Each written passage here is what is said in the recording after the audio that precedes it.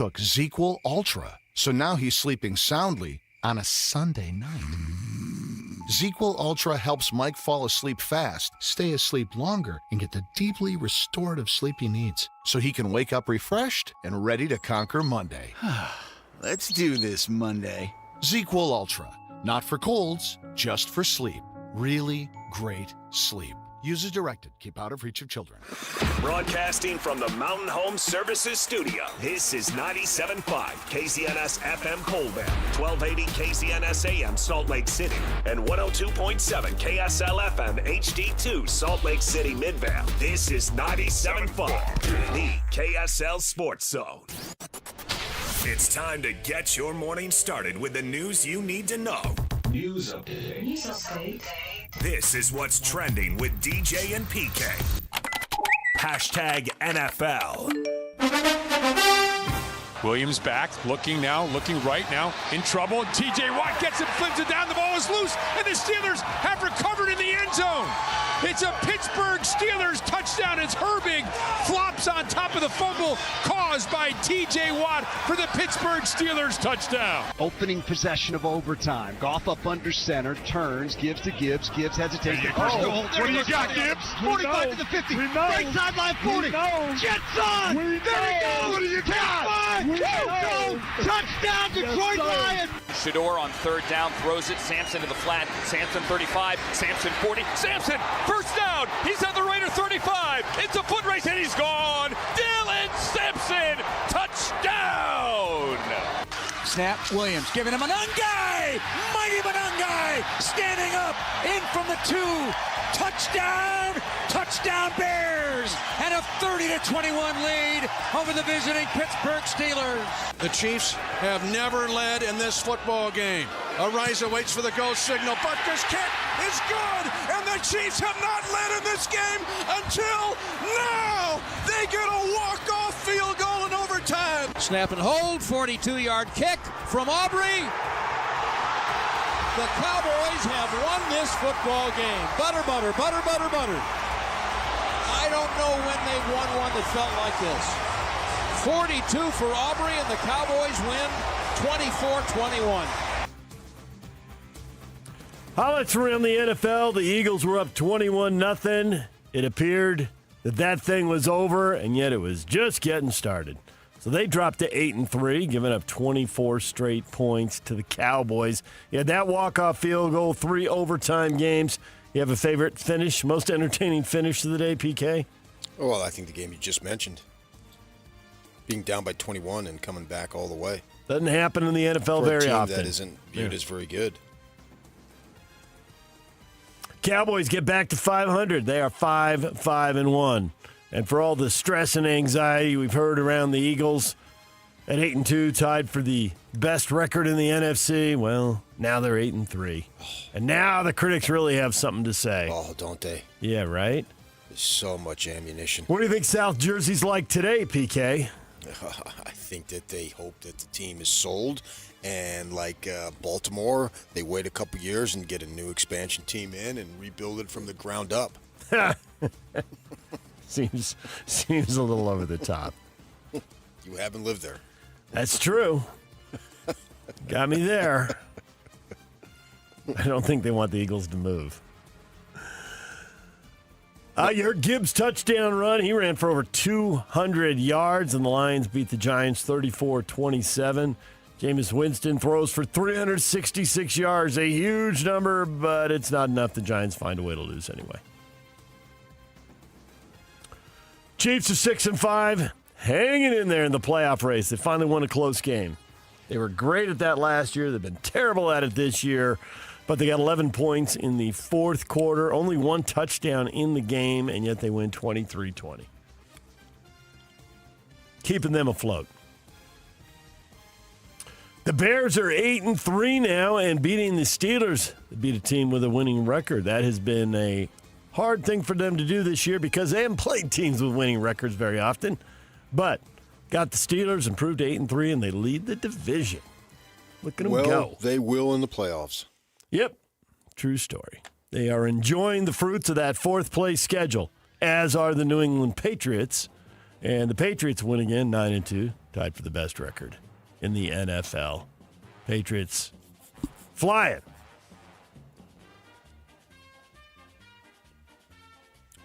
Do you think the Ravens, was that a depressing win, or hey, it's 5 in a row, who cares? Or is the struggle was real to get past the Jets? They eventually did 23-10. I mean, it's the NFL. There's no such thing as style points or any of that stuff. It doesn't matter. Only thing that matters is winning and losing. Rams won with style points, up 31-7 at the half. They're basically unstoppable. The only thing that stopped the Rams' offense was the Rams' defense. Getting that defensive score, they only had the ball one time in the first quarter, but they just kept scoring. Blow that thing wide open and beat the Bucks, who are 6-5 themselves. DJ and PK.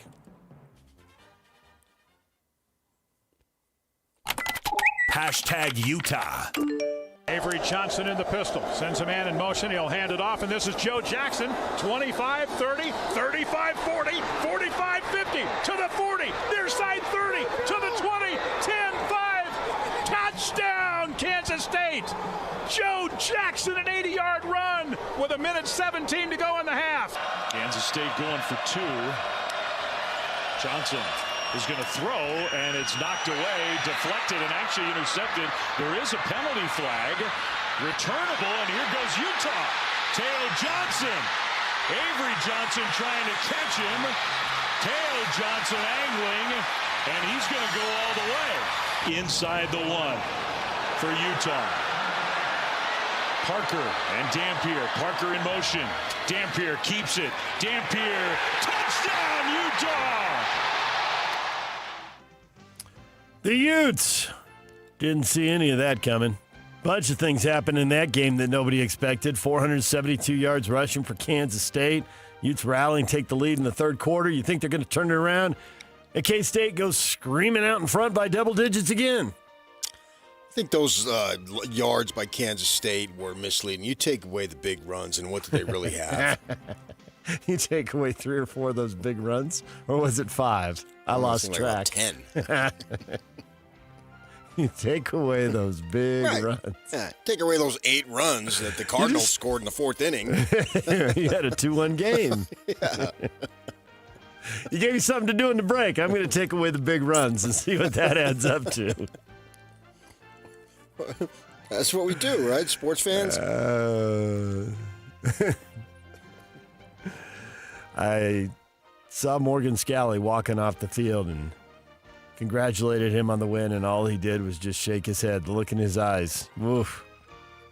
Oh, but yeah. Hey, they'll win. There'll be an announcement today. There will be? Uh-huh. What's that going to be? It was a good run, Morgan. It was a good run. Well, we did ask, and we can get into this later in the show, will Devin Dampier be able to throw the ball down the field? There'll be a point this season where they have to have that. That looked like a bad take for about 10 games. He just kept blowing people out or getting blown out. There wasn't a lot of drama at the end of games. And when he had to throw it down the field, they did, because the danger was that on that first touchdown drive, they were going to use up all the time, but got a couple of big pass plays to Larry Simmons. Got out of a 3rd and 22. Is Larry Simmons? I have no idea what grade he's in. Because I wonder, middle of next year, are you going to ask Dolce and all this? How come they're not using Larry Simmons more? Hadn't thought about that. Who was the other guy you kept? No idea. Sure, Yak will find the clip and then we'll all know. That was Merriweather. Who was the tight end? Caleb Rupp. Yeah. Yeah. See? I knew he'd know. He didn't forget that stuff. Don't get in the way of Larry Simmons' big moment. I think that those are the types of passes that I expect him to complete, though. I mean, he didn't do anything out of the ordinary in the throw game. He piled up more yards than normal, but I think he can do that. I mean, it was his finest game, obviously, statistically. Right. But I thought when they needed 20 yards and the underneath stuff. He can do that. It's when you need 30, 40, 50. He can throw a 20-yard pass. He's not incompetent in that way. Not at all. I'm taking nothing away from him. I don't think the 20-yard pass is a 20-yard pass by the time you drop back. He can throw the ball 20 yards. And you throw it deep in the end zone and you throw it to the sideline. That ball was in the air a long time, and it was on the money. Outside shoulder, away from the defender, in stride. I think he can do it. Yeah. Well, obviously he did. I don't know that that's going to be his calling card, but I think he can. He didn't do anything in that game that just was out of his capability.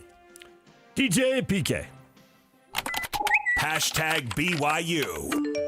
They're going to fake jet.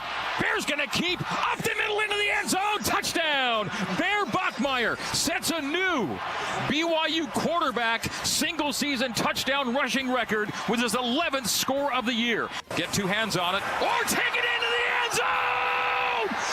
LJ with the TD. Okay.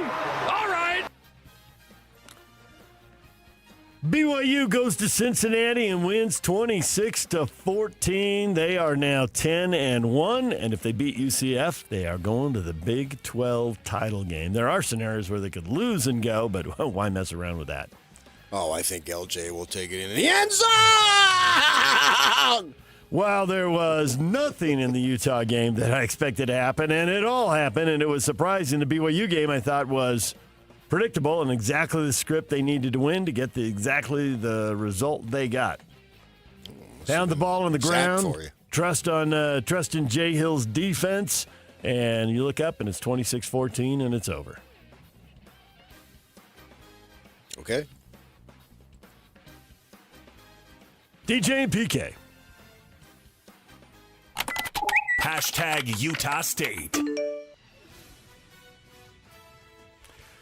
Utah State, two completely different games, down 17-7 at the half in Fresno. Everything going the Bulldogs' way, and the Aggies dominate the second half. 3 straight touchdowns, 21-zip in the second half. They win 28-17, and, man, talk about getting on one guy's shoulders and riding. It was Bryson Barnes throwing, Bryson Barnes running and running and running and throwing and running a few more times. Whatever limitations they had as far as how much they thought they could use him, and we talked to Bronco about going away from him in overtime at UNLV. They never went away from him against Fresno State. They rode that guy all the way to victory. Learn from your mistakes. Yeah, there it is. Do it differently and just let him do his thing. And Bryson Barnes ends up running 23 times for 113 yards. That's a lot of carries. So now they're bowl eligible, 6-5, and they got Boise State at home to wrap up the regular season on Friday. DJ and PK. Hashtag college football. Back with the snap, he throws. No, he's going to be hit. Oh, picked off. Oh, on his way with an interception up the sideline. Running at the 50, the 45, the 40. The ball is pulled in, and that's going to be a pick six for the Panthers. Manning back to pass, plenty of time. Throws downfield, it's a wide open Livingston. Catches it at the 10, waltzes into the end zone. It was Livingston throwing to Manning earlier. Now Manning returns it 54 yards for the Texas touchdown. Kick away, nice one, going to be returnable. Vincent from the 16, left side, got room, 30, speed to the 40, sideline 50, sideline 40 the other way. He might go, he will, go all the way. Touchdown. Malik Benson, 84 yards, and Oregon is back on top.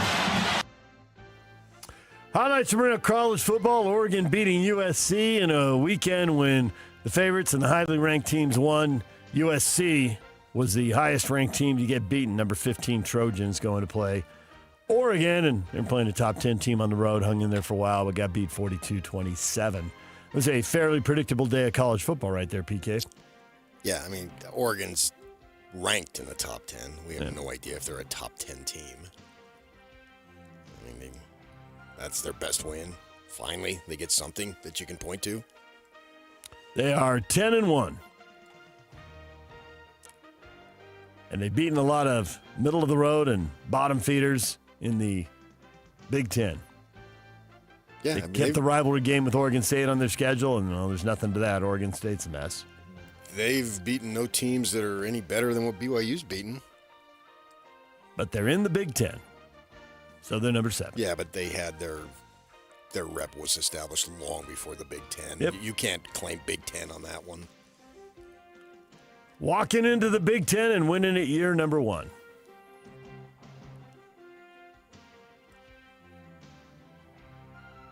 Utah and BYU wanted Oklahoma to lose to Missouri. Not happening. Oklahoma's defense carries them to a 17-6 win.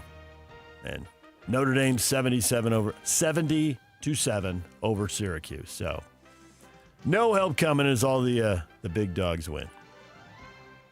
Coach is getting fired, though. Cal let Justin Wilcox go after 9 years. Nick Rolovich is the interim head coach.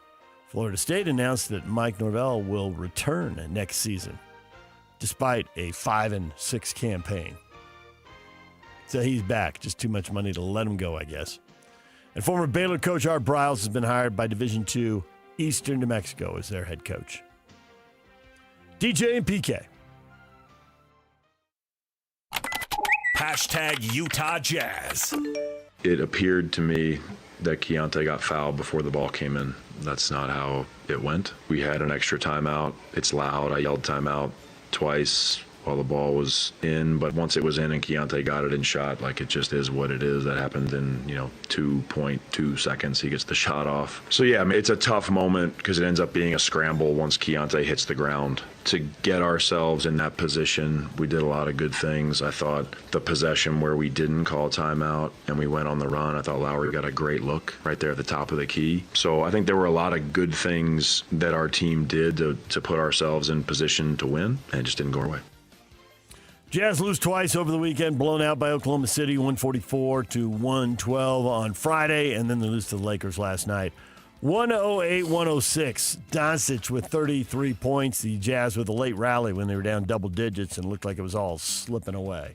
Well, that was the best situation that they could ask for. Play the best game possible, and then the lose crowd it. got excited, and then they can do their thing. Oh, we played hard, we never quit, that type of thing. You can complain about the refereeing, when clearly if they would have called that foul, if you were on defense, you would have said, how dare they call that foul? I mean, that's what more do you want?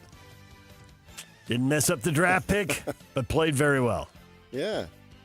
Keontae George leading the way with 27. Markkanen had 20. Heated up late, hit a couple of big threes, but missed a turnaround fadeaway at the free throw line that would have put him in front. Jazz are back out on the road. Golden State Warriors are headed to San Francisco. Tip-off set for 8 o'clock tonight. Pre-game show starts at 7 with Jake Scott and Tim Lacombe here on The Zone. DJ and PK. Hashtag NBA. Houston Rockets star Kevin Durant will miss 2 games to attend to a family issue. Denver Nuggets announced that forward Aaron Gordon's going to miss 4 to 6 weeks with a hamstring strain. Again, it's never 5 to 7. Nope, 4 to 6. You want a 3 to 5 or 5 to 7, but they stick with the even numbers. Yeah, I don't get it. The medical world, I've never understood it. Klay Thompson called out Grizzlies guard John Morant for his numerous absences due to suspensions and injuries after they got into a pregame war of words. Klay said, he's a funny guy. He has a lot to say all the time, especially for a guy who rarely takes accountability. We need our best players to be out there, and when you're a star, it comes with great responsibility. I hate to see that go to waste. I thought that was profound.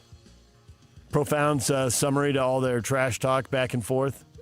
Klay Thompson analyzing the situation, the trash talk, whatever, but analyzing John Morant. Yeah. Now, here's a kid with enormous individual athletic ability and has star ability. Yep. But all these things are getting in the way. Yep. We need our best players to be out there, right? He's talking from the league perspective. Right. Well, yeah, that's true for teams and the league. You're right. No, he's talking from the league. That's all he's talking about. The best ability is availability, and he hasn't been available a lot over the last couple of years. Ability is matured ability. He doesn't have any of it. And knock it off. It's not working. You're derailing yourself. You are a great player, but you're screwing it up. You're throwing it away. That's what Klay Thompson is a 30-some-year-old man. And Klay Thompson got busted for when he was in college, I think after the season and right before the draft for marijuana. Mm-hmm. And his father, Michael, obviously played in the NBA, was down there when I was down there, said he screwed up and that will never happen again. Meanwhile, you got the other guy's father running around doing what he's doing, And Klay Thompson, I don't know if he smokes dope anymore, but all I know is it hasn't happened again. And Thompson's telling him, kid, get it together. I hate to see that go to waste. The trash talk, I have no interest in that. But the counsel that he's giving him, they should paste that up and put it in his locker. DJ and PK. Hashtag college basketball. MJ Collins steals it and throws down a nasty one-handed dunk. Oh, wow. Parker Fredrickson has the ball stolen away. Collins with the steal and threw down a nasty right-handed hammer. Collins is looking for 40. Collins the drive, the layup. He's got it. 40 points. MJ Collins. MJ's got 40. And the Aggie sideline erupts. They knew exactly the number he needed to get to, and now Luke Kearney set to check into the game. Blowouts, PK. We had a ton of them. Does Utah State play anybody? Is Stu Morrill over there thinking, would you guys beef up the schedule a little bit? Utah State blows out Tulane 96-75 and Davidson 94-60. When are they going to play somebody? Don't know. Bakersfield next? Don't demean the Big West like... I get your point. I mean, they got a good team, but I want to see how good they are. Yeah, I get it. Another blowout. How about this? Seems like 3 years ago. You and I were at the Delta Center Friday afternoon, and BYU blowing out Wisconsin, and they did it with A.J. DeBonce on the bench with 4 fouls, and they'd been up by double digits at halftime, and it got down to 7, and DeBonce gets his 4th foul. He goes to the bench, and BYU goes on a run, and the lead goes up over 20, and it's over.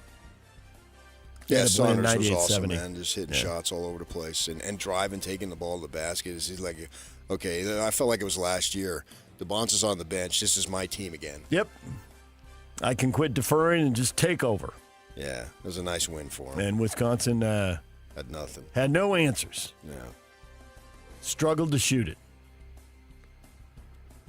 Well, struggled to have it go in. They shot it plenty, but didn't go. DJ and PK. Hashtag Major League Baseball. Korean slugger Sung Moon Song is being posted by the KBO to come to MLB. First baseman, third baseman. You just got to have global scouts these days, PK. This is of course you do. This is the NBA all over again. Yeah, I can remember 5 years ago, late at night, watching the Korean Baseball League when people decided we couldn't do anything over here. We were breaking it down on the show. Yeah. First league back. Yeah. Yep. And I just wanted to get a feel for it. Yeah. Because I'd never seen it on television. And obviously these kids can play baseball, some of them the best players. It's no longer a surprise. Now, we've had a number of Koreans. Dodger, they had a pitcher from Korea. Jungle Park? Yeah, he grooved one for Cal Ripken in the All-Star game at Cal's last year. Let me tee one up for you. You remember that one? Yeah, I do. Yeah. Fastball down the middle. Right. About belt high. Right. And he hit it out. Middle third of the plate. Yeah. If you can't hit this out, I can't help you. Yeah. So, I mean, we've had, there is a little bit of a history there. Not as much as the Japanese league, but maybe this kid is a player. DJ PK. Hashtag golf. Sammy Valimaki wins the RSM Classic 23 under. Zach Blair tied for 7th at 18 under. Patrick Fishburne tied for 34th at 14 under. Got to pick up the money and the points while you can, PK. Top 10 finish for Zach Blair. Good work. Hey, money's money, man. Yep. DJ and PK. Hashtag NHL. McBain zips it back up top. Schmidt opens fire, and no goal, and it's in. They score. Utah muscles one across the goal line to take a 1-0 lead here in the first. Centering pass in front for Yamamoto. Slap shot, DeSimone. They score! Nick DeSimone pulls Utah in front, and it's 3-2. The Mammoth get 3 goals and they win. The losing streak is over. They had a lot of games where they can only score twice. They get the win 3-2. Third period goal to Nick DeSimone to win the game and snap the 2-2 tie. J.J. Paterka and Clayton Keller also scoring. And the Mammoth get the win. They're back in action tonight. Vegas Golden Knights back at the Delta Center. Puck drop at 7 o'clock. Pre-game, 6 o'clock. The Mammoth will be on 1280 The Zone, and the Jazz will be on 97.5 The Zone tonight. What is Trending is brought to you by Shamrock Plumbing. There's no job too big or too small. Get the personal touch with Shamrock Plumbing. Coming up, Bronco Mendenhall joins us at 8:30. Sean Jayaraja joins us at 9 o'clock to talk college football. The question of the day, hot takes or toast, coming up next. And now, a look at traffic from the KSL Traffic Center. Got crash Redwood Road in West Jordan and 72nd South. This will be affecting northbound drivers as the 2 lanes are blocked in that area. Also seeing slowing on the 201 freeway through Magna for eastbound drivers on SR36 in Lake Point through the construction zone that's ongoing there. This update is brought to you by Advanced Window Products, offering Graber window coverings, high-end quality with the best warranty. Save 30% off when you mention KSL. Go to advancedwindows.com. With your KSL traffic update, I'm Jake Hatch here on 97.5, the KSL Sports Zone. It's game week for the Cougars, and the KSL Sports Zone is getting you ready for kickoff. The Cougars look to punch their ticket to the Big 12 title game as they wrap up the regular season at home against UCF. Listen all week long for the best coverage of Cougar football and your chance to win tickets to the game. Then catch College Football Saturday with a post-game show immediately following the game on KSLSports.com. Your home for the best coverage of BYU football is live on air, online, and on the KSL Sports app. This is 97.5, the KSL Sports Zone. Season's greetings start at the Garden Restaurant. Our fall menu and delicious food captures the essence of the holidays ahead. Stop in or order online for pickup. Have you tried our favorited jalapeno pork sandwich yet? It's perfectly balanced with sweet and spice and enough to satisfy any craving. Now let's talk turkey. The Turkey Club and turkey cranberry sandwiches are delicious. And of course the fan fave, the turkey pot pie is prepped daily and loaded with chunks of tender meat, veggies drenched in a rich, creamy sauce hugged by a flaky, buttery crust. But that's not all. Home-cooked, handmade baking is our standard. What's more aromatic than baked goods? From giant cinnamon rolls, cookies, bars, and our famous warm, buttery Limehouse rolls. Our chefs prep each little item with a little something that makes the garden so unique. It's fresh ingredients sprinkled with genuine TLC in every bite. Celebrate your season with us. The Garden Restaurant. Visit us at thegardenslc.com. Calling all Jazz fans. If you can't wait another second to see stars like Ace Bailey and Lowry Markkanen tear up the court, you're in luck. Tickets are on sale now. Let's go! No matter what you're looking for, the Utah Jazz has your back. With season tickets, mini plans, and single game options available, there's something for everyone. Whatever your schedule or budget, there's a plan for every fan. Don't miss a moment of the action this season. Secure your tickets today at utahjazz.com. Taqueria 27, where every taco tells a story, and sometimes it's a hilarious one. Check out taqueria27.com. You'll thank us later. On the go? Don't worry. Locations in downtown SLC, Holiday, Fashion Place Mall, Lehigh, and Eagle Mountain. So if you miss one, there's another waiting to serve you tacos, sizzling fajitas, enchiladas, margaritas, like a ninja. Taqueria 27's got Mexican cuisine, including gluten-free, that's so tasty, your mouth will thank you. Hey, Utah! Are you ready for the Utah Mammoth to hit the ice? From game-winning goals to behind-the-scenes moments, Mammoth Plus brings the action to you all season long. Whether you're at home, on the go, or in the stands, don't miss a single shift. Visit UtahMammothPlus.com and start streaming today. That's UtahMammothPlus.com. Every game, every goal, live on Mammoth Plus. So many commercials you encounter these days include generic people engaged in generic activities, frolicking in generic locations, accompanied by generic music and a generic voiceover. Pharmaceutical commercials are on the cutting edge of this phenomenon. In fact, I find myself less worried about the risk of lockjaw, intermittent loss of smell, or explosive diarrhea, and more concerned that the drug might turn me into a mannequin at Kmart. So what does this have to do with Shamrock Plumbing? Nothing, really. But if you find our commercials over the top, just remember it could be worse. They could be generic. Hey, it's Jason Smith. If someone asks you to pay with a gift card, it's a scam. always. Scammers love gift cards because they're just like cash. They use fake stories about prizes, overdue bills, or emergencies to get you to act before you think.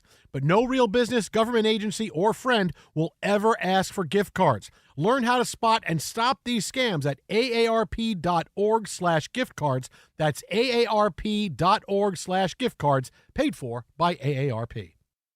If a Lenovo gaming computer is on your holiday list, don't shop around. Just go directly to the source, Lenovo.com. You'll find exclusive deals on the gaming PCs you want, like the Lenovo Legion Tower 5 Gen 10 gaming desktop and Lenovo Lock gaming laptop. So avoid all that shopping chaos and price comparing, and just go directly to the source, Lenovo.com, where PCs are up to 50% off. That's Lenovo.com.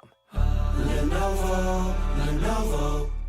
Show some love to youth sports volunteers with the Hercules Hero of the Week. Let's praise your favorite youth coach, ref, or maybe the parent that pulls the team together. Your nomination could score them a $100 Visa gift card from Hercules First Federal Credit Union and a $200 gift card from Beehive Meals. Listen to see if they win Thursday afternoons with JJ and Alex. The Hercules Hero of the Week with Hercules First Federal Credit Union and Beehive Meals, helping you take the busy work at a family dinner. Get rules, info, and nominate your hero at kslsports.com/contests.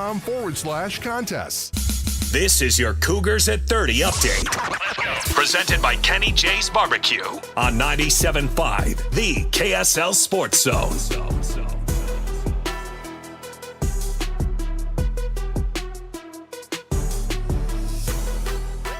BYU goes on the road and beats Cincinnati 26-14. Kalani Sitake on the Cougars showing. Excited about the result, obviously. Proud of the guys, proud of the team. Hats off to Cincinnati. I thought they made it really hard on us, and defensively they played the lights out, man. Just really proud of LJ and the O-line and Bear, the entire offense. Defensively, I'm proud of what they did too. We gave up some big plays, but we know what the mistakes were. Those are fixable. We can fix them by next week. And so all three phases, I'm really proud of the way they played. It wasn't perfect, but we'll take the result and we'll keep learning, get better for next week. This Cougar Update's brought to you by Kenny J's Barbecue. Make this Thanksgiving unforgettable with Kenny J's Barbecue. Skip the stress and bring home slow smoked perfection. Pre-order your Thanksgiving meal today by reaching out to them at 801-230-5396. That's 801-230-5396.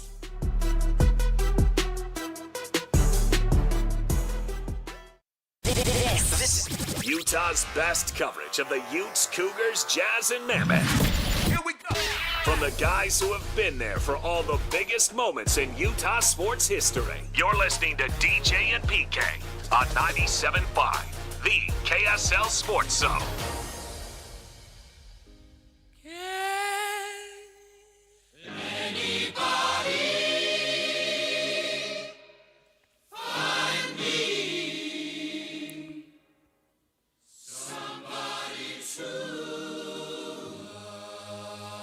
Don't miss your chance to win big every week on the KSL Sports Zone. This week, win tickets to Nate Bargatze and his Big Dumb Eyes World Tour at the Delta Center December 4th, 5th, and 6th.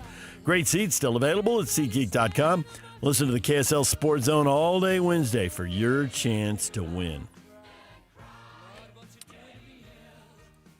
All right, time for all the comments and all the... We got a ton of them, PK. The Utes, a comeback for the ages to stun Kansas State. How nuts was that game? So many comments. James, just needed to wait until it got dark. Utah's a much better home team at night. Played a game in I play so many games at night, though. 3. Right, Texas Tech was a day game. Cal Poly was a day game, and this was a day game. I mean, he just limits it to home team. So, home games. Yeah. He says Utah is a much better home team at night. Okay. Yeah, I don't know about that, but... it certainly worked out for the 6 games this year, but... Yeah. 5 minus Cal Poly. Yeah, in which they were going to... You can play that anytime of the day. Play that anytime you want, and that's going to be a blowout. Right. It just was something that I've never seen from a Kyle Whittingham team, and even going back, Urban Meyer wasn't here long enough to draw any conclusions beyond that he was an excellent coach.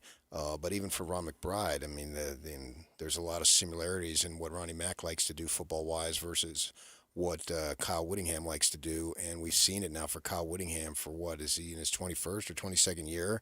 And to see that amount of big plays allowed on the ground was just absolutely unheard of. The fact that they won, and that's great, and that's the ultimate objective, but we've seen them have some pretty good comebacks to win games or have some exciting games. They've had plenty of exciting games at Rice Eccles Stadium over the years. So I'm not really stunned about that because it's, I compare things to baseball. If you score 6 runs in the 7th inning, well, what's the difference? You got to get 27 outs. Here you got to play the game for 60 minutes. But the complexion and the way it happened was just something that you would have never thought possible. To a team that is so good against the run to have all these big runs. I mean, it's amazing. I guess that's probably the only way, if you're going to go a lot on the ground to beat Utah, is to almost, like, I want to say fluke, but when you have 11 of them, how can they be flukes? And that one right before the end of the first half, 80 yards? I mean, it is one play? What the heck? What are you doing? And is the FBI going to investigate this game? I mean, what was going on there? It was beyond something that I had seen, comprehended, whatever we want to put in there. But yet, it happened, and you can sort of, in a sense, laugh about it. And for the seniors, Lander Barden, obviously homegrown kid here, that's his last moment. Then he goes up there and does his interview topless. That's a lot of confidence. Everybody else is in their uniforms because they usually they always go first. Kyle, he likes to freshen up sometimes. And then goes last. And the players almost all the time are still in full uni. Then they go shower and put on their clothes that they came to the stadium with, meet their families, and away they go. But he's up there doing that with no shirt on, and not he has some kind of necklace on, not like a lei. There's like some they call them like thing. Kukui nuts or something like that. Yeah, they look cool. They were colored. And I'm happy for the kid. I told you my wife had him in the 6th grade as a teacher and a student, and she told me then, well, this kid's off the charts with his athletic ability. She'd always have him illustrate demonstrate whatever, because she taught PE. Yeah. So every time they do a new sport, Lander, come here, let's show them how it's done. Right. And of course, in junior high, yeah, he's pretty awesome as a college football player. So. Yeah, and then one time his sister was playing in the beach volleyball tournament, and we were down there for Pac-12 media, and we stay at the same hotel, and we walk in, and he walks in with his mother, who I've talked to her a million times, was a great athlete herself, and he looks at her, and he says, "What are you doing here?" And she looks at him and says, "What are you doing here?" And he was just a young kid at the time, so it's cool to have a local kid get the interception right at the end, someone who we've literally seen grow up. And so the seniors, and there's several guys, the Fonnell brothers and Lomu, they all were recognized on senior day. They're not seniors. But if it's your last game. Yeah, and Kyle they said that last week. If there's any chance that you won't come back, go ahead and do your thing. And I would think that certainly Spencer and Caleb, they've been tagged as first-round picks. I think Fonnell's a junior, and the other one, Lomu, was a redshirt sophomore, so he could have a couple more years. But when Spencer Fonnell was being helped off the field towards the end of the game, that's the very reason why you go. Go sign the contract, get the money, get on with it already. Yes. The NIL money's awesome, but it's not as awesome as NFL money. Right. Much bigger stacks of money over there. And offensive line, obviously you're having collisions every single play you're out there. And Logan, he's a big kid too. And then maybe he could probably play in the NFL. So that was a fine opportunity. And in a manner now for them, they may look back and say, wow, that's a game nobody will ever forget. And if they would have beat them 24-10, it would have been nice, but it would have been lost in the memory. Yeah. Now everybody will remember this game. Nobody's forgetting that Yeah. thing. Jaden, I cannot believe the Ute defense allowed nearly 500 yards rushing and still won. It's got a little surprised emoji face. That is the essence of it right there. I can't believe they were that bad in that phase of the game and still won. I'm not shocked that they won. Because if they would have allowed 500 yards, almost 470, whatever it was, on the ground more conventionally, then they wouldn't have had opportunities. But because they were so quick, they got the ball back. Yeah. And there were more possessions in the game. Right. Yeah. So Your strategery there, that's well read. If you go within the context of how it happened. The average, you look at the stats, it looks like they averaged 10 yards a carry. If they'd literally gotten 10 yards on every carry, it would have shortened the game and they wouldn't have had time to come back. Right. Yeah, they would have had one possession in the second quarter or whatever it might be. So, in a sense, having that happen was not that stunning. And I think lost in this is another prolific game by the offense. 51 points. Yeah. And nobody's talking about it. Right. Yeah. And this offense has been doing this consistently. If you do it 5-6 times, it's not a fluke. It's who you are. And this offense, Jason Beck's sitting over here thinking, hey, what about us? Are we talking about them and their screw-ups? Look what we did. And look what we've been doing. And he's right. Not that he would say that, but if he did, it would be right. The offense did what they needed to do. Again. That's 8 games of 40 points or more this year. That's awesome. 8 out of 11. This Dampier is essentially did what he did in New Mexico. The season's basically done now. But he's doing it with a better defense against better competition. Right. Yeah.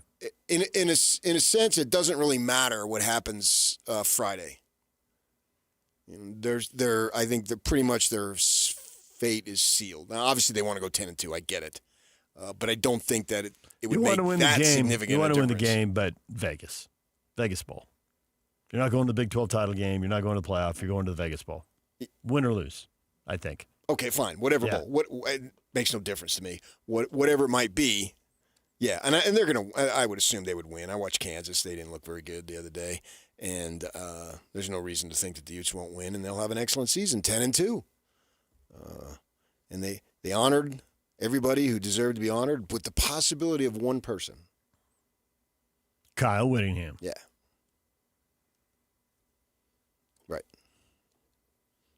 He got choked up talking about the seniors' last game. Did it occur to everybody that maybe he was getting choked up because he was thinking it was also his last game?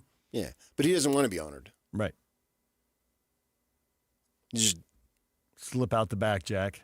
Drop off the key, Lee. It's interesting that you use song lyrics. Is that, speaks to him. And that may be something that he was doing last night. We'll leave it at that.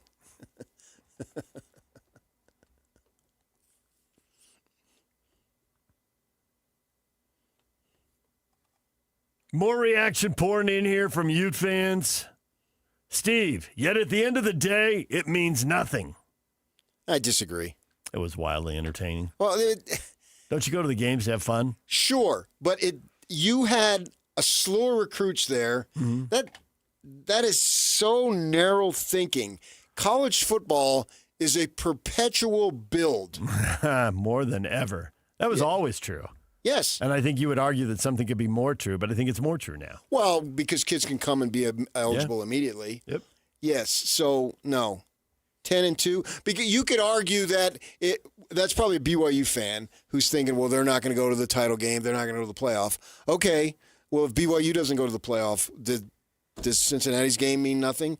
Does a 11-1 season mean nothing? Of course it doesn't. I don't know what's going to happen, and I wouldn't say that they're a lock. I think it's a joke. I think if you go 11-2 and 11-1, you ought to be in the friggin' playoff. I think that's ridiculous to think that you wouldn't be in. And especially when the standard has been established, all you got to do is look good because you're being criticized for not looking good against Texas Tech. So the flip side of that, you can't have one without the other. The flip side is all you got to do is go to Arlington and look good. The flip side is they're not in the Big Ten or the SEC, and the game is rigged. I don't know. The game is rigged? The Big Ten and the SEC have set up the playoff game. Oh, the format is rigged. The format, yeah. Okay. Yes. You had me nervous there for a second. No, not the actual game. No, okay. no. Well, no, it should, yeah, I know. I get your point. There have been enough gambling scandals lately. You can't really assume people don't know that's what you're talking about. No, it's just if you're in this league and you have one loss, you're at the bottom of the one-loss teams. Utah gets a ton of respect, so they're in the middle of the two-loss teams, not at the bottom of the two-loss teams. That qualifies as a ton of respect in the Big 12. Right, but then what you're doing is you're giving I keep saying El Paso with Texas Tech. I don't know why. You're giving Texas Tech respect because the team that they beat, you don't have respect for them. That doesn't make any sense. They have to let one team in, so they just, all right, Tech. Yeah, but you'll see what their seed, though. Where are they seated? If they're seated in the top 4, that's respect. Yeah, they'd have to move them in front of some one-loss teams then. I know. I guess they do have them in front of Oregon now. That's true. So they do They've have been them in front of Oregon for a bit. for 2 weeks now. So you're going to give them respect for a team you don't respect. As we say back in South Jersey, come on. Back in South Jersey. You're trying to move the Eagles back in South Jersey. Sorry, They're not even talking, that's right. not even talking college football. Yeah, and on. That's the way they talk. A little bit different from North Jersey. Okay. Oz is, come bleeping on. You go a little more north. So, it's crazy. But no, 10-2, it doesn't mean nothing or anything. That's ridiculous. That's a fine season, and that's a fine football team, and it's a fine football program. And somebody creates some format, that doesn't determine how good you are, somebody's format, somebody's beauty contest. No, I will never acknowledge that. I will go to my grave protesting that. DJ PK, it's 97.5 The Zone. All right, there's some serious takes, and we'll get to the rivalry smack talk. We'll do that next. DJ PK, it's 97.5 the KSL Sports Zone. And now, a look at traffic from the KSL Traffic Center. Earlier crash in West Jordan has been cleared. They'll have a crash on Highway 40 just before the exit for Park City and Camas up there in Summit County. Also, northbound I-15 seeing slowing between Sandy and Midville as you head towards downtown Salt Lake City at this moment. This update is brought to you by GoPave Utah. Bad weather and parking lots love GoPave Utah. GoPave Utah loves snow. Don't wait for bad weather. Schedule a snow removal service at GoPave Utah today. Visit GoPaveUtah.com. With your KSL traffic update, I'm Jake Hatch here at 97.5, the KSL Sports Zone.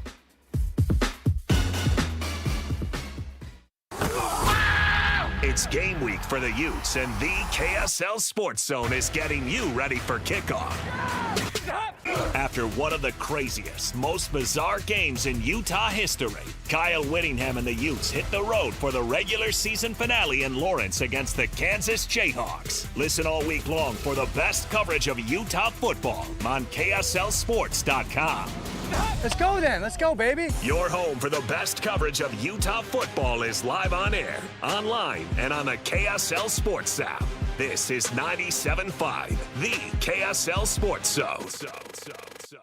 Bar Dub Grill is where roadside classics meet ranch-raised flavor. Sink your teeth into juicy, handcrafted burgers made with premium Bar W beef straight from the local Utah farm. From the bold cowboy barbecue burger to the sweet and savory Aloha burger, paired with crispy cowboy fries, hand-spun shakes, or signature spud nuts. Soft, airy, and unforgettable. Bar Dub Grill delivers honest eats with cowboy swagger. Bar Dub Grill in Nephi with easy access right off exit 222 in Nephi. Hey, Benjamin, we've got a surprise for you. What? You have a brother. $100 bill just like you. Hey, I'm Ben. What? We just got him for joining America First Credit Union and opening a new checking account. And you're going to live together at America First. What? This is nice. For a limited time, new members get a $100 cash bonus when they open a checking account or $50 when they open a youth checking account. So head to AmericaFirst.com and get your money working today. Membership eligibility, terms, and conditions apply. Federally insured by NCUA. DJ PK and John from J. Brooks Jewelers is here with some holiday inspiration as the season begins. Your Black Friday savings are already going strong through Cyber Monday, and shoppers can enjoy 20% off store-wide with exclusive specials up to 60% off. You truly make holiday gift-giving easy, John, and you carry jewelry for so many personalities and styles, don't you? We absolutely do, and it means so much to us as a family jeweler when people shop locally and support their family jeweler. And this season, we brought in beautiful, never-seen-before pieces just in time for the holidays. And there's something meaningful for for everyone, whether it be our Zodiac collection or an engravable pendant to personalize with a message that they'll love. Or embrace our simplicity with our essential classic pieces to help build your loved one's jewelry collection. I can think of several people who adore those. What else is exciting this year? Well, our beautifully handcrafted engagement rings and wedding bands from the JBJ collection, or the fashion jewelry for both men and women. There's always a perfect piece for every budget and every style. Visit J. Brooks Jewelers in Murray or Lehigh, or shop their Black Friday deals online now at jbrooksjewelers.com. If you're getting new gutters, make absolutely sure that you don't get screwed. I mean literally, don't get screwed. Tim Jr. here from RGS Exteriors. And every single gutter company out there uses screws to hold their gutters together at the corners and downspouts. They use screws because they're fast and cheap and easy. But man, they're terrible for your gutters, aside from possibly cutting your hand. They also loosen and corrode over time because they're not made from the same metal as the gutters. At RGS Exteriors, we've been installing gutters for 70 years now, and we don't use screws. We only use permanent, strong, and unobtrusive rivets. They're made from the same material as the gutters, so they won't oxidize and they won't corrode. They'll also never loosen. Your hand is safe too. Did I mention they look amazing? So don't get screwed. Call RGS and get riveted gutters. Our number is 801-280-3110 or visit us at rgsutah.com. That's 801-280-3110 or rgsutah.com. These days, many companies have turned to influencers to tout their products or services. But here at John Watson Chevrolet, the only endorsement we need is from our customers. Because of their feedback, we're proud to be Utah's best reviewed Chevy dealer. Visit us today to see why we get reviews like, "Their sales team is the best. Didn't put on any pressure, just super helpful and fun. They made the process a breeze." John Watson Chevrolet, your 5-star Chevy dealer. 3535 Wall Avenue, Ogden.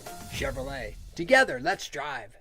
Throughout life, we have plenty of special occasions and events, whether it's a prom, a graduation, a mission call, a new job, or how about a wedding? Mr. Mac has always been there to help serve you for all of your monumental moments. Mr. Mac has been family-owned for more than 50 years, and that's important. And they'll make sure that you look and feel great, with affordability always in mind. The Mr. Mac family creates long-lasting relationships with their customers, and they've been doing it for generations. 9 locations across the Wasatch Front or online at MrMac.com.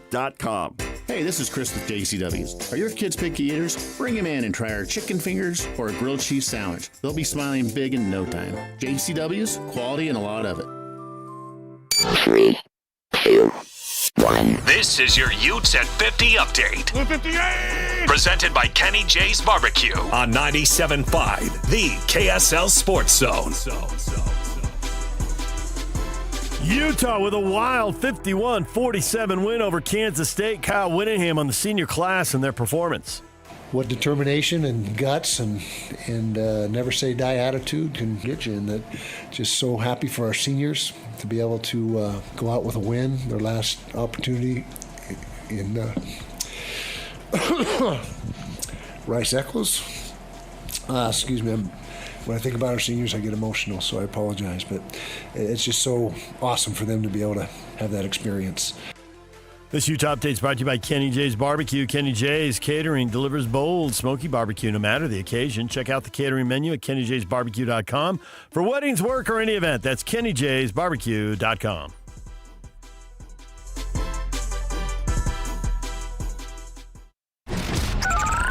Over 2 decades of sports radio dominance in Utah. My favorite. This is DJ and PK on 97.5, the KSL Sports Zone.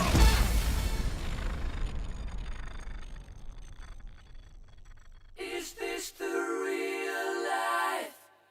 Is this just fantasy? The band of the day is Queen. Frontman Freddie Mercury dying on this day in 1991. It's brought to you by Live Nation. For all the live concerts and events in 2025, check out livenation.com. Utah with a crazy 51-47 come-from-behind win over Kansas State. And PK, this is bound to bring out the rivalry talk. Of course. Frank, this just shows the Utes really aren't that good. 5-5 team runs up and down the field. Utes are lucky to win that one, while the big brother down south just keeps on winning. Yeah, and they needed a late interception to beat a 3-8 Colorado team. And Baylor Green went right back to them. Just like a 3-point win over a Colorado team that Utah beat by 43 points, right? So that was easy. Yeah, that was. There's winning and there's losing. Make sure you're over in the winning category. Yeah, because I think games, sometimes you just can't predict or see something coming, and yet it does. And that's 2 examples. And maybe Colorado at that time didn't realize how bad they were. And Kansas State is inexplainable.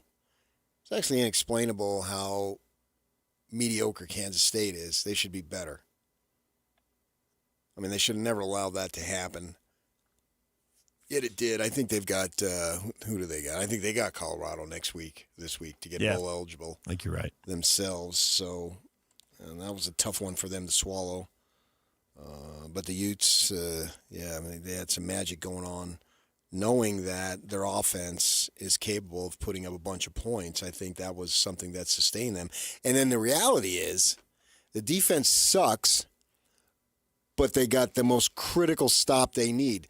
Once Utah scores and then makes it a one-possession game, the defense has its best series. Yeah, 3 and out. Yeah.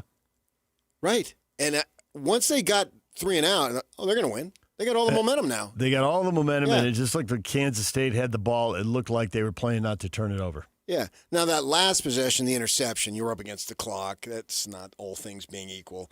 The prior possession, so the penultimate, with Ute fans, that means next to last. That possession, you had enough time. Each team had enough time to do whatever they needed to do to win the game, and you couldn't even get a first down. Couldn't even get a first down. And if you would have got a couple of first downs, at the very least, you require Utah to use their timeouts. And even if you get at least 1 first down, then you can get 3 more plays or 4 more plays because they would have used all their timeouts, and they would have been up against the clock. But no, it wasn't. It was barely even a 2-minute drill.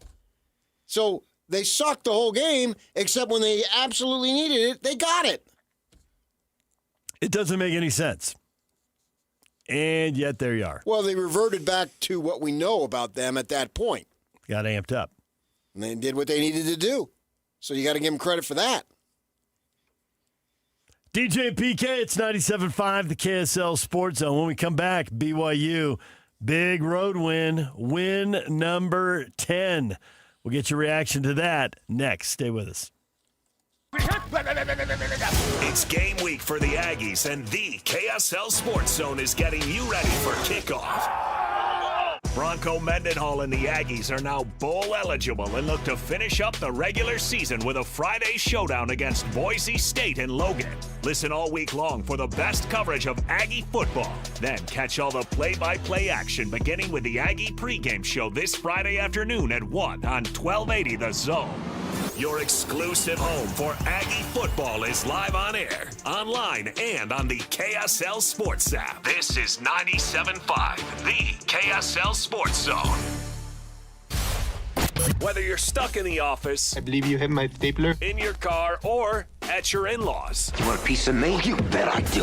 The Zone is with you every step of the way. Download the KSL Sports app to get live streaming of your favorite shows and access to all the latest updates on your favorite teams. Your home for the best coverage of the Utes, Cougars, Jazz, and Mammoth is on air, online, and on the KSL Sports app. This is 97.5, the KSL Sports Zone. If a Lenovo computer for your business is on your holiday list, don't shop around. Just go directly to the source, Lenovo.com. You'll find exclusive deals on the PCs you want for your business, like the ThinkPad X9 14 Aura Edition and Yoga 7i 2-in-1. So avoid all that shopping chaos and price comparing, and just go directly to the source, Lenovo.com, where PCs are up to 50% off. That's Lenovo.com. Lenovo. Welcome back to Winter Hack Radio, the place for clever hacks to survive the season. Icy driveway? Well, try spreading sand or birdseed to help with traction. Snowy puppy paws? Well, grab a whisk, brush it off, done. Catch COVID-19? Well, just get... Actually, there's no hack for COVID-19. But if you test positive, prescription medications for COVID exist. Ask your doctor if they're right for you. Visit PfizerForAll.com to learn more. Sponsored by Pfizer. During the Mazda More to Move You sales event, Tim Daly Mazda Southtown is offering 0% for up to 63 months on 2025 Mazda CX-50 and Mazda CX-5 turbos. And to make it even easier for you to drive away in your new Mazda, you won't pay till next year. That's right, 0% and no payments till 2026. There's no better time than now to get your new Mazda. Come in today to Tim Daly Mazda Southtown in Sandy. Some restrictions apply. APR OAC. Not available with any other offers. See dealer for complete details. A 15-year-old girl who chewed through a rope to escape a serial killer. I used my front teeth to saw on the rope in my mouth.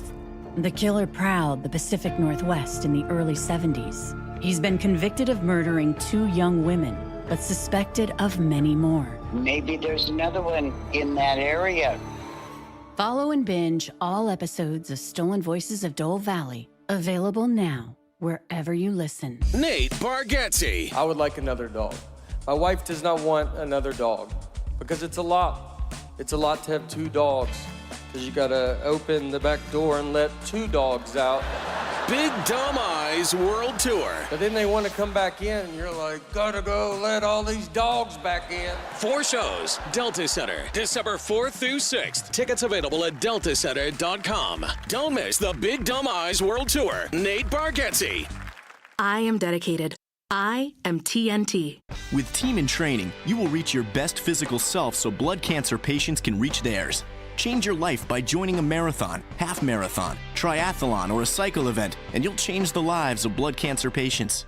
I am committed. I am TNT. After 600,000 participants and almost $1 billion raised for treatments, TNT has helped the Leukemia and Lymphoma Society make a significant impact in the advancement of blood cancer therapies that save lives every day. I am making a difference. I am TNT. Join TNT. Expand your circle of friends to be part of a very special community. Train with world-class trainers and have the chance to be part of the most exciting endurance sports events in the country. Or train on your own schedule with TNT Flex. Join TNT and fundraise while you train and take part in getting us all closer to a world without blood cancers. Join TNT now. Go to teamintraining.org. Show some love to youth sports volunteers with the Hercules Hero of the Week. Let's praise your favorite youth coach, ref, or maybe the parent that pulls the team together. Your nomination could score them a $100 Visa gift card from Hercules First Federal Credit Union and a $200 gift card from Beehive Meals. Listen to see if they win Thursday afternoons with JJ and Alex. The Hercules Hero of the Week with Hercules First Federal Credit Union and Beehive Meals, helping you take the busy work at a family dinner. Get rules, info, and nominate your hero at KSLSports.com/contests. Broadcasting from the Mountain Home Services Studio, this is 97.5 KZNS FM Colville, 1280 KZNS AM Salt Lake City, and 102.7 KSL FM HD2 Salt Lake City Midvale. This is 97.5, the KSL Sports Zone. Nobody brings you better coverage of the teams you're passionate about than these guys. Try some more. This is DJ and PK on 97.5, the KSL Sports Zone.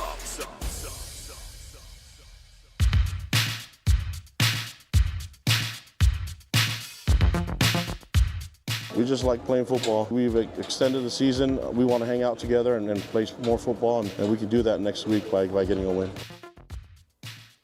There's Kalani Sitake after BYU goes on the road and beats Cincinnati 26-14. They take a giant step towards playing for the Big 12 championship. How cool is that?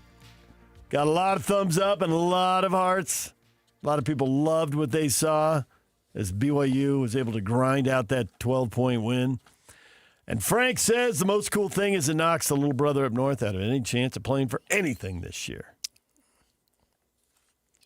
Not going to let it go, PK. Also not exactly true, but it's not 100% true. No, it's not. It's likely. Tony says they will be a double-digit favorite at home against UCF. You can't take anything for granted. Play their game, and things will work out. Yeah, that's closer to the truth there. If Utah goes 11-2, then that would mean that the Sun Devils knocked BYU last year out of playing for anything. No. You were jacked to play that Colorado game. 100%. So, no. I'm not going to let some outside influence determine the quality of a football team. Did you and Kalani have a meeting and get together on this? Because I think that's what Kalani is saying without using those exact words. He's deflected every question that's come his way about that, about win the next game. I'm glad we won this game. Just about the things he can control. Win the last one, win the next one. But I disagree with him to an extent. Notre Dame puts up 70 with the point of putting up 70. Mm-hmm. And L.J. Martin scores that late touchdown. It looks better. They didn't create the system. They are in the system, so they got to play by the system's rules, however ridiculous they are. So that late touchdown that they scored makes it look better. So, and I know what Kalani's trying to say. He doesn't want to take the focus off of winning, and you can't assume, let's pile it on Tuesday and start talking. Hey, guys, we really need to pile it on. You haven't played the game yet, so I disagree with him, but I agree with his sentiment because he's a coach and he has to say that. It could set up a bad mindset. Right. Like you're telling your guys it's going to be an easy win. So, right. So does that make sense? I mean, I disagree with the philosophy, but I agree that he's saying it. Because as a coach, you have to say it. I'm not a coach. I don't have to worry about that. This team needs to go out and beat the snot out of UCF, unfortunately for UCF. If they have a chance to pile it on. The Catholics did it. Yeah, PK, that's, I think, the point. Kalani can't talk about it during the week, but if afforded the opportunity, you got to do it. Pour it on. You got to do it, man. That doesn't mean you won reverses and Kingston's throwing the ball late in the fourth quarter when you're up by 24. But if you have an opportunity to play. So don't go down at the 1 yard line, LJ Martin. Continue across the goal line. Yes, exactly. Dillingham talked about this Saturday night. They scored a late touchdown. Mm-hmm. Now they're a long shot, but they've had a nice season given the injuries that they've had. And he said that he caught the eye of Deion Sanders, and Deion wanted to continue to play because he's got a freshman quarterback, and so he's taking timeouts in a game that they're not going to win. Mm-hmm. So they kind of gave each other the look like, okay, let's play, right? And so they score a late touchdown. It doesn't matter for them because they're not going to get there. But the point being that their victory looks a little bit better. Yeah. And so they played, and they got a kid who's a third-team running back, whatever it might be, and he scored a touchdown, his first of his, hopefully for him, for many. And so he was asked about that, and he said, "No, this was set up like this." Game reps are a rare opportunity, and so if you want to coach and teach and all that stuff. So they need to do that. Did you ever have that happen to you when you were playing? What? Where there was a lopsided game?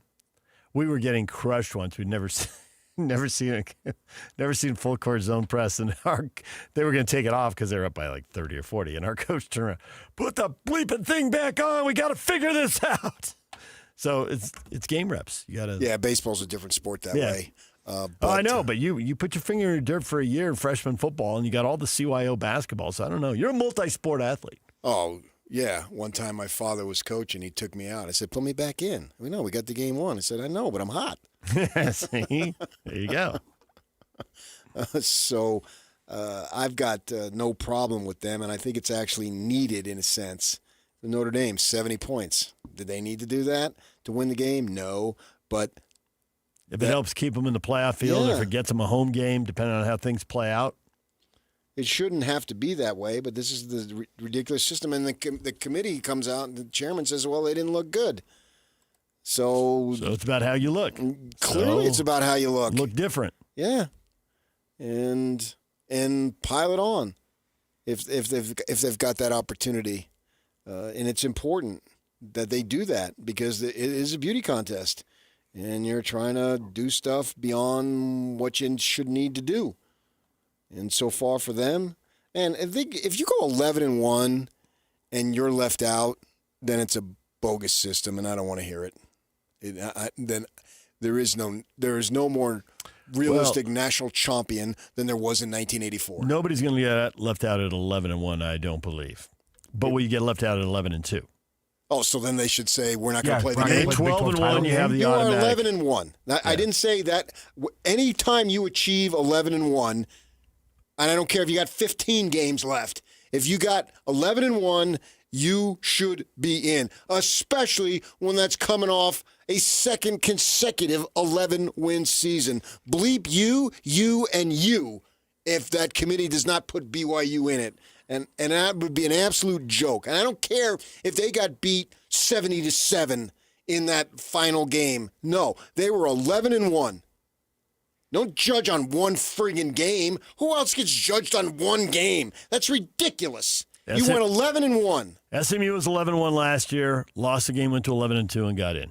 So there is precedent there. Whether that'll matter, my guess is it won't. But we'll see. I mean, and it was so nice to the Cincinnati fans. They understood the situation, so they were chanting, "Good luck, Mormons!" Yes, good luck, Mormons. Good luck, Mormons! Yes. Almost. Good luck, Mormons! Almost. Has that fine been imposed yet? Now, I heard that. That's what I heard. Good luck, Mormons. And I thought that was really nice of them. We donated food to you, and you're telling us good luck. That was nice. That's what I expect of the Queen City people. I've been there. Hence, you know about the Queen City. Yes. My wife says we're watching the game. Have you been to Cincinnati? And I look at her. I said, "You talking about the stadium?"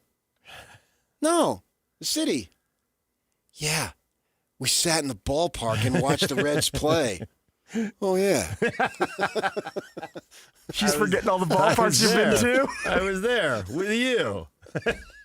Come on. And that's probably not the only time you've been there. Right. Yeah. Well, that's why I wasn't sure what she meant. Yeah. But yeah, you were right there. You were sitting to my right, remember? Had me a little nervous there. But yeah, if they go 11-1 and they don't get in, it's just an absolute travesty. And then to me, it's no more, if you're going to criticize the 1984 one, then criticize this one. 11-4 in a power league. And you slapped a loss on a team that was 10-2? Yep. Yeah, do BYU fans want to hear that Utah comeback makes their record look even better? Mm-hmm. I think they should. Because a lot of the stuff I'm reading now, for whatever it's worth, I mean, everybody's got an opinion, and not everybody gets to write or talk about it. But a lot of people now are constantly noting, well, they had a win over a ranked team, but they're going to drop out. You know, Missouri's going to drop out, so it doesn't really carry the same weight. Right. Utah wins, so they won't drop out. I think in the moment you wanted to see them lose because it's fun to see them lose. But now that you've now that you get to think about it, you're like, okay, well. Especially you hadn't played Cincinnati yet. Oh, yeah. Right. Yeah. Right. Well, now you played Cincinnati. You got that win. And so now it's completely control your own fate. It's not destiny, because destiny, you can't control it. It just happens. And that's like anxious and eager. It drives me nuts when I hear that. And here, you just win the ball game. Now, you don't win the ball game, then you deserve all the ridicule that you're going to get. Win the ball game, and then, yeah, way to go, Utes. Thanks for helping us out. We appreciate it. That would tick off Ute fans even more. So that's what you should do. You should, when you go to work next Monday, a week from today, give your Ute fans a hug. We couldn't have done it without you. That's going to irritate them even more. See, I know how to irritate people. And say, bless your heart while you do it. Yeah, thank you. So we appreciate your help climbing to the top. Speaking of irritation, Matthew says about, isn't it cool at BYU on? He says, not sure. I'm still reeling about the soul-crushing question you all asked a few days ago. Well, I already thought about that. Maybe next week is the most important game in BYU history, right? Until the next week. It just keeps going and going. And that's what you want. Like run-on sentences and long-winded questions. You don't want long-winded questions or run-on sentences, but you want the most important game this week to be superseded by the most important game next week because that meant you won that game. It means you won the last. You freaking idiot. It means you won the last big game. Who is that? You know, how you hanging on? Where are you? Yeah. Matthew McRae. I'm in San Bernardino right now. Well, Matthew, you're stupid in this particular instance. Long-winded run-on, so you went with the question. Okay, I was slow on that one. You were? Way to go, Yak. Oh, no. That is the classic. That is the ultimate long-winded. You've had a few yourself. Thank you. You want to let people know, hey, I know hoop. I know to dive to the post. I know this and that. You can, with Locke, you get a little long-winded. And I usually check out, to be honest. Like last week when he said, oh, that was a brilliant question, I had long since checked out. It was just too long. I mean, if it's more than 10 seconds, I'm out. And I don't care how brilliant you are. And you're very brilliant when it comes to basketball. You know your basketball. There's no question about it. And you went back to a Jersey again, didn't you? Basketball. That's the way they say it. Man, basketball. You got to get it up into the nasal passage. Basketball. Yeah, so. All right. But that's the prototypical long-winded question. Damian Hunter, he had checked out. And then he came back right at the end. You know, how you hanging on? Where are you? I'm in San Bernardino right now. Tom Holmoe told me he laughed hysterically at that. I bet he did. The rest of us did. I don't see why. A friend Tom of mine wouldn't. told me she pulled over on the side of the road because her eyes were tearing. That would have been great to hear it live. I didn't. Missed it. But now we get to hear it forever. We do. That's true. So I don't want to hear if they don't make it 11-1. If they finish 11-2, I don't care. They were still 11-1. And your SMU example is spot the freak on. That's why I have faith that they'll get in. Tony says the Cougars will be a double-digit favorite at home against UCF. Can't take anything for granted. Play their games and things will work out. They are a double-digit favorite. Have you seen the spread? I have not. Want to take a shot? 16. 18.5. Not bad. Utes on the road at Kansas? Kansas, I'll go 9.5. 13.5. Yeah. Utah and BYU to It's reasonable. To roll. Yeah. Big favorites. Your Devils playing Arizona? Oh, I think that would either be a pick 'em or maybe like 1 for Arizona. Maybe 2. Arizona State, 1.5. You're in the ballpark. Yeah. Boise State at Utah State? I'll go 8.3. 8.3. 3.5. Boise State by 3.5. Yeah, we'll get to Bronco here coming up. I mean, that was a great game. I watched the entirety of it. Yep. Because the timing played out perfectly. But that BYU win was a clutch win. That's the word that I want to use. We usually think of that more in like a basketball sense or maybe even a baseball sense. But I thought that was a clutch win. The defense was great. Yeah. And the offense, it looked like they were ready to break it open in the first half, but they couldn't finish drives. Kept getting across midfield, and then somehow it got messed up. Well, I don't know. The easy cliche is to say that the offensive line wore them down because in the fourth quarter, they just kept running right through. Well, that was L.J. Martin's finest moment as a BYU was. Cougar. Yeah. And looks He had like a he has massive an game. opportunity to play in the NFL, and maybe this might be his last season. We'll see. Good on him, man. Another kid that had no business really being coming to BYU, but he did. He's making the best of it. He's flourishing, and they're counting on him. He's coming through. He stayed mostly healthy this season, and I'm happy for the young man. Having conversations with Aaron Roderick in the offseason, the kid really put in the work. That's what Aaron Roderick came back to that to me, told me multiple times. The kid put in the work, and now he's reaping the benefits, and that's so great. There was my guy down at Corner Canyon, Eric Kerr, the coach, an individual I respect at the highest level and someone I've known for many years. He had a quote after they won the title, and I get, they're the all-star team, blah, blah, blah. Okay, fine, whatever. He said a quote he said after the game. About work. Yeah. About putting in the work in the offseason. Without work, you're nothing. Without work, you're nothing. That needs to go on every weight room and every gym and every classroom at the high school level, at the junior high level, to where, when you get maturity to understand this is what it's about. And that goes on your Mount Rushmore of coaches' quotes right there, doesn't it? Yeah. I read that. I read that at KSL, and then I flicked over, looked at D News. They both had that quote. Without work, you're nothing. Oh, man. I'll see him here coming up, and I'm going to tell him that was just a brilliant statement. It's so true. It's absolutely true. That's the answer to your freaking problems right there. You can't you can get by on talent for a while in some situations, but it will catch up to you. Yeah. Whether we're talking about sports or it's across something the else. board. Yeah, right. It's absolutely across the board. Sports, music, whatever in education. You want something? Work for it. Show up and work. Unless you were born in a money family, good on you. But even those people probably, I wouldn't know, but those people have to work for it too. And show up and work. Without work, you're nothing.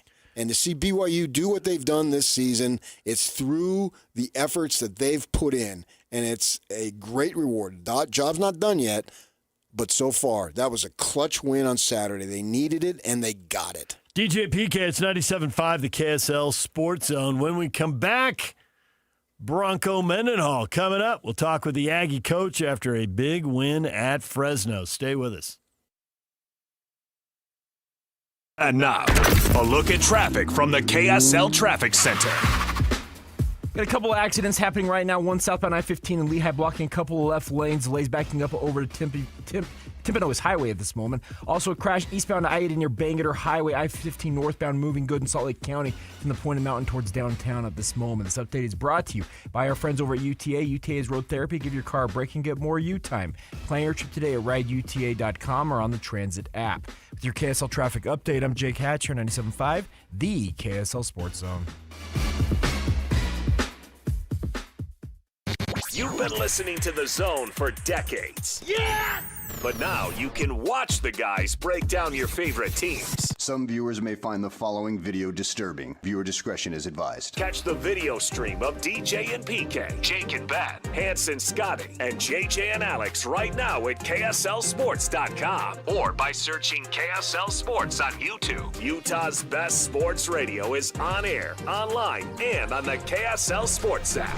This is 97.5, the KSL Sports Zone. Helping your money do more means making sure you get the most out of every dollar. That's why, for a limited time, when you open a new America First Visa credit card and spend $3,000 within 90 days, we'll give you $300. That's like getting a 10% discount on everything you pay for with your card. Before you spend another cent, head to AmericaFirst.com and apply for your low-rate Visa credit card today. Membership eligibility, terms, creditworthiness, change, and conditions apply. Subject to additional criteria. Federally insured by NCUA. Equal Opportunity Lender. Make game day yours with the Utah Mammoth app. Get your tickets, order food and drinks without leaving your seat, track live stats, and stream every game with Mammoth Plus, all in one place. It's the ultimate game day essential, designed for Mammoth fans. Stay connected to your hometown team and never miss a moment. Download the Utah Mammoth app today on iPhone and Android. Turn on push notifications and make every day game day. Tusks up. At Shamrock Plumbing, we are serious about plumbing. We want you to know that we hire only the best plumbers. We want the guys who are the best at what they do, even if it means they are boring. As a matter of fact, once we interviewed a guy who came across as just a little too charismatic. So he says, "Do you love me?" And she says, "No, but that's a real nice ski mask." Right. When you call Shamrock Plumbing, we dispatch one of our experts. We promise they will not be entertaining. No jokes, no smiles, no charisma. Will they be male models? Sure. But no unnecessary jocularity will be sneaking its way into your toilets when Shamrock Plumbing is on the job. Just listen to our commercials. Solemnity is in everything we do. In fact, Solemnity was my great-grandfather's middle name. Ernest Solemnity Flannery. What a guy. So I guess you could say it's sort of in our blood. Shamrock Plumbing, we're serious about plumbing. Hi, this is Derek Overstreet, president of the New Millennium Group and co-host of Stop Working, Start Living with KSL News Radio. Can you imagine what your life would be like if you could retire 3 to 5 years earlier than you thought possible? The things you could do, the loved ones you could spend time with, the memories that you could create. That's what our team at the New Millennium Group does. We'll walk you through the entire process every step of the way. If you'd like to get a copy of the 5-step proprietary plan that will help you retire 3 to 5 years sooner than you thought possible, give us a shout right now. 888-999-6370. That's 888-999-6370 or utahsfinancialplanner.com. Listen, most of our listeners right now have a tax problem, not a money problem. There's not enough money in Social Security Medicare as it is.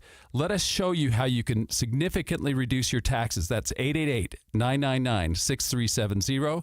888-999-6370 or utahsfinancialplanner.com. Throughout life, we have plenty of special occasions and events, whether it's a prom, a graduation, a mission call, a new job, or how about a wedding? Mr. Mac has always been there to help serve you for all of your monumental moments. Mr. Mac has been family-owned for more than 50 years, and that's important. And they'll make sure that you look and feel great, with affordability always in mind. The Mr. Mac family creates long-lasting relationships with their customers, and they've been doing it for generations. 9 locations across the Wasatch Front or online at MrMac.com. These days, many companies have turned to influencers to tout their products or services. But here at John Watson Chevrolet, the only endorsement we need is from our customers.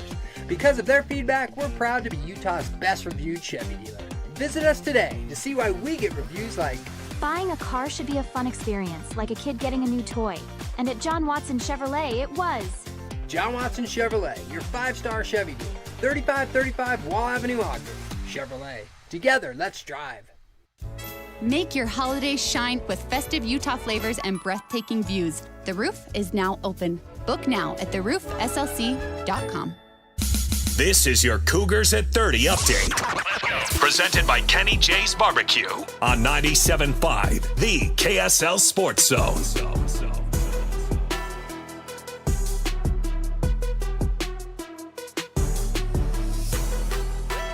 BYU 26-14 winners at Cincinnati. Kalani Sitake on the fight his team showed.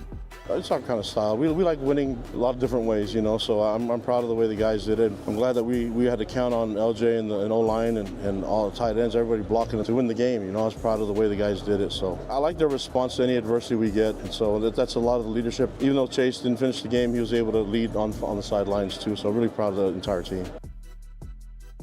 This Cougar Update is brought to you by Kenny J's Barbecue.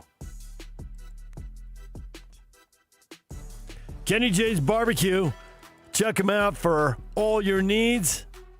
Kenny J's Catering delivers bold, smoky barbecue no matter the occasion. Check out the catering menu at kennyjsbarbecue.com for weddings, work, or any event. That's kennyjsbarbecue.com.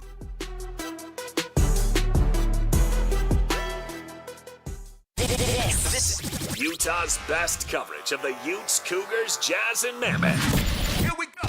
From the guys who have been there for all the biggest moments in Utah sports history. You're listening to DJ and PK on 97.5, the KSL Sports Zone.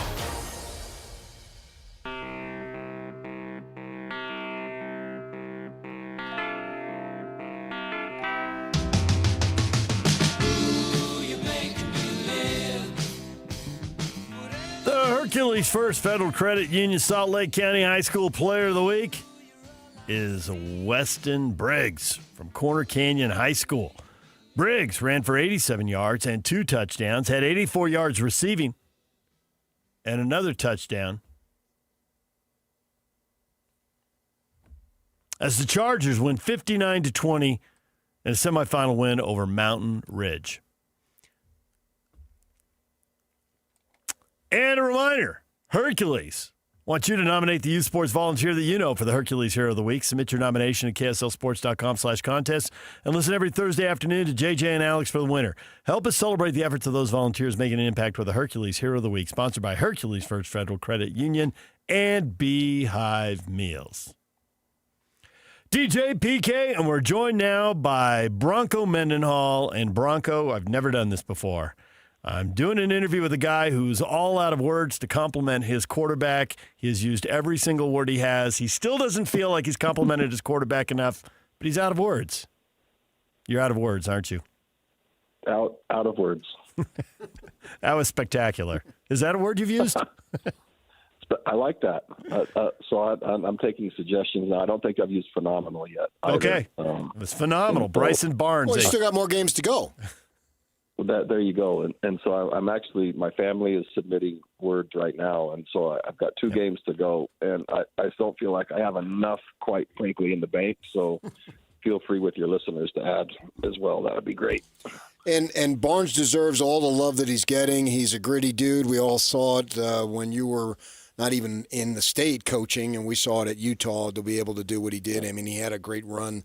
I was on the field when the Utes went down to beat USC. They need to get in field goal position. He comes up with a big run. So we've all known what he can do, and that's great. The thing that I wanted to hit you up is that I think some praise, some big-time praise, needs to go to your defense, which had struggled earlier in the year but has now got it going on these last couple of games.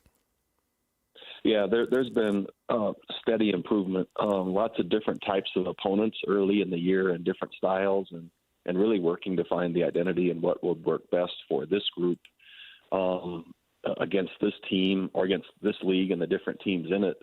And so I would say really about the last 6 weeks, I saw significant kind of changes in moving to where now I think everyone else sees it, and it's manifesting in statistic and points allowed and helping us win games for sure. But man, it's a process, and you try to expedite it as fast as possible. But the chemistry, the identity, the plan, the different things we're doing, really helping us down the stretch for sure.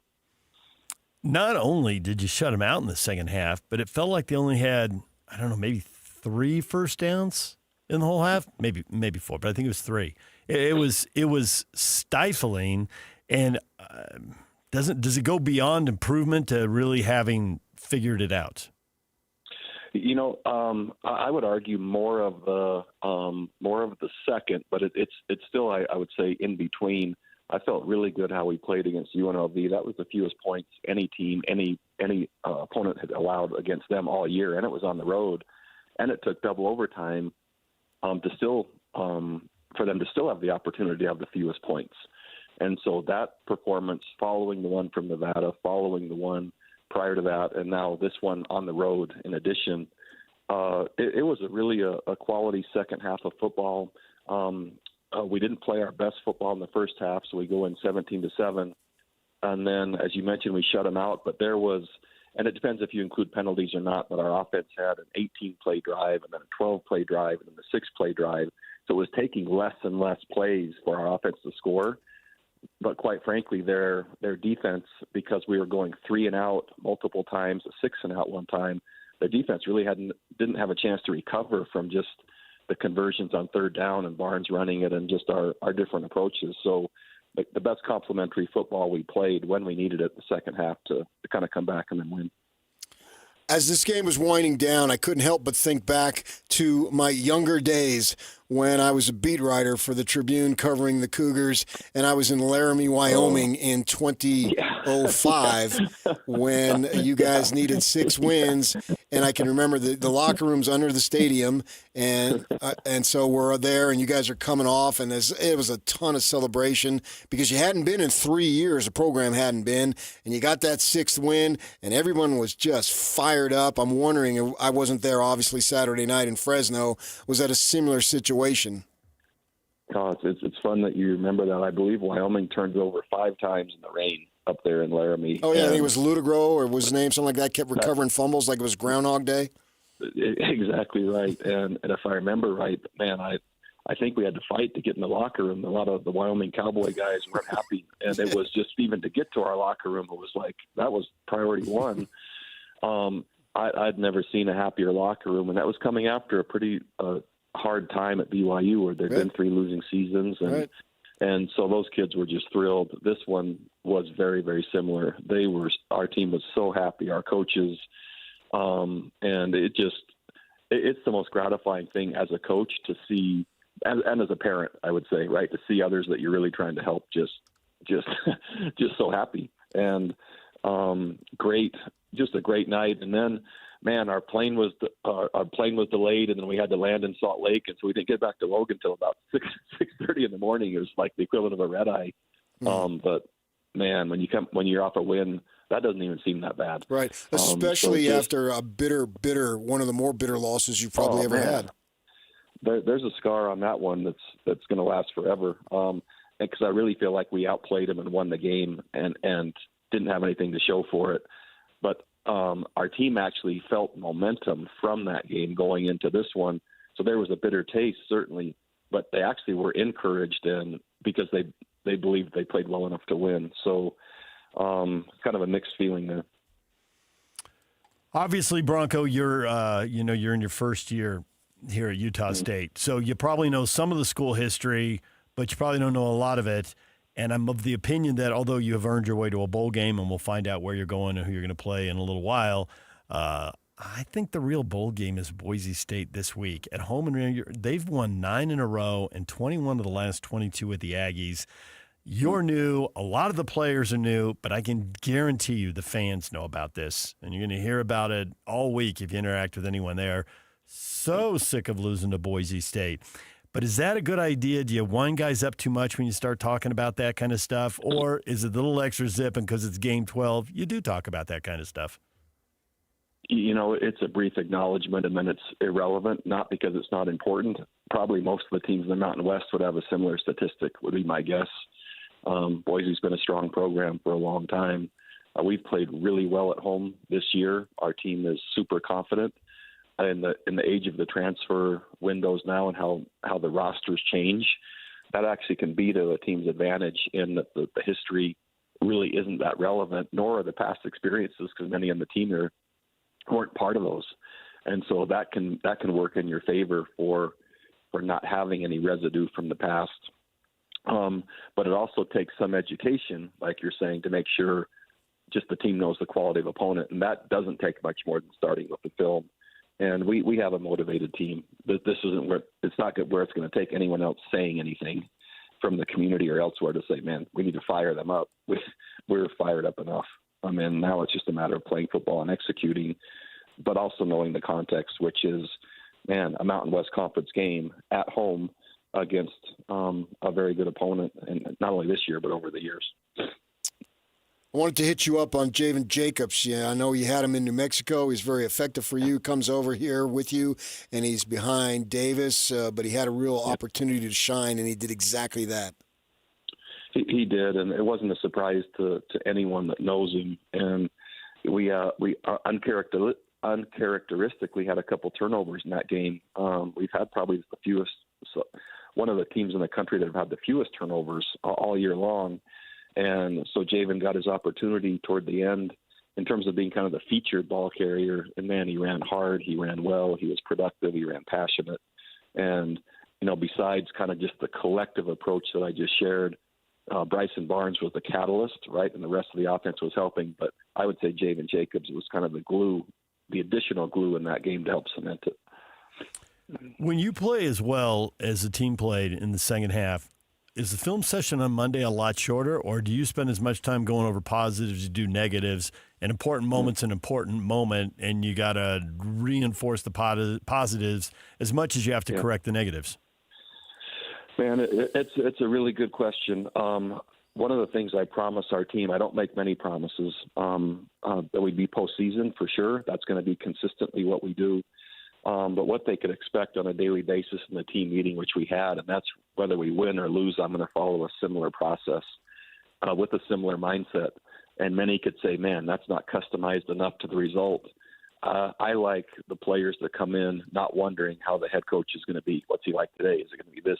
It just is in the space of things they could be focusing on to improve. So we follow the same process, and I've talked about it a number of times, but I always start with grabbing the good. That means all the things that I saw that were just, man, I was so impressed with. And then we go to fix the fixable, the things that are fairly easy corrections, but we need to hit those. And then correct the critical. That means things that if we don't change it, we're not going to win. So I address that with the team. And then, keep the faith in what we're doing. And I always add statistics as to this approach over my career or this approach's career and what it's yielded, and that it's not going to be just if, it's just going to be when it happens, and they control that. And then to love unconditionally. And I just follow those same steps every single team meeting. And so the players know what to expect. They listen more intently. What I did today was I really just outlined the second half, and I kept them in the film session longer as an entire team and just played out the drives, offense and then defense, et cetera, with special teams supplementing the field position. So they saw what complementary football really looked like on the road and coming from behind, and how it ended up yielding to just make sure they had a template reinforced moving forward. You talk about that the postseason is something you're going to do consistently, and I already said how much this season for you guys has reminded me of 2005 when you did what you did and got to the bowl game and all that. Well, now, if you want to go and keep it having the situation being similar to what you did your first 4 years at BYU, that means the next 3 years you need to go next 4 years 11-2, 11-2, 10-3, 11-2. Bronco, come on now. Thanks for that reminder. So I'm going to frame this. So yes, that happened, and I would love nothing more for that. And I'm so happy for these guys. This will be my 19th year of head coaching and the 17th of those teams that have qualified for postseason. And it never gets tired. I never get tired of just seeing how happy they are. At Virginia, it took year 2 to get to postseason. Yeah, but I wasn't covering you then, so I don't care.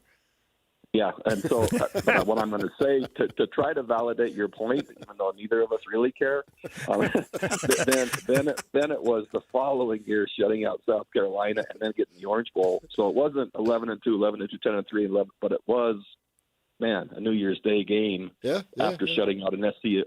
And so I vote for that trajectory. That's not a promise, but I vote for it, similar to the past 2 places I've coached. All right, well, first things first, it's the Broncos. It's a short week. What does the holiday look like for players when you got a Friday game? It's non-existent, and there's no way to get around it. So it's similar to when you have Christmas for a bowl game, which we've been through. But this week we also play on Friday. So besides kind of the red-eye trip getting home, Friday at 2 is when we play. So there's one less day. We're basically moved up a day, but what we will do, we normally have a luncheon for our team on Fridays, the day before the game. So that will now be Thursdays, and we'll basically be serving Thanksgiving format for that meal. So really all that's changed is the menu for a pretty typical model that's just one day moved up. So it's expedited. Families will be coming in for sure to watch the game. And so the day before the game, which will be Thursday, the players will have that morning up till till 1:30 to be with their families, and then it kind of goes on lockdown once we have Thanksgiving meal together as a team, and then we're into the game prep mode. I'd imagine you like the setup though at home, 2:00 in the afternoon.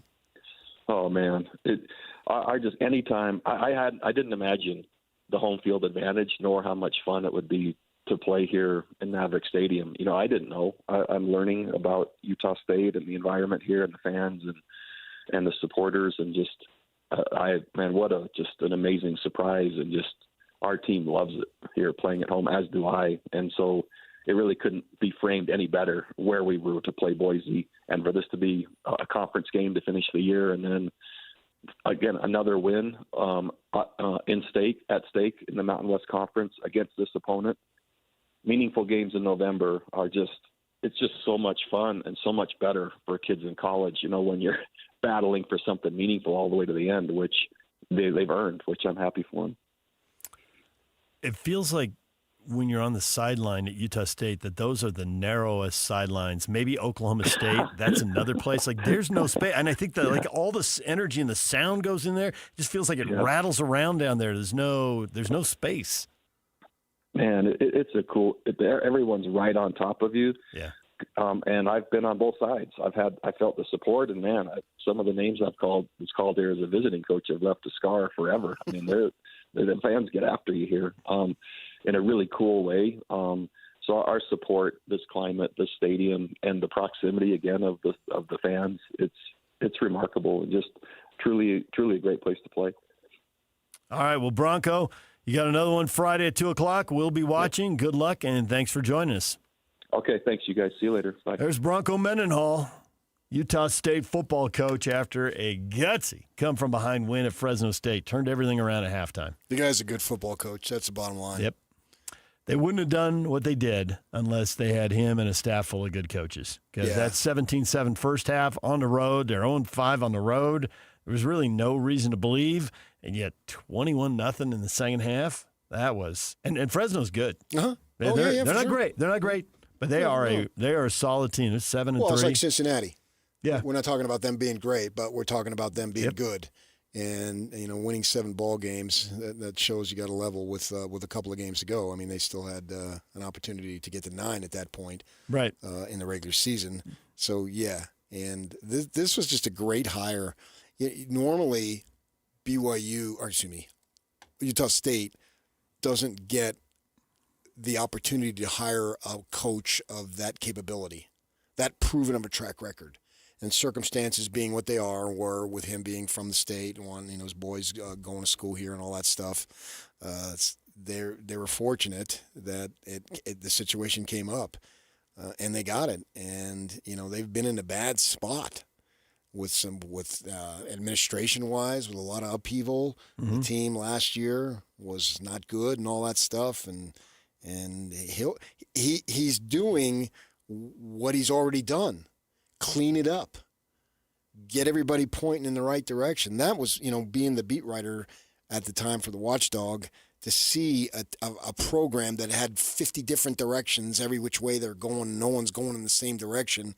And then he comes in and gets everybody going, pulling the same way. It may sound trite or cliche, but it was so true, and I witnessed it. I saw it. I was there. And in those days, you can go down and watch the practices all the time and speak to people. It's it's real cut off now, and you can talk one-on-one a lot more than you can now. And to see the work that he did was just amazing, and he's doing it again. DJ PK, when we come back, the locks of the week. How did that play out? Stay with us. And now, a look at traffic from the KSL Traffic Center. Going to crash southbound I-15 near Lehigh, near the Main Street exit, causing delays all the way back up to Timpanogos Highway. Also have a crash southbound Bangor Highway by the 201 freeway. It's currently on the shoulder there. Also, one more crash up in Heber City on Main Street and 500 North if you're up in Summit County this morning. This update is brought to you by Whipple's Service Champions. System installs to fast fixes to delivering award-winning heating, cooling, plumbing, and electrical services. Call the Whipple Service Champions for the win today. With your KSL traffic update, I'm Jake Hatch for 97.5, the KSL Sports Zone.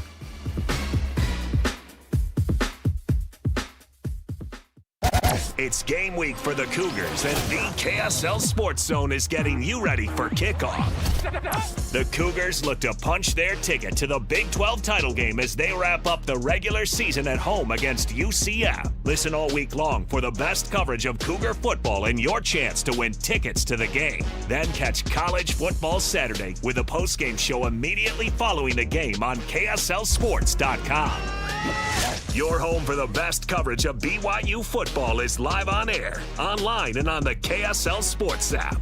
This is 97.5, the KSL Sports Zone.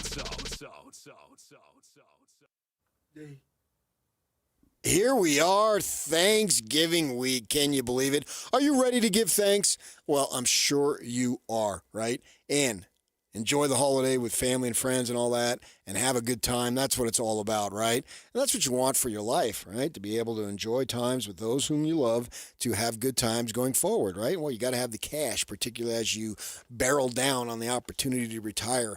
Get help with some people who know what they're talking about. And those folks, I'm telling you, they're at Trajan Wealth. How do I know that? Because I've met with them. I've talked with them. And you're going to get a whole group. You're not going to just get one. You're going to get a bunch of people who are going to be on your side and have your best interest at heart. That will be their primary goal, because they are fiduciaries, which means they got one objective, and that is to help you get where you want to go. Here's the way it's going to work. You're going to call them up.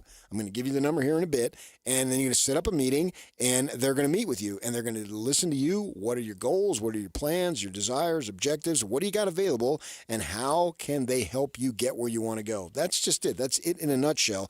And I know, speaking from experience, that will happen to you too. So give them a call, your local trusted financial fiduciary. That phone number is 801-210-6800. 801-210-6800. I met with them in Draper, so they got you covered in South. If you live north, they'll come up there and meet you in Farmington. They got offices up there. The website, you can check it out immediately. TrajanWealth.com is the website. TrajanWealth.com. Advisory services through Trajan Wealth, LLC, SEC registered investment advisor. Client paid advertisement. Additional disclosures at TrajanWealth.com.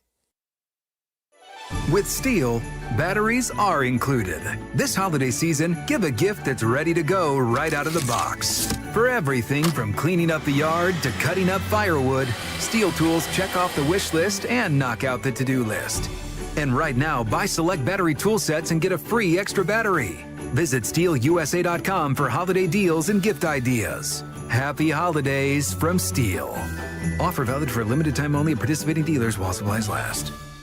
Welcome back to Winter Hack Radio, the place for clever hacks to survive the season. Icy driveway? Well, try spreading sand or birdseed to help with traction. Snowy puppy paws? Well, grab a whisk, brush it off, done. Catch COVID-19? Well, just get... Actually, there's no hack for COVID-19. But if you test positive, prescription medications for COVID exist. Ask your doctor if they're right for you. Visit PfizerForAll.com to learn more. Sponsored by Pfizer. Attention Jazz Nation. The long wait is finally over. Mountain basketball is back and better than ever. Let's go! All tickets are on sale now, and you won't want to miss the action. Jump on the opportunity to watch your favorite players live and in person. Whether you're after season tickets, mini plans, or single game matchups, the Utah Jazz has got your back. There's a plan for every fan. Don't miss out. Secure your seats today and be part of the excitement all season long. Let's go! Visit UtahJazz.com today. DJ, PK, and John from J. Brooks Jewelers is here with some holiday inspiration as the season begins. Your Black Friday savings are already going strong through Cyber Monday, and shoppers can enjoy 20% off store-wide with exclusive specials up to 60% off. You truly make holiday gift-giving easy, John, and you carry jewelry for so many personalities and styles, don't you? We absolutely do, and it means so much to us as a family jeweler when people shop locally and support their family jeweler. And this season, we brought in beautiful, never-seen-before pieces just in time for the holidays. And there's something meaningful for everyone, whether it be our Zodiac collection or an engravable pendant to personalize with a message that they'll love. Or embrace our simplicity with our essential classic pieces to help build your loved one's jewelry collection. I can think of several people who adore those. What else is exciting this year? Well, our beautifully handcrafted engagement rings and wedding bands from the JBJ collection, or the fashion jewelry for both men and women. There's always a perfect piece for every budget and every style. Visit J. Brooks Jewelers in Murray or Lehigh, or shop their Black Friday deals online now at jbrooksjewelers.com. A matchup. Ready? Nobody. Set. Expected. Go. When it comes to athletes, there's fast. How fast are you going at top speed? And then there's Olympic medalist fast. Where did he go? But what does that speed look like compared to the average journalist? You nervous? What if I beat you, man? Oh, man. KSL's Alex Cabrera laces up and goes head-to-head in a skate-off with Utah's very own Casey Dawson. You see how close I came? Tonight at 10. Hey, this is Chris from JCW's. If anything rivals our burgers, it's our bacon. It makes the perfect combination with our guacamole, jalapeno, or our hickory barbecue burgers. JCW's, quality and a lot of it. 3, 2, 1. This is your Utes at 50 update. 58! Presented by Kenny J's Barbecue on 97.5, the KSL Sports Zone. Utah with a wild 51-47 win over Kansas State. Kyle Whittingham on what K-State did to gash them in the run game. It was an A-gap power play where it started strong side and cut it back, and we continually didn't defend it the right way. We were out of square. We were losing gaps, and so obviously we didn't do a good enough job as coaches to getting them ready to play, especially that particular play. But it was that one play did the majority of the damage. They just ran it over and over, and we just didn't do a good enough job as coaches, so that's on me. This Utah Update is brought to you by Kenny J's Barbecue. Kenny J's Catering delivers bold, smoky barbecue no matter the occasion. Check out the catering menu at KennyJ'sBarbecue.com. For weddings, work, or any event, that's KennyJ'sBarbecue.com.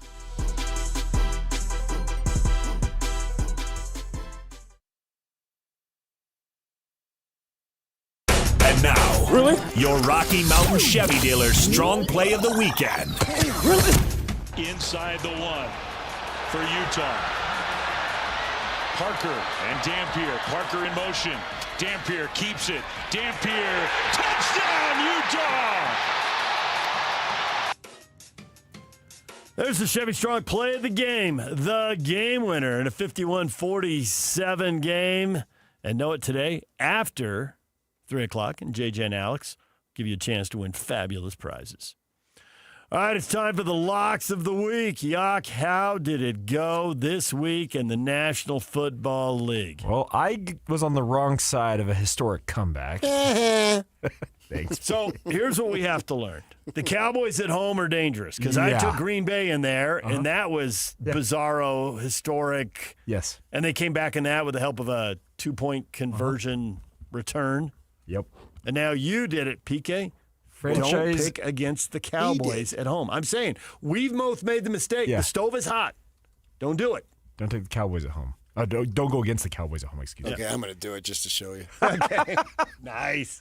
All right, so outside Is that of your second loss? That's my second loss. Oh. So, yeah, coming back to the pack a little bit, as they say. Okay. Now, DJ, you took the Baltimore Ravens, and it's a good pick because the New York Jets are terrible. Awful, yeah. I was a little worried 7-3 at halftime. Fair, but they won 23-10. 23-10, and then PK took the New England Patriots, and they are like apparently the surest bet in all of the NFL right now. That's 9 in a row. Yeah, 10-2. They beat the Bengals 26-20. Good work. Yeah, but you never know. I mean, Burrow didn't play, right? And it was still only a 6-point game. Sure. That just boils down to the NFL. The NFL plays a lot of one-possession games. But this New England team, they look like a wagon. They're really good. They got it going on, but they look like a wagon. It's not like they were just mauling them by any stretch. But they managed to win. That's all. In the NFL, that's all that matters. And there's no need to worry about anything else. It just simply is, do you win, do you not? Mm-hmm. I mean, Chip Kelly. I would say Chip Kelly, yes. He talked about it. I saw a quote this morning. He got let go by the Raiders, and he said, well, you got to win. And this is win or else. And so he wasn't even there a whole season, and he left Ohio State. And now he's out of a job. I assume someone will hire him somewhere. But he talked about it, and he just looked, his comments were, we didn't win. I mean, they look awful, too. They look like they've regressed. They've gotten worse since they moved to Vegas, not better. And the reason you would say that is because they have gotten worse. Yeah. They are regressing. It's not just they look like it, they are. Right. They could get nothing going against Cleveland and with Shedeur, and then Shedeur runs his mouth saying, oh, man, this is basically the start. When I get a full off season, look out. Tom Brady, you might as well just leave the planet. Can we tone it down a little? No. Nope. Can't do it. There'll be no toning down. I mean, you're playing one of the worst teams in the league at home. I know. That just fired their coordinator. In a world where there's very little middle ground, when it comes to Shedeur, there's even less middle ground. You know? I mean, a week ago, they didn't prepare him. They didn't give him a chance. Oh, they gave the coach 4 quarterbacks, so somebody's not going to get prepared. 2 of them are rookies. They're starting another rookie. Of course he's not prepared. And I said 1 week, I can't believe he fixed everything because you said it was the Raiders. It was a perfect place for a first start when you haven't had a lot of preparation. For sure. And just don't screw it up. Right. And they didn't. And they got the win. Yeah. So now they may be wrecking their draft pick, but oh well. They need a little win in Cleveland. I don't know. That's you find players everywhere in the NFL draft. You need draft picks, but I don't know that spots really matter. I think if you want an elite pass rusher, and they have one, so to have 2 would be awesome, and they may have to move on from the one they have. We'll see how that plays out. But I don't know that draft's position determines that. Not automatically. Not in the NFL. I mean, all the suck for luck, and then he gets injured and he's out of the league. Yep. And he really was good. I mean, everybody scouted him. It was right, and it ended up not mattering. Yeah. So. But it's a lot like the NBA, man. The teams at the bottom, I think there's at least a quarter of the league here says three wins or, well, 1, 2, or 3 because the Titans are sitting on 1 win right now. So the bottom quarter of the league is really, really bad. DJ and PK, it's 97.5, the KSL Sports Zone. We're talking college football with Sanjay Raja. Next, CBS Sports National College Football writer. Get his thoughts on the Big 12 and the Utes comeback and the Cougars positioning. Stay with us.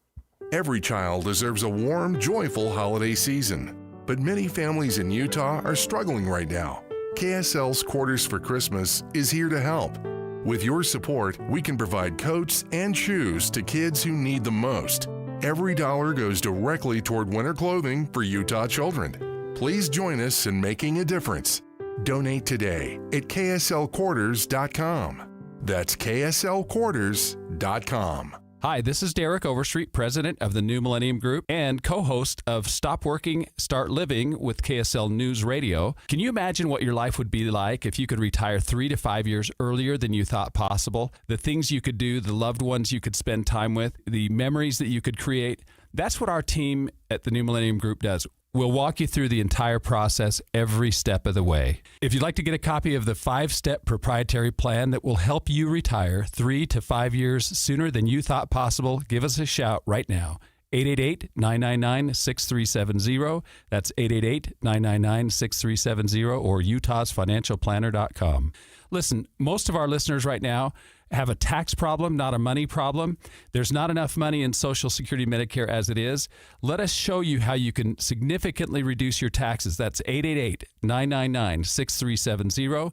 888-999-6370 or utahsfinancialplanner.com. During the Mazda More to Move You sales event, Tim Daly Mazda Southtown is offering 0% for up to 63 months on 2025 Mazda CX-50 and Mazda CX-5 turbos. And to make it even easier for you to drive away in your new Mazda, you won't pay till next year. That's right, 0% and no payments till 2026. There's no better time than now to get your new Mazda. Come in today to Tim Daly Mazda Southtown in Sandy. Some restrictions apply. APR OAC. Not available with any other offers. See dealer for complete details. Bar Dub Grill is where roadside classics meet ranch-raised flavor. Sink your teeth into juicy, handcrafted burgers made with premium Bar W beef straight from the local Utah farm. From the bold cowboy barbecue burger to the sweet and savory Aloha burger, paired with crispy cowboy fries, hand-spun shakes, or signature spud nuts. Soft, airy, and unforgettable. Bar Dub Grill delivers honesties with cowboy swagger. Bar Dub Grill in Nephi with easy access right off exit 222 in Nephi.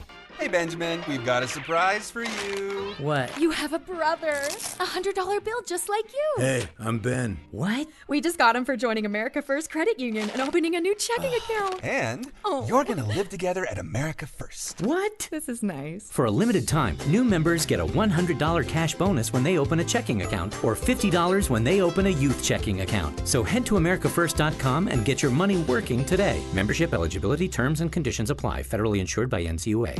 The Utah Mammoth and Smiths are teaming up to get you to the game with qualifying Smiths purchases. You can score single goal view tickets, hot dog and a bottle of water included for just $15. The catch? These tickets go fast. Download the Utah Mammoth app, enable push notifications, and be the first to know when new tickets are released. Shop at Smiths and snag your seat for $15. Simple. Grab the Utah Mammoth app today and watch for the next release. Tusks up.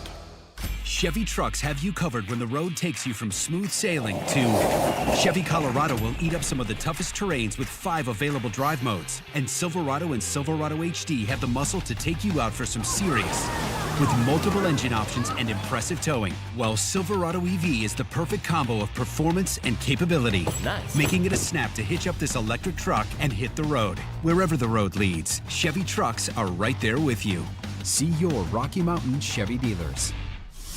The KSL Sports Zone is your home for live local sports. Tonight, listen to the Utah Mammoth as they host the Vegas Golden Knights. The puck drops at 7 p.m. on 1280 a.m. The Utah Jazz are in San Francisco to play the Golden State Warriors. The game tips off at 8 o'clock. You can listen on 97.5 The Zone. And if you want to hear your company's name here, email Stephanie Palmer at spalmer@ksl.com and join the winning team at the KSL Sports Zone. Celebrate the season of giving by giving yourself the best meal you've ever had. Experience Ruth's Chris award-winning service, sizzling steaks, signature apps, salad, sides, and dessert. Book your holiday parties today. Ruth's Chris in Salt Lake or Park City. Broadcasting from the Mountain Home Services Studio, this is 97.5 KZNS FM Colville, 1280 KZNS AM Salt Lake City, and 102.7 KSL FM HD2 Salt Lake City Midvale. This is 97.5, the KSL Sports Zone. Over 2 decades of sports radio dominance in Utah. My favorite. This is DJ and PK on 97.5, the KSL Sports Zone.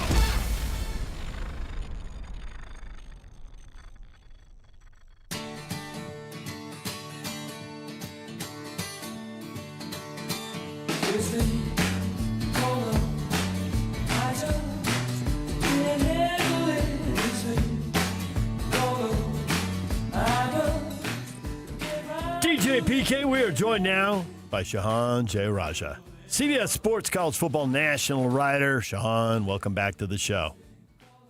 Thank you so much for having me. Shahan. Hey, thanks for having me. Yeah, we make so many predictions, and, you get 70% right, you get 30% wrong. It happens all the time. But I usually like to be wrong, if for no other reason that's where the entertainment is. Watching a game when I think I know what's going to happen, and then it happens, and it takes 3.5 hours to happen, I don't really have the patience for that. That Kansas State-Utah game, I was wrong about 47 things in that game. It was wildly entertaining. I wonder if you feel the same way, or if you're entertained because you got to watch 10 games at a time anyway, so good luck with that. Well, I think that with that game in particular, right? I mean, obviously Kansas State has been so inconsistent this year, but you felt like they've had some of these pieces that have the ability to break out, that have the ability to stress in the run game, for example. And, I didn't necessarily think it was going to happen against this particular team, this Utah team that I think very highly of. But, I think that it's a huge testament to Kansas State that they've managed to keep fighting. And, I think that you saw their coach, Chris Kleiman, very emotional after the game, saying, we're still trying to figure this thing out. But, they had Utah in a rough position heading into the fourth quarter. But similar deal, right? I think that for Utah, like for them to have one of these games where you make stuff happen down the stretch, where you find a way to win, like that's the sort of thing that you need to do to be a great football team. And again, so while, like you said, definitely wrong about how I thought that game would go, I think it says a lot about Utah that they figured it out. Yeah, and I think they're going to win at Kansas, and they're going to be 10-2. And I understand that they're probably most likely not going to go to Arlington to play Texas Tech. It doesn't look that way, but nevertheless, 10-2 is an outstanding season.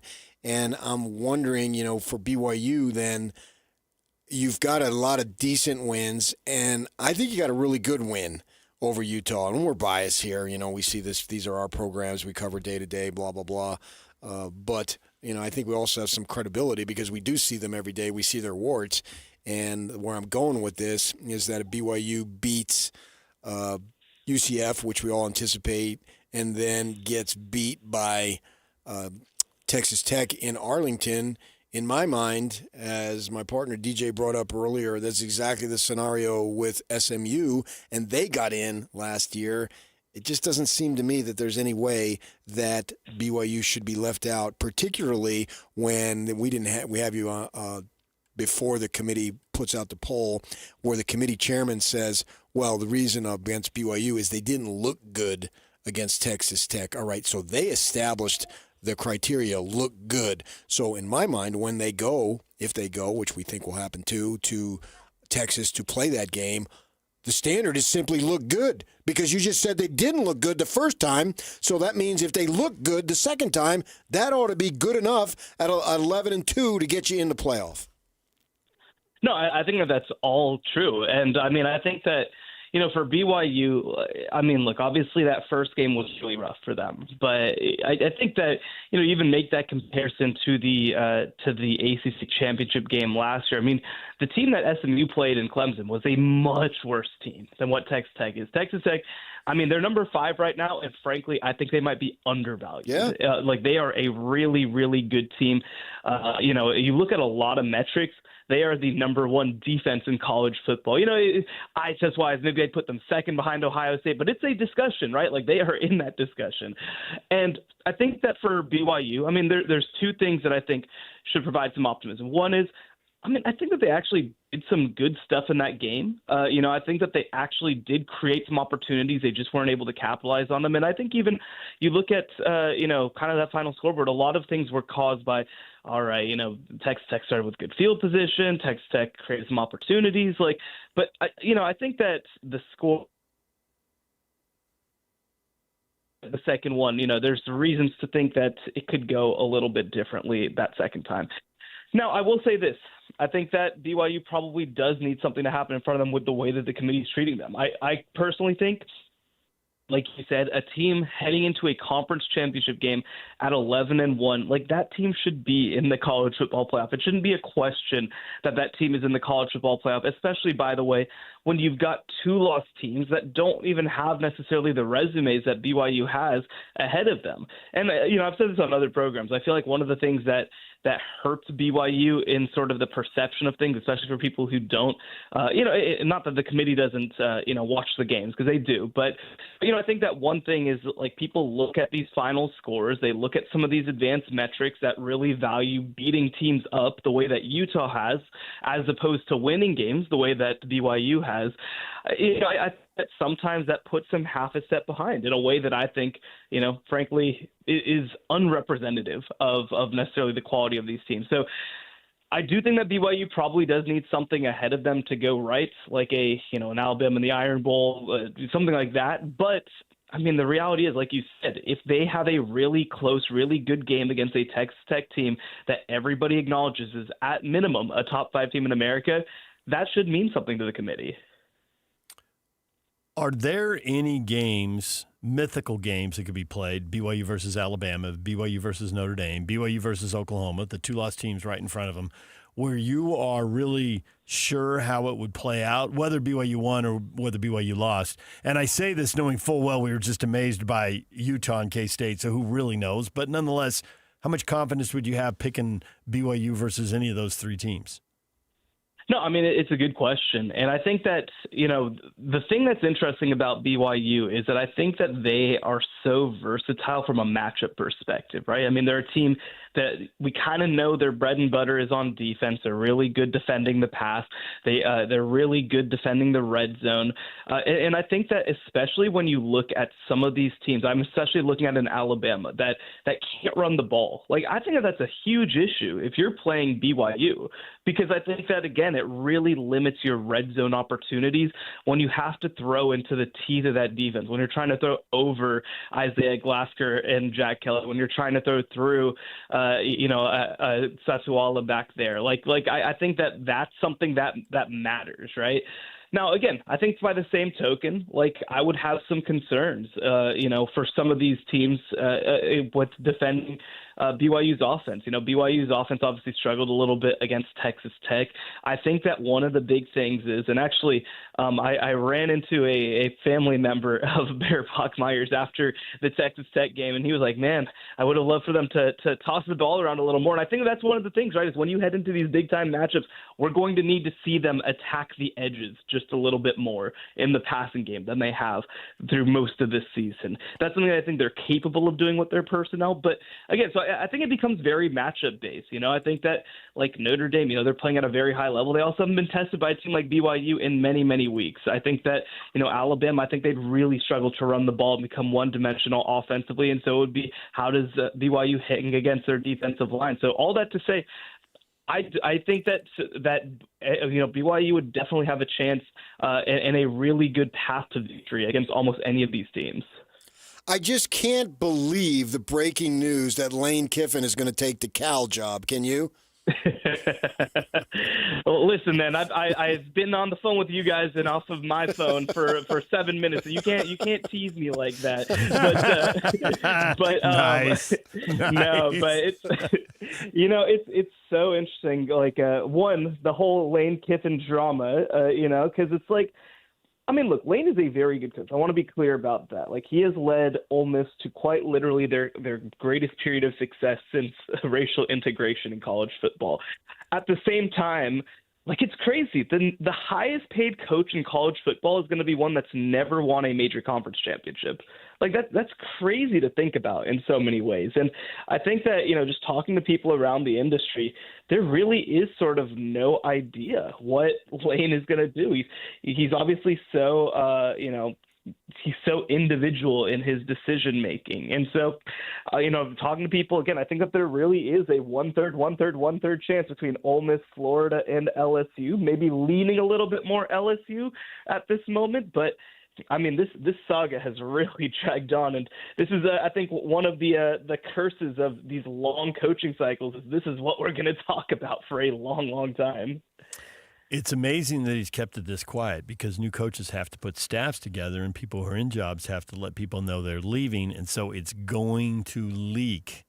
But this hasn't, and I wonder if you think that this impacts the psychology of the Egg Bowl, and is there a world where Ole Miss comes out, lays, dare I say it, an egg, and loses the Egg Bowl to Mississippi State?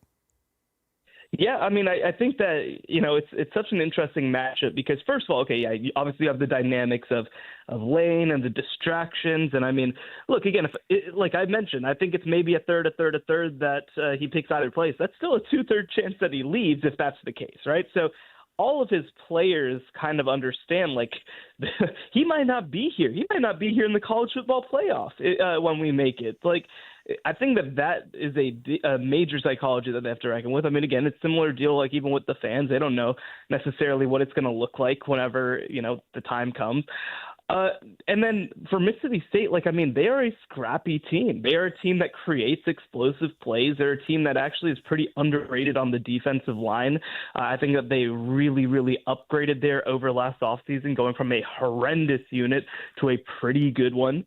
And I think that that's going to give them a chance. Like, again, this Ole Miss team, I believe at this point their only ranked victory is against Oklahoma, because LSU, of course, fell off. I think I think Missouri is going to fall. I think they have a win over them. But, this isn't a battle-tested team either, So I think that there's absolutely a chance that Mississippi State is able to pull some stuff off. I think that, for Mississippi State, I think that Jeff Lebby knows how important this particular game is to his perception and his job. If he wins that game, again, he suddenly buys himself probably another year or two of trying to go and figure some things out. So, it's going to be an interesting dynamic for sure. I do think that Mississippi State absolutely has the ability to cause some chaos. So I will say, just to preface that, if they lose that game, I still think that they make the college football playoff. I assume you saw and heard Nick Saban's comments. This isn't a Lane Kiffin conundrum exclusively. It's a college football conundrum. So, I think we all agree to an extent, but what can be done about it? Because it seems like it's just getting crazier and crazier.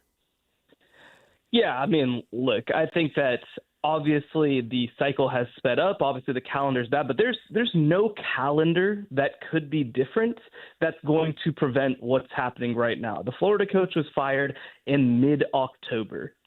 Of course they're going to start their search when they fire their football coach. So I think there's a couple pieces of this. One is, well, then the schools have to not fire as early as they do. Also, you have to eliminate points of contact for the new coach until, quote unquote, the appropriate time. But here's the reality of the situation. We're talking about, well, coach should do this or school should do this or the NCAA should do this. It's the agents, man. It's the agents. They're the ones who are, kind of able to orchestrate so much of this stuff behind the scenes. They're the ones who are able to make contact in permissible ways with schools. There's not really a way to avoid that unless you really want to heavily regulate agents, which, especially in SEC country, is a non-starter of an issue, let's say. So, again, I just think that that's a little bit silly in trying to think that that's how any of this works. I mean, Nick Saban was of course represented by the best agent in the sport, Jimmy Sexton. And Jimmy Sexton is a very powerful person who knows how to get the most for his clients. And here's the reality too, right, is that there are ways that even if Lane was leaving, that this could have been handled in a quieter way, that this could have been managed in a quieter way. He doesn't have to go on Pat McAfee and do interviews where he doesn't commit to anything. This is the sort of thing that he doesn't have to do. So, yeah, I mean, are there things about the calendar that could be adjusted? Are there rules that could be passed to make things a little easier? Sure. But the reality of the situation is that the people who really kind of drive this stuff are people who really aren't governable. So the NFL can regulate agents, that's the difference? Because they have their draft and free agency later. And obviously the equivalent would be recruiting in the transfer portal for college. If they went back to a February date and moved the transfer portal after spring football? So, I mean, I think that's, obviously sort of an interesting situation because, one, I mean, when you talk about the regulating from an agent's perspective, well, when you talk about the NFL versus college, there's like a licensing process that the NFL does, right? They have like a whole – and the Players Association does it, and there's no Players Association because the players aren't employees. Yes, and on top of that, and I mean, I'm certainly not a lawyer, so I won't speak to it too much. But I would also be curious. Obviously, there's the collectively bargained piece, but then again, I don't know if even sort of the antitrust exemption piece that the NFL has that college football doesn't have plays a role in it as well.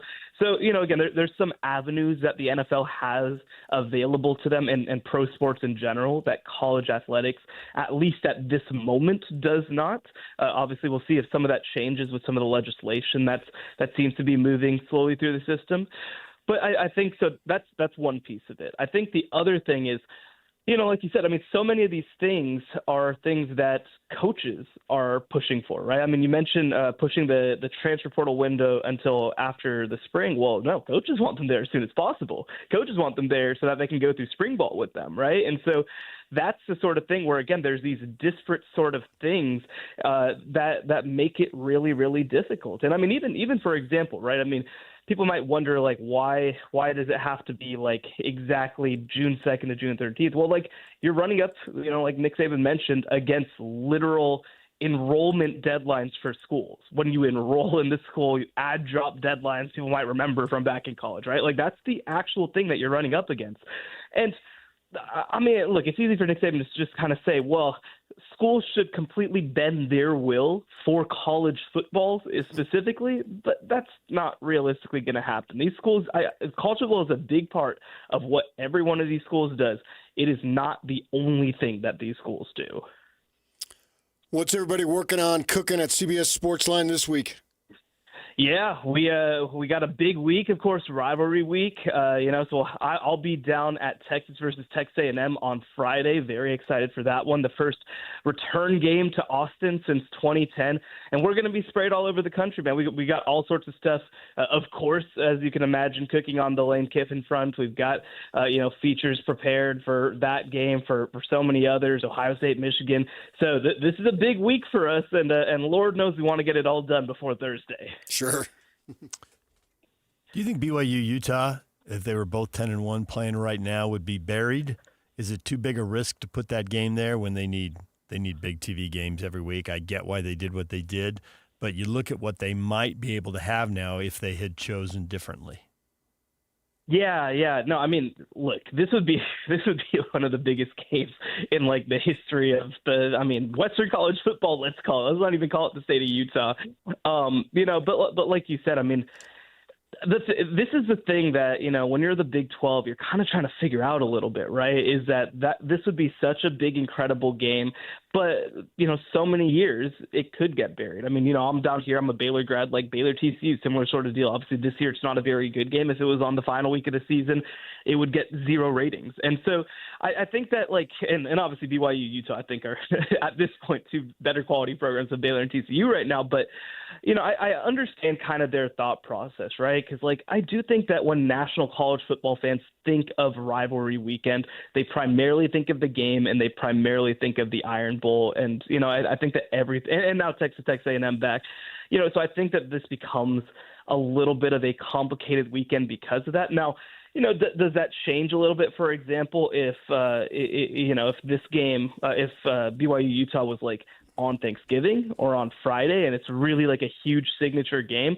maybe. But I do think that there is just so much going on from a rivalry game perspective that I actually think that the Big 12 is making a good call by saying, let's spread them out. Let's have some really marquee matchups on weekends that maybe there aren't any. And I think that gives you just a little bit more opportunity to have attention. Because again, I actually have no idea where College Game Day is going this weekend, but it should be going if BYU Utah was this weekend to that game, but would they pass up Ohio State, Michigan, or Alabama, Auburn? Do I trust them to do that? Not necessarily. All right, Shahan, we like you, and you have been coming on all year long, so we're just going to say we have it on super good authority that there have been discussions at the highest level of the Big 12 about a Wednesday night football game to kick off a weekend of football. Now, we were not told before Thanksgiving which teams might be playing on the night before Thanksgiving, just that the Big 12 might play a game on the night before Thanksgiving. You can imagine what game that might be. It might be BYU and Utah. Now, ultimately, they could put someone else there. It might be a slot that the Big 12 takes with the networks. But you can see the logic of putting a game on Wednesday night. The country is ready for football. The holiday weekend has begun. I mean, nobody's working on Wednesday if they can get away with it. I mean, some people can't get away with it, so they have to work. But the people who can get away with it, they're disappearing. Well, I will tell you what. God bless Kalani Sitake, Kyle Whittingham having to prepare for a Wednesday game, because that is a tough turnaround. I think they got to give them a bye week. They got to. If you want the whole country to watch and you want to play their best football, you better give them a bye week. Just had a bye week, yeah. Yeah. No, it definitely happens this week where you see. So I mean, I think Tech had a bye week last week. So there were three of the top 10. Yeah. Yeah. So you can create a scenario. I mean, look, I think it would be a lot of fun. But yeah, I mean, again, there's also the logistical hurdles to work through. And again, this is sort of the blessing and the curse of the TV product thing, right? Yeah. I think that would be really fun to watch as like a college football fan. But man, it's also like, oh, your marquee match of the season is like on this weird kind of distorted week. That would be also kind of a weird situation. So I'd have to sit and think in that, but I mean, I don't know. I mean, I do like that the Big 12 is willing to say, let's try to figure out where we can fit in. You can pull a quote. Mark Harlan was on our show, athletic director, and referenced a phone call with the Big 12 commissioner. So if you end up writing the story, pull a quote and, give us a shout out. Will do. All right. Thanks, Sean. We appreciate it. Enjoy that Texas A&M game. That's an awesome game to get assigned to, man. That place ought to be on fire. Yeah, I'm very excited for it. You guys know that I'm a Texas through and through. I was at the one last year. I think this one is going to be a little bit more interesting. Yeah, so right. Very excited for it. Yep. All right. Thank you. We appreciate it. Thank you so much for having me. All right, DJ and PK, it's 97.5, the KSL Sports Zone. When we come back, everything you missed in this show and a couple of new things, too. Next, stay with us.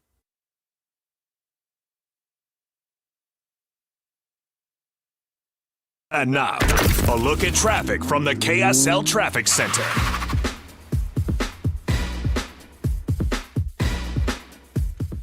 They're still working to that crash cleared in Lehigh near Main Street exit on southbound I-15. It's also a couple of crashes on the west side of the valley, most of them off on the shoulder, not causing delays at this moment. Also do have one eastbound I-80 near the airport where a car went off the roadway. Crews are just about getting done. That one cleared as well. This update is brought to you at GoPave Utah. Whether you park it, stripe it, or pave it, GoPave Utah has your blacktop covered at GoPaveUtah.com. That's GoPaveUtah.com. Call them today, or once again, visit them at GoPaveUtah.com. With your KSL traffic update, I'm Jay Katz here on 97.5, the KSL Sports Zone.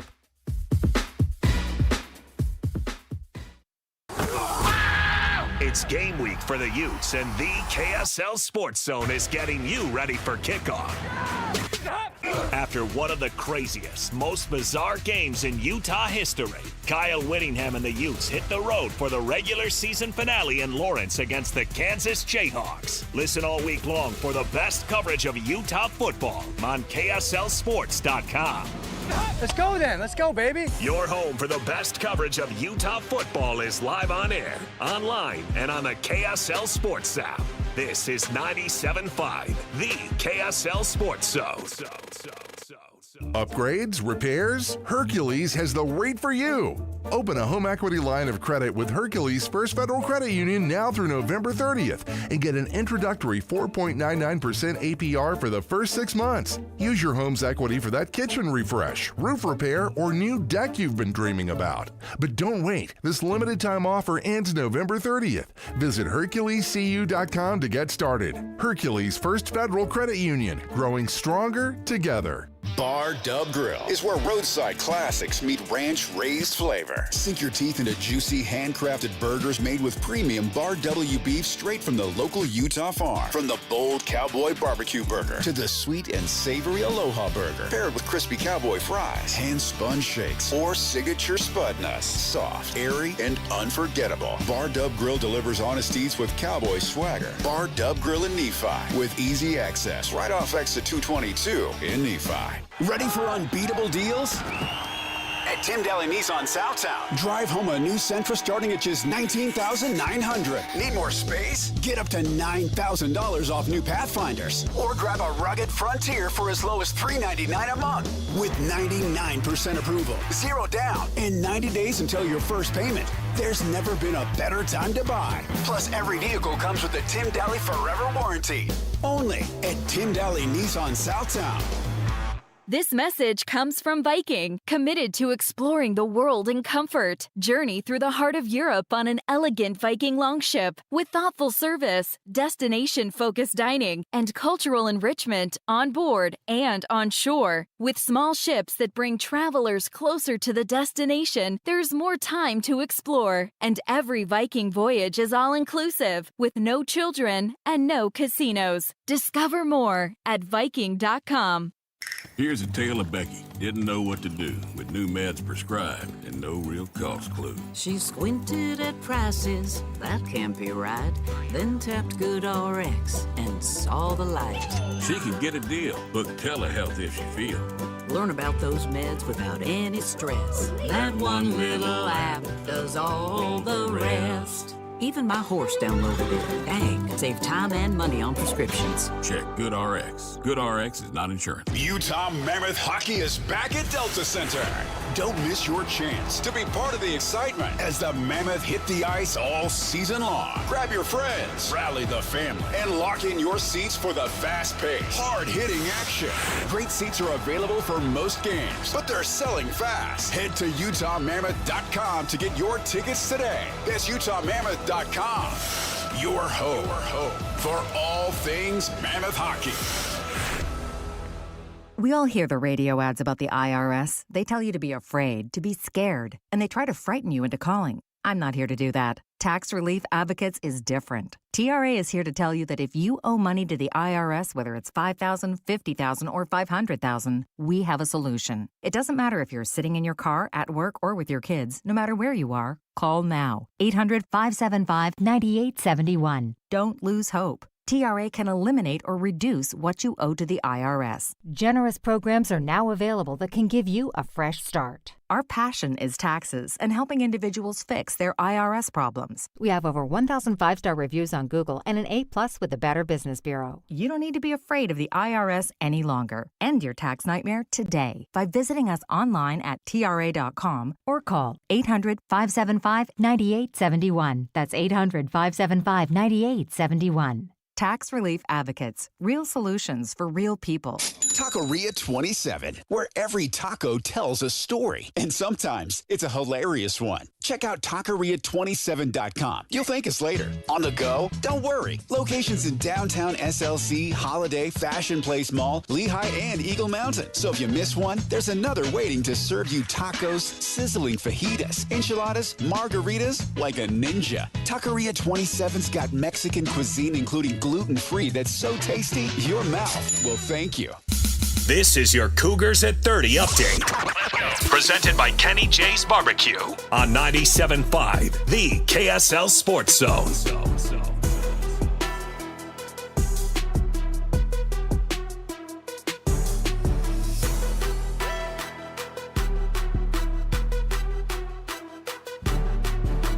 BYU grinds out a 26-14 win over Cincinnati Kalani Sitake on L.J. Martin's 222-yard rushing performance. You know, he was doing so good. He's a hot hand. Just keep feeding it to him, and you know, we just needed him to rest a little bit. And there was times that he was pushing Enoch and everybody else out of the way. He wanted to stay in the game. So I know he's not 100%, but man, when he plays with that mindset, it's hard for anybody to stop him. This Cougar Update is brought to you by Kenny J's Barbecue. Kenny J's Catering delivers bold, smoky barbecue no matter the occasion. Check out the catering menu at KennyJ'sBarbecue.com for weddings, work, or any event. That's KennyJ'sBarbecue.com.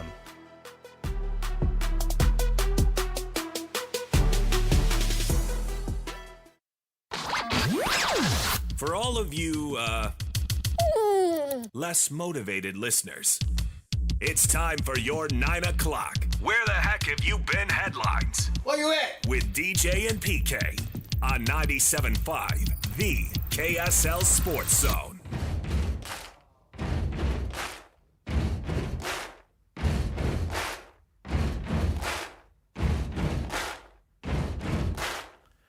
Slacker-rated headlines are brought to you by Trajan Wealth. Call Trajan Wealth today, your local trusted financial fiduciary. Call them at 801-210-6800 or visit their website at TrajanWealth.com. We have talked a lot of college football this morning. I don't think the Utes' postseason is going to be changed or shaped by the win, but, man, just for 3.5 hours of entertainment and for seniors who want to win the last game, and if that was Kyle Whittingham, or last home game, if Kyle Whittingham, if that was his last home game, what a way to go out. That game was wildly entertaining, PK. Well, and also for recruits on the sidelines. Yes, for the future, you're right. I mean, you're always recruiting. They had guys there. They got a quarterback commit out of it. They did. Look at the environment. Where was he? Was he committed to UCF or something? UCF flipped overnight. Yeah, and who Kane knows? Archer. And maybe he's a hell of a quarterback. We have no idea. I mean, that's the first I'm hearing of him. And maybe he'll transfer before he ever plays, so who knows? Who knows? But nonetheless, you'd rather do well in recruiting than not, and then let the later chips fall where they may. You don't want to have a bad day recruiting. So right. And I thought the thing about the game was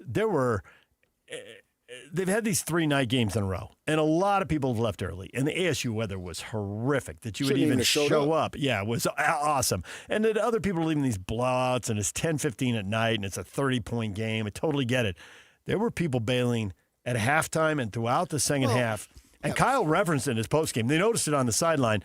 I was struck that at the south end, which those are more expensive, and I assume corporate, those looked like they were 10 or 15% full at the end of the game. Well, yeah, I think you're overlooking the fact they wanted to get home and watch BYU. Oh, okay. And then at the north end zone, it was packed, and it was bedlam. It was like opposite ends of the stadium, totally different environment. Well, because they're drunk. Okay. All right, thanks. We're not going to have a serious discussion Look at you go. It's definitely 9:30. All the wealthy BYU entrepreneurs who have to go for corporate reasons and sit in the south end zone. I mean, in the north, they got nowhere to go. Yeah. Who wants to go home in their trailer? Well, then when they pick ends, usually you pick based on the sun or the wind or whatever. It's like you got to play in front of the north end zone fans. That was a chaotic environment in the best sense of the word. No field storming after beating a 5-5 team. I assume you appreciated that. Right. Yeah. But chaos. We were down on the field at the end of the game, and the stands were, it's easy to say, oh, they erupted in the stands. They really did. Well, I've been down there for many, many games and some of their finest moments. And what percent of that was the craziest game people I've like, been on. have you ever seen anything like that? You don't want to rain on people's parade in the moment, but I'm like, oh, did you see the USC-Utah game, 43-42? But that was sort of back and forth. It was back and forth. That was a traditional, quote, slugfest. They were down 14 in that game, though, a couple of times. Yeah, but everybody knows SC's defense. Yeah, SC's defense always, there's going to be a chance. Right. Whereas it was just these 80-yard runs. You're like, what is going on? Well, I was talking to a security guard, and he's just going, oh, man, I'm like, yeah. And he goes, who do you guys play next week? It dawned on me, he thought I was from Kansas State. First of all, I don't play anybody. Yeah, look at me, man. I got a bad knee, and I want to protect my Achilles. He clearly thought, because when you come out, you come down the southwest side. You end up standing by the entrance to their locker room. Yeah. And that's where they let us go down on the field. Plus, you were wearing purple. Yeah, I was not wearing purple. I had on gray. I make sure I never wear any color associated you make with that anybody. mistake once early in your career, you never make it again. I wear red to a women's BYU-Utah basketball game and got lit up. And I didn't even think of it. Yep.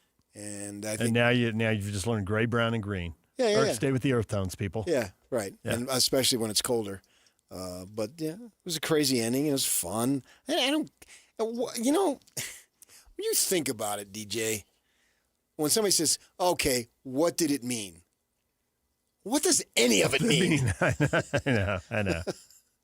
If you want to go big picture. I know there was a whole bunch of discussion about, well, now the committee's going to have a reason, hey, they didn't look good. They're going to have a reason to drop them.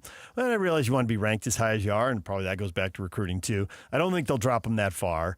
But I never thought that they were going to leapfrog Utah over people. Utah needed people in front of them to lose, and this is basically, it's not completely, but it's basically 3 weeks in a row. It's pretty much been favorites win.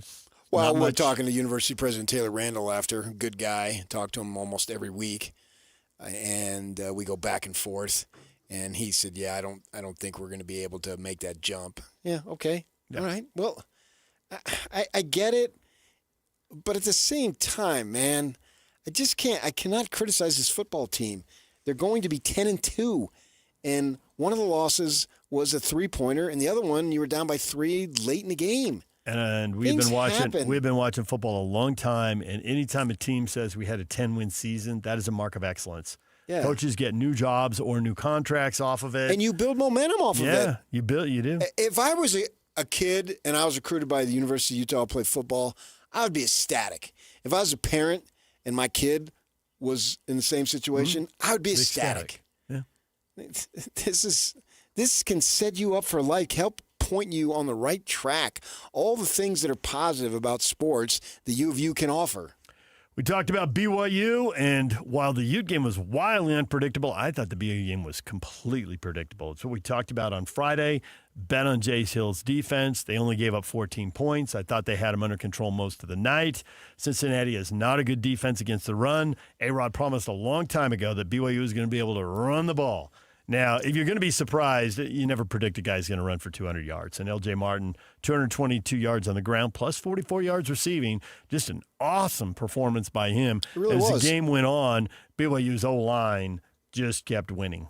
And offensive line has been very good this year. And Utah's got a lot of publicity, but BYU's has been good too. Yeah. Yeah, and it's important. And then LJ broke every tackle he needed to, and even when they got him down, he was finishing, falling forward for another yard or two, and it was a rock solid. It was a 6-point game, so you knew anything could happen. One bizarro bounce or whatever, but BYU was in control.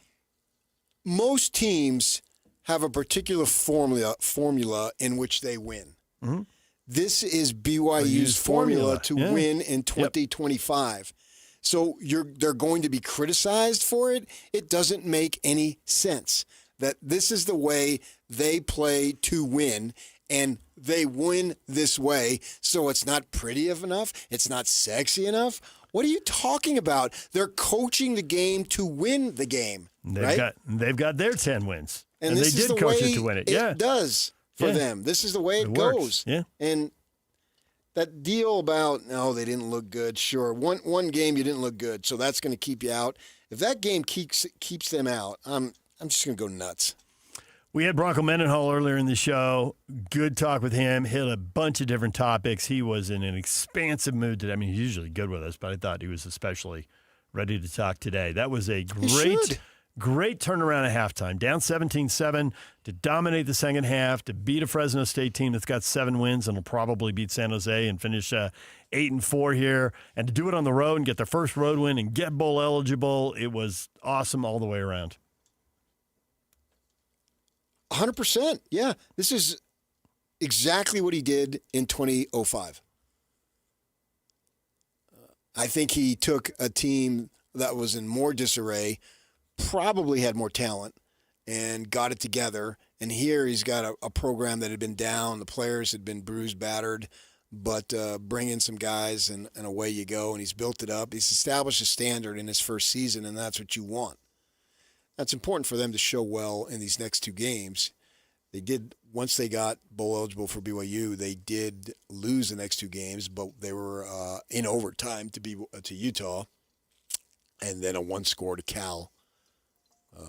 And so it's not like they got blown out in either of those games. They went down to I think that was the first of several Vegas bowls that basically 5 in a row, I think, gave the Vegas Bowl a new lease on life. Yep. That was about to be elevated it big time. About to be eliminated or discredited. There was talk about it. Word? Yeah, I know. I don't know whatever the phrase you would use. They were going to go away. Right.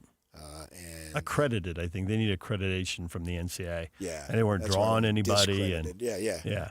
So all of a sudden they're filling it up, and now they got an NFL stadium, and they got Power League contracts. And away it's they go. Totally pivoted. Yeah, Vegas itself, from the sports perspective, is totally pivoted from those days. A lot of speculation that that's where the Utes are headed, which makes sense because bowls need to be drivable, and that one is.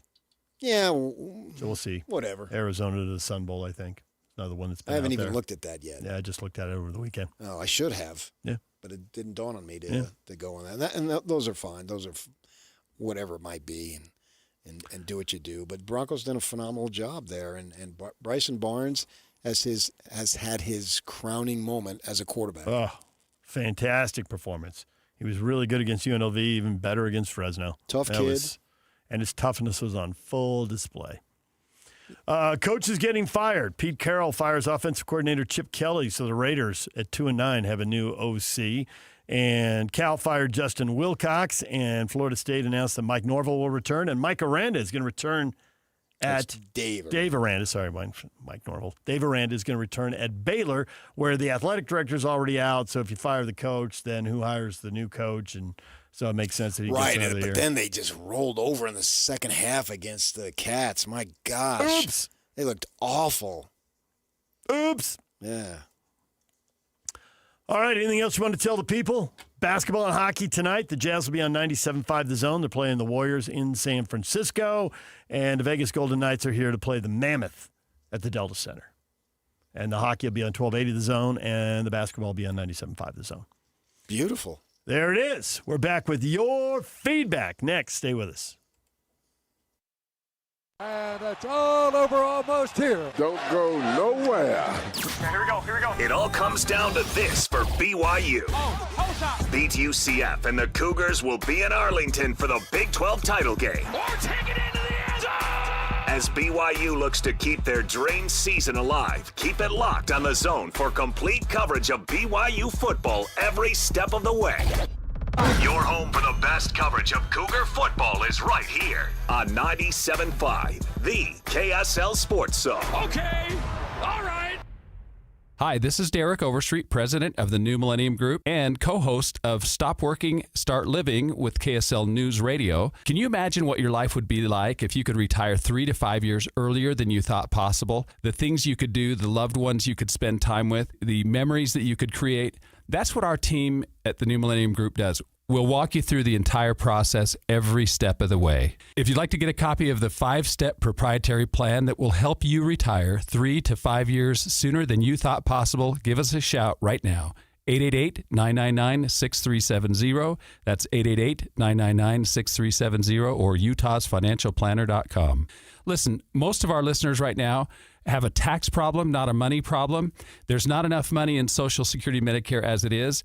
Let us show you how you can significantly reduce your taxes. That's 888-999-6370, 888-999-6370, or utahsfinancialplanner.com.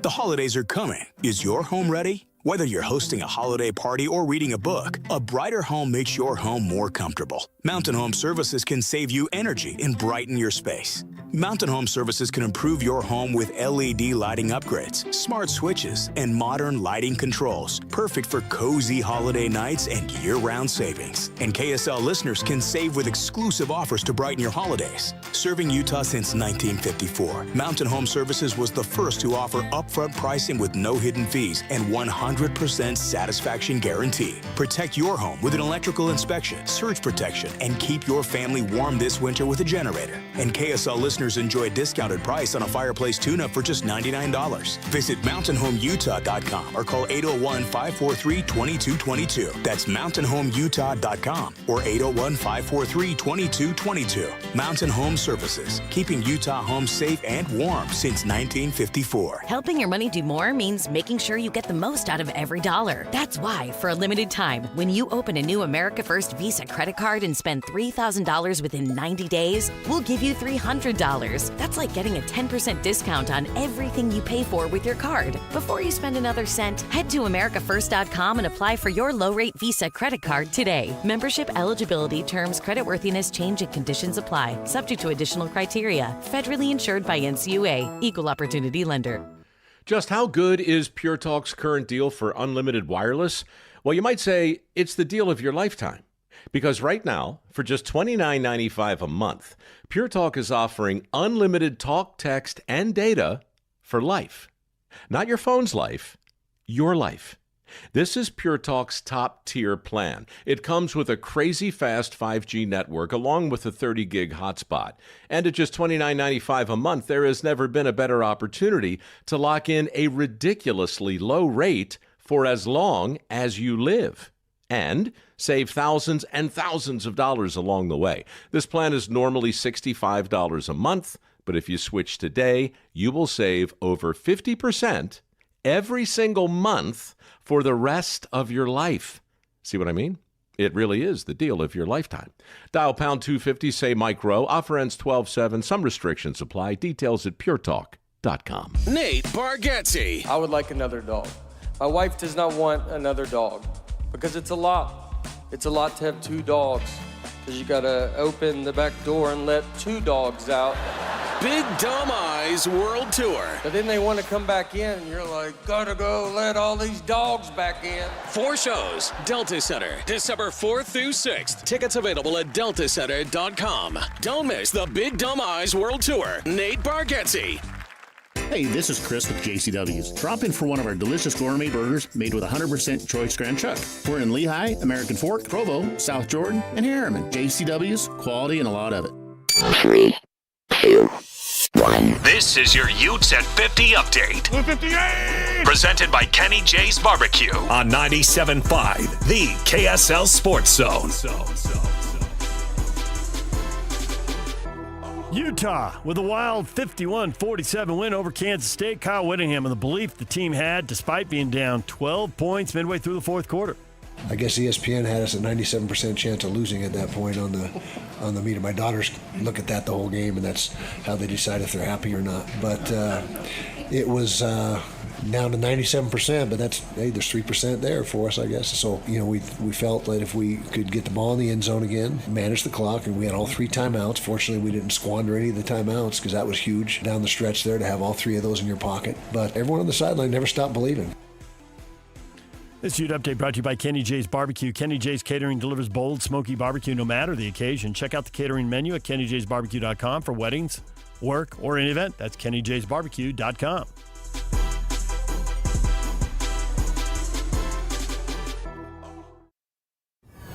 And now, enough of us. It's time to hear from you. From all your texts, tweets, and posts.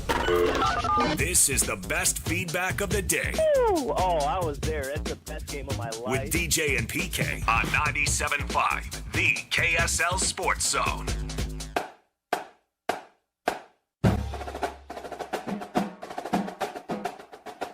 The John Watson Northern Utah High School Player of the Week.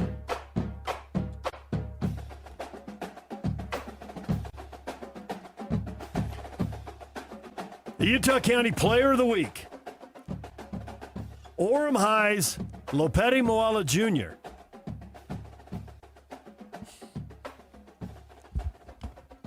He had 8 tackles, 3 tackles for a loss, and a sack and a half.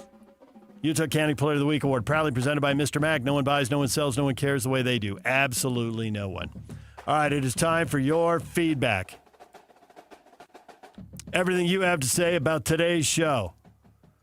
BYU beats Cincinnati, takes a giant step towards playing for the Big 12 championship. How cool is that? Highly ranked. True Blue BYU sends us a cartoon, PK. Yes. It's so dope. Don't ever do that again. I want to be accurate and authentic, even if it was awkward. Accurate, authentic, and awkward. AAA. I am a member of AAA. Chris says Bears going to get him to Dallas. Okay, then they need to hustle over to Arlington. Okay. Thank you for the geography. Well, you're super close, though. You are. You're close. You got to fly in the airport in Dallas. Right. That's what I meant. Yeah. Scott says, you mean LJ is. Martin is by far the best player on the team. As LJ goes, so goes BYU. Bears got to do a lot better. Way too slow in his reads. Well, yeah. Give him some time here. It's hard to criticize what he's allowed to do and what he does do. Martin has had a huge season, no doubt about it. I don't know if he's the best player on the team. I might look at somebody from the defensive side. If you want to go the most important player offensively, I'm fine with that. Brandon, I was not impressed by our offense nor our offensive play calling. If we play this way against Texas Tech in the Big 12 championship game, we are cooked. Win the freaking game, man. Brandon, man, you got to enjoy life a little bit. I thought that was a really impressive win on the road against a good, but not great, but a good Cincinnati team. And I didn't think they rolled over at all. You know, they'd lost 2 in a row. They were going to try to fight their way through it. Their D got a lot of stops after the ball across midfield in the first half. And Big Fox was there, and Big Fox was in Lubbock, and that fired everybody up. Now, it wasn't immediate. They had to wait several hours before the game started. I understand that, but still, there was a clutch win, man. You needed a win, and you got it. You're 10-1, and you're worried about what isn't. Be grateful for what you have. My goodness. Nav says the Utes have a comeback for the ages to 10 K-State. How nuts was that game? Nav says, crazy. Who scores a 100-plus yard two-point interception off an extra point attempt? That doesn't happen very often. Yeah, and they picked up the flag. They could have called potential pass interference. I think the ball was deflected to the line of scrimmage, and that got him off the hook. I don't think it had a big effect on the game. As it turned out, I think mentally at the time it did, because it's like, oh, now it's 10, you need a touchdown, a field goal. And ultimately they got the 2 touchdowns anyway. Right. So, but at the time, I can see where if you're looking for something to hold on to on the sideline, you're like, see, okay. Sure. Okay, fine. But ultimately. Yeah. It was a bizarre play and a game of bizarre plays. Exactly. John says the gods are smiling. Texas Tech's going to lose this weekend at West Virginia, and Utah will get the revenge in Arlington. That would be the ultimate smile. Jesse says most likely just going to mean Utah versus BYU in the Alamo Bowl. The projections are BYU and USC in the Alamo Bowl. I don't know what they know or don't know, but looking at a couple of the ESPN writers who take their guesses, that's what they had was BYU and USC in the Alamo Bowl and Utah in the Vegas Bowl against a couple of different opponents. There was no agreement on who they play. Jeez, that would bite for these guys to be this good 2 years in a row and be left out. Yeah. We've had someone send in some audio. Yak, what do you have? You can go to our app and use the voicemail. So your good friend Liz sent this in, and I think this is going to get some people. Oh, sorry, not Liz. Jill had this to say. And I know you have a good friend, Liz. So here you go. Well, I think we can all agree that this Utah win shows that they're living right on and off the field. No, the classics never grow old. I mean, some of them, some of the stories I've heard. 18 years and still going with that quote. Yeah, where would this community be without me in Austin? Be cheated out of that quote. Don't want to be cheated out of that and quote. Austin loves me, man. I saw him down in Black Desert, came up to me. Yeah, 18 years, he's worked through whatever it was he was feeling. So there you go. I mean, he was very self-effacing when he talked about that quote when he was on with us. Oh, yeah. Yeah. It was awesome. I don't know if he'd go that far. We'll get him back on and ask him if it was awesome. Oh, he's a collie. He stands by it 100%. Well, he said something about opening his mouth and putting his foot in there. I can't remember how he phrased it. He didn't. What did he say? He said something self-effacing that he shouldn't have said it or he popped off. How did he phrase it? He used some expression. I don't know what it was. It was very self-effacing, and I thought it reflected well on him. That 18 years later, is that what you're saying? Yeah, that he approached it, yes, when he came on with us. For people who walk around, you and I know different, but people walk around thinking somebody hates you or whatever. Yeah. That was not his attitude at all. Give me a team, any sport, any time, full of guys like Austin Collie, and I'm winning.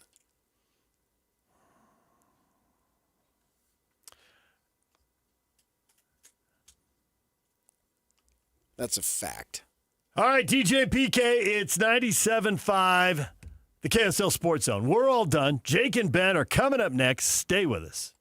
All right, big finish. Show's over, folks. That's it. Go home, everybody. None of this ever happened.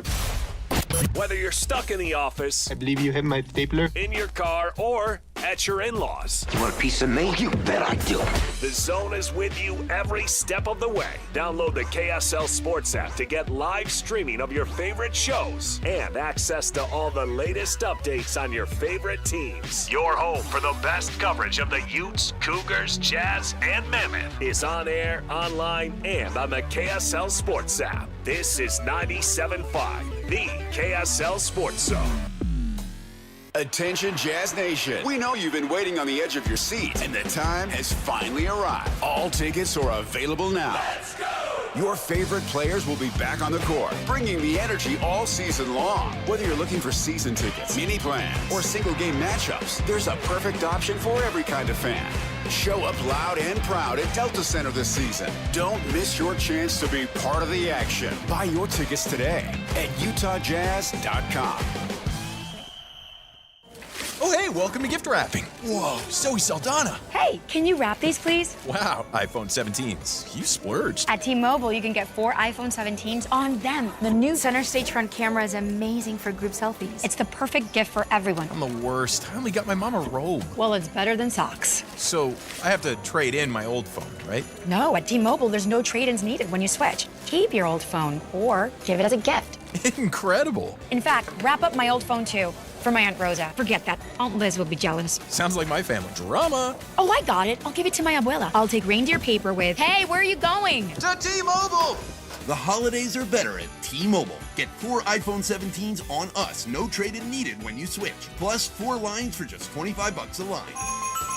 With 24 monthly bill credits and 4 eligible port-ins on essentials for well-qualified customers. Auto-pay plus taxes, fees, and $35 device connection charge. Credits ended. Balance due if you pay off early or cancel. Contact us. Finance agreement 256 gigabytes, $830 required. Visit T-Mobile.com. Tom, I'm on the sideline here with Doug Smith-Chevy. Doug, the NCAA has changed its rules regarding NIL money. What do I have to do to land an amazing new 2025 Chevy Silverado? Just come on down to Doug Smith Chevy in Spanish Fork. Doug, I'm more than happy for you to use my name, image, and likeness. All I want to know is how do I get one? You have to buy it, Scott. Together, let's drive. Get 2.9% APR financing for 72 months for well-qualified buyers when you finance with GM Financial on all new 2026 Chevy Silverado 1500s. No one knows Chevy like Doug. Trust the professional parts people at O'Reilly Auto Parts to recommend the products for your next oil change. Right now, get 5 quarts of Valvoline Full Synthetic Motor Oil and a Wix filter for $35.99. Plus, get a $15 gift card after rebate. Limits apply. See your O'Reilly Auto Parts store for details or shop O'ReillyAuto.com. O'Reilly Auto Parts. You like saving money, right? We all do. That's why Allstate just lowered the price of car insurance. Not, but wait, there's a catch. Lower. Actually lower. So if you're shopping around or just want to see how much you could save, check Allstate first for a new lower auto rate that could save you hundreds. You're in good hands with Allstate. Not available in every state. Only applicable for new auto insurance business. Rates will vary by several factors, including how you purchase the policy. Potential savings vary. Allstate North American Insurance Company and Affiliates, Northbrook, Illinois. Throughout life, we have plenty of special occasions and events, whether it's a prom, a graduation, a mission call, a new job, or how about a wedding? Mr. Mac has always been there to help serve you for all of your monumental moments. Mr. Mac has been family-owned for more than 50 years, and that's important. And they'll make sure that you look and feel great, with affordability always in mind. The Mr. Mac family creates long-lasting relationships with their customers, and they've been doing it for generations. 9 locations across the Wasatch Front or online at MrMac.com. Broadcasting from the Mountain Home Services Studio, this is 97.5 KZNS FM Colville, 1280 KZNS AM Salt Lake City, and 102.7 KSL FM HD2 Salt Lake City Midvale. This is 97.5, the KSL Sports Zone. And now, it's 10 a.m. Let's just get down to it. And it's time for your sports fix. Strap yourselves in, folks. From 2 guys who have covered the teams you're passionate about for years. We are professionals. This is Jake Scott and Ben Anderson on 97.5, the KSL Sports Zone.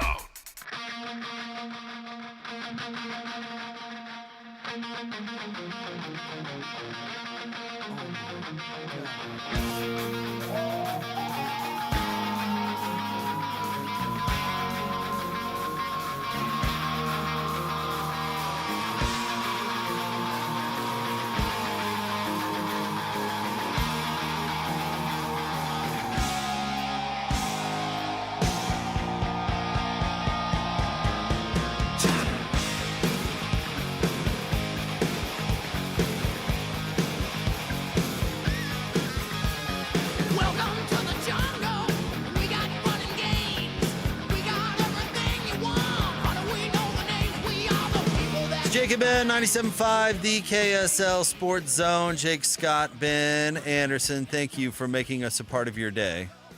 My day has now been ruined. What? Well, let me explain. The good folks from Modern Display are here. I love Modern Display. They're putting up Christmas decorations in the studio, and let me tell you, they are good at what they do. I mean, the tree looks excellent. It does. I was going to say, this isn't the one they store away most years. This looks a lot better. They are, job. They are professionals. They've got smiles on their face. They're obviously know what they're doing. So don't get me wrong here, but I am not. They don't know this, but I am not one holidays person, and I am definitely not decorating person.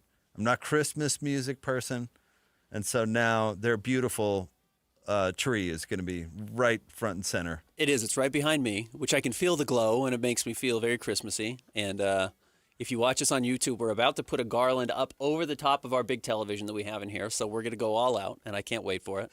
So the first thing I did when I walked in is I got a selfie with the tree. So I'm the counterbalance to your Scroogeness.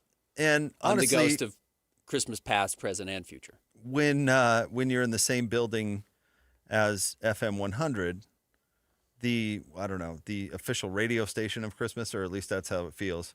I think you're kind of obligated to put your best foot forward. You know what I mean? Mm-hmm. So that's what we're doing. But to be fair, the FM 100 studio has been decorated for, since July. I mean, no, honestly, I think on Halloween Day they were taking the stuff down and putting Halloween. Christmas up. So, yeah, they're on top of it. Anyway, shout out to the good people at Modern Display. No longer on 7th East and 4th South. They moved to the Shopco over on, was that State? 60th South and State, somewhere in that range. Yeah. Look at you, Ben. You're like a. I'm a fan. I'm not lying about my fandom. Modern day Google Maps over here. Modern Display Google Maps. Yeah. What was the old one that I remember? This is a funny memory, and then obviously we're going to dive into football, but back when I first got started, I absolutely volunteered to do some high school games. Mm-hmm. Right, whatever opportunity I can get. I have this memory of Google, like MapQuest, getting printed out, like 5 pages, MapQuest, and being like, how do I get to American Fork High School from here? And it's like this big thing where I'm driving in traffic and trying to flip through the paper and driving. Yeah. It's better now. Thank goodness. It's better. Display on the dashboard. Yeah. Christian has no idea. I'm impressed though. You had Modern Display dialed up. You knew what you were talking about. Oh yeah. I remember the old location well because I used to work at Charlie Corners, which is I thought it was a cool building. Right, I totally get it. 0 parking lot. It was atrocious, but it was a very cool building. A little more space. Yeah. Anywho, they're doing a fantastic job.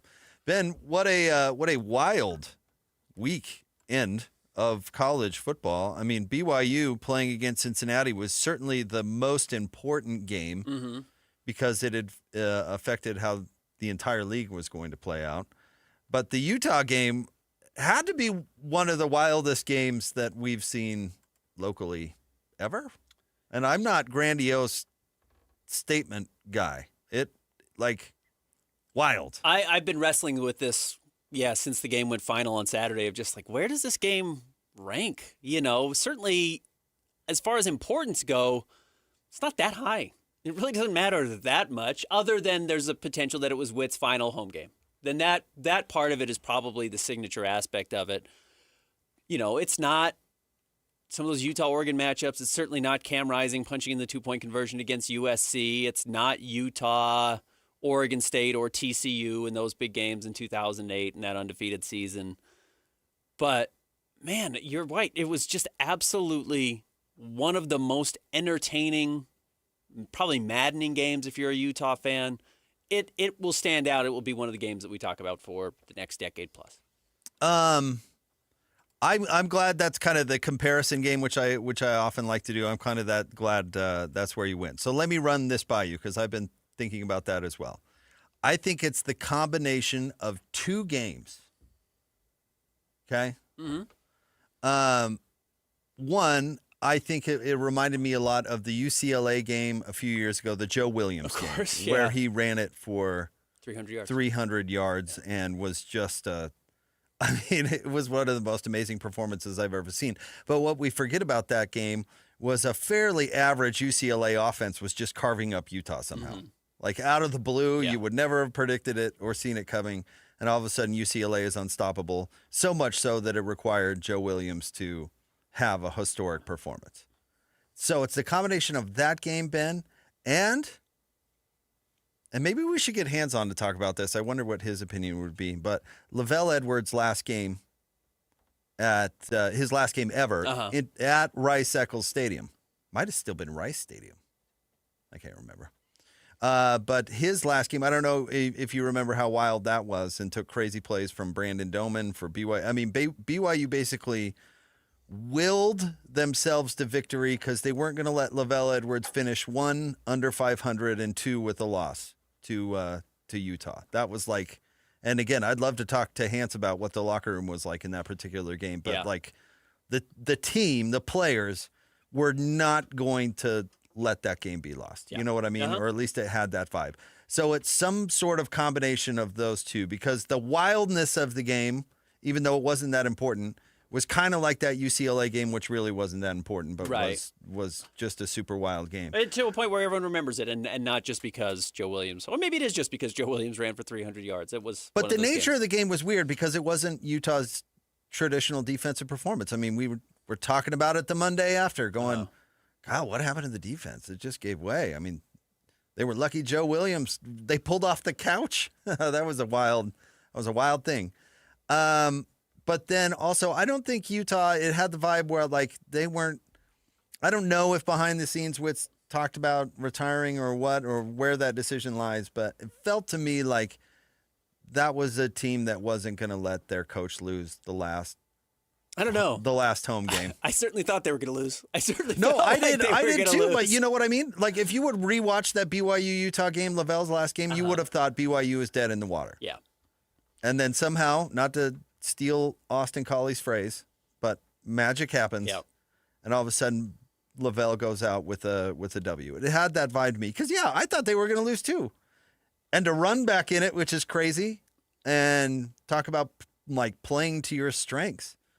I mean, Utah did all of that and didn't go away and didn't give up. And, rewarded with a victory, I suppose. I'm sure, like a lot of Utah fans, I was looking at this game with, certainly after the Devin Dampier fumble late in the fourth quarter, and even a little bit before that when he was just throwing behind guys and just had not, he had the nice throw to, was it Bentley for the touchdown in the first half, or early in the second half. But, he's missed a lot of throws. And I just got to the point where we talked a lot about, do you choose Bird or do you choose Devin Dampier going forward? And I just thought, can Utah play Devin Dampier the rest of the season? Like, Bird had been better in this game in his limited opportunities. I'm not sure he's going to throw the ball a whole lot worse than Devin Dampier is going to, if worse at all, if not just better. And he's so dynamic with his legs. He is such a game breaker with his legs. And it's not just, he hits the hole and he's gone. He is dragging guys in the end zone, which we saw over and over against Kansas State. And they just stuck with Dampier, and I was thinking, this is a weird move for Utah. And it proved to be absolutely right, because you ended up needing the best 2 sequences of football we've seen from Devin Dampier so far this season on the final 2 drives, which were making a couple of big throws. Obviously, the huge run, which actually, if it was Bird, the ironic thing is if Bird breaks that run on 4th and 1, he scores. Because he's faster than Dampier, and he trots into the end zone, and Kansas State gets the ball back with 2 minutes and 15 seconds left or whatever, and has a much better chance to score. Actually, I think Devin Dampier being a little bit hobbled and getting dragged out of bounds at the 4-yard line or whatever it was ended up really helping Utah. But it was really impressive, and this is a lot of what we talked about on Friday.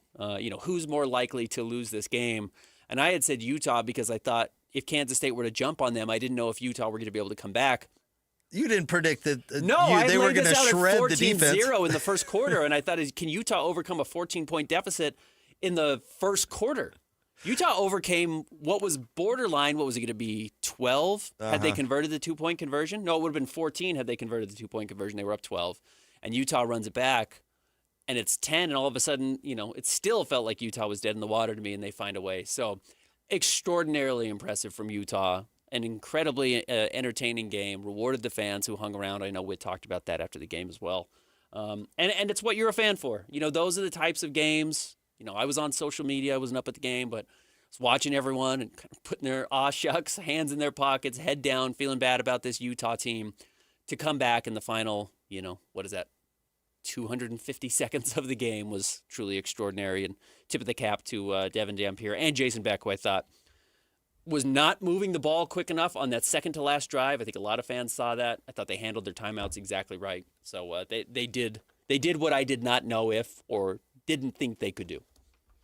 And not in the way that has traditionally done it either, which, again, stick to your identity. It was And Dampier did make two really good throws. And the two throws to Simmons were really good throws, both of them. And I have certainly I have thoughts on Dampier, but honestly, Kansas State should be so embarrassed to rush for 472 yards and lose is wild. I would love to see the chart on that.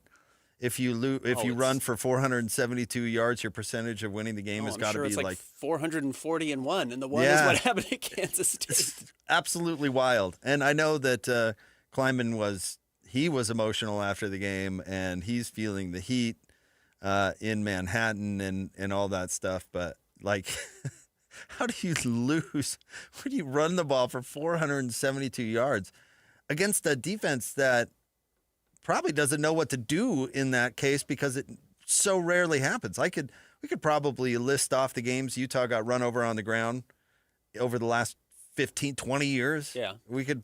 Arizona game a few years ago at Rice Eccles. It's like 10 of them. Oregon did it to them a couple of times. 10 at the most. Yeah, it's not a lot. Not in the Witt era. No.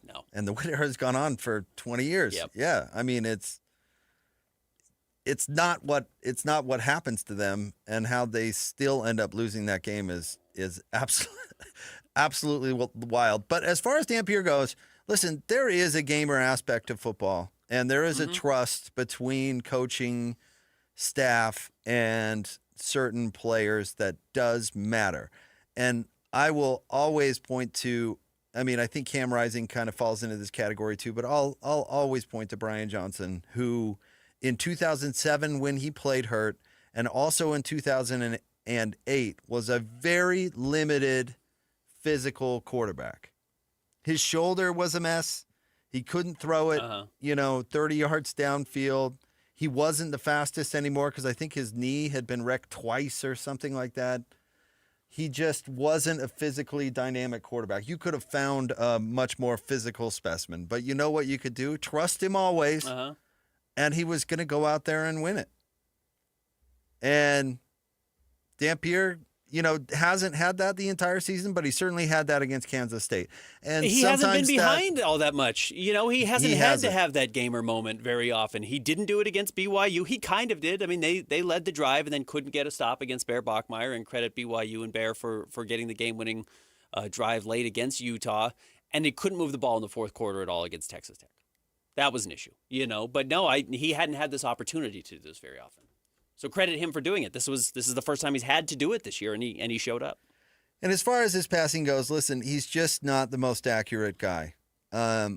You mentioned his good passes, and they were good passes. But I hope people understand, I'm certainly never comparing myself to Devin Dampier, but I had accuracy issues when I was a pitcher, and it's like, yeah, I get it right where I want it to go once in a while. It happens because I'm not completely inept, which I don't think Dampier is, but he's got accuracy issues, plain and simple. That's down the field, we saw it even with short passes and things. He's just got accuracy he doesn't have great issues. Touch. Yeah, he doesn't. But there's other ways to impact the ball game, and that's why he was brought to Utah. And those other ways won him a crazy game. I mean, won him a wild game. And Bird deserves credit. Bird 3 touchdowns on the ground. I mean, you couldn't have written this script. It would be impossible. I give you credit for saying that Kansas State was going to give Utah problems, but I don't think you would say, well, Jake, they're going to run for pretty much 500 yards, almost 1,000 yards. Now, why we're talking about Utah, and we will get to BYU again, the more important game from a conference standpoint, but the officials. Okay. I want Utah fans to remember this game. I want Mark Harlan to remember this game where stuff broke their way. And I'm not saying that the officials were right or wrong. You can go nitpick calls online all you want, knock yourself right out. Sometimes stuff goes your way, sometimes it doesn't. Sometimes the Lakers go to the line 70 times when they're at home, and sometimes they go to the line 40 times when I'm exaggerating, but they went to the line way fewer times the other night. Sometimes it goes your way, sometimes it doesn't. And there are 50-50 iffy calls that can be made on every single play in football. And sometimes they're made, and sometimes they're not. And sometimes it breaks your way, and sometimes it doesn't. And was absolutely stolen from us We were excited about being in the Big 12, but tonight I am not. No, I wanted Harlan to kick in the door and go, I'm fired up about being in the Big 12 tonight. Yeah. Woo! Yeah, doggy. I wasn't happy about being in this conference a year ago, but tonight I am. I'm fired up. Every 50-50 shot went our way. It did. Woo! Even just picked up some flags. Yeah. Even just picked up a couple of flags that were on the ground. Well, even benefiting from dreadful Kansas State decisions. That might have been the most egregious targeting, head-to-head contact, that first late drive, hit. That first drive was bizarre. That was so bizarre from Kansas. That was the worst State. penalty in the history of football. So anyway, my point is, remember this game next time it doesn't go your way. Because sometimes it does and sometimes it doesn't. I agree. I don't think the refs stole this game from Kansas State. The same way I didn't think the refs stole the game from Utah last year at home against BYU. Well, you did kind of defend Harlan. So. I said I loved that he did that because how many times have we played that drop now? 400? We've played it every day since it happened? I don't think that was your reasoning at the time, but yeah, I get your point. I said, absolutely, you should do it. It's great radio. It's great for us. I said, I wish more people would do it and give us more good radio. Oh, man. Anyways, neither here nor there. It was such a freaking bozo. It was an incredible win from Utah. And no, it's not the most important win of the weekend, but it was the most surprising on so many fronts. We had not seen Devin Dampier do this type of stuff. We had not seen Utah's defense play this poorly. For it to be likely, it feels like Kyle Whittingham's last game at Rice-Eccles Stadium, certainly from the emotion he had after the game. Yeah, the post-game felt like it, didn't it? It certainly had that feel. And, despite the fact that he's lost to BYU 3 times in a row and Utah's not going to win the Big 12 and probably not going to the college football playoff, if he wanted to end it here, I still think this is a very respectable place to walk out and still say, you're walking out as close to on top as you can probably get. Yeah, it's a 10-win season. It's a great season. Top 15 team in the country. Who cares what you do in the bowl game? Bowl games are silly now at this point, unfortunately. But it's been a great year. It's been a good year, and he will have left Utah in a good place if this is his last go around. Because the playoffs include so many teams, that does not mean we should discount how difficult it is to get to 10 wins. And honestly, that's regardless of what league you're playing in my opinion. Because I know sometimes we discount those old Mountain West years where it felt like Bronco was getting 10 wins a year and Witt, was building up obviously to that Sugar Bowl thing. And it's like, well, they automatically are going to beat everybody in the league but BYU and TCU. And that was kind of true. But it doesn't mean you didn't have to beat BYU and TCU and vice versa. And that it wasn't difficult to put your best foot forward each and every week. As Majerus said famously, heavy is the head that wears the crown. Mm-hmm. If you get... He's the first person to ever say that. Well, he said it publicly, and it was like... It was after somebody would have to remind me. It was like after a tough loss or something like that. Because they Michael Scott. Because they get everybody's best effort all the time. Yeah. And if you get Wyoming's best effort once in every 10 years, Absolutely. what I mean? Yes, big time. So we should not discount how difficult it is to get to 10 wins. Yeah. And if you really wanted to be annoying, people could say, yeah, but you didn't beat anybody. The 2 teams you played, you lost to. Spare me. It's hard to get to 10 wins. Yeah. Stuff has to go your way. It does. It's hard. Yep. So those players deserve credit. As we learned over the weekend. Yeah, absolutely. These games happen, and we'll talk BYU, and I'm excited to talk about this game as well because there are 2 teams in Kansas State and Cincinnati who are absolutely perplexed at how they lost these games. Both of them should be. Kansas State, how do you run for 500 yards essentially and lose a game? Cincinnati is looking at 5 trips that should have resulted in at least 3 points each that didn't. That would have been the difference in the game. So, all right, we will get to the Cougs. We've got top 3 stories coming up next. Our friend Chewbacca on the Snap Talk, who's always funny, says, having to host a sports radio show with Griswold Christmas setup going on, literally over shoulders, is freaking hilarious. I'm sure Jake is biting his tongue right now. Yes, I am. Yes, I am. Loving it. But I'm telling you, it looks good. I'm going to take the headphones off. I'm going to start hanging ornaments. Stay tuned. Yeah. Top 3 stories next. 97.5, the KSL Sports Zone. It's game week for the Utes, and the KSL Sports Zone is getting you ready for kickoff. After one of the craziest, most bizarre games in Utah history, Kyle Whittingham and the Utes hit the road for the regular season finale in Lawrence against the Kansas Jayhawks. Listen all week long for the best coverage of Utah football on KSLSports.com. Let's go then. Let's go, baby. Your home for the best coverage of Utah football is live on air, online, and on the KSL Sports app. This is 97.5, the KSL Sports Zone. After 30 years of plumbing experience in Utah, we've compiled a list of items we plumbers commonly find in sewer systems. First off, hair. Lots of hair. Like, so much hair. Oh. Roots, dental floss, marbles, and every other toy imaginable. Dentures, watches, coins, live animals, also dead ones. Photographs, we assume from active and very healthy relationships. Wigs, kitty litter. Look, the point is, don't use the toilet as a landfill. This has been a public service announcement from your buddies down at Shamrock Plumbing. Just how good is Pure Talk's current deal for unlimited wireless? Well, you might say it's the deal of your lifetime. Because right now, for just $29.95 a month, Pure Talk is offering unlimited talk, text, and data for life. Not your phone's life, your life. This is Pure Talk's top-tier plan. It comes with a crazy fast 5G network along with a 30-gig hotspot. And at just $29.95 a month, there has never been a better opportunity to lock in a ridiculously low rate for as long as you live. And save thousands and thousands of dollars along the way. This plan is normally $65 a month, but if you switch today, you will save over 50% every single month for the rest of your life. See what I mean? It really is the deal of your lifetime. Dial pound 250, say Mike Rowe. Offer ends 12/7. Some restrictions apply. Details at puretalk.com. Hey, it's Jason Smith. If someone asks you to pay with a gift card, it's a scam. Always. Scammers love gift cards because they're just like cash. They use fake stories about prizes, overdue bills, or emergencies to get you to act before you think.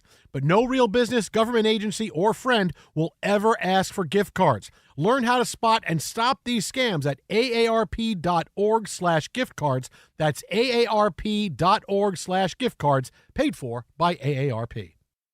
If a Lenovo gaming computer is on your holiday list, don't shop around. Just go directly to the source, Lenovo.com. You'll find exclusive deals on the gaming PCs you want, like the Lenovo Legion Tower 5 Gen 10 gaming desktop and Lenovo Lock gaming laptop. So avoid all that shopping chaos and price comparing, and just go directly to the source, Lenovo.com, where PCs are up to 50% off. That's Lenovo.com.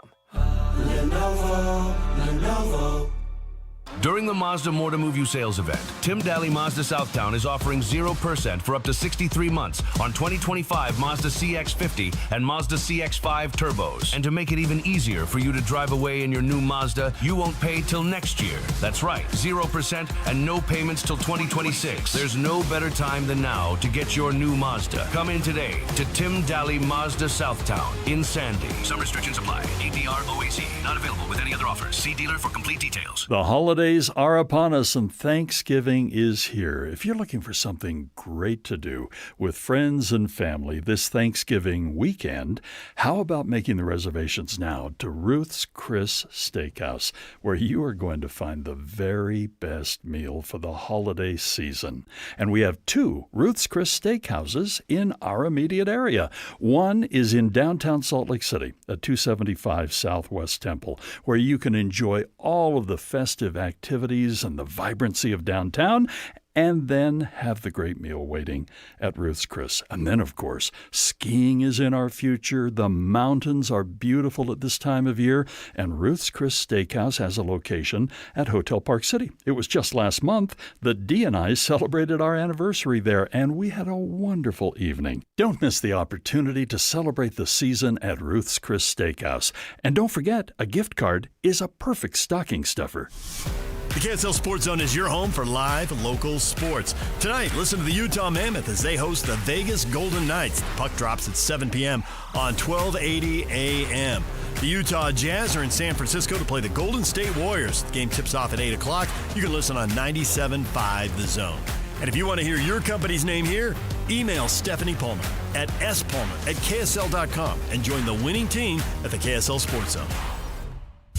This is your Cougars at 30 update.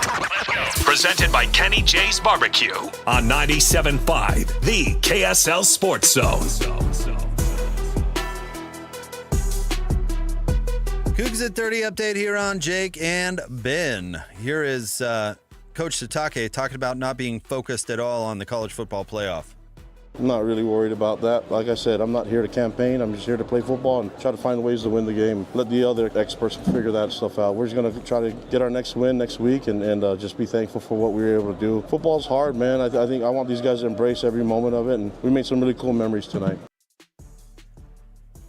This update is brought to you by our friends at Kenny J's Barbecue. Make this Thanksgiving unforgettable with Kenny J's. Skip the stress and bring home slow smoke perfection. Pre-order your Thanksgiving meal today. Text 801-230-5396. That's 801-230-5396. Kenny J's.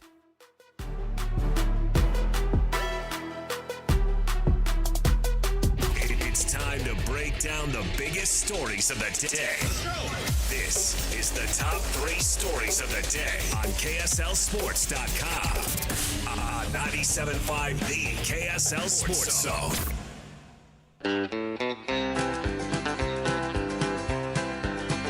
I'm a charger that charges through the night like an orange bolt of lightning, passing everything in sight. I'm the best pal the Duke boys ever had. I'm thunder on the highway looking bad, bad, bad. I'm a knight, like the kind in shining armor, with my polished body gleaming. I'm a fighter and a charmer. Jacob Ben, 97.5, the KSL Sports Zone. Time for the top 3 stories of the day. KSLSports.com, brought to you by J. Brooks Jewelers. Cherish your love with J. Brooks Jewelers. Explore their expertly crafted engagement rings made from the finest materials. J. Brooks Jewelers. If you are watching on KSLSports.com or on YouTube and you see the decorations going up here in the studio, Ben, it's a reminder the holidays are coming. Yeah. And jewelry usually is a home run, I'm just going to say. Safe bet. Pretty safe bet. Yeah. Where do you want to start today, Christian? Number 1, we'll go here. L.J. Martin has a career day on the road at Cincinnati. As you see L.J. Martin break a big run for a touchdown that I think is going to put him over 200 yards rushing on the day. It will. He'll take the 6 here, but there's an argument to be made that you should go down and end the game. Ben, you know what I loved about L.J. Martin's performance against Cincinnati?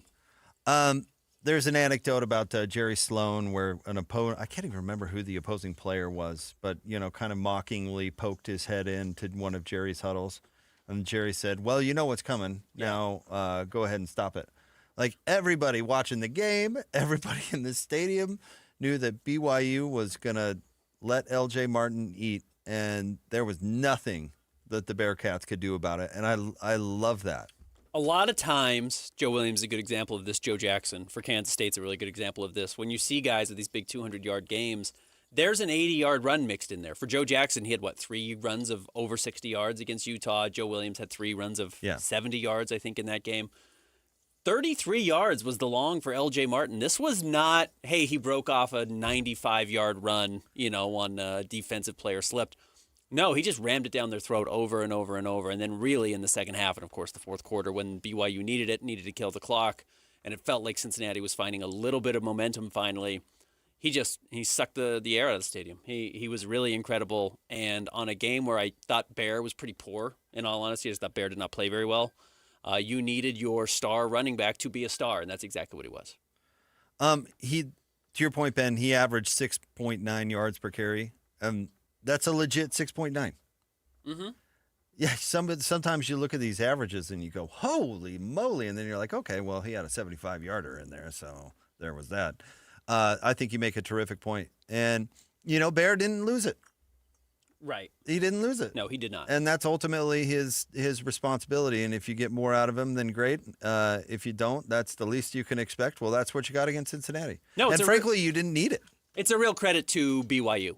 As a team, how good the team is. And yes, you can bemoan, Cincinnati's 3 missed field goals and 2 trips to the red zone that wound up empty, and another one across midfield that I think is when Sorsby threw the interception.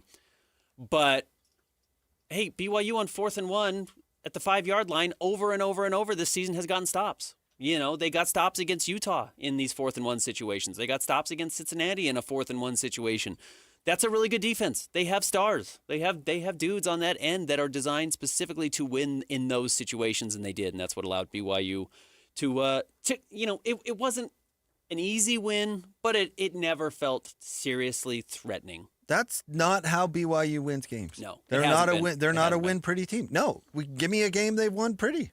No, and they've had a couple that were 3 touchdown games, but yeah, this was closer than even the score would imply because, as you heard on the highlight coming in, LJ Martin did score on the final touchdown, which, by the way, I think you do need as many glamour points as you can. You need to blow out teams as much as possible.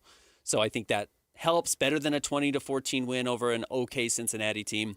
But no, you're right. They don't win a lot of games big. TCU, they won pretty. They did. And that's it. Before that, Iowa State. Now, the final score looked good, 41-27, but we know what the first half was like.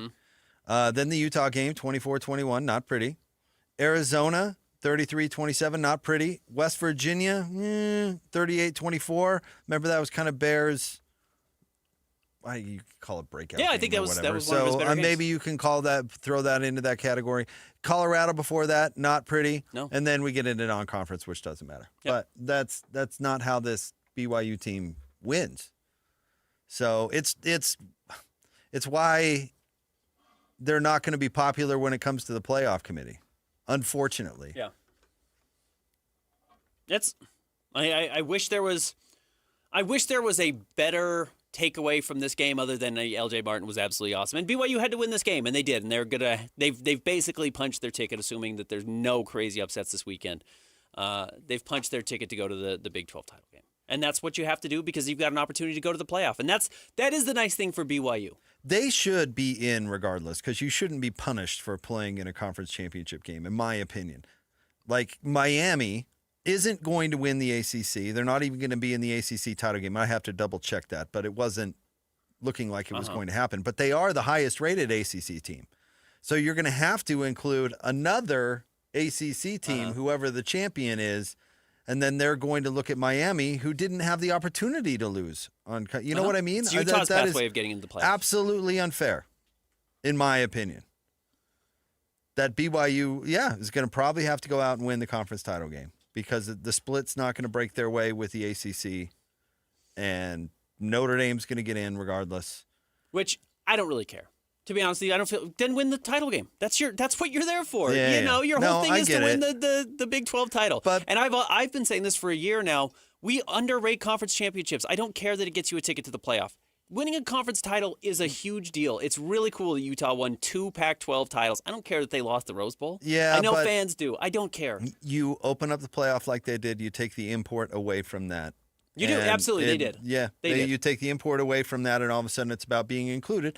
And being included now is a bigger dog and pony show than it's ever been. But you know what? Even if BYU, to counter, I guess, my own point, had won this game 52-14, they'd still find a reason. Well, they're not jumping Oklahoma. Oklahoma beat a ranked team. They're not jumping these teams in front of them that have beat teams that were ranked. And, Oregon got a nice win over USC. But it does Oklahoma beat Missouri. It does take USC out of the convo, though, which is better for the local schools. Sure.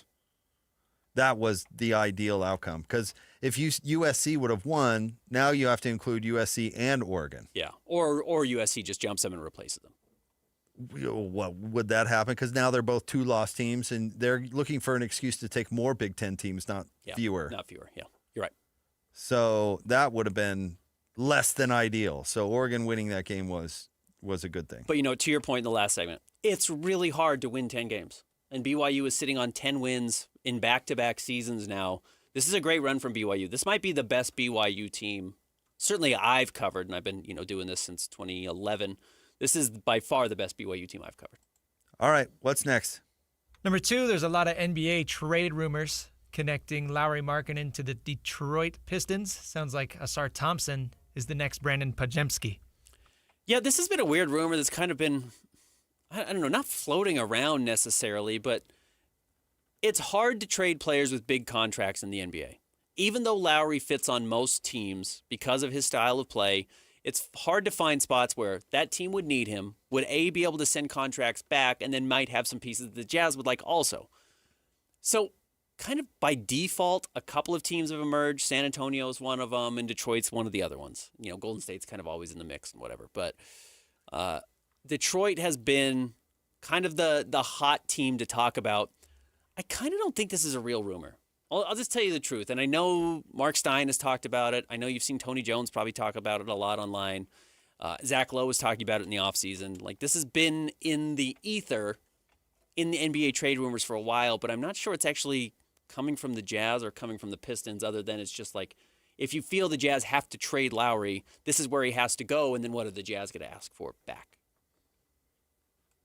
Okay. I'm not sorry to pour water on the conversation, but I really kind of think that's what's happening. Yeah, way to go, Ben. Good work. I think why a lot of people jump on these types of things is because it obviously makes Detroit better. Yeah, it does. Yeah, absolutely. So it's easy for somebody like Zach Lowe to throw out stuff like this when they hear rumors and not really have any idea how close it is or not, because Zach deep down goes, well, this would make Detroit really good. And it would. So I don't know what to believe. I think it'd be a great move for Detroit. No, I think there's logic for both teams here. But if you're again, that's why people run with it. Is because dolts like us and Zach Lowe can go, oh, that makes some sense. Yeah. And so then all of a sudden it gets legs, and we have no idea. I certainly have no idea if Asar Thompson is what will make or break it. I would get why the Jazz would be interested in him. Well, they don't want anybody else on the team. Are you giving us Cade? You know, that's what the Jazz are saying. So, no, you're not getting Cade Cunningham, so you got to go to the next best young player. Now, Ben loves Toby Harris. Well, honestly, Tobias Harris would have to be in the deal because that would be the contract that matches. So it would be like Tobias Harris, Asar Thompson, and one other contract, whether that's Christian Stewart, whether that's Duncan Robinson. Like, that's how you make the numbers work. And honestly, the Jazz would probably have to send Cody Williams back or something like that. And the Jazz Like that? Starting the week off poorly. And the Jazz would probably want picks. And it's just, you're asking teams to give up a lot. And I think, you know, while the Jazz have told me specifically they're not trading Lauri Markkanen, I think that more has to do with the Jazz aren't making calls to trade him. But obviously you're going to listen. And if someone offers that great deal, I think you have to listen. But I do think that it would make some sense here. But that doesn't mean it's anything close, you know? And why would the Jazz do it if it wasn't the exact return package they would ideally want? Like, why would they negotiate? I think there is still some if they're curious if they're going to be able to hold on to their pick, and I think they would like to have their pick. I do think they need defense. I think they have tried to make a point that that's going to be the case, and Asar Thompson's going to be one of the better defenders in the NBA for the next several years, so he brings some real value there. And if you are... And I don't know, maybe they're not. I probably am a little bit more. I still question whether or not you can win at a high level with Lowry as one of your two best players. Okay, but like that doesn't mean that you have to be in a hurry for anything. As far Absolutely as not. You do not. Other than if you worry you're going to lose your pick this year, which you can control. Listen, Walker's injury fixed that. Certainly helped. Yeah. I mean, if the idea is to win fewer than 30 games without Walker Kessler, unless they make a move. They're going to win fewer than 30 games. I have no doubt. Yeah. And honestly, we watched them against Oklahoma City play their brains out for 3.5 quarters, and then all of a sudden they get the doors blown off because they in the fourth and late third and fourth because they just don't have an answer for anything in the paint. Yeah, in the paint whatsoever. Right. Other teams can just do whatever they want, and when it comes down to okay, we got to put these guys away, the recipe ain't hard and is going to be copied. So I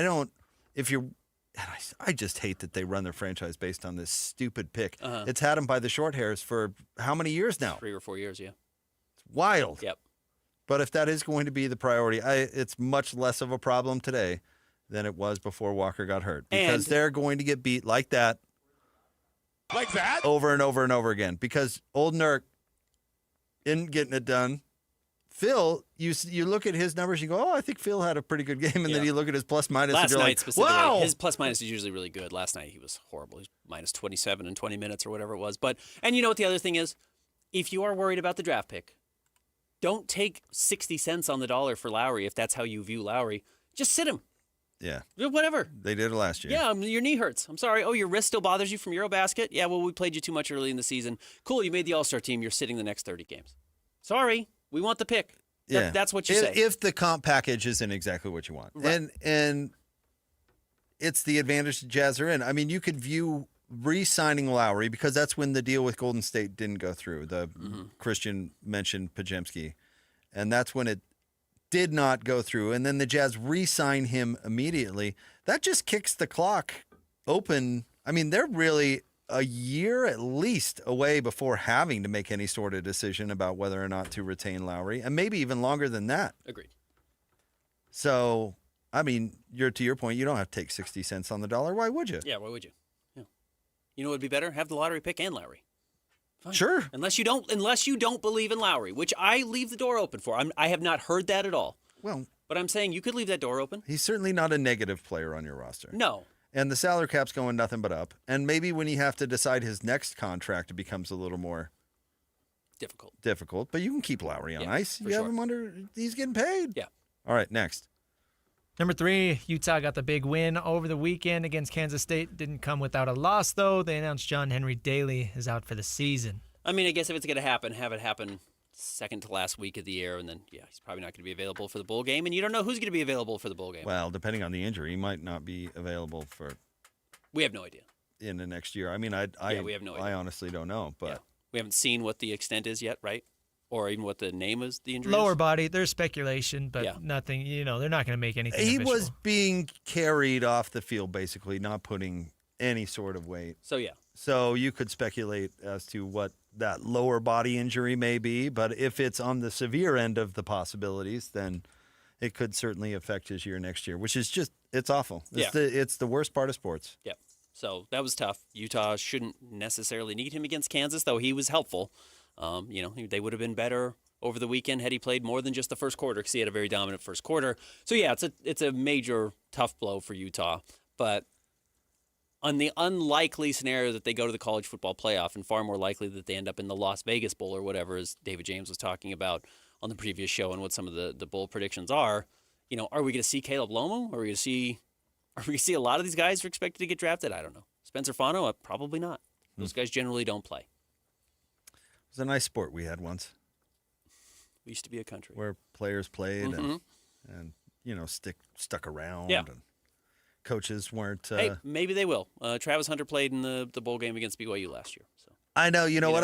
I really liked Dion's approach last year to the bowl game. I thought Dion has some old school stuff that I like. Some of these guys might want to because it's Witt's last game. They may not want to because they want to be first-round draft picks, and I don't blame them at all. No, I blame everybody else. Yeah. The system. Yep. Way to go. But with Fano also getting hurt, and it didn't sound like that was serious, right? But he got hurt. He came back. I didn't realize that. Okay, I didn't realize he came back either. Because that was, the second to last drive or the final drive? Okay, good. So he came back. That's a good sign for Utah. And for him, obviously. He's going to be a top 10 pick. All right, we've got more coming up next. It's the Jake and Ben Show, 97.5, the KSL Sports Zone. It's game week for the Cougars, and the KSL Sports Zone is getting you ready for kickoff. The Cougars look to punch their ticket to the Big 12 title game as they wrap up the regular season at home against UCF. Listen all week long for the best coverage of Cougar football and your chance to win tickets to the game. Then catch College Football Saturday with a post-game show immediately following the game on KSLSports.com. Your home for the best coverage of BYU football is live on air, online, and on the KSL Sports app. This is 97.5, the KSL Sports Zone. Bar Dub Grill is where roadside classics meet ranch-raised flavor. Sink your teeth into juicy, handcrafted burgers made with premium Bar W beef straight from the local Utah farm. From the bold cowboy barbecue burger to the sweet and savory Aloha burger, paired with crispy cowboy fries, hand-spun shakes, or signature spud nuts. Soft, airy, and unforgettable. Bar Dub Grill delivers honest eats with cowboy swagger. Bar Dub Grill in Nephi with easy access right off exit 222 in Nephi. Calling all Jazz fans. If you can't wait another second to see stars like Ace Bailey and Lowry Markkanen tear up the court, you're in luck. Tickets are on sale now. Let's go! No matter what you're looking for, the Utah Jazz has your back. With season tickets, mini plans, and single game options available, there's something for everyone. Whatever your schedule or budget, there's a plan for every fan. Don't miss a moment of the action this season. Secure your tickets today at UtahJazz.com. Hi, this is Derek Overstreet, president of the New Millennium Group and co-host of Stop Working, Start Living with KSL News Radio. Can you imagine what your life would be like if you could retire 3 to 5 years earlier than you thought possible? The things you could do, the loved ones you could spend time with, the memories that you could create. That's what our team at the New Millennium Group does. We'll walk you through the entire process every step of the way. If you'd like to get a copy of the 5-step proprietary plan that will help you retire 3 to 5 years sooner than you thought possible, give us a shout right now. 888-999-6370. That's 888-999-6370 or utahsfinancialplanner.com. Listen, most of our listeners right now have a tax problem, not a money problem. There's not enough money in Social Security Medicare as it is. Let us show you how you can significantly reduce your taxes. That's 888-999-6370, 888-999-6370, or utahsfinancialplanner.com. Tim Jr. here from RGS Exteriors. Did you know that we offer 3 distinct styles of gutter protection? Each one meant to handle a specific leaf problem. You might not even know there are different styles of gutter protection, but there are. And if you pick the wrong one, it could be a huge waste of money. Now, the big gutter guard companies won't tell you this. They try to sell you a one-size-fits-all gutter guard. And it could be completely wrong for the amount and types of trees and leaves you have. Not RGS Exteriors. We understand which kind of leaf problem needs which kind of gutter guard. We'll do an in-depth evaluation to assess the types, locations, and numbers of trees in your yard. Based on that data, we match your home to the right gutter guard. So don't risk wasting money on the wrong gutter protection. For a free evaluation and estimate, call RGS Exteriors at 801-280-3110 or visit rgsexteriors.com. That's 801-280-3110 or rgsexteriors.com. Upgrades, repairs? Hercules has the rate for you. Open a home equity line of credit with Hercules First Federal Credit Union now through November 30th and get an introductory 4.99% APR for the first 6 months. Use your home's equity for that kitchen refresh, roof repair, or new deck you've been dreaming about. But don't wait. This limited time offer ends November 30th. Visit HerculesCU.com to get started. Hercules First Federal Credit Union, growing stronger together. Throughout life, we have plenty of special occasions and events, whether it's a prom, a graduation, a mission call, a new job, or how about a wedding? Mr. Mac has always been there to help serve you for all of your monumental moments. Mr. Mac has been family-owned for more than 50 years, and that's important. And they'll make sure that you look and feel great, with affordability always in mind. The Mr. Mac family creates long-lasting relationships with their customers, and they've been doing it for generations. 9 locations across the Wasatch Front or online at MrMac.com. Hey, this is Chris with JCW's. Craving something sweet? We do ice cream right. Come in and try one of our shakes, freezes, or an ice cream cone, and you'll see why we say JCW's, quality, and a lot of it.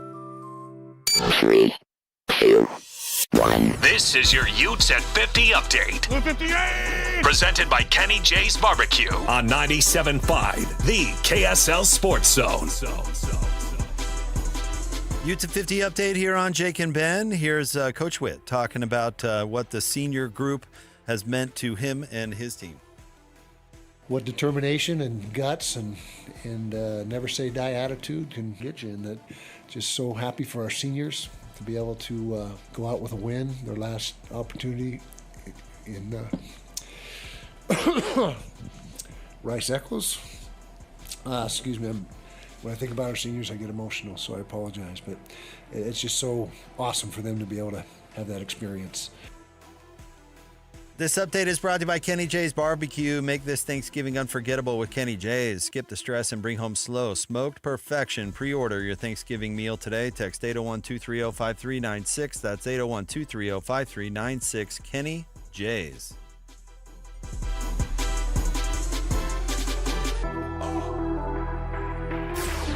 Nobody gets you ready for Utah football more than the KSL Sports Zone. Ready? The regular season comes to an end for Kyle Whittingham and the Utes as they hit the road for a battle against Kansas. Your home for the best coverage of Utah football is right here on 97.5, the KSL Sports Zone. You're listening to Jake Scott and Ben Anderson on 97.5, the KSL Sports Zone.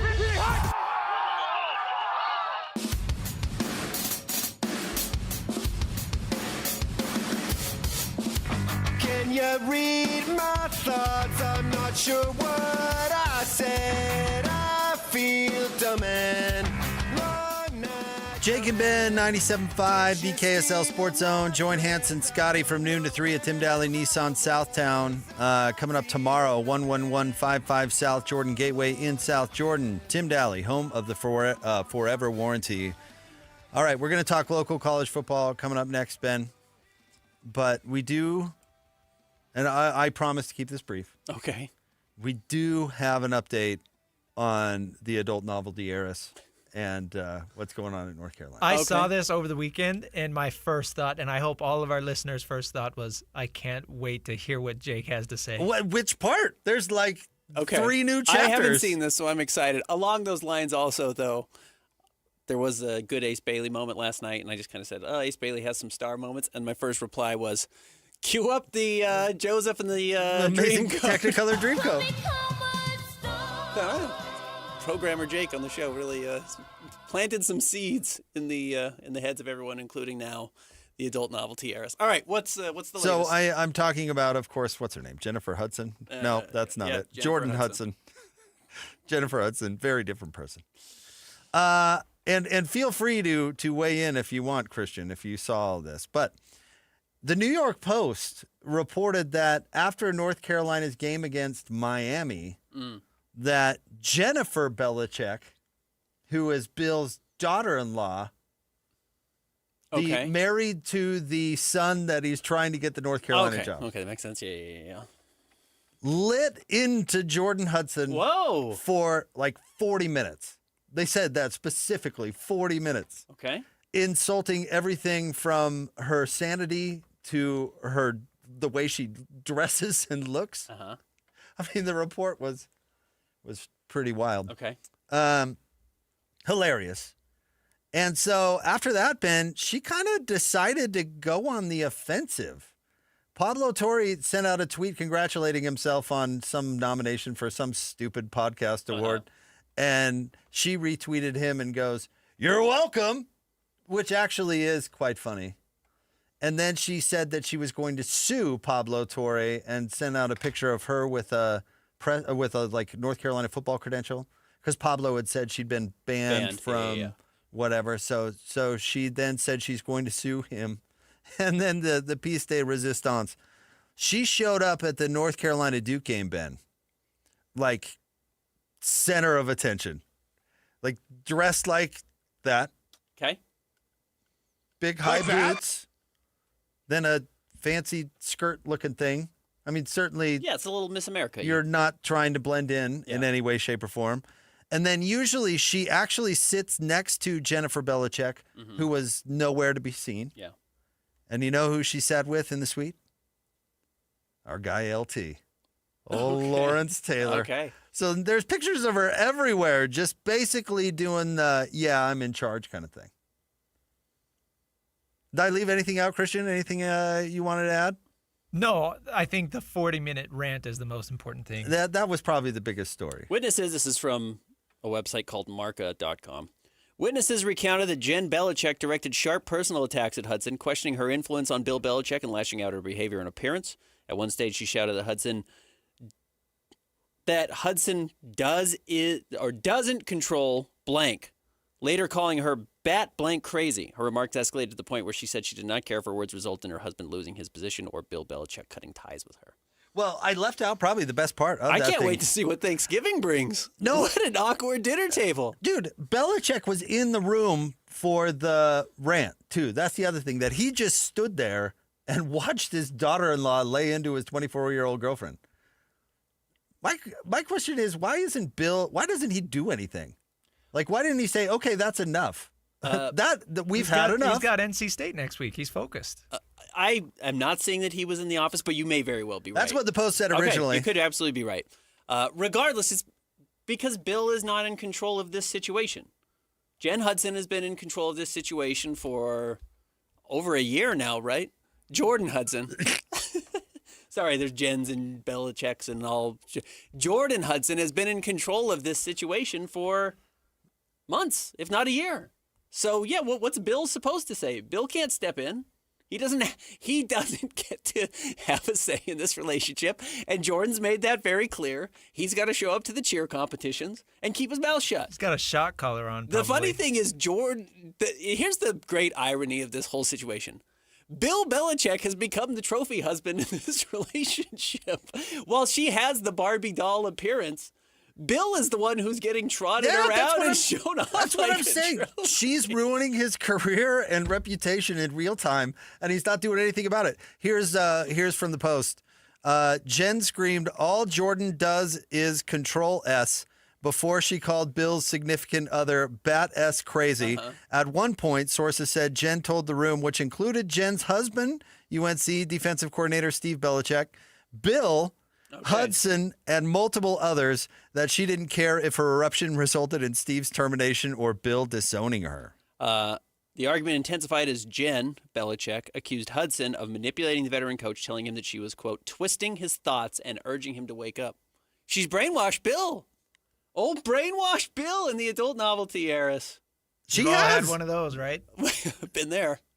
Absolutely has brainwashed this man. That's what I'm saying.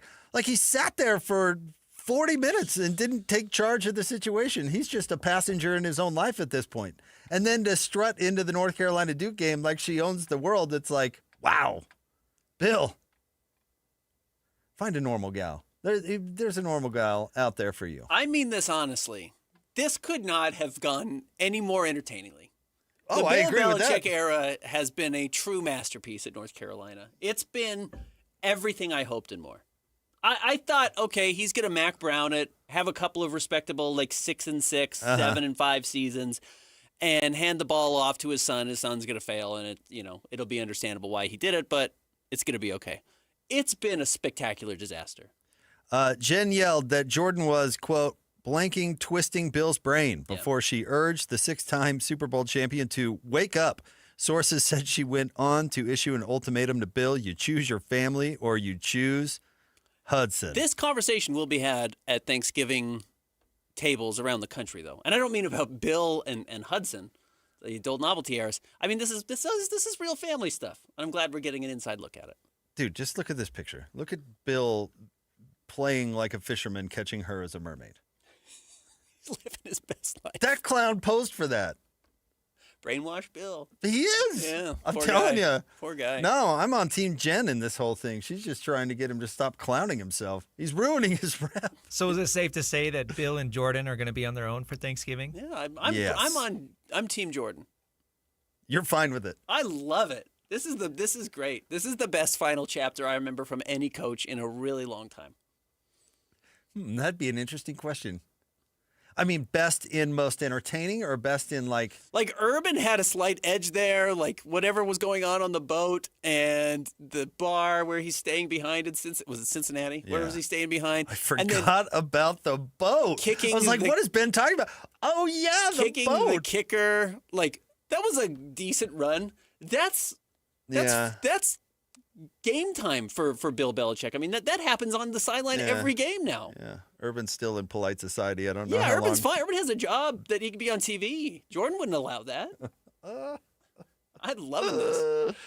Man, because Don Nelson has had a pretty buy a big part of Hawaii and disappear. Yeah, grow operation and do whatever you want to do. I guess. Just make it happen. Yeah, that's pretty interesting, but it's not entertaining. Yeah, I've got nothing to do with it. I don't see on the inside. Like Jerry's final chapter was very boring. Yeah, not great. Well, it was great for him. He found love and had family and surrounded by all of that. Was not beclowning himself in the national news. No, this is Hall of Fame stuff.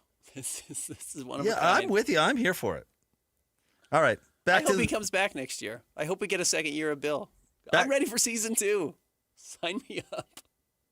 Oh, man, I would watch the reality show. I'm not kidding. I absolutely would. All right, stay tuned. More next. Back to our local schools, 97.5, the KSL Sports Zone. Win big this Wednesday on the KSL Sports Zone with Win Ticket Wednesday. This week, win tickets to see Nate Bargatze Big Dumb Eyes World Tour at the Delta Center December 4th through 6th. Great seats still available at SeatGeek.com. And listen to the KSL Sports Zone all day Wednesday for your chance to win. Stay up to date with everything Utah Jazz related with the new Jazz Notes newsletter. Get draft updates, analysis, and be the first to know about every off-season move. Visit KSLSports.com to sign up for the Jazz Notes newsletter. Hey everyone, Jake here for my friends at Trajan Wealth, and that's Trajan, Trajan, Trajan Wealth. Listen, I've gone through the experience of sitting down with these guys, and I've seen behind the curtain the team of folks that Trajan can bring to the table to help you accomplish what should be one of the most important things in life, and that's the financial health and well-being of not only you, but your family in the long term. You know, there are decisions to be made in the short term, but there are goals to be made in the long term. When do you want to retire? What kind of lifestyle do you want to live when you retire? Maybe what do you want to hand down to your kids? All very, very important things. And Trajan not only wants to help you identify those goals, but wants to show you exactly what you can do to get there. So sit down with them. They'll sit down with you for free. They make it very easy and very simple. 801-210-6800. That's 801-210-6800. They have offices in Draper and Farmington.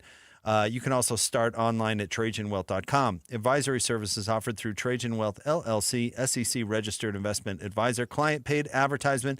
Additional disclosures at TrajanWealth.com. That's 801-210-6800 or TrajanWealth.com. I am dedicated. I am TNT. With Team in Training, you will reach your best physical self so blood cancer patients can reach theirs.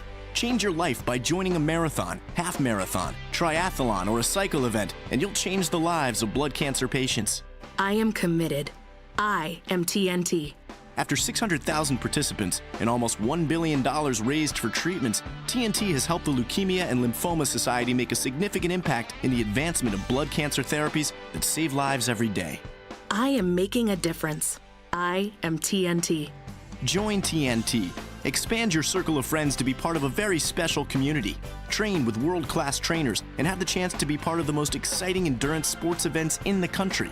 Or train on your own schedule with TNT Flex. Join TNT and fundraise while you train and take part in getting us all closer to a world without blood cancers. Join TNT now. Go to teamintraining.org. These days, many companies have turned to influencers to tout their products or services.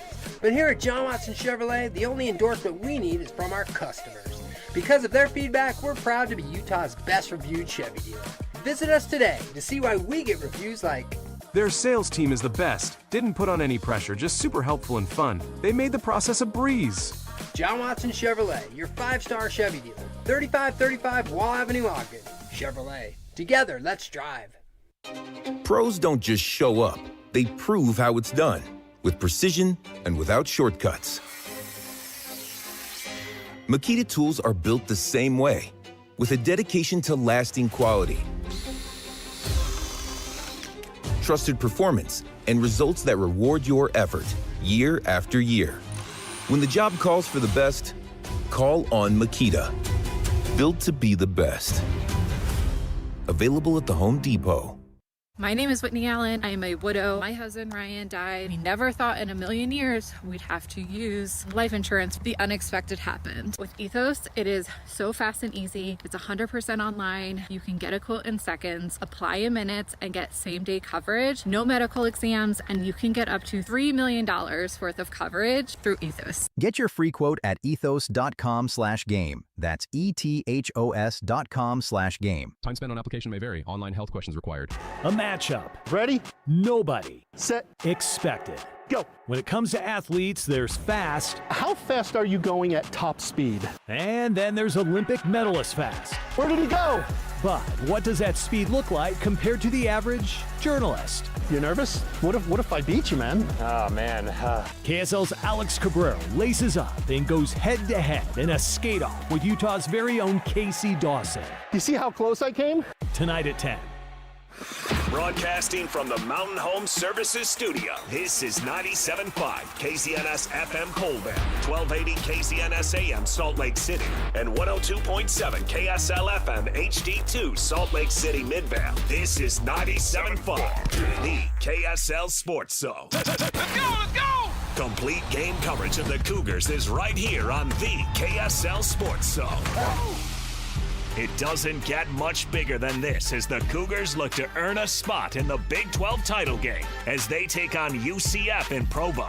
Your home for the best coverage of Cougar football is right here on 97.5, the KSL Sports Zone. You're listening to Jake Scott and Ben Anderson on 97.5, the KSL Sports Zone. Woo!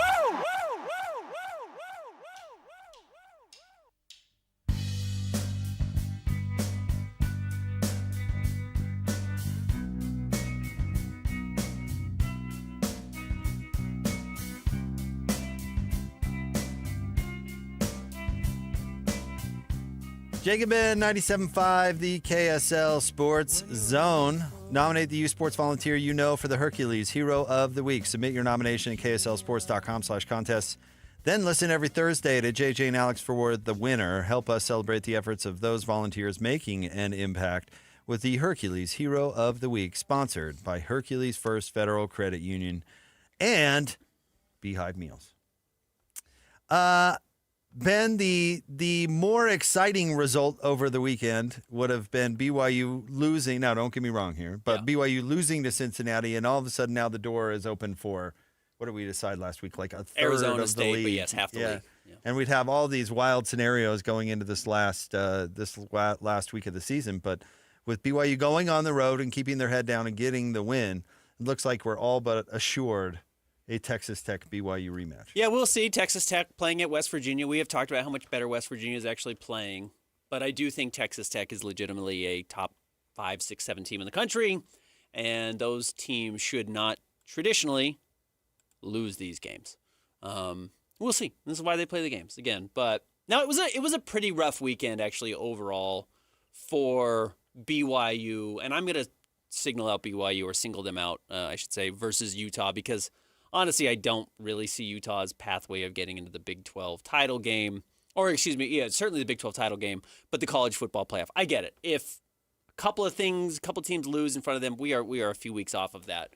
So to focus on the team ahead of Utah, which is BYU, and who has had a much better season than Utah this year, not much better, but better, nothing broke their way. Unfortunately, they needed a couple of games to break their way, and they didn't. And now you go into this last week of the season, and it's, Oregon at Washington. Sure, if Washington were to beat Oregon, it would open the door for BYU, but I don't know if that's going to happen. Yeah, I don't know either. But let's not get bent out of shape about the poll tomorrow, please.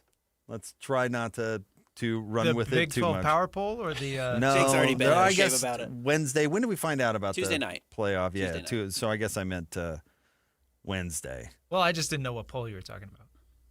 We've had people bent out of shape before. We have. That is true. Because of one voter. There's one rogue voter every week. Still going to find a way to get Cincinnati number 1 overall. UVA is not going to lose to Virginia Tech, so they're going to be in the ACC title game.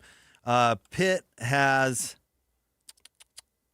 Miami, so the winner of that could be impactful.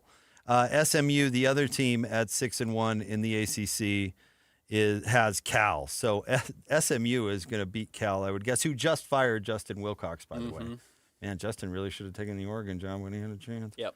That was that turned into a bad decision for him.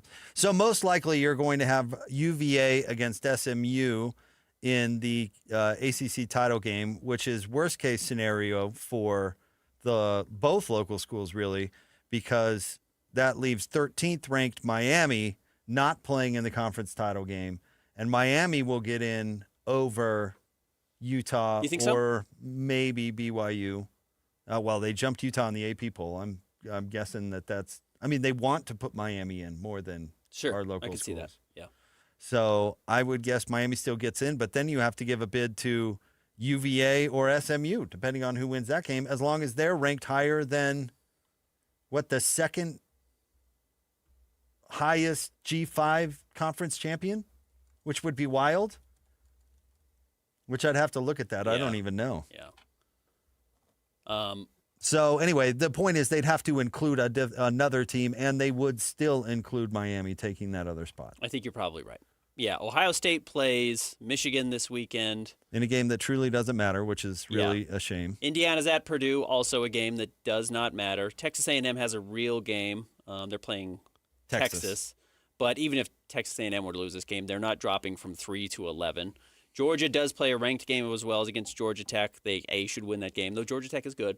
But I don't think they would fall out. Texas Tech, yes, if you lose to West Virginia, you probably fall out. It's your second loss of the season. It's kind of two bad losses. Arizona State's fine, but a loss to West Virginia would look really bad. Who's Ole Miss playing this weekend? The Egg Bowl, Mississippi State. Obviously. And I guess conceivably they could fall out, but that's not going to happen. Mississippi State, not very good. Yeah, Oregon, Washington is probably the big one. Let's see. Oklahoma could lose to LSU. I doubt it. Yeah, it's at home. Had they been on the road at LSU, this would be maybe a little bit tougher, but they're double-digit favorites in that game. Alabama could lose to Auburn, but I doubt it. Yeah. Vandy certainly will lose to Tennessee. No, I wouldn't say that, actually. Vandy might lose to Tennessee. I shouldn't say certainly. That was not correct. And Miami could lose to Pitt.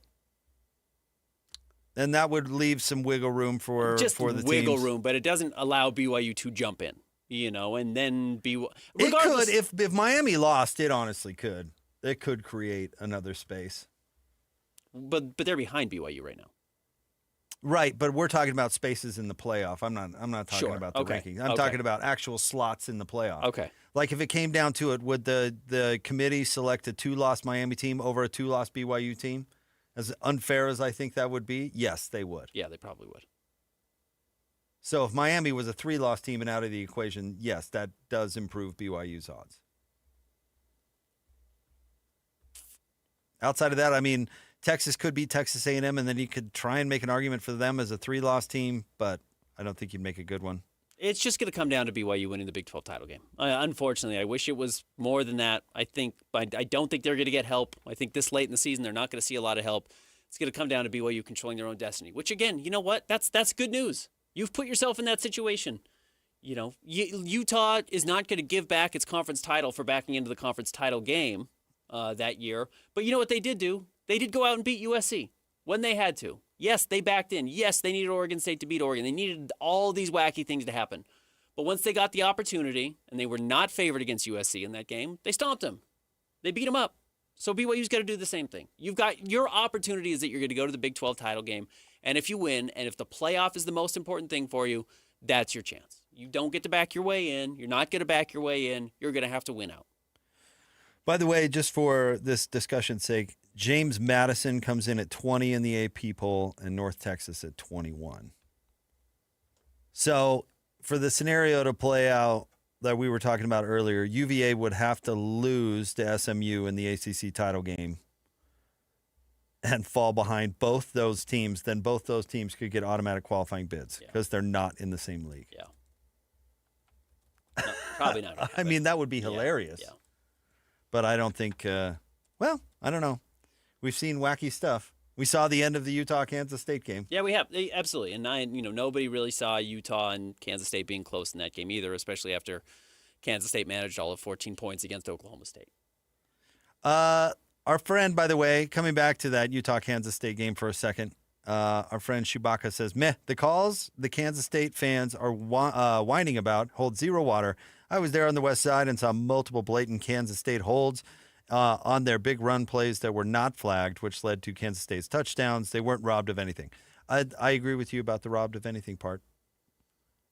They could call holds all the time. Why they decide to or not decide to is crazy. But the thing is like if you really get in and split hairs on the replay, you can justify anything. Anything. And the long run getting called back is like, you got to disengage. That's a pretty obvious. The guy held his jersey. Yeah, now right, you can make the always stupid argument of, well, are you going to do it at that time and place and blah blah blah? But was it a violation of the rule? Sure. Right. The problem is refs are terrible. Expect it. It would be a little ironic if Jake Retzlaff and Tulane get into the college football playoff. I don't think that's going to happen, but yeah, it would be kind of funny. I think they're in the current picture right now. If based on the committee, I think they would go in now. as one of the highest ranked non. Would they be the non-G5? They would be 12, number 12 against Texas Tech.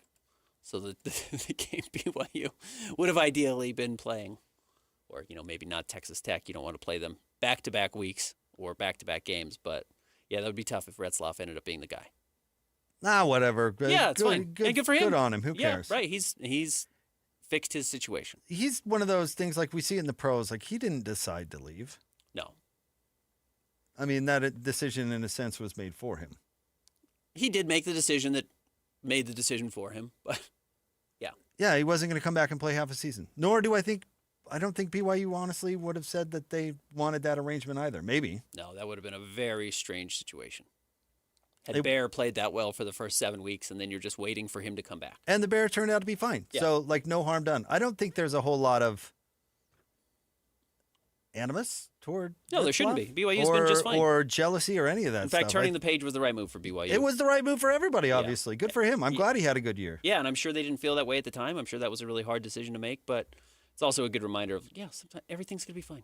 You can turn the page on guys. If it's not what your school does and that's not what you believe in, you can move on and things will work. So I think most BYU fans would say, good on him. Hope he makes it. Yeah.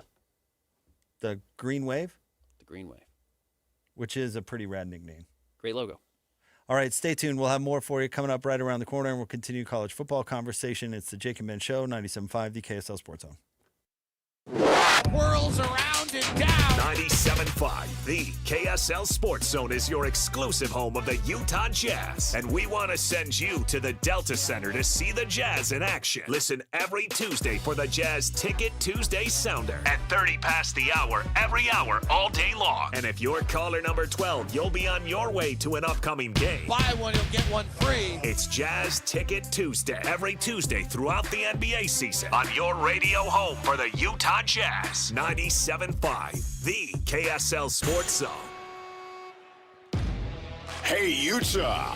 Are you ready for the Utah Mammoth to hit the ice? From game-winning goals to behind-the-scenes moments, Mammoth Plus brings the action to you all season long. Whether you're at home, on the go, or in the stands, don't miss a single shift. Visit UtahMammothPlus.com and start streaming today. That's UtahMammothPlus.com. Every game, every goal, live on Mammoth Plus. Bar Dub Grill is where roadside classics meet ranch-raised flavor. Sink your teeth into juicy, handcrafted burgers made with premium Bar W beef straight from the local Utah farm. From the bold cowboy barbecue burger to the sweet and savory Aloha burger, paired with crispy cowboy fries, hand-spun shakes, or signature spud nuts. Soft, airy, and unforgettable. Bar Dub Grill delivers honesties with cowboy swagger. Bar Dub Grill in Nephi with easy access right off exit 222 in Nephi. This holiday season, give your home the gift of smart upgrades with Mountain Home Services. Electric vehicle? Meet your new best friend. A professional EV charger installed from Mountain Home Services. Fast, reliable, and done right the first time. Want to save energy to brighten your space? Ask about LED lighting upgrades, smart switches, and modern lighting controls. Perfect for cozy nights and year-round savings. Serving Utah since 1954, Mountain Home Services was the first to offer upfront pricing with no hidden fees, and every job comes with a 100% satisfaction guarantee. Protect your home and power up your lifestyle with expert electrical services you can trust. Plus, KSL listeners enjoy a discounted price on a fireplace tune-up for just $99. Visit MountainHomeUtah.com or call 801-543-2222 to schedule your upgrade today. That's MountainHomeUtah.com or 801-543-2222. Mountain Home Services, powering Utah homes since 1954. Hey, Benjamin, we've got a surprise for you. What? You have a brother. $100 bill just like you. Hey, I'm Ben. What? We just got him for joining America First Credit Union and opening a new checking account. And you're going to live together at America First. What? This is nice. For a limited time, new members get a $100 cash bonus when they open a checking account or $50 when they open a youth checking account. So head to AmericaFirst.com and get your money working today. Membership eligibility, terms, and conditions apply. Federally insured by NCUA. If a Lenovo computer for your business is on your holiday list, don't shop around. Just go directly to the source, Lenovo.com. You'll find exclusive deals on the PCs you want for your business, like the ThinkPad X9 14 Aura Edition and Yoga 7i 2-in-1. So avoid all that shopping chaos and price comparing and just go directly to the source, Lenovo.com, where PCs are up to 50% off. That's Lenovo.com. Lenovo. Welcome back to Winter Hack Radio, the place for clever hacks to survive the season. Icy driveway? Well, try spreading sand or birdseed to help with traction. Snowy puppy paws? Well, grab a whisk, brush it off, done. Catch COVID-19? Well, just get... Actually, there's no hack for COVID-19. But if you test positive, prescription medications for COVID exist. Ask your doctor if they're right for you. Visit PfizerForAll.com to learn more. Sponsored by Pfizer.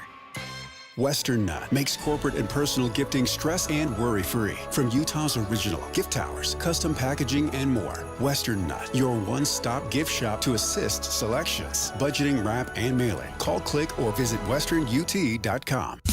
This is your Cougars at 30 update. Presented by Kenny J's Barbecue on 97.5, the KSL Sports Zone. Your Cougars at 30 update. Here's Kalani Sitake on LJ Martin's career performance. He was doing so good. He's a hot hand. Just keep feeding it to him, and we just needed him to rest a little bit. And there was times that he was pushing Enoch and everybody else out of the way. He wanted to stay in the game. So I know he's not 100%, but man, when he plays with that mindset, it's hard for anybody to stop him.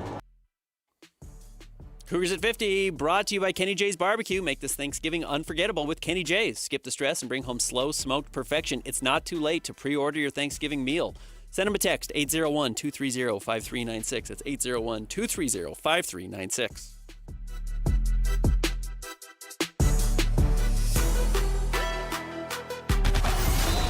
It's another battle for the Aggies, and the KSL Sports Zone has it covered. It's a Black Friday showdown for the Aggies as they welcome in Boise State to Logan. Your home for all the play-by-play coverage of Aggie football is right here on 97.5, the KSL Sports Zone.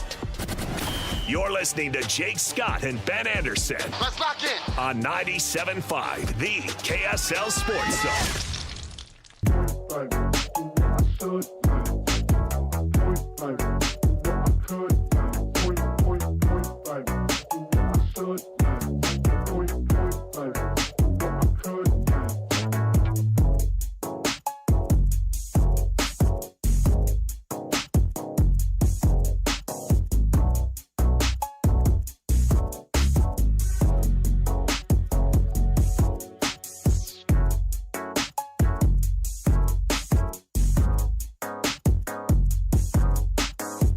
Jake and Ben, 97.5, the KSL Sports Zone. Want to remind you about Win Ticket Wednesday, your chance to win big every week on the station. This upcoming Wednesday, win tickets to go see Nate Bargatze on the Big Dumb Eyes Tour at the Delta Center. Listen to the KSL Sports Zone all day on Wednesday for your chance to win. Quick observation, Ben.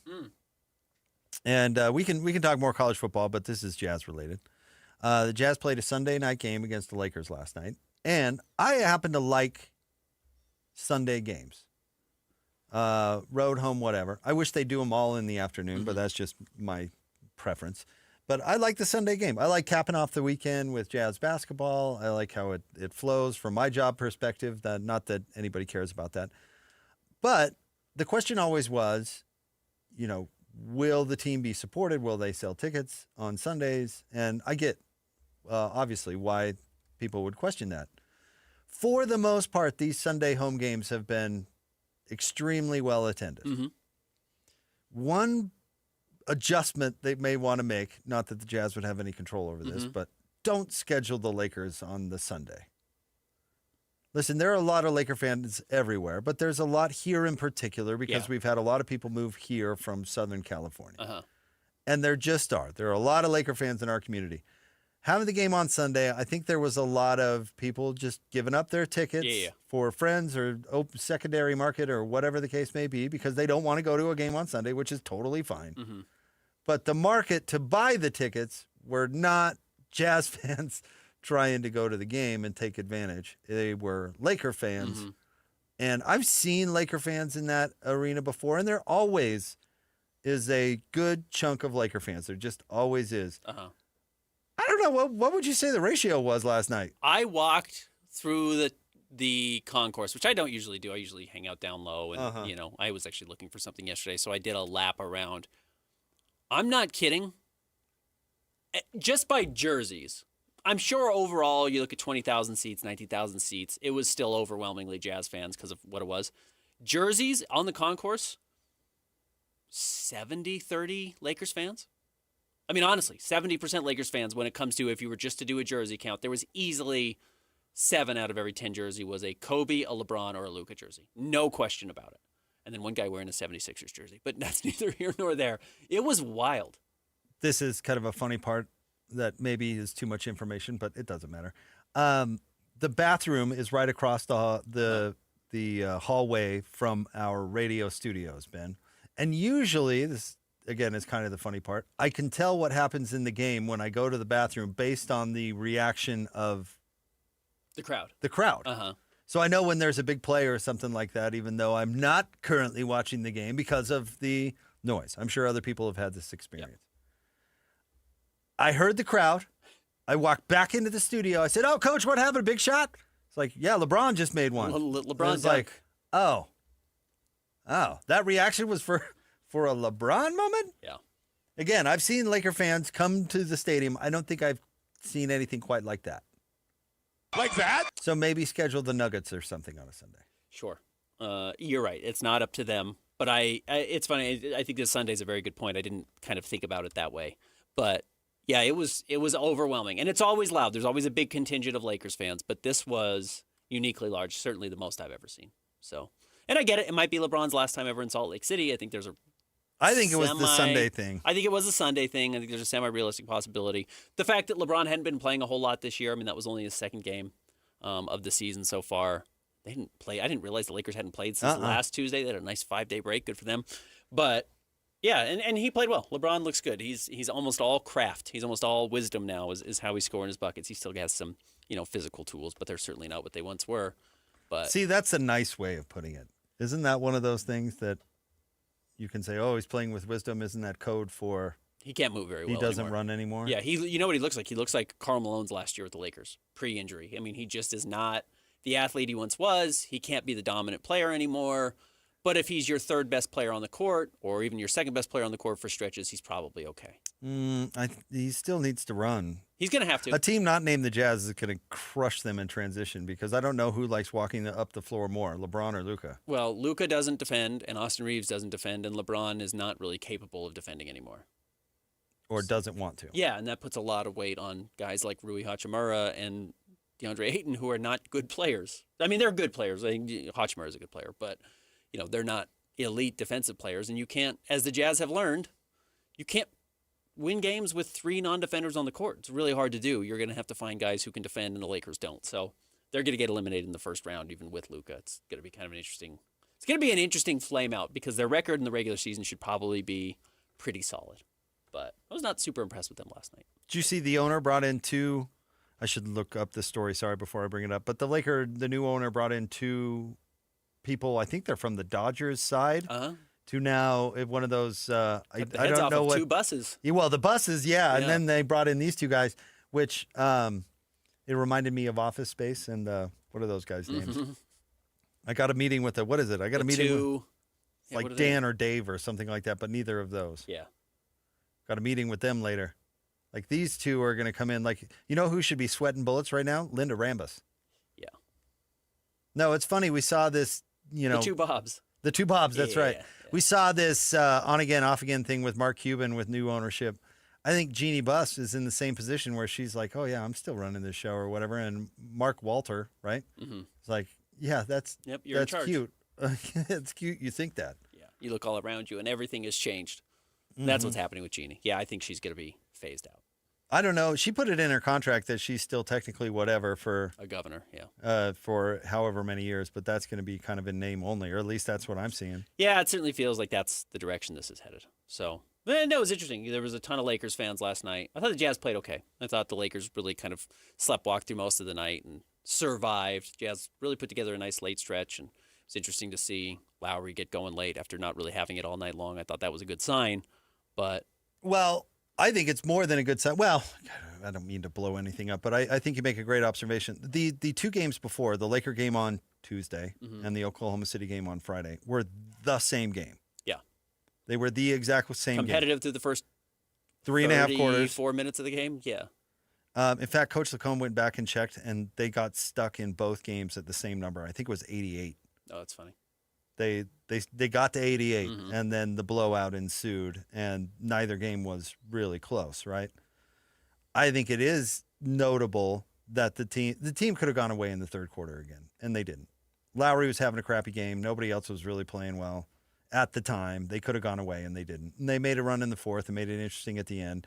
The last play was a debacle. We can get into that. But the fact that Keontae George still shows a lot of pluck, even though they're losing a lot of games. And Lowry said, I'm not going to go out. I'm going to go have a fourth quarter. I'm going to go bring the team back. I mean, it'd be easy to just say, oh, we're going to punt on this one just like we did the last 2 games. Didn't go our way, whatever. No, he had 10 points in the final 4 minutes after having 10 points to that point through the game. So, if the point is to try and lose, not try and lose, but try and lose, that's the way you do it. And it'd be really easy to get defeated. And I do think it says something that they did not or don't always. Be curious how they play tonight against the Golden State Warriors on the road, second night of a back-to-back. The Warriors' front court is pretty decimated. No Al Horford tonight. I think Draymond Green is questionable. I have not seen his updated status yet, if it has been revealed. It's a winnable game for the Jazz. Honestly, the way they are playing, they have a chance to win games if they play like they did last night, not if they play the way they did it on Tuesday or on Friday. Can I just say I just hate how cowardly officials are? It's just... I'll tell you the gross. truth, I did not get a great replay. I'll be curious what the last 2-minute report is. Not that it means anything, but if they say that Keontae got fouled, I didn't see what happened, other than I saw he tripped on the sideline. I get aggravated when there's some big collision and the referee just calls nothing. Mm-hmm. Like, you have to call a block or a charge. You can't call neither. And you go... You don't cancel out. No, it does. Like, and you kind of squinch your nose on a flop. That's a foul on the player. I'm watching the Keontae. Oh, sorry. Well, No, like good. if somebody flops, I've had this argument before. It was like, he flopped. What are you going to do? It's still a foul. There was still contact. Mm-hmm. It is not one of those no-call situations. On Keontae George, not the shot, because they did not foul him on the shot, but on the inbound, Marcus Smart and he get wrapped up and basically tackled to the ground before the ball even comes in play. You have to call something. You can't just not call anything like it didn't occur. Because if you call that foul, the Jazz get one shot and then get the ball back. Yeah. And all of a sudden that changes the vast array of options that you have to win the basketball game. And to be fair, you're not saying that the Jazz got Kansas Stated. Right? No, I don't. I mean, I'm more the cowardice of the official to call anything, to either get booed, because you actually can make an argument that Keontae fouled Marcus Smart. Okay. They were intertwined, yeah. And it looks like Marcus fouled Keontae, but you could look at it the other way. My problem is you've got to call something. You can't just ignore it and then move on. It's just too. I mean, I think it's really silly.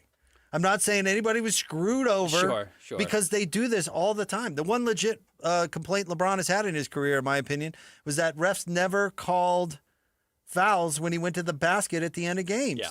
Because referees don't want to get booed. They don't want to be controversial. And they think in their deep in the back of their mind, well, LeBron's the size of a freight train, so he should be able to withstand that kind of contact. And LeBron's right. It's unfair. Just because he is the size of a freight train doesn't mean you get to tackle him on the way to hoop at the end of a game.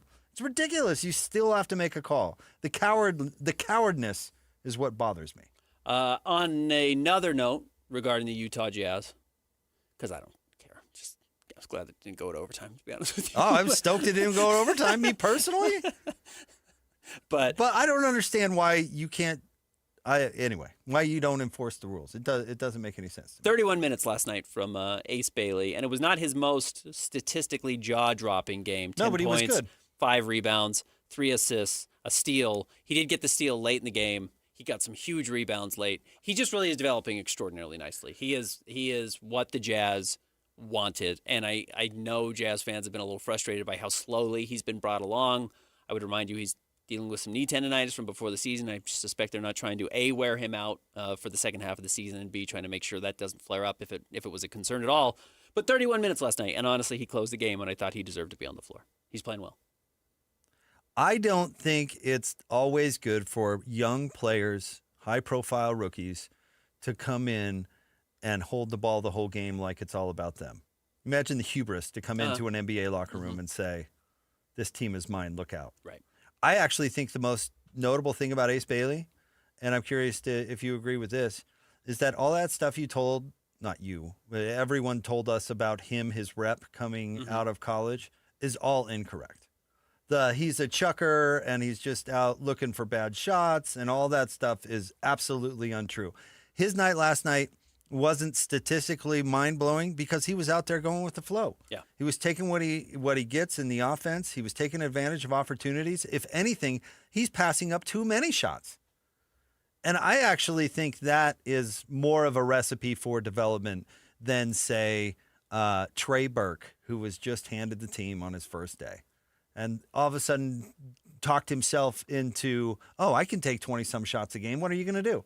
Like that doesn't lead to development. Simplest answer. Just give me the simplest answer. What is the goal of development? It's to make a player better. If he's getting better, which he is, you're doing it right. Yeah. And everyone has a different way to get there. Not everyone, yes, some guys need the ball a lot. Some guys don't. If he's getting better, I think you're doing it right. And the Ace is clearly getting better. He's getting better every game. Donovan Mitchell ruined it for everybody. He did. He was very unique. He was really good early on, could handle a lot. Well, and the circumstance was unique. We're perfect for him. We're perfect for him to do that. Yeah. That is not the norm for anybody, let alone like also a bigger wing. Like big guys, if you want to think of time for development, think that 7-footers take the longest and 6-footers take the shortest. Because if the 6-footer isn't really, really skilled and good at basketball, then they're not even going to make it this far in the first Right, they're not place. in the conversation. No. So if you think of that like sliding scale, a 6'3" guard should be more prepared for the NBA. Definitely. Than a 6'7" or 6'9", 6'8", 6'9". How tall is Ace officially? Man, I'm telling you, I cannot figure this out for the life of me, and I'm sorry to go back to this point, because he measured at, 6'7" at the Combine. Everyone's like, well, can't be the number 3 overall pick now. He's not 6'9". He walked by me yesterday in the locker room, and I would have told you he's 6'10". And he had big baggy pants on, so I couldn't exactly see how big his shoes were. And he's wearing this Louis Vuitton beanie that look it added another 6 inches. But I'm not kidding. He looked 6'10" to me yesterday. I don't know what the number is. Can I tell you though that I asked Thurl this question because Thurl does one-on-one interviews, Bailey and Bailey for SEG Plus. Yeah. And so he's stood next to him a lot. And Thurl is 6'11". Legit. Easily. Yeah. Like and by the way, Thurl knows how tall he is. Yeah. So like, I was like, how big is he, Thurl? And Thurl's like, he's big. Like he's really big. Really big. Like he's big enough. If there was a question. So I can't remember if Thurl threw out a number. It wasn't really relevant. It was more his reaction to it. Like Thurl stood next to a lot of people that are smaller than him. And Ace Bailey ain't that much smaller than him. No, I really can't figure it out. I can't figure out what that number was because Gordon Hayward's right around that height, 6'7". Rodney Hood was like 6'6", kind of that. Ace looks like he has 4 inches on those guys when you talk to him in person. And he's way longer. What was his wingspan? Do you remember? Will Hardy said yesterday that his standing reach is 8'11". Yeah. So, and that's not wingspan, but yeah, that standing reach is basically 9 feet. So when he's jumping, he gets the big putback dunk yesterday, or he gets the adjustment in the air for the alley-oop. He has an ability to use his physical tools to impact a game, which is not every player can do. And even some of the guys who have it don't do it. There's no reason to be down on Ace or the Jazz dealing with Ace whatsoever, in my opinion. No, I think they've done a good job. I think they've done it right, in all honesty. I'd be super annoyed if he was pushing players out of the way to take weird shots. And he doesn't do that at all. Not since the first 3 games when he was just trying to figure out like where am I supposed to be? What shots am I supposed to take? I'm sure he's learned so quickly. I'm sure SVHT sat him down and said, "Listen, pal, you're not doing any of that. That's my role. I'm the captain now. That is my role on this team." There's only one of us taking shots from other players. In all seriousness, though, really Svi hasn't really played that way this year. No, he's been great. That's more an old joke. That's more a joke from last year. Other than what we saw from Kevin Love, who has made himself suddenly pretty tradable. Like he kind of looks like he has something left in the tank, his ability to step out and hit threes. Not last night? No, not last night, but against the Thunder in the first quarter. Would he have 12 points in the first quarter, whatever it was? Teams will trade for that. Teams will try and acquire that guy with a second-round pick. Svi has been good. There are teams out there, like Denver right now is down Aaron Gordon and... They could use someone like Svi, probably. Brown. Why am I messing that up? Brown. It's spelled like Braun, but it's Brown. They could use Svi right now as an emergency fill-in for a second-round pick. You know, he'd be a good option for them. Svi started every game. Superstar. Hey, Ace, easy with that reckless shot stuff. Yeah. You're stepping on my toes, bro. Yeah. Our guy Svi. All right. Jazz back at it tonight. Golden State, 8 o'clock tip, 7 o'clock pre. Then off till Friday. Yeah, they've got a few days off themselves. And then they'll smoke the Kings. Yeah, you would think so. Yeah. What a disaster. Stay tuned. More next. Jake and Ben, 97.5, the KSL Sports Zone. It's game week for the Utes, and the KSL Sports Zone is getting you ready for kickoff. After one of the craziest, most bizarre games in Utah history, Kyle Whittingham and the Utes hit the road for the regular season finale in Lawrence against the Kansas Jayhawks. Listen all week long for the best coverage of Utah football on KSLSports.com. Let's go then. Let's go, baby. Your home for the best coverage of Utah football is live on air, online, and on the KSL Sports app. This is 97.5, the KSL Sports Zone. Is your financial advisor offering you up to a 30% upfront bonus? Or are they promising you up to 10% growth per year, all for your retirement income? If not, then you need to come to Trajan Wealth. I'm Jeff Jr., founder of Trajan Wealth. If you have a plan to retire within the next 10 years, don't wait only to find out it's too late. I've seen hardworking folks like you retire only to be required to go back to work, all because their advisor told them guarantees like these were too good to be true. They're not. That's up to $30,000 upfront or up to $10,000 per year on $100,000, all guaranteed for retirement income. Don't keep working when you're supposed to be retired, and don't let any financial advisor tell you it's too good to be true. Call Trajan today, 801-210-6800. That's 801-210-6800. Annuities, non-advisory products. DBA Trajan Wealth Insurance Solutions. Additional disclosures at TrajanWealth.com. So many commercials you encounter these days include generic people engaged in generic activities, frolicking in generic locations, accompanied by generic music and a generic voiceover. Pharmaceutical commercials are on the cutting edge of this phenomenon. In fact, I find myself less worried about the risk of lockjaw, intermittent loss of smell, or explosive diarrhea, and more concerned that the drug might turn me into a mannequin at Kmart. So what does this have to do with Shamrock Plumbing? Nothing, really. But if you find our commercials over the top, just remember it could be worse. They could be generic. With Steel, batteries are included.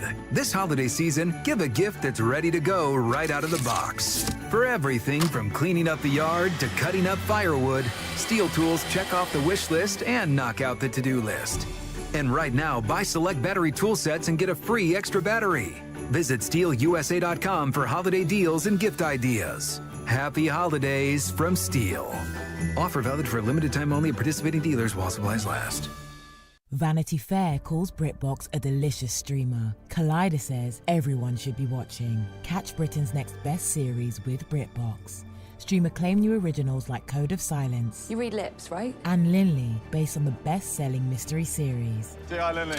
Take it from here. And don't miss the new season of Karen Piri, coming this October. You don't look like police. I'll take that as a compliment. See it differently when you stream the best of British TV with BritBox. Watch with a free trial today. Make game day yours with the Utah Mammoth app. Get your tickets, order food and drinks without leaving your seat, track live stats, and stream every game with Mammoth Plus, all in one place. It's the ultimate game day essential, designed for Mammoth fans. Stay connected to your hometown team and never miss a moment. Download the Utah Mammoth app today on iPhone and Android. Turn on push notifications and make every day game day. Tusks up. Chevy trucks have you covered when the road takes you from smooth sailing to Chevy Colorado will eat up some of the toughest terrains with 5 available drive modes. And Silverado and Silverado HD have the muscle to take you out for some serious with multiple engine options and impressive towing, while Silverado EV is the perfect combo of performance and capability, making it a snap to hitch up this electric truck and hit the road. Wherever the road leads, Chevy trucks are right there with you. See your Rocky Mountain Chevy dealers. Attention Jazz Nation. The long wait is finally over. Mountain basketball is back and better than ever. Let's go! All tickets are on sale now, and you won't want to miss the action. Jump on the opportunity to watch your favorite players live and in person. Whether you're after season tickets, mini plans, or single game matchups, the Utah Jazz has got your back. There's a plan for every fan. Don't miss out. Secure your seats today and be part of the excitement all season long. Let's go! Visit UtahJazz.com today. 3, 2, 1. This is your Utes at 50 update. 58! Presented by Kenny J's Barbecue on 97.5, the KSL Sports Zone. So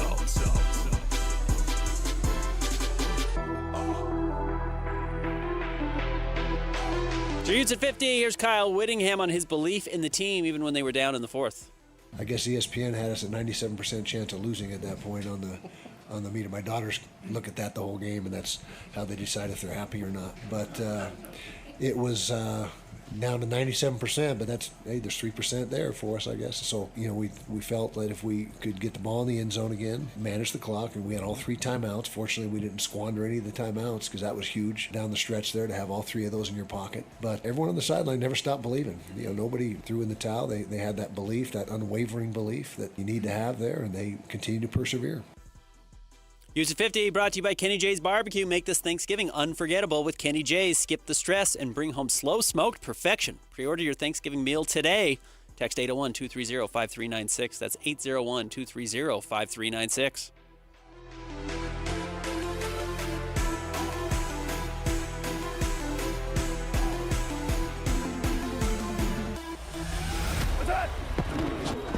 Whether it's the Jazz, Utes, Cougars, or Aggies, these guys have got you covered. Time to eat, fellas. You're locked on to Jake Scott and Ben Anderson. 1, 2, 3, move it. On 97.5, the KSL Sports Zone. Two niggas on their ways, talking sports. They got him made Jackson on soul. Loves his tie-dye, Ben's got style with his scarves. Oh my.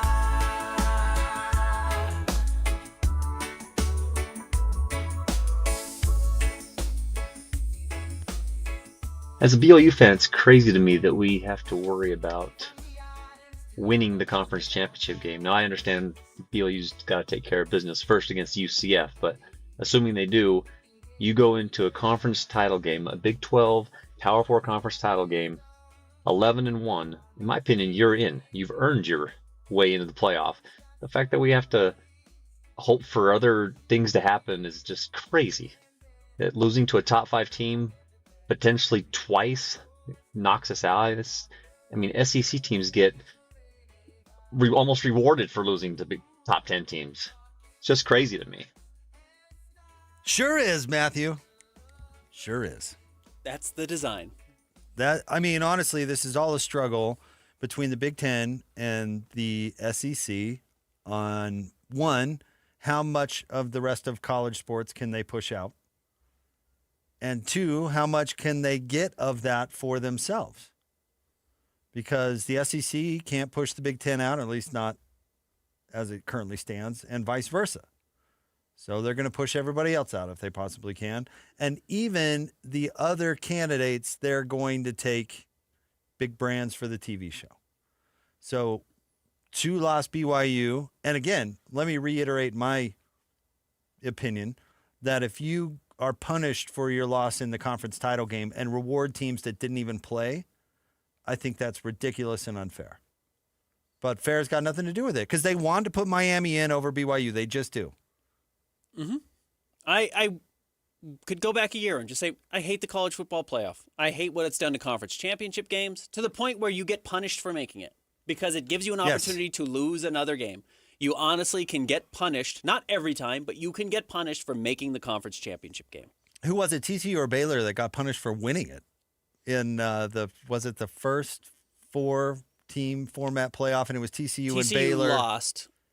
and still made the playoff. No. I'm going way back. Go back to when Ohio okay. State won the first one.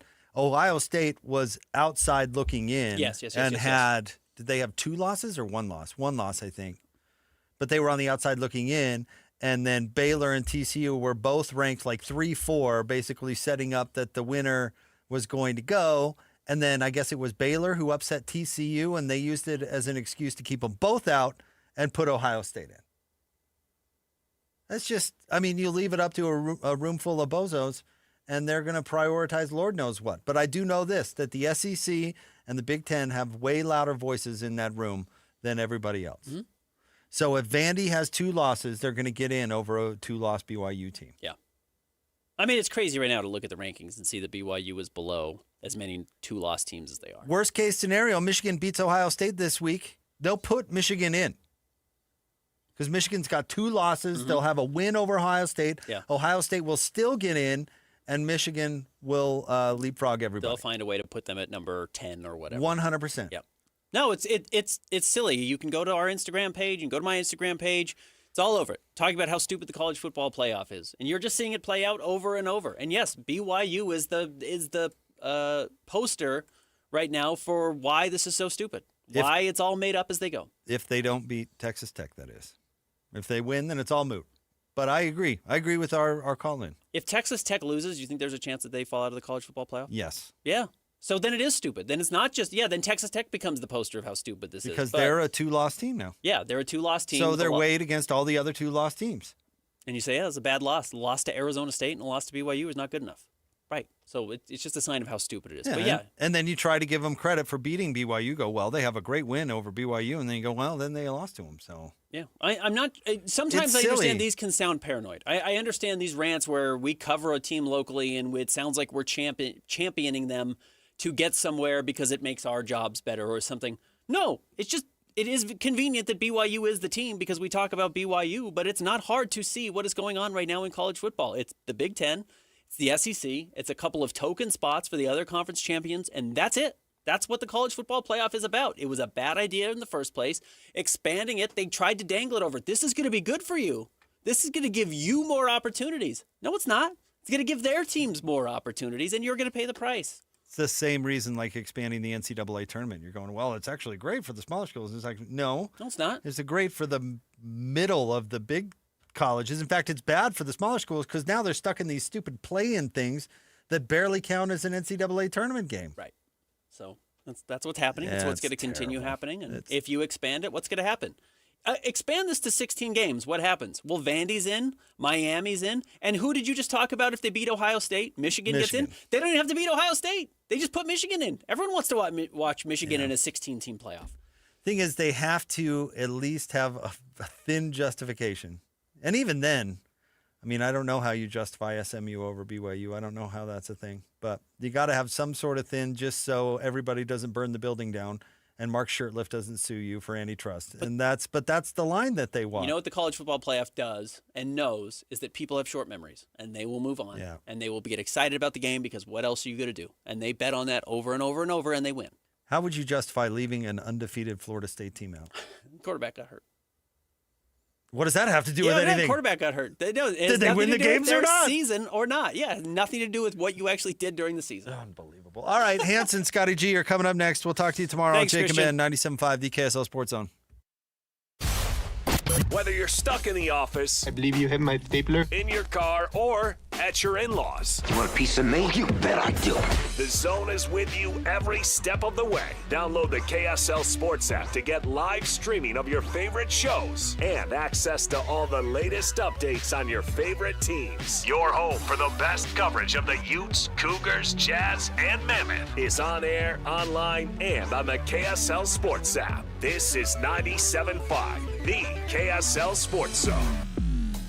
Helping your money do more means making sure you get the most out of every dollar. That's why, for a limited time, when you open a new America First Visa credit card and spend $3,000 within 90 days, we'll give you $300. That's like getting a 10% discount on everything you pay for with your card. Before you spend another cent, head to americafirst.com and apply for your low-rate Visa credit card today. Membership eligibility, terms, creditworthiness, change, and conditions apply. Subject to additional criteria. Federally insured by NCUA. Equal Opportunity Lender. High school basketball is back for another exciting season, and Trucordia, the group name for a nationwide insurance brokerage based here in Utah, is proud to be a Game Night Live sponsor. The Trucordia companies deliver insurance solutions to help you protect what matters most. Home plus auto, employee benefits, construction, cyber. Trucordia blocks risks to help ensure your goals.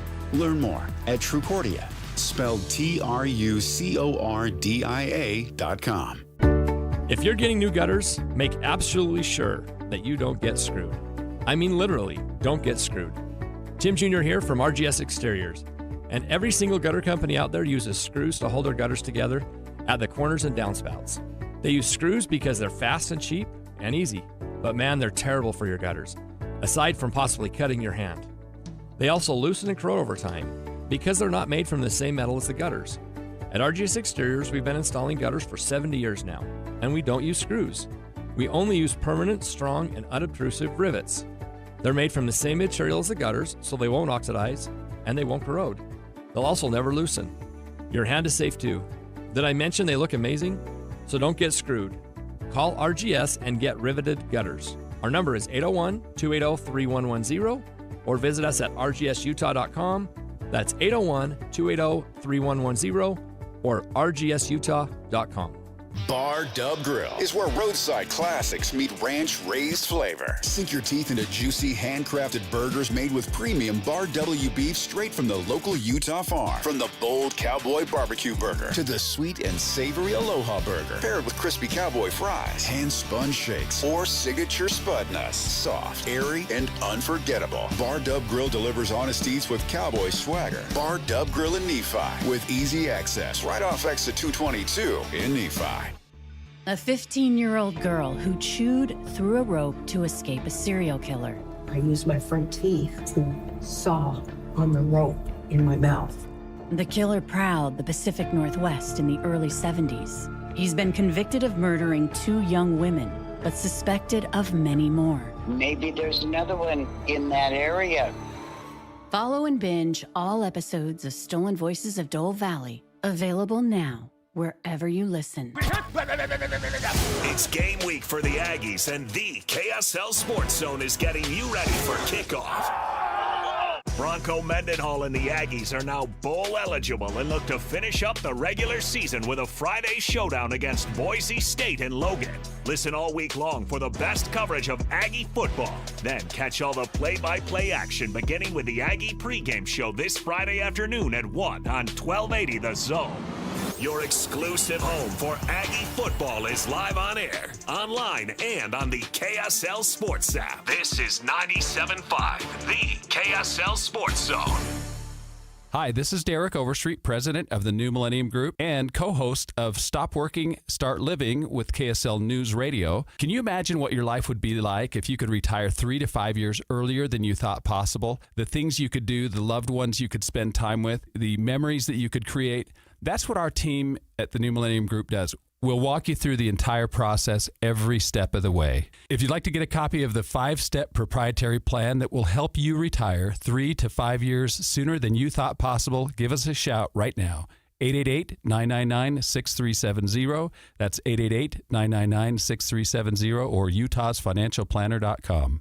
Listen, most of our listeners right now have a tax problem, not a money problem. There's not enough money in Social Security Medicare as it is.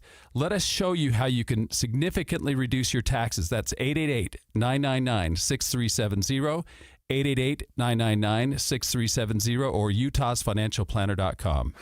Broadcasting from the Mountain Home Services Studio, this is 97.5 KZNS FM Colbert, 1280 KZNS AM Salt Lake City, and 102.7 KSL FM HD2 Salt Lake City Midvale. This is 97.5, the KSL Sports Zone. The noon hour is here. Check it out. And you're locked on to Utah's highest rated, most listened to sports radio station. It's my station. It's my station. This is Hans Olsen and Scotty G on 97.5, the KSL Sports Zone.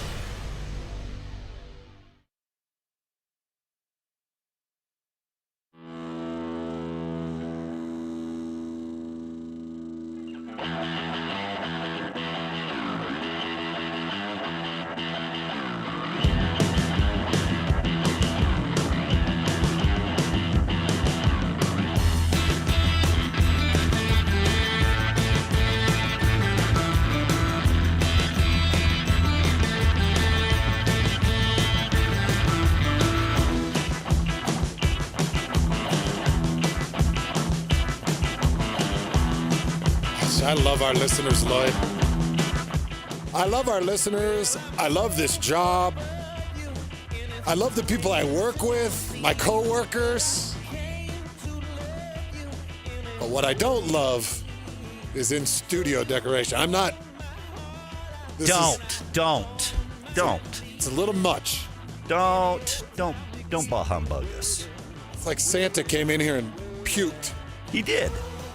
Wow. It is not even Thanksgiving, but it is Christmas here in the studio. And if you didn't know, we do a daily YouTube show, so you can go and watch the show on YouTube if you really want to see how ugly we are. They were decorating during Jake and Ben. Oh. And the wonderful people at Modern Display do a great job. And you can see the ladders behind them. No! It was like Clark Griswold behind them. Did anybody fall on Ben? Nobody fell on Ben. Nobody fell on Jake? Nobody. It was close. No ornaments hit him in the face or anything? None. Yeah, it's Christmas here in studio, but we are preparing for Thanksgiving. Happy Thanksgiving week to everybody out there. Holy cow, I can't even believe it, man. Lloyd, we are in the final week of the regular season for BYU, Utah, and Utah State. Don't say that. And don't say that. And they're the ones that keep extending us the Christmas gifts. Because the 3 wins this weekend, man, is there a better way to wake up on a Sunday morning doing the map? Which, by the way, man, I say I love our listeners. Chewbacca, you'll always be one of my favorites. At Chewbacca85 on X. Chewbacca sends in a couple of different images of our map, the MAP, which is our Sunday morning podcast, only spelt different. Don't do that. Lloyd and Scotty are not hates talking. when I do that. Lloyd and Scotty are not talking. Scotty has taken the last 2 weeks off because, number one, he's trying to slide it in as, well, I'm doing other work. It's like, come on, buddy. Come on. I'm grinding elsewhere.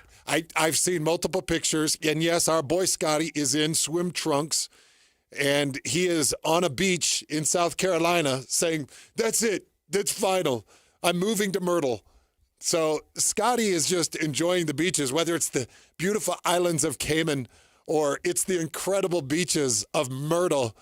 That guy is going to find the trip and go to the warmth now. And yes. He didn't used to be that guy, and now he is that guy. Oh, no, he's that guy. Yeah. So he can no longer act like the tough cowboy and be like, well, where I come from, we work. No, where you come from, you get older and you get trunks and head to a beach. That's what you do. And you leave Lloyd high and dry. Freezing in the studios.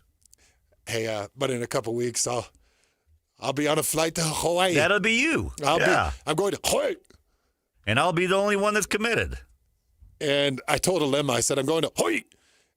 I need Hawaii. And he's like, I don't have any hookups. He's like, talk to Coach Mack. So I told Coach Mack, Coach, I'm going to Hawaii. I need some help. And Coach Mack's like, who are you? Who's this? Who's texting? Coach Mack. He's brushing suddenly me off. He doesn't know who you are. Yes. Wrong number. Who's this? So I am headed to Hawaii. I'm going to go enjoy a little bit of December sun on the islands. And this is going to be interesting because I leave the day after the Big 12 championship game. Whew, glad I left that open. I left it open going back, to the start of the season. I'm like, this is the same BYU team, just minus Jake Retzlaff. So I left that weekend open for the Big 12 championship game, just because I was thinking, well, it's a really good team. I mean, this is going to be one of the best defenses in the conference. They've got a really nice offensive line. Got some great targets returning. Chase Roberts, Parker Kingston, JoJo. I thought, it's some good targets. Yeah. LJ Martin coming back. I better leave that weekend open. Whew. Lloyd, glad I did, bud. Yeah, that was a smart play. Glad I left that weekend open. And now you know what this means. I'll be taking the Comrex with me on vacation. And I'll be doing the show from Hawaii. while my wife is on the beach. Yeah. Because, when a man makes a commitment. Hey, that's going to be that Monday. He honors that commitment. Yeah. When you're going to be gone, it's right after a championship game. It's going to be a title game. It's going to be right after. Yeah, I know. So I appreciate you doing that. Well, yeah, and I scheduled the vacation. I'm like, if nobody goes to the Big 12 championship game, I'm just going to take these days off. If somebody goes to the championship game, I'll take the Comrex, and I'll be a big boy, and I'll do my duty. Hey, by the way, Lloyd, anybody watching on the YouTube cameras, it's one of those days. Bucked Up. I've got an LFG here in my hands. And big thanks to Bucked Up for being a big sponsor of the show. Big thanks to Ryan Gardner, Dan Gardner, all my crew at Bucked Up. We love you. And you keep me fueled when I'm trying to get ready for a show without Scotty. We do have a jam-packed show today. Lloyd and I are going to take you here through the first segment. Bronco Mendenhall, bowl eligible. The head coach of the Utah State Aggies joins us at 12:30. You're going to hear from Kalani Sitake today, Kyle Whittingham today. You're going to hear from the Ute and Cougar insiders. So it is a jam-packed day. And for some reason, on a Monday, after a big trip to Cincinnati, I'm feeling very blessed. Lloyd, let's get to the starter. This is Hans and Scotty G. Let's go! The lineup is set, and it's time to kick off the show with the biggest topic of the day. This is the starting lineup on 97.5, the KSL Sports Zone. They're going for it on fourth down in their own territory. Johnson, handoff, and they'll get the first down and more. Jackson, there he goes. Nobody's going to catch him. Joe Jackson, touchdown, Kansas State. 66 yards. Averaging 15 yards a rush. They're getting more here. Jackson out into the open. What a cut. To midfield. Jackson to the 30, to the 20. Touchdown, Kansas State. 80 yards this time. Dampier toward the corner of the end zone. And caught! Touchdown, Larry Simmons. What a throw and catch. This game's not over from 20 yards out.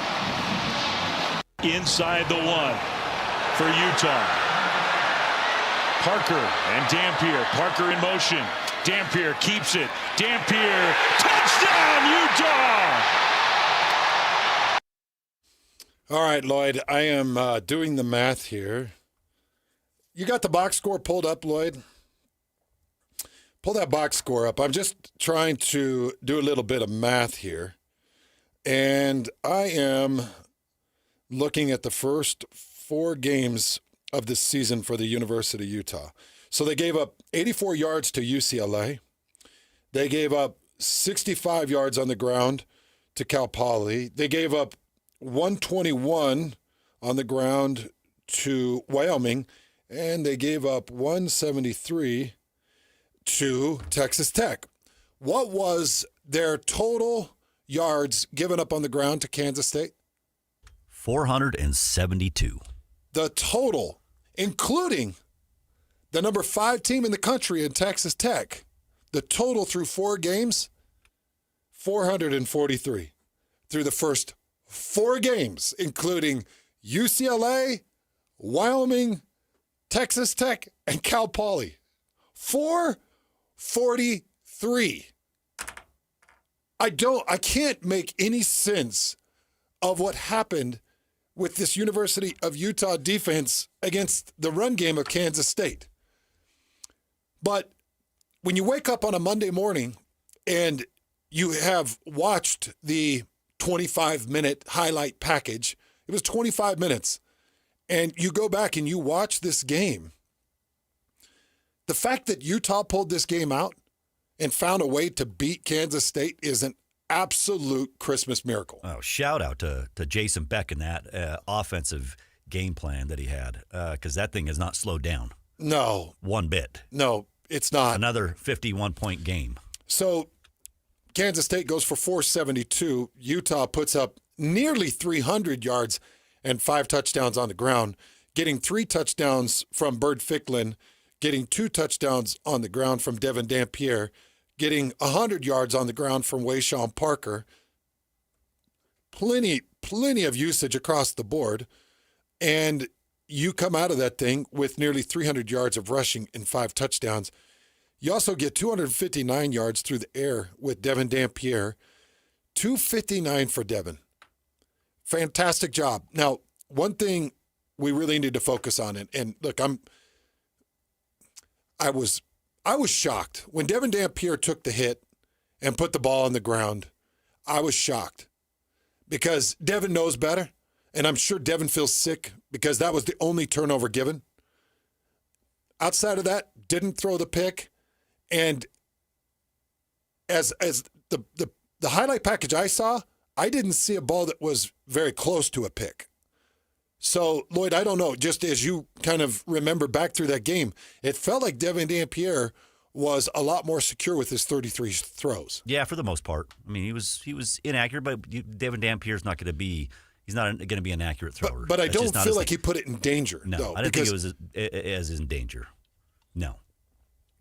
Now that fumble did come in. I thought that was ball game, especially where he fumbled. Thought it was ball game. Mike, that's it. Done. That's ball game. I thought it was over, and I appreciated his effort because he was tucking and doing everything he could to get the first. And he would have had the first, I think. Oh, he did. He would have had it. He would have had it, Yep. right? Or, yeah, he would have. Or within a foot. He would have been there, and that ball pops out. He's got to feel sick about that. But to Lloyd's point, Jason Beck has been incredible being able to put up the numbers that he's put up. And right now, Utah, here is your outputs through the last 4 games. 53 points against Colorado, 45 points against Cincinnati, 55 points against Baylor, and 51 points against Kansas State. Lloyd, they just keep putting the numbers up. And I'm just looking at rushing offense, new numbers calculated. Utah remains number 2, just behind Navy. Number 2 in the country, just behind Navy at 279.64 yards per game through 11 games. And Navy is at 308 yards per game through 10. Attempts per game. So Navy attempts 48 rushes per game. Utah attempts 45 rushes per game. How about this? Army is number 3 right behind Utah. They attempt 60 rushes per game for 259 yards on the ground. And Utah is in front of Army. They're in front of Air Force. All these teams that all they attempt to do is run.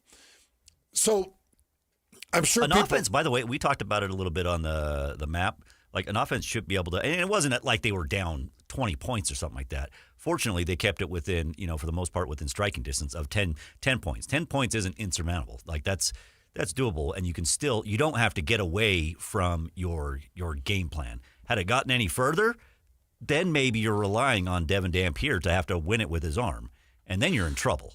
But if you're able to stay inside the Jason Beck offense and run it like they were able to, which they were able to, no panic. No panic. No panic. And they did put up 250 yards plus through the air, which is good.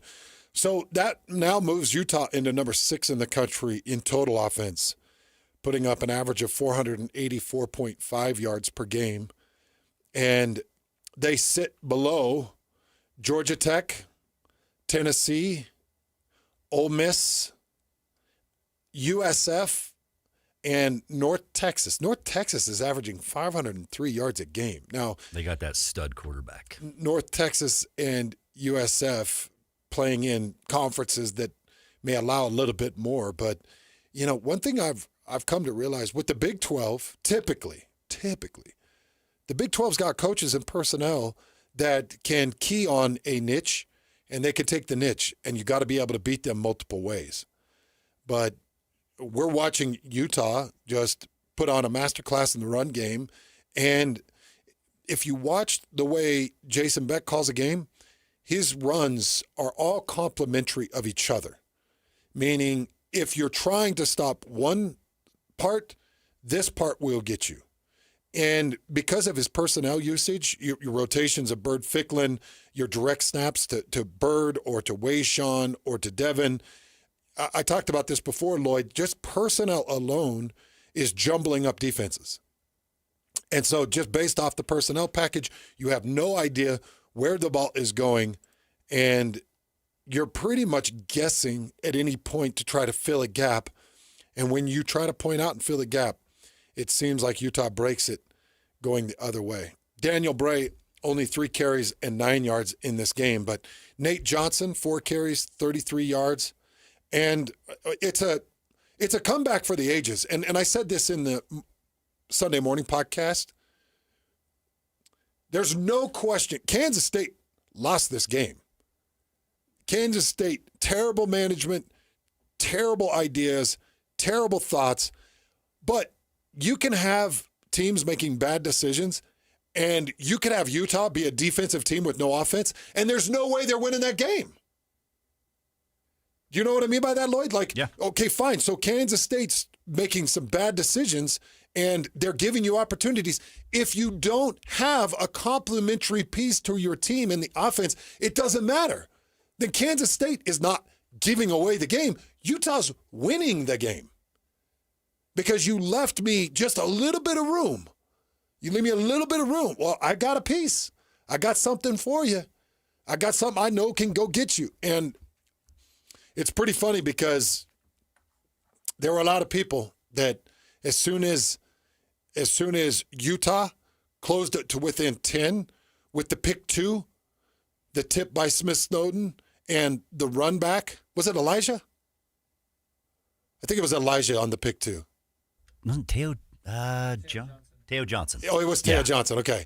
Teo Johnson on the pick 2. I only see the Smith Snowden tip because that's my boy. I love that kid, and he had a good game. I just think the world of Smith. But when they had the pick 2 and they closed it to within 10 instead of being down 12, all of a sudden that game is the door is open. It's just and a defense, by the way, that for the most part couldn't get a stop to save its life all game until it mattered, until they needed it. Well, I guess instead of down 12, I'll give Kansas State what they were attempting to do, go up 2 touchdowns. So not only did you stop the 14 or keeping it just being still a 2-touchdown game, you closed it within a field goal and a touchdown. And I can promise you, Lloyd, having been in a lot of different games in my life, there is a dramatic difference as a football team when you're looking at a scoreboard and it says 10 to it when it says 11 plus. Well, you can still get your 8 and your 2-point conversions, but you know what I'm saying. When you're looking at it and you're like, man, a touchdown and a field goal, and we're back in this. We can get a field goal easy, and if we got a minute left and 1 timeout, and we got a shot. Well, when you're this Utah offense, you're thinking, if I got no timeouts and I got a minute, 20 seconds, it's possible. And you saw the Devin Dampierre breakthrough. Was that a draw or a dive? It was one of the two, where Devin Dampierre breaks through the line and goes for 59 yards. Yeah, that was for sure. That was a drawn up QB run. It was either, I just can't remember if it was a QB draw or if it was QB dive. Did he take it and go downhill, or did he take it? I think it was a draw. Settle and go. Yeah, I think he settled and go, if I remember right. I think he settled and go because I think the draw pulled the safety based off of him thinking he was set in a pocket. But either way, the run was awesome. So it just tells you, man, when you've got 3 phases that are doing work for you, you've got yourself a pretty deadly team. And the other thing that I think is crazy, did you see the kicker, Dylan Curtis?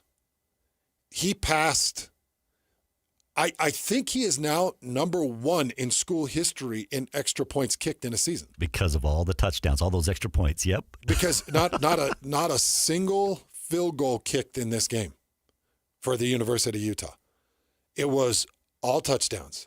And I don't think at any point, Kyle Whittingham, they were thinking, well, hey, we could settle for a overtime, give our kicker. No, they were not going to leave it in the kicker's hands. Is that 7 touchdowns put up. Yeah. So, big shout out to Jason Beck for holding up his end. And Lloyd, I through the week of preparation, getting ready for Utah, Kansas State, I was trying to draw on the memory of ever thinking, wow, this Utah offense is putting up better numbers than the Utah defense. I could not come up with a single sample of that in the Kyle Whittingham era. Now, just think through the Kyle Whittingham era. Think about how many times the defense couldn't do a thing and the offense just kept pace. That's pretty spectacular. And that's done in a single year under Jason Beck. That's piecing some things together, keeping some guys big shout out to that offensive line for sticking around, because I think there were some tough decisions for them.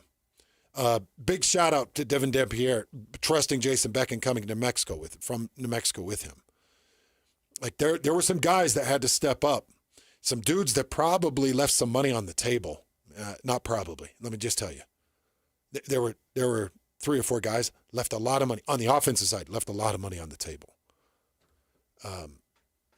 Not something you see any these days. Lomu in particular, a lot of money. So, seeing those guys leave some money on the table, trust an offensive coordinator, put up 51 points, and be able to keep pace with an offense that put up 472 yards, more yards than the combined yardage of the first 4 games of the season, including a Texas Tech team that's top 5 of the country. And this Utah offense kept pace. Jason Beck, amazing. Amazing. He should be lauded with praise. He should be put on the shoulders of Utah fans and carried off the field with that type of performance. Great stuff. All right, we'll take a quick break. We'll come back. Bronco Mendenhall on the other side. Here we go.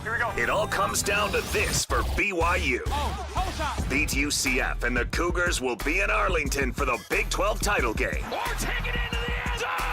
As BYU looks to keep their dream season alive, keep it locked on The Zone for complete coverage of BYU football every step of the way. Your home for the best coverage of Cougar football is right here on 97.5, the KSL Sports Zone. Okay, all right. Tim Jr. here from RGS Exteriors. Did you know that we offer 3 distinct styles of gutter protection? Each one meant to handle a specific leaf problem. You might not even know there are different styles of gutter protection, but there are. And if you pick the wrong one, it could be a huge waste of money. Now, the big gutter guard companies won't tell you this. They try to sell you a one-size-fits-all gutter guard. And it could be completely wrong for the amount and types of trees and leaves you have. Not RGS Exteriors. We understand which kind of leaf problem needs which kind of gutter guard. We'll do an in-depth evaluation to assess the types, locations, and numbers of trees in your yard. Based on that data, we match your home to the right gutter guard.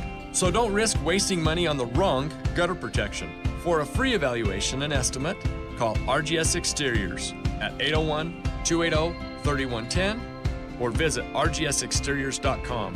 That's 801-280-3110 or rgsexteriors.com. Throughout life, we have plenty of special occasions and events, whether it's a prom, a graduation, a mission call, a new job, or how about a wedding? Mr. Mac has always been there to help serve you for all of your monumental moments. Mr. Mac has been family-owned for more than 50 years, and that's important. And they'll make sure that you look and feel great, with affordability always in mind. The Mr. Mac family creates long-lasting relationships with their customers, and they've been doing it for generations. 9 locations across the Wasatch Front or online at MrMac.com.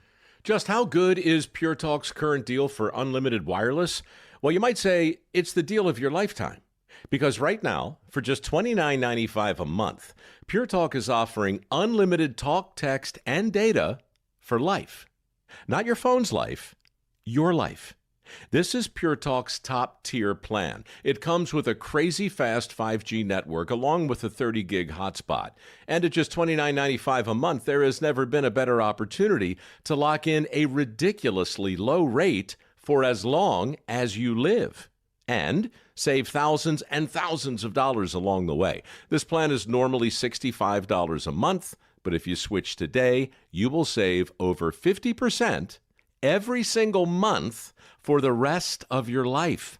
See what I mean? It really is the deal of your lifetime. Dial pound 250, say Mike Rowe. Offer ends 12/7. Some restrictions apply. Details at puretalk.com.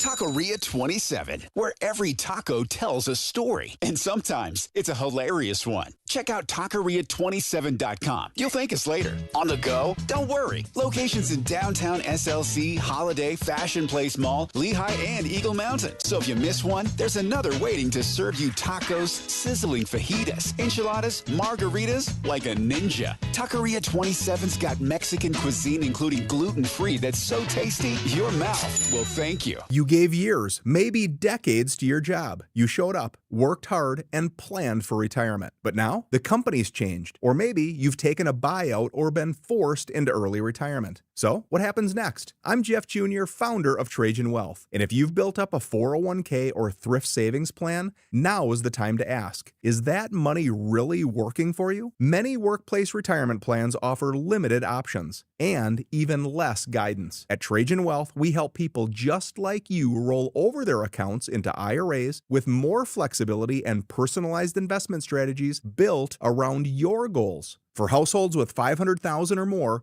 let us build you a personalized plan. We operate on veteran values, service, trust, and doing what's right. Your next chapter starts now. Call Trajan today, 801-210-6800. That's 801-210-6800. Advisory services offered through Trajan Wealth, LLC, an SEC-registered investment advisor. See website for details.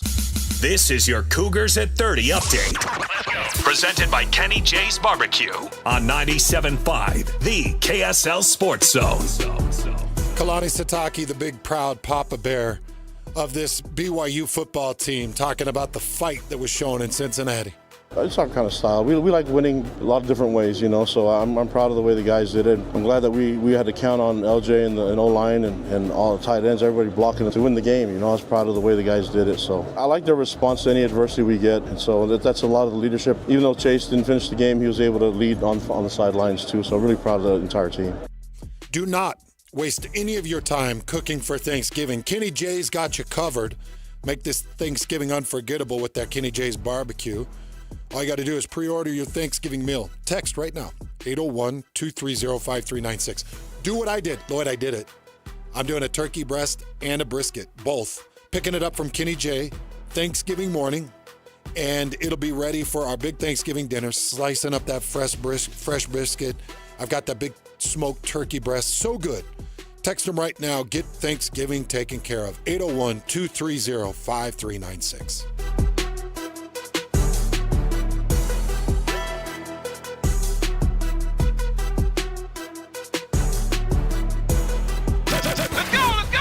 Complete game coverage of the Cougars is right here on the KSL Sports Zone. It doesn't get much bigger than this as the Cougars look to earn a spot in the Big 12 title game as they take on UCF in Provo. Your home for the best coverage of Cougar football is right here on 97.5, the KSL Sports Zone. This is Hans Olsen and Scotty G, presented by Mountain Land Supply on 97.5, the KSL Sports Zone. Woo! Ready? 1.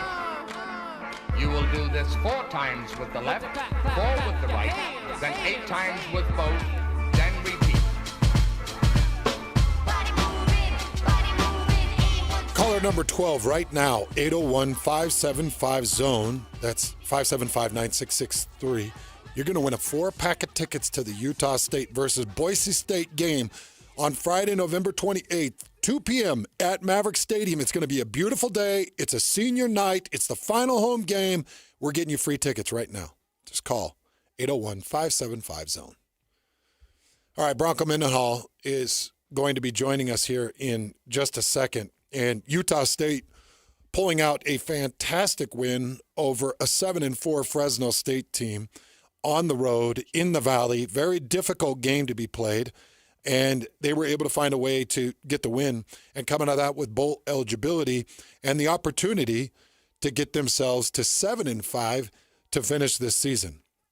Utah State changing over coaches, bringing in Bronco Mendenhall, and changing over personnel. We talked about the Utah State personnel changeover, as dramatic as anything or anybody might have heard or seen in the country. The amount of personnel that they changed over is staggering, and Bronco Mendenhall was able to bring his staff in, organize it, keep his recruiting up, which I thought was fascinating because it was just incredible going through that whole process with my son from one staff to the next and watching Bronco continue to keep his focus with his staff, keep the team focused, and keep things together. It's just been really impressive to watch him do this. And to be able to get the win over Fresno State, 28-17, it's just incredible. Watching this team come together, show poise, show resiliency, and continue to fight for each other and get the win. Bryson Barnes, 16 of 30 for 150 yards. He also put up 23 carries for 113 yards. You heard Scotty talking about it in the Sunday morning podcast. Scotty said this has been one of the more impressive and more resilient performances that he's ever seen from an individual in Utah State football history, what Bryson Barnes is currently doing. So big shout out to him. A couple of other impressive things coming out of this Utah State game. I thought Kevin McGivern called a heck of a game. You know, there were a couple of different gadget plays that worked extremely well for Utah State. A couple of double passes, a couple of throwbacks. You know, he'd get in the red zone, and he had some things ready to go in the red zone. So great work by Kevin McGivern. I felt like overall this team and this staff, their focus and their clarity in the Valley in this win was tremendous. Let's get out to Bronco Mendenhall with your Mendenhall conversation. It's time to talk Utah State football with the head coach of the Aggies, Bronco Mendenhall, on 97.5 The KSL Sports Zone. Man, Coach Mendenhall, what an impressive win coming out of Fresno with that victory. How good are you feeling? How good is this team feeling after that 28-17 win? Oh, man, it's not describable. Just the kids were so happy in the locker room and the coaches, and because they felt like they'd really won the week before against UNLV and didn't have the victory to show for it. But their preparation model all week, the way they traveled, the mindset, and so really the team just doubled down on that and believed it would pay off. 17-7 at halftime, trailing, and kind of just determination in the locker room, not discouragement or despair, but just like, you know, we know this is possible and we can do this. And then, man, 18-play drive and a 12-play drive and a 6-play drive with 3 and outs defensively in between and turnovers, and basically just took over the game in a really hostile setting. And so the way that it happened just added to the celebration in the locker room and the post game, and just really, really fun, and so happy for our team. I've played in a couple of different games like this, Bronco, and just watching this game, and coming from a defensive perspective, I can walk to the sideline and say, geez, they got 169-yard run and put up a touchdown. And I can walk to the sideline and say, oh, nice bomb down the field, a 43-yard pass just before half. Oh, great. We gave up 2 big plays. We gave up 17 points. We can come together and we can get it fixed in the second half. I've felt that before, but just talk about what the resolve was at halftime and maybe some of the adjustments, if any. Yeah, it was just the brutal focus on execution, and knowing that with that, neither one of those touchdowns happened in the first half, and the possibility clearly existed, and the kids knew it, right, that it could have been a shutout to that point, and they were determined for that to happen in the second half. And just certainly there was a schematic adjustment or two, but nothing overwhelming, nor did it need to be.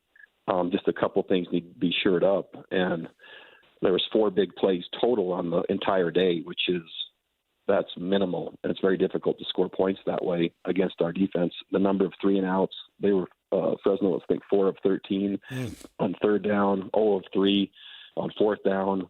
And it's just difficult to win a game when you can't stay on the field. So the defensive kids, not only the week before and the week before, but then this one, they're just starting to play with amazing confidence and production, and it's really fun. Before you hopped on, I was praising Kevin McGivern. I thought that some of his red zone draw-ups were beautiful. The throw, the double pass to Brady Boyd, the throwback. Just talk about Kevin McGivern and what he's done with Bryson Barnes and some of the pieces that he has offensively. Yeah, he's an exceptional coordinator, even a better person. He might be just as fine a person before a coach that I've ever just been able to work with. I've just had an absolute blast this year working with him, and consider him a true friend and just someone that I really look forward to his example every day. His innovation, his creativity, his ability to maximize resources, and as a play caller, just super impressed with. And he's giving Bryson every chance to be successful, but he's also giving our team every chance to be successful. And those calls that you're talking about, man, they lead to points. So all of those drives I just talked about where Fresno couldn't get off the field, they all ended up in touchdowns. And that's demoralizing for a defense when you just can't get off the field and it yields a touchdown after touchdown after touchdown. And, Kevin was just ready each time and each drive to answer again, which was to his credit. Something that I love, especially when you're going up against a 7-win team in Fresno State and you're doing it on the road. And correct me if I'm wrong, because it's not like I watch every single play of every Utah State game, but when I see Utah State on the 2-yard line and I see Fresno State just stacked and ready for the dive, and I see an end-around reverse throwback to Bryson, I don't think I've seen that play this year. And I might be wrong, but what I love, Bronco, is when I can't even reflect on that play and it hits like that. Yeah, it just caught everyone on the opponent's side flat-footed. So they have an exceptional inside linebacker, and just he was actually here, from my understanding. I didn't get a chance to meet him before he left or transferred before I got here, but he's one of the better players in the league at his position. But I saw during the play him throw up his hands like, what was that? Literally during the play, his arms go up like, how do you stop that? Which is really, I think, how kind of that unit felt at that point. Just like, what's coming next?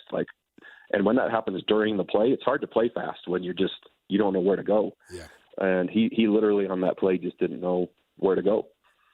Well, this team has been a blast to watch, and it's tough because when I see a big-time win, 28-17 over Fresno State, I have a hard time reflecting back to UNLV and how tight and close, and New Mexico and Wyoming, and Hawaii, and it's like, man, there's so many. It feels like what ifs, but you put the what ifs behind you.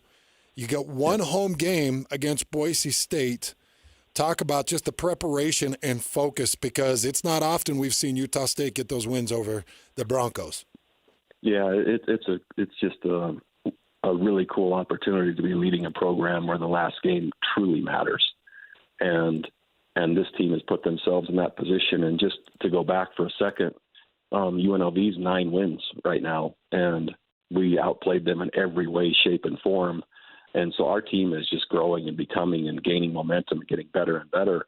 And so, there's the what ifs and their could haves and the Texas A&M and the Vanderbilt trips and all that. But it all shaped where we are, right? There's no skipping steps and there's no going around. And the results are exactly what we've earned. To now be staged for Boise at home in our last Mountain West Conference game and game before a bowl game. I mean, how can you script that any better? I mean, what an amazing opportunity for this team to close out our first year together. And I'm really excited for them. The game's on Friday, so we're a day ahead, Friday at 2. Our return from Fresno was pretty challenging. So we got we couldn't land in Logan, so we had to land in Salt Lake, and then got on buses. So we got here 6:30-ish, 7 in the morning. after the game. So it kind of felt like the red eye from Hawaii, actually. And so the guys had Sunday to recover, back to work today, and there's really nothing else other than Boise now on a shortened time frame. So we're all systems go at a pretty fast rate right now here. So just a quick look at conference standings. It's really interesting because Utah State's not out of this thing. It's, it really could come down to maybe even a 5-way tie at 5-3. If Boise State loses to you, if New Mexico loses to San Diego State, which is very possible, and then it really comes down to UNLV and what they do against Nevada. But it's crazy to think, Bronco, you're right there with this team. Oh yeah, we thought that from the beginning. The Mountain West is just wide open, and any one of those, we struggle in the fourth quarter against Hawaii, and we start slow in the first half against New Mexico with the punt return and the safety. Those are all real things that happen, though. And then the UNLV, it's the margins are razor thin, but that's good as well because the margins are razor thin, and we're right there, and we're right there in year one, which is it's gratifying but also realistic, and I claim the results either way. But we get a chance now to take all of that as a composite and put it together one last time in regular season against a very strong opponent, but it's in the Maverick Stadium, which, I think it's pretty formidable for opponents. I think this has just been an incredible season, and I'm hoping that you and your team get an opportunity to look back at those wins against Vanderbilt and Texas A&M. So Scotty and I, and Lloyd, we all get up on Sunday after all the games, and we do a podcast, and we talk about the Aggies. And one of the things I was reflecting on was this team putting up good quarters and good football against two of the top 10 teams in the country. Vanderbilt and Texas A&M are as good as it gets, and I'm hoping your team can even think back and reflect and say, hey, we stood toe-and-toe with those guys for quarters. Yeah, we did, and there were moments that got away from us, and there's moments that after both games, and just quite frankly, we were disappointed we didn't win. So we're not playing anyone, thinking that they're Texas A&M or Vanderbilt. And that's one of the strengths of the team. They're gritty and tough and not intimidated or concerned really about anyone in what league or what patch or what stadium. And that's a really cool place to start from. But I think it reflects the identity of this valley and the people that are here too. And they're kind of up for any challenge and trying to build a team that will play that way and represent them well. Well, on behalf of Scotty, I need to just talk to you about Bryson Barnes because in that morning podcast that we do, he was just effusive, talking about how incredible just the effort and the energy and the hope and resiliency, and talking about he needs to be the conference offensive player of the year. Bryson just has to continue to put a smile on your face all around with the way he plays this game. I can't believe that he was my quarterback or is my quarterback in my first year at Utah State. I couldn't pick anyone better. He just is everything I would hope a quarterback to be. Maybe more importantly, as a person, and I've never been more impressed with a young man's toughness and resiliency and determination and leadership as I am with him. And I think I can't say single-handedly because that's not fair to my team, but he just wanted to help this team win in any way possible. And all those drives, he's pulling guys for first downs. He's hurdling guys. He's running over players. He throws interception and upends tackles the defensive lineman. It just looked like a linebacker hit. And he just, he's exceptional. And so, it's just been my pleasure to have been his coach and to be working with him. And you know what? I feel like I'd miss an opportunity if I didn't mention Bronson. I know that I talked to you about Bronson Olival a lot, but I was teammates with Kautai Olival, his father, and Kautai is one of my all-time favorite teammates. Bronson pulls down that interception. Just talk about that moment for him. Yeah, probably the most critical moment of the game, if you have to identify it.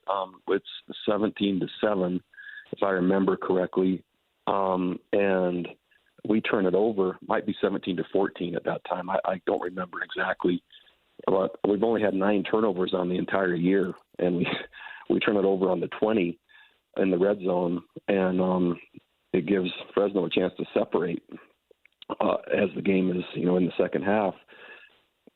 And our defense not only goes 3 and out, but it goes 3 and out with an interception. So we don't give up a field goal. We don't give up a touchdown.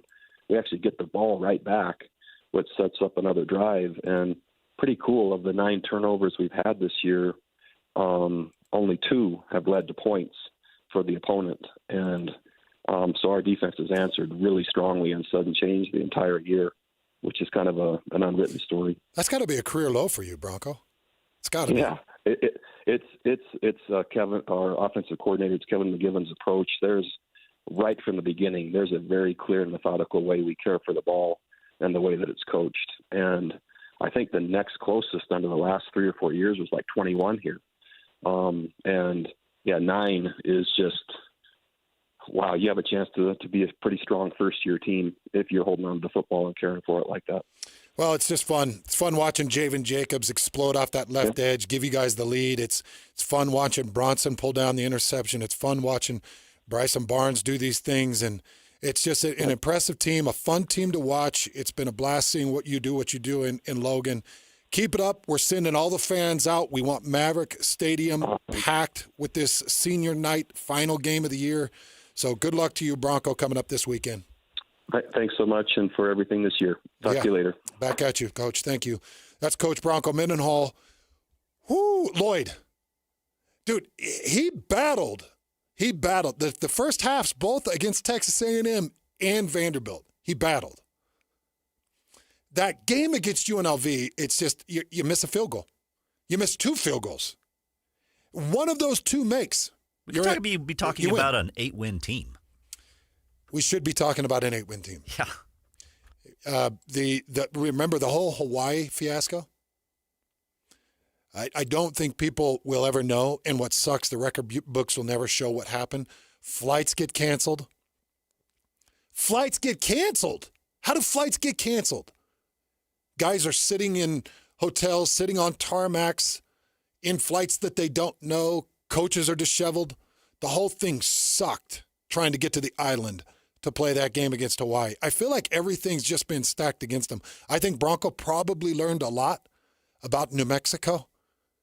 Anytime Bronco returns to New Mexico, he's got to know, I'm going to prepare my players like this is their fight too. This isn't just my fight. This is their fight too.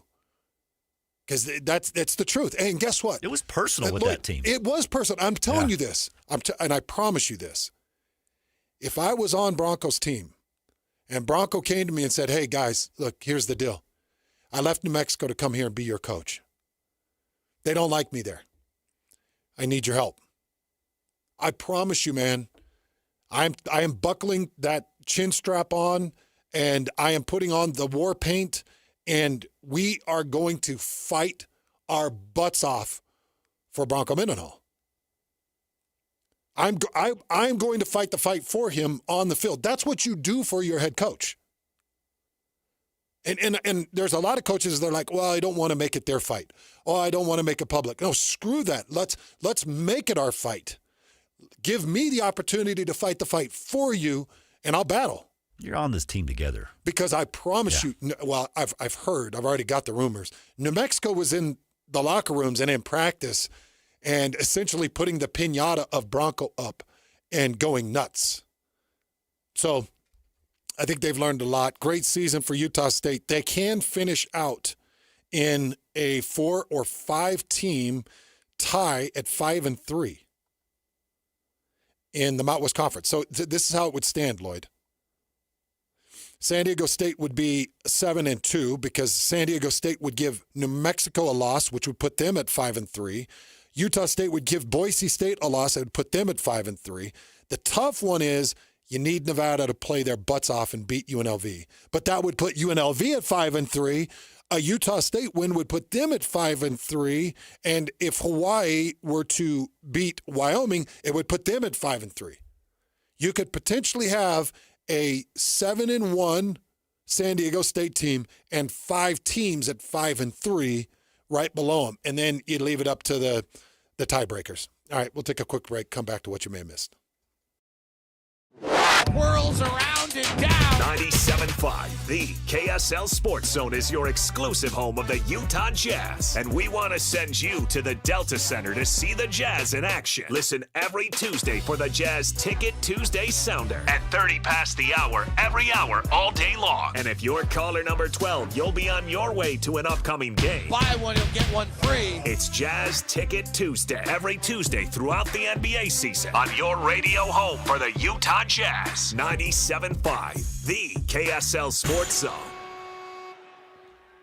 Big shout out to America First Credit Union. I just got a text from Dave Nellis this morning trying to confirm the Warm the Souls event that is one of my absolute favorites. They bring in these school children, typically first grade, second grade, third grade children, underprivileged areas, and they team up with different members of the community, and we put shoes on these underprivileged children. Did it last year with them, the Warm the Souls event. I'm going to try to do it again this year.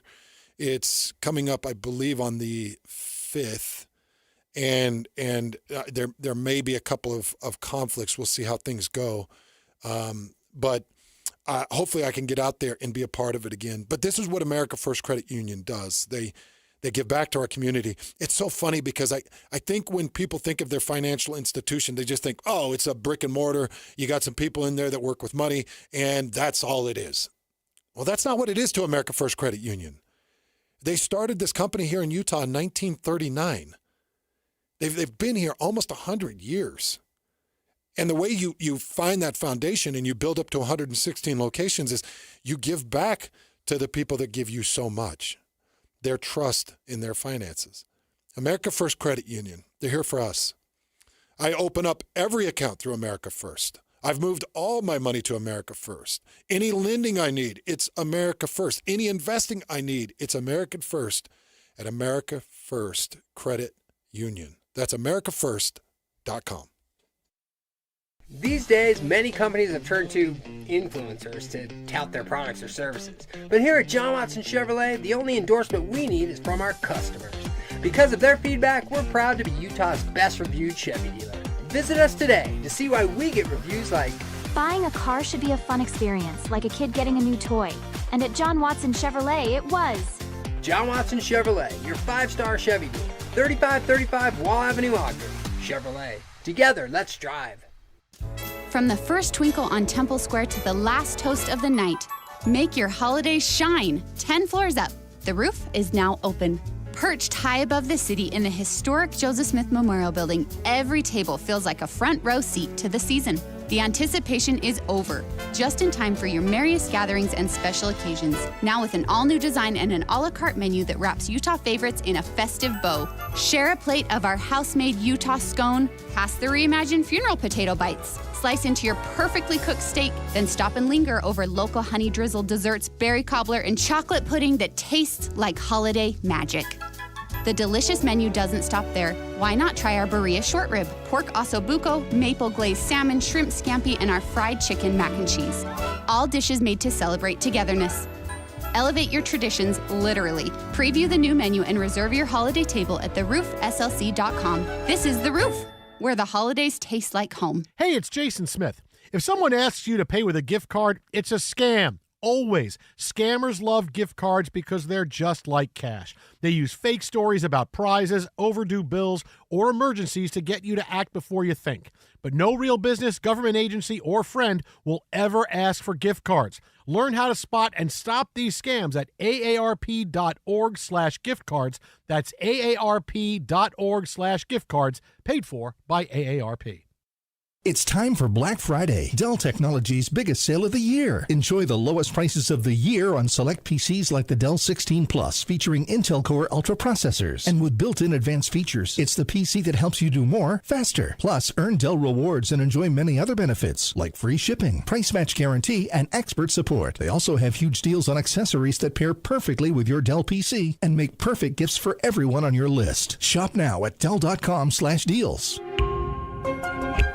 Bar Bar Dub Grill is where roadside classics meet ranch-raised flavor. Sink your teeth into juicy, handcrafted burgers made with premium Bar W beef straight from the local Utah farm. From the bold cowboy barbecue burger to the sweet and savory Aloha burger, paired with crispy cowboy fries, hand-spun shakes, or signature spud nuts. Soft, airy, and unforgettable. Bar Dub Grill delivers honest eats with cowboy swagger. Bar Dub Grill in Nephi with easy access right off exit 222 in Nephi. In today's digital world, outdated technology can slow you down. Les Olson IT is your business partner with top-tier office technology. From copiers, advanced IT, hardware, and security services. More than products, they're your partner. Les Olson IT. 3, 2, 1. This is your Utes at 50 update. 58! Presented by Kenny J's Barbecue on 97.5, the KSL Sports Zone. Man, based off the emotional presser, you can tell Kyle Whittingham loves his seniors. What determination and guts and never say die attitude can get you. And just so happy for our seniors to be able to go out with a win, their last opportunity in Rice Eccles. Excuse me, when I think about our seniors, I get emotional, so I apologize. But it's just so awesome for them to be able to have that experience.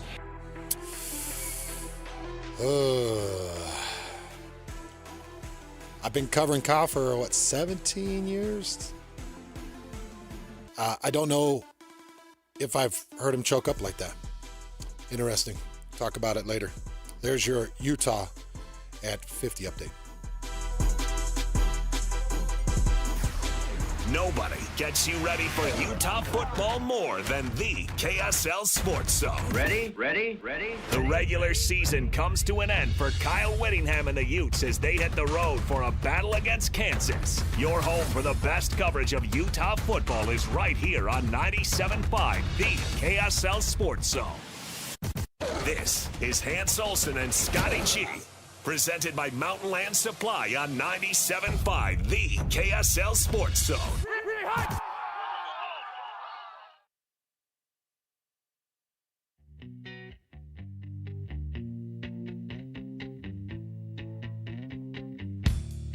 I'm so happy because Kalani Sitake coming up at 1 o'clock, 1:10. And we'll hear from the head coach of BYU. Quick, what you may have missed. Lloyd, why do you got to drop bad news in my ear? I missed Joe Burrow by 1 week. Joe Burrow by a week. By 1 week? Well, you knew it was going to be close. You knew there was a chance you were going to see him. Cincinnati, what are you doing? What is their, I was just talking about this with Christian. What's their playoff chances? Are they, in the mix, or don't you just rest him? Bring him back next year? Yeah. Well, are they in the mix? That's what I asked Dan Horde.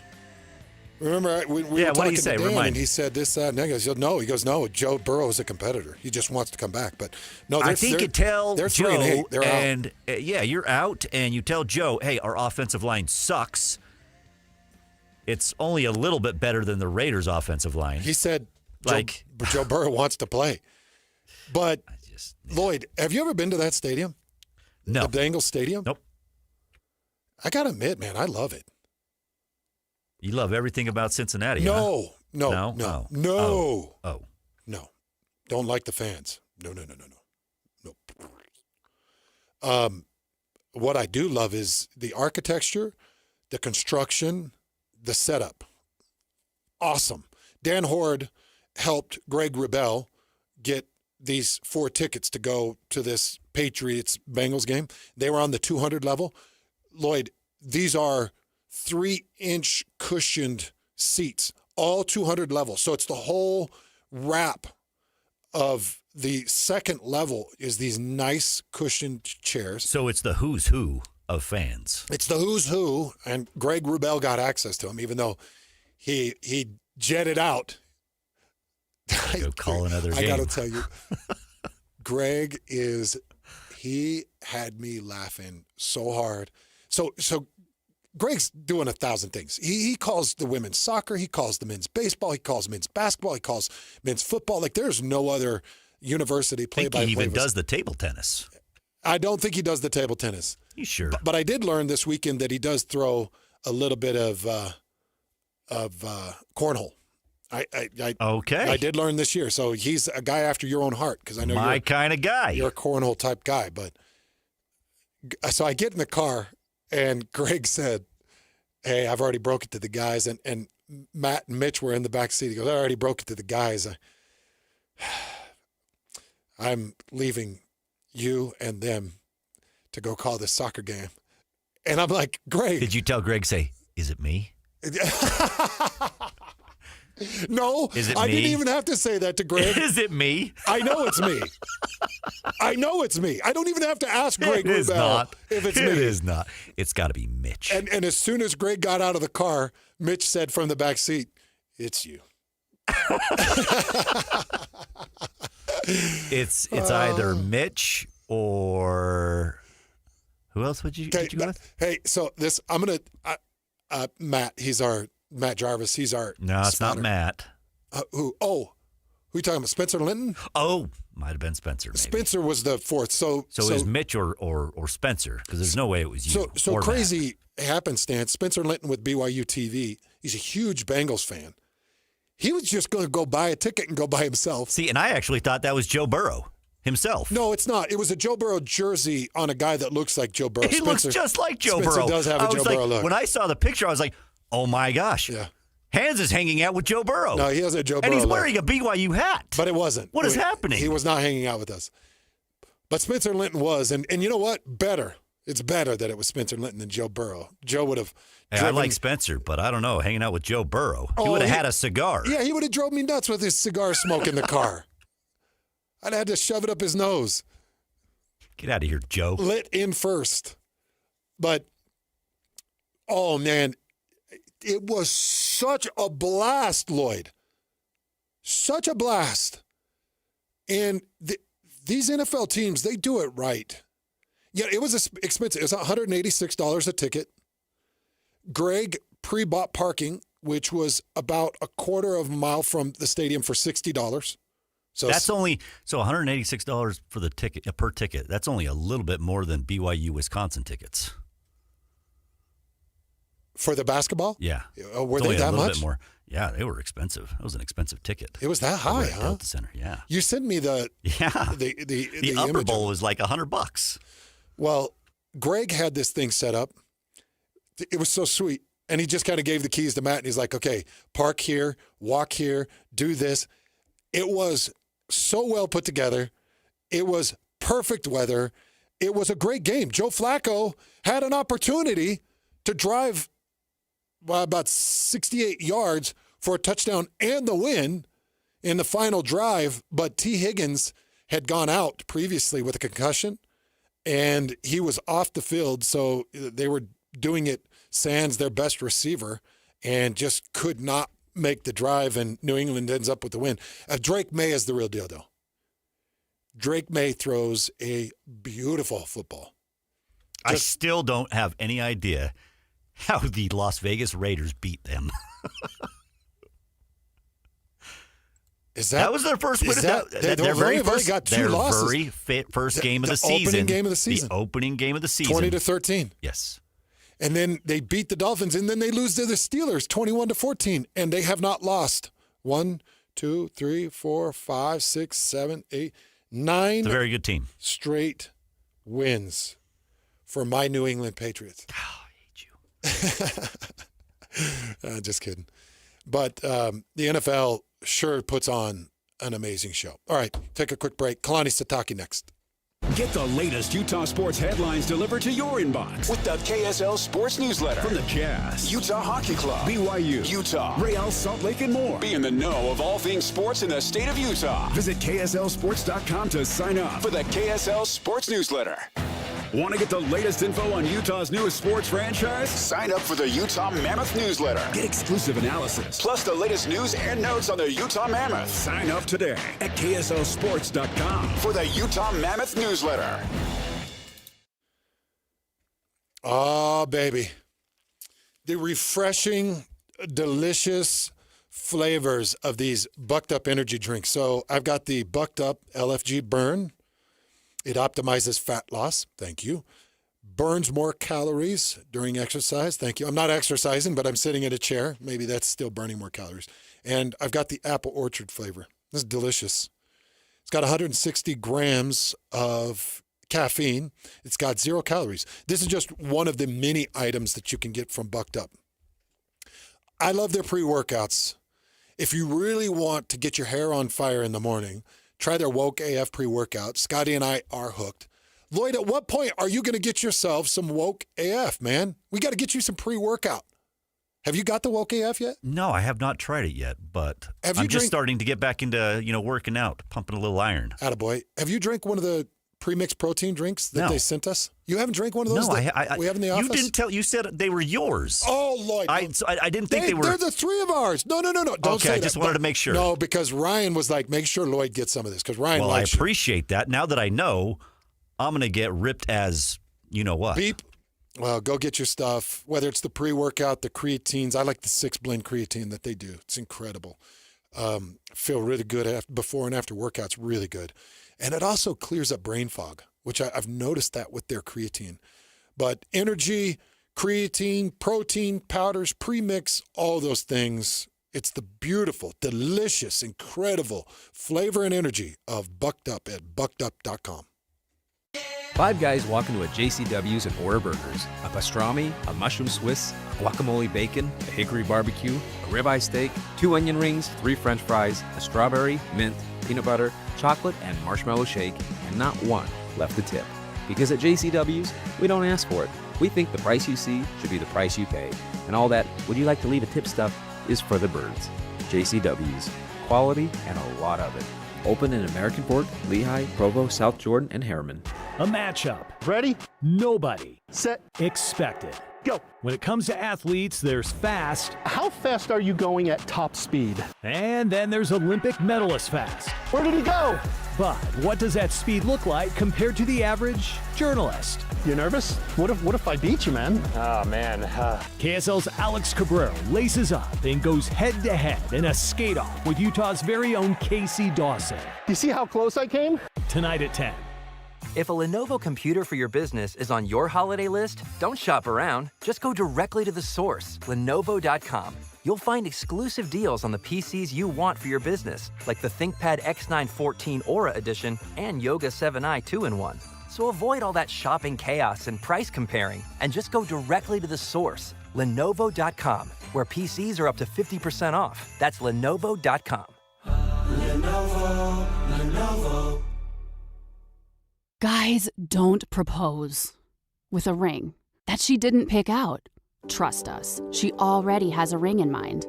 So engage with Gage Diamonds, in person or online, where Gage's skilled ring designers will work with her to create the perfect setting, matched with the perfect stone. Gage specializes in exquisite lab-grown diamonds. Financing available. GageDiamonds.com. We're engagement's middle name. The holidays are upon us and Thanksgiving is here. If you're looking for something great to do with friends and family this Thanksgiving weekend, how about making the reservations now to Ruth's Chris Steakhouse, where you are going to find the very best meal for the holiday season. And we have 2 Ruth's Chris Steakhouses in our immediate area. One is in downtown Salt Lake City at 275 Southwest Temple, where you can enjoy all of the festive activities and the vibrancy of downtown, and then have the great meal waiting at Ruth's Chris. And then, of course, skiing is in our future. The mountains are beautiful at this time of year, and Ruth's Chris Steakhouse has a location at Hotel Park City. It was just last month that Dee and I celebrated our anniversary there, and we had a wonderful evening. Don't miss the opportunity to celebrate the season at Ruth's Chris Steakhouse. And don't forget, a gift card is a perfect stocking stuffer. Broadcasting from the Mountain Home Services Studio, this is 97.5 KCNS FM Colbert, 1280 KCNS AM Salt Lake City, and 102.7 KSL FM HD2 Salt Lake City Midvale. This is 97.5, the KSL Sports Zone. It's another battle for the Aggies, and the KSL Sports Zone has it covered. It's a Black Friday showdown for the Aggies as they welcome in Boise State to Logan. Your home for all the play-by-play coverage of Aggie football is right here on 97.5, the KSL Sports Zone. This is Hans Olsen and Scotty G, presented by Mountain Land Supply on 97.5, the KSL Sports Zone.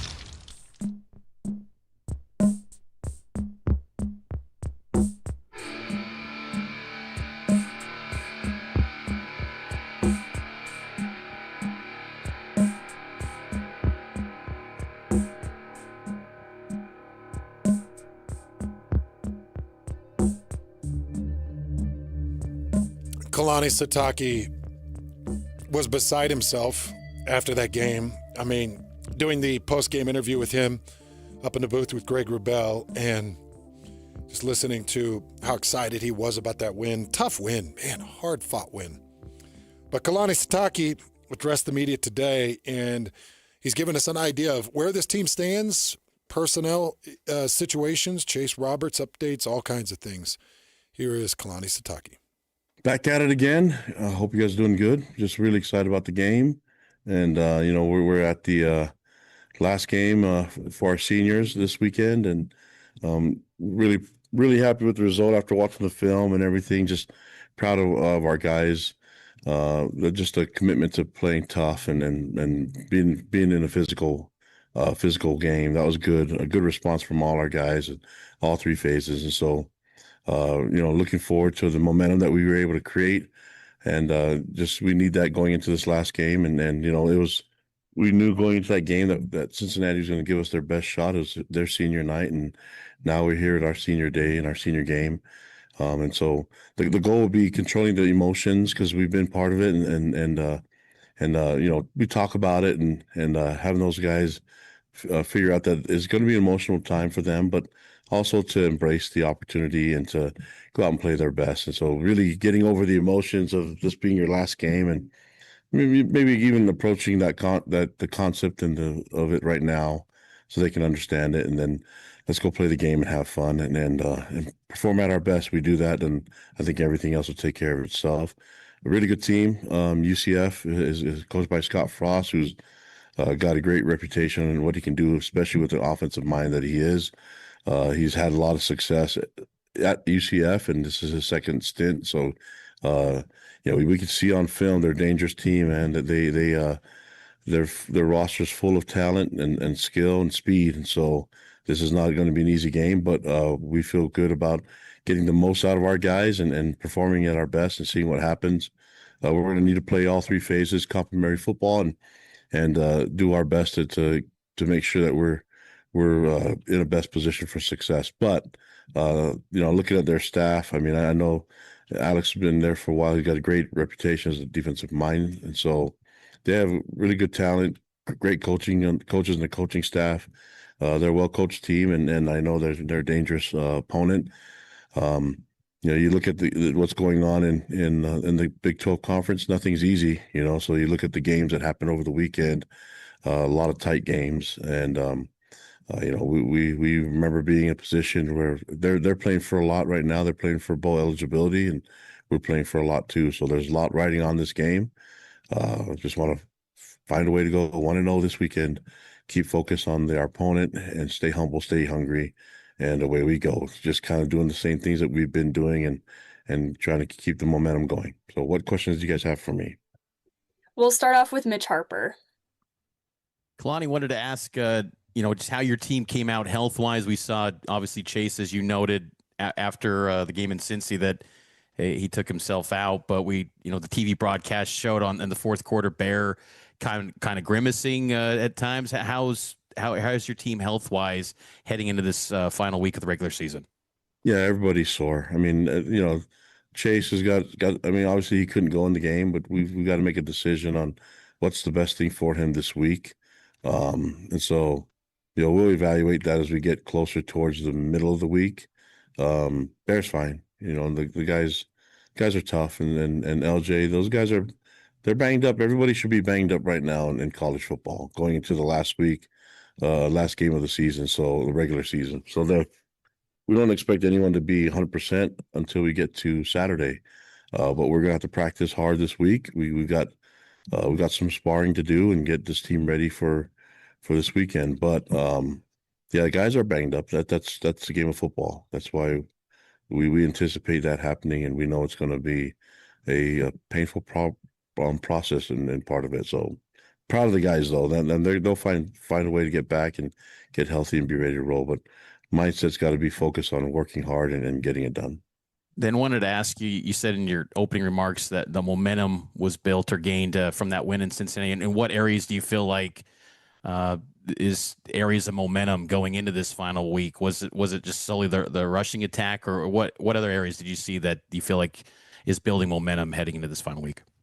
Yeah, all of it. I just think physical momentum is what I care about the most. You know, the guys were tough and strong. I mean, you know, that's where you can always control that. You can't control what happens to the ball, and even if you know, mistakes are made, we got to always bank on the fact that we're committed to going through a little bit of pain and sacrificing so we can get a win. And so that's the thing that I'll start with that. Everything else kind of works. I mean, you named them all right there.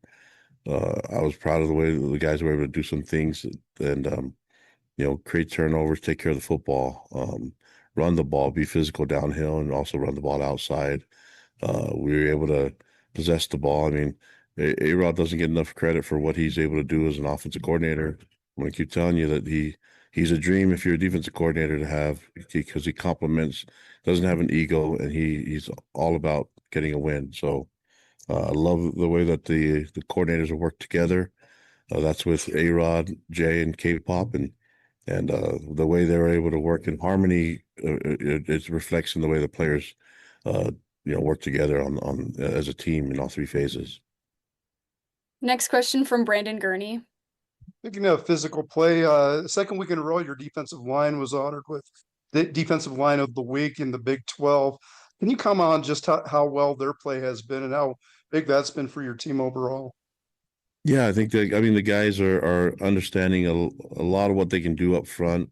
We have a lot of young guys that are still learning and growing in the system, but it's also good to see leaders like you know, Keanu and JT. Those guys do some wonderful things up front, and then you combine that with what Vil and you know, Bodie and Clegg and Tausili and Nusi, all those guys in the mix, man. You get a bunch of guys with Anisi and you know, those guys are all playing great football and they're doing it at a high level. And I think you have to kind of look at their coaches too.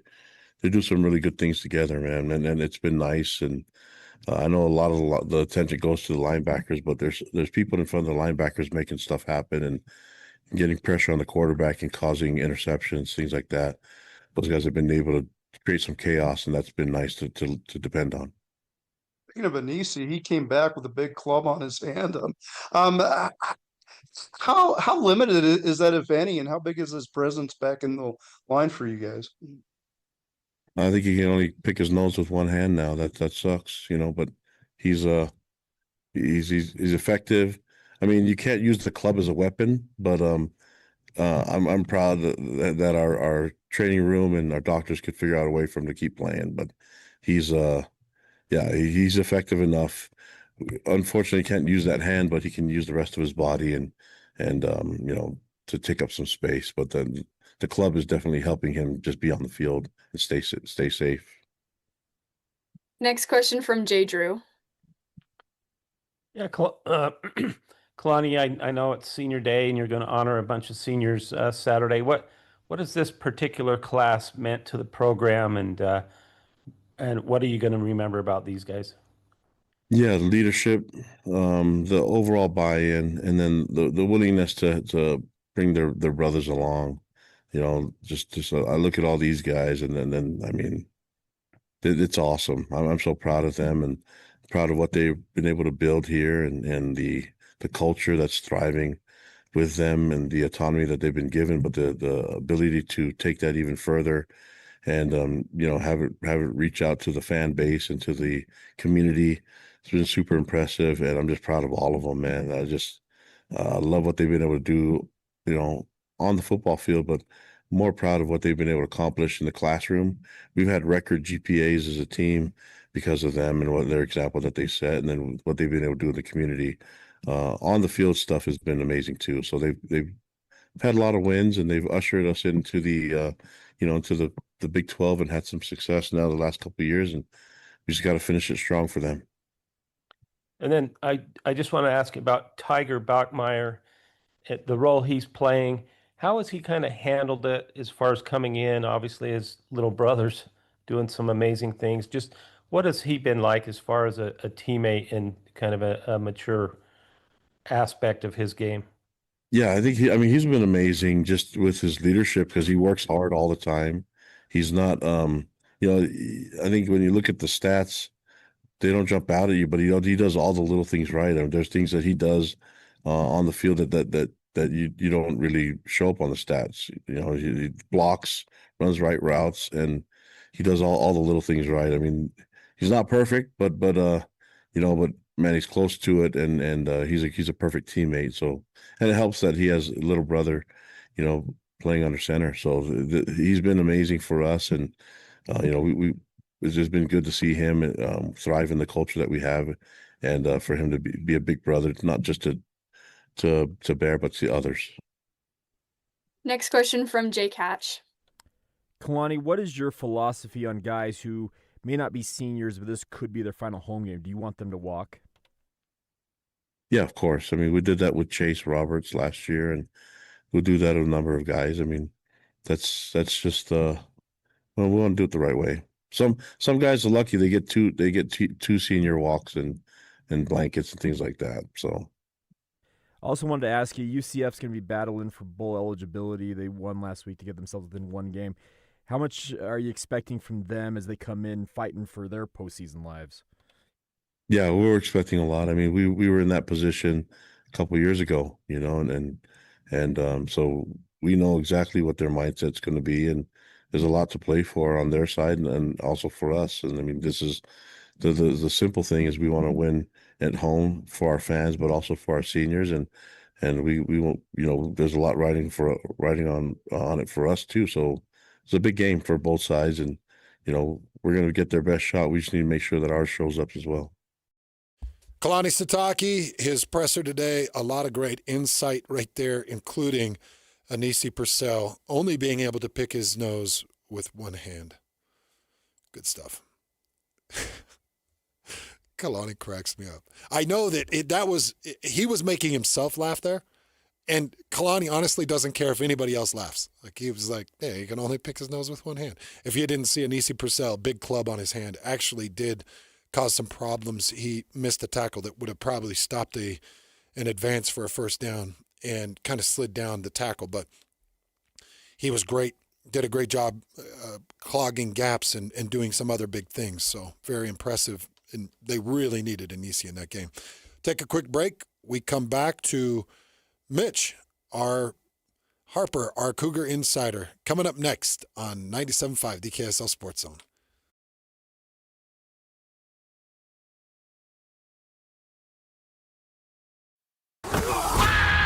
It's game week for the Utes, and the KSL Sports Zone is getting you ready for kickoff. After one of the craziest, most bizarre games in Utah history, Kyle Whittingham and the Utes hit the road for the regular season finale in Lawrence against the Kansas Jayhawks. Listen all week long for the best coverage of Utah football on KSLSports.com. Let's go then. Let's go, baby. Your home for the best coverage of Utah football is live on air, online, and on the KSL Sports app. This is 97.5, the KSL Sports Zone.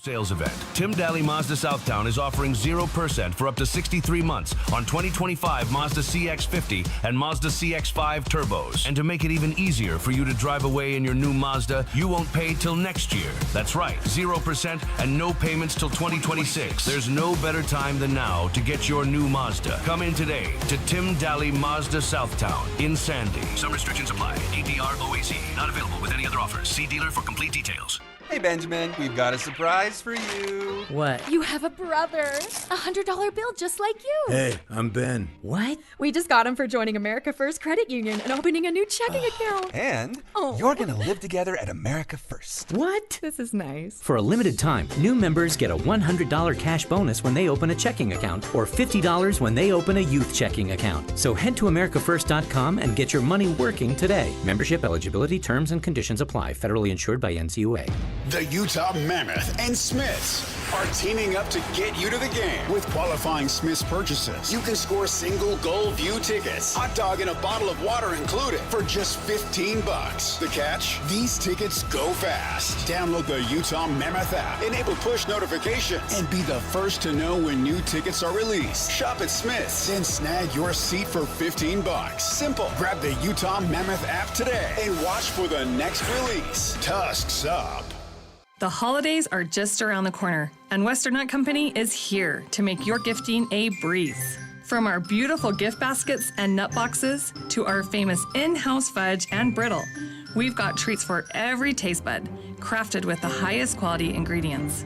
Corporate gifting, that's our specialty. Just send us your list and we'll handle the rest. Beautifully packed, shipped with care, and guaranteed to impress. Calling all office managers or executive assistants. Call Western Nut now and let us make your holidays a little less nuts. But we actually do want you to eat more nuts. For 60 years, Western Nut has been a proud Utah tradition. Stop by our downtown shop for unique gifts, glittering ornaments, festive decor, and so much more.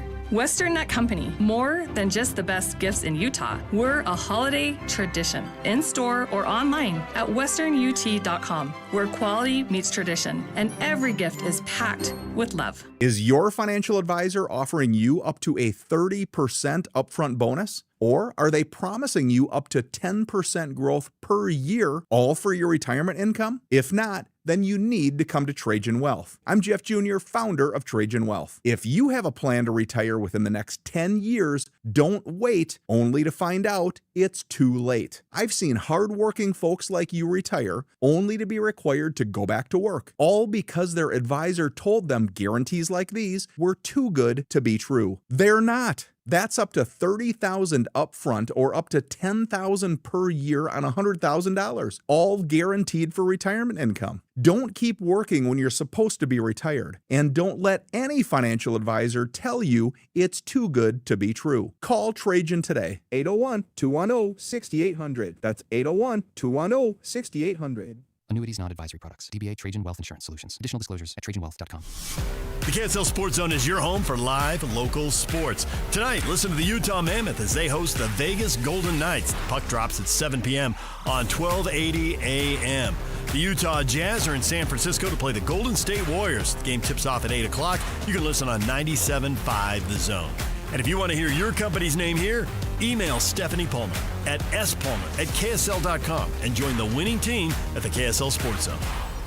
Celebrate the season of giving by giving yourself the best meal you've ever had. Experience Ruth's Chris award-winning service, sizzling steaks, signature apps, salad, sides, and dessert. Book your holiday parties today. Ruth's Chris in Salt Lake or Park City. This is your Cougars at 30 update. Presented by Kenny J's Barbecue on 97.5, the KSL Sports Zone. LJ Martin goes up for 222 rushing yards against Cincinnati. A lot of carries, a lot of hits. Kalani Sitake talks about his health. You know, he was doing so good. He's a hot hand. Just keep feeding it to him, and you know, we just needed him to rest a little bit. And there's times that he was pushing Enoch and everybody else out of the way. He wanted to stay in the game. So I know he's not 100%, but man, when he plays with that mindset, it's hard for anybody to stop him. He is so good. He talks about pushing him out of the way. He U-turned, was headed off the field, and U-turned, came back on the field just so that he could take the snap on a critical third down. LJ Martin, fantastic player. That is your Cougar at 30 update, brought to you by Kenny J's. Make this Thanksgiving unforgettable with Kenny J's Barbecue. Skip the stress, bring home the slow smoke perfection. Pre-order your Thanksgiving meal right now. Do it. Take care of it. 801-230-5396.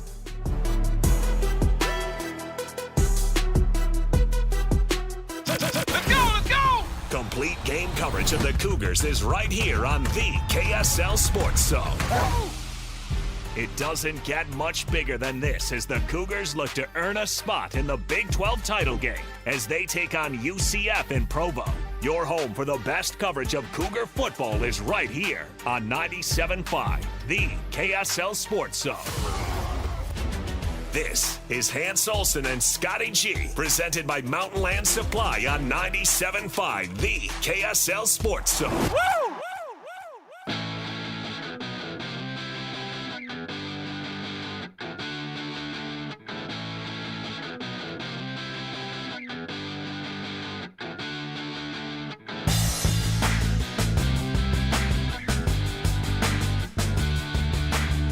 Hey, heads up. You got to join us tomorrow from noon to 3 at Tim Daly Nissan in Southtown. Shout out to Tyler and Tim Daly Nissan. That's coming up tomorrow. I know you're thinking, well, yeah, the Cougar Preview Show is always on Wednesday. We had to move it forward because of Thanksgiving. So 1155 South Jordan Gateway in South Jordan, Tim Daly Nissan, home of the Forever Warranty. And I did get a message from Tyler. And there were multiple people that came in and took advantage of no payments for 12 months. So I'm hoping he extends that again tomorrow at the Cougar Preview Show. Hanging out with us right now is the great, the one and only, the incredible Mitch Harper, our Cougar insider. Mitch, how you doing, brother? Doing great, Hans. How you feeling after that Skyline chili? I was telling Lloyd, I've kind of got the reverse issue of what people might think. I took that down at 11 o'clock yesterday, and there has been no movement. So I've got 4 scoops of Grater's ice cream. I did one of them in a turtle sundae, and no movement. So I don't know what's happening, but my face feels swollen, if that's any indicator of my health right now. I can relate. 6. Oh, hey, and that's a great update, by the way, Mitch. We have not really mentioned it on air yet today. 6 combined sacks between Utah and BYU the week before against Baylor and TCU led to me eating 6 Skyline chili dogs from Skyline Chili in Cincinnati with 3 ways. I did them onion, cheese, and mustard. I did complete all 6, and thank the good Lord that it wasn't 7 because you would not get you weren't getting through 7. No, and like Spencer Linton said in the video, you can go see the video at 975 Hands. I also threw it out on Instagram, but I don't think people do Instagram anymore. That's actually incorrect. Actually, a lot of people do Instagram.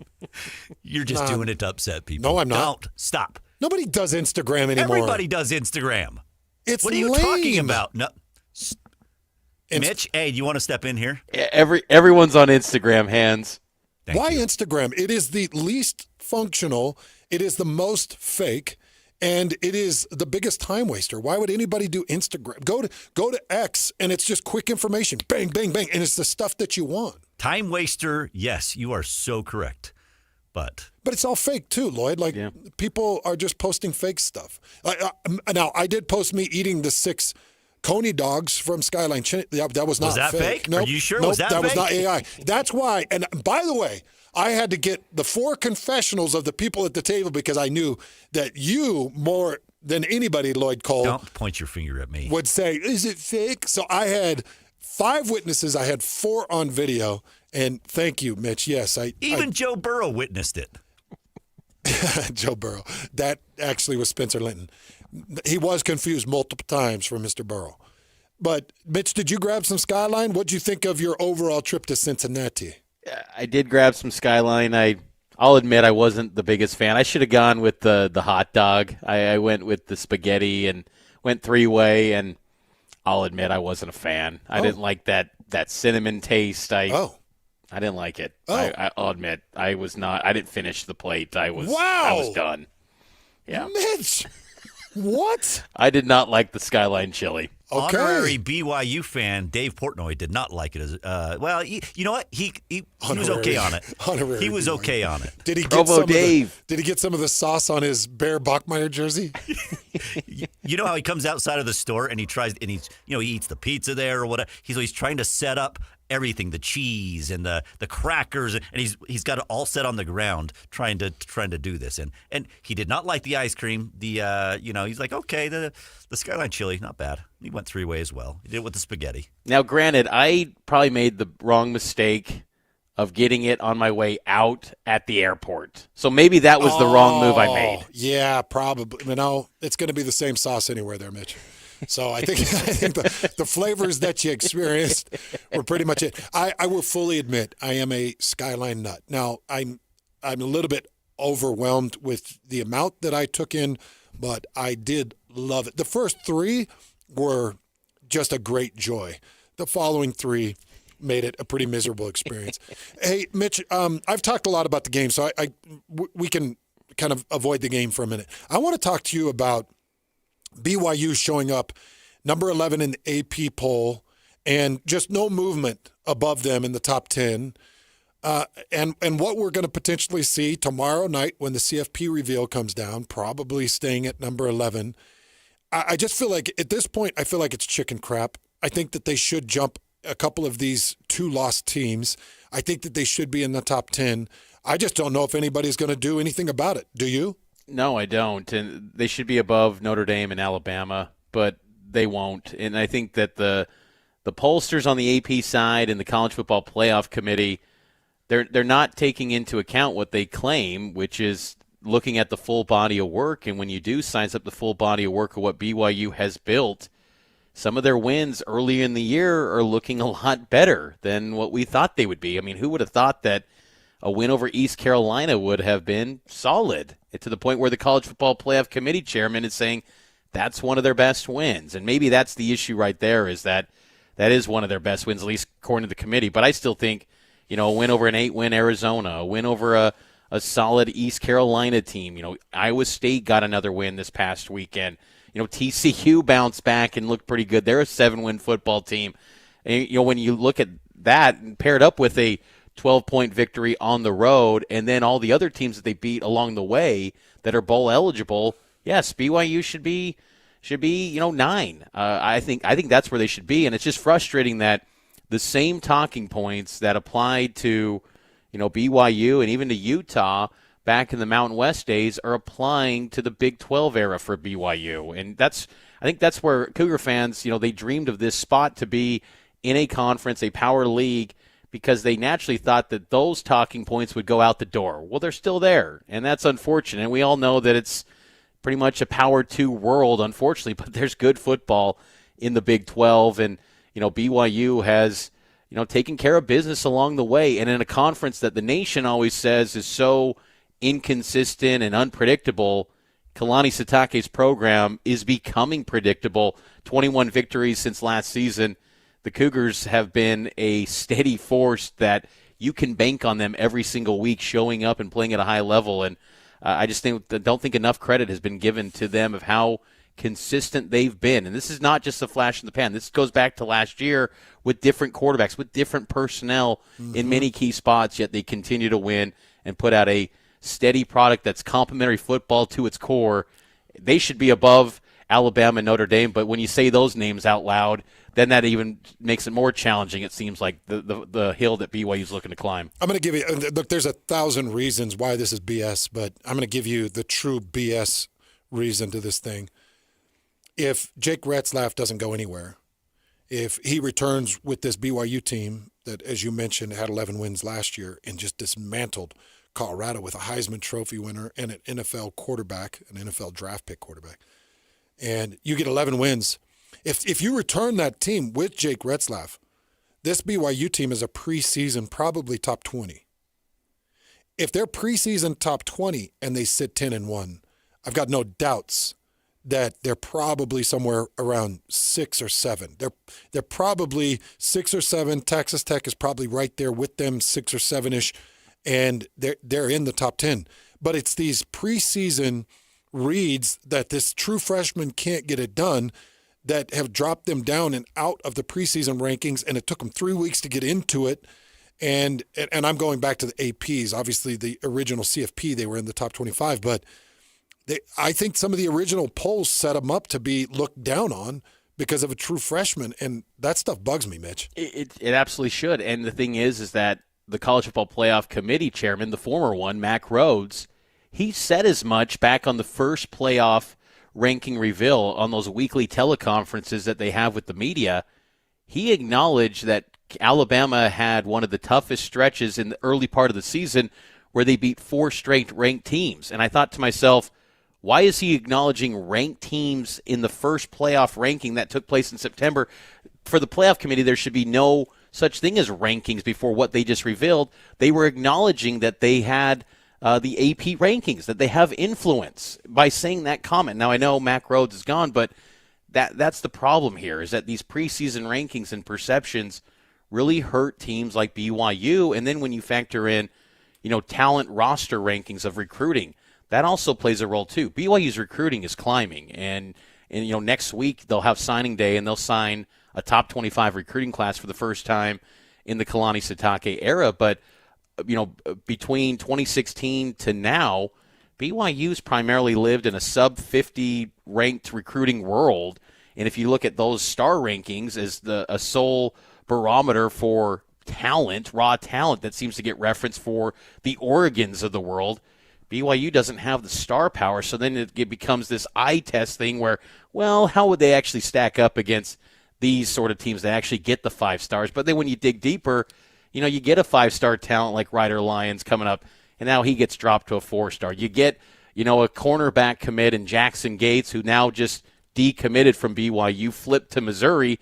At BYU, he was committed as a 3-star. Now he goes to Missouri 1 month later. Now he's a 4-star. What a joke. And I think those things like that are a hurdle for the Big 12 because, you see it as well as anyone, Hans. You're in the booth. You're calling it, and you call it how you see it, and you break down this game better than anyone. And it's like there's good football in the Big 12. There's really good coaching staffs. Great football. The schemes, and BYU's taken these teams down. And I still believe, too, Hans, like going around these Big 12 venues and these facilities, even Cincinnati, their indoor practice facility blows away anything BYU's got. I still think BYU, from seeing all these Big 12 campuses, the only one I haven't seen yet is Kansas State. But you go around these stadiums and venues, it's like BYU's still kind of behind the 8 ball in terms of football when it comes to facilities and all that sort of thing. There's a lot of catching up, and they're still beating these teams. Now, I think they've done a great job with their staff and commitment and roster retention, all those things. But they're still probably behind in other areas, yet they're beating those teams that were in this, world for many more years than BYU, and they're now the winningest team since last year and only their 3rd year in the league. There needs to be some credit given to BYU and what Kalani Sitake's doing. I think BYU needs to give another big payday to Kalani Sitake and make it clear as day that he's the guy that's going to lead the charge for BYU football going forward, because this coaching job has been nothing short of impressive. To have a new quarterback, a true freshman, and to be on a spot where you're 1 win away from getting to the Big 12 championship game. BYU looks like a program that's here to stay, and it's not just a flash in the pan. And I think that's pretty exciting for Cougar fans. Well, for anybody out there that's thinking, why are Mitch and Hans whining about this so much? Why is BYU worried about this so much? Why is this such a big concern? I'll tell you why it's a big concern. The committee is setting this up for the Big 12 to be a one-bid league. Mm-hmm. And by the way, Utah fans, you should feel the same about this, because your loss would look a lot better if BYU was a top 4 team, top 5 team right now. It'd look a lot better. But they keep holding them out because of that one loss to Texas Tech, the same loss that Utah had. And just so Utah fans understand, you got dropped a little bit in the AP. I'm curious, is the CFP going to drop Utah a little bit because they struggled against Kansas State and gave up over 400 yards rushing? So I'm looking at this thing, Mitch, and I'm like, I don't like where any of this is going. I feel like it's being held against Utah. I feel like it's being held against BYU.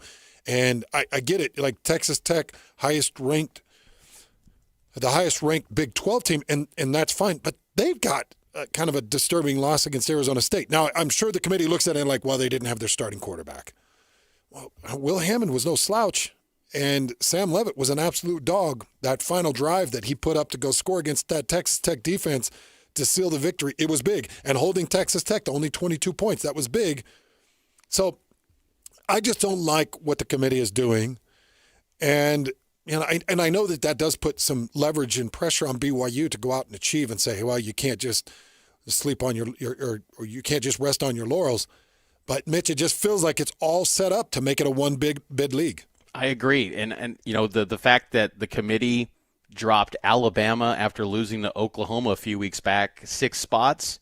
You can't tell me they would have no fear of saying, you know what, Texas Tech, you lost to BYU in Arlington. We'll drop you 6 spots from 5 to 11. Well, that leaves Texas Tech out. So it wouldn't shock me in the slightest if the committee, is created this situation where it's just going to be a one-bid Big 12. And look, I think the Big 12, the bottom of the league, is weaker than it's been in years past, but I think the middle is better, and I think that the top is much better, than, at least since the point that BYU joined this conference. These are really good teams, and I'd be really curious to see if, assuming BYU can get it done this week against UCF, which I think they will, what BYU looks like against Texas Tech the second go-round, with LJ Martin having more confidence. I mean, LJ was very candid a few weeks ago that he lacked any confidence in that shoulder against Texas Tech, going on the road. His first game back from the injury, it's kind of a tough spot. And then fast forward to this past weekend, he was outstanding against Cincinnati. And if you get that sort of performance, I know Texas Tech is elite stopping the run, but I'd like to think maybe LJ could somehow grind out a way to get 100 yards and put BYU in a position to be a little more competitive against that Texas Tech team a second go-round in Arlington. So it's just a tricky spot, and I think that the Big 12 continues to fight a perception battle, and I think the ACC deals with it as well. I think Kalani's always been on point with this kind of commentary where he wants to get to a point in the sport where everyone in non-conference, you got 3 non-conference games, 1 game if you're a Big 12 team against an ACC foe, 1 against a Big 10, 1 against an SEC team. And then we start to really gauge how good these conferences truly are, because there's nothing equal to really measure the true strength of these teams, especially when you factor in that preseason perception and biases that go into a season. It makes it challenging for these Big 12 teams because none of these squads have the logos that give them any sort of preseason clout. In the preseason, I vote for the Football Writers Association's Super 16. In the preseason, I had Texas Tech at number 11. I was the only one that had them in the top 11 of those top 16 rankings. No one really viewed Texas Tech as much. And so they've had to kind of start from the bottom and climb their way up, and it's remarkable that they've gotten to number 5 in the respect that they're earning, but still that could be gone in an instant because you got a Big 12 logo and not some of the other ones. And I think that it'll be really curious to see how, what Brett Yormark does after these morning games, assuming Tech and BYU take care of business, what type of campaigning he's going to do, because I think it needs to come from Yormark, because Kalani doesn't want to be in that spot. He did it a little bit in 2020 when he had no conference to really help lift him. Mm-hmm. But I think Yormark, he's got to go to bat for Texas Tech and BYU, and really make it clear that both these teams, regardless of what happens in Arlington, if they get there, that they should both be in the playoff. Great stuff, Mitch. You're the best in the business. You can read all of Mitch's stuff at KSL. Let's see, what is it? It's KSLSports.com. So go to KSLSports.com. You can see all of Mitch's trip to Cincinnati, all of his takeaways. You do no, I'm not going to pub Instagram. Well, you could follow it on Instagram too. Nobody Trust goes me. there. I always do. No, the real ones, they're on X. Follow Mitch on X. What's your handle on X, Mitch? Mitch_Harper. Just go there. He'll give you all the goods. Mitch, you really are the best. Thank you. Thanks, Hans. Appreciate it. All right, big thanks to Mitch. We'll take a quick one. Come back. It's Whole World, and then we get to hear from Kyle Whittingham, top of the 2 o'clock hour. It's game week for the Cougars, and the KSL Sports Zone is getting you ready for kickoff. The Cougars look to punch their ticket to the Big 12 title game as they wrap up the regular season at home against UCF. Listen all week long for the best coverage of Cougar football and your chance to win tickets to the game. Then catch College Football Saturday with a post-game show immediately following the game on KSLSports.com. Your home for the best coverage of BYU football is live on air, online, and on the KSL Sports app. This is 97.5, the KSL Sports Zone. So, Lloyd, I had a box of Bar W beef sent out to my baby boy Buffalo out in the Four Corners Mission, and he got his box of Bar W beef. Big thanks to Bart, Bar W. They sent it to coordinates. There wasn't even a drop-off spot. Bar W just went out and dropped it off in the reservation in Steamboat, Arizona. Dropped it off with a drone? Dropped it off with a drone? No, it was a truck, but that's what Bar W beef can do. They can deliver it to you wherever you are, even if you're in the middle of the Navajo Nation reservations in the Four Corners. But my son got his box of Bar W beef, and it came with their amazing homemade Bar W beef jerky sticks. And they did the jalapeno cheddar jerky sticks for Rock. He got a few of their sirloin steaks and a few of their ribeyes. And I'm just telling you, it's one of the greatest gifts that you can give somebody. So here's the deal. If you're listening to this and you're like, oh man, what am I going to do for my dad or my brother or my mom? Or what am I going to do for my husband? What am I going to do for my sister or my aunt? BarWbeef.com. You order $150 more of beef, and you could do it in burger or sirloin steaks, however you want to do it. You order $150 or more, they're going to send that to the door for free. BarWbeef.com. Don't forget to let them know that the Zone sent you, and they take great care of you at Bar W Beef. And don't forget Bar Dub's Grill, just off exit 222 in Nephi. Delicious. I love my people. BarWbeef.com.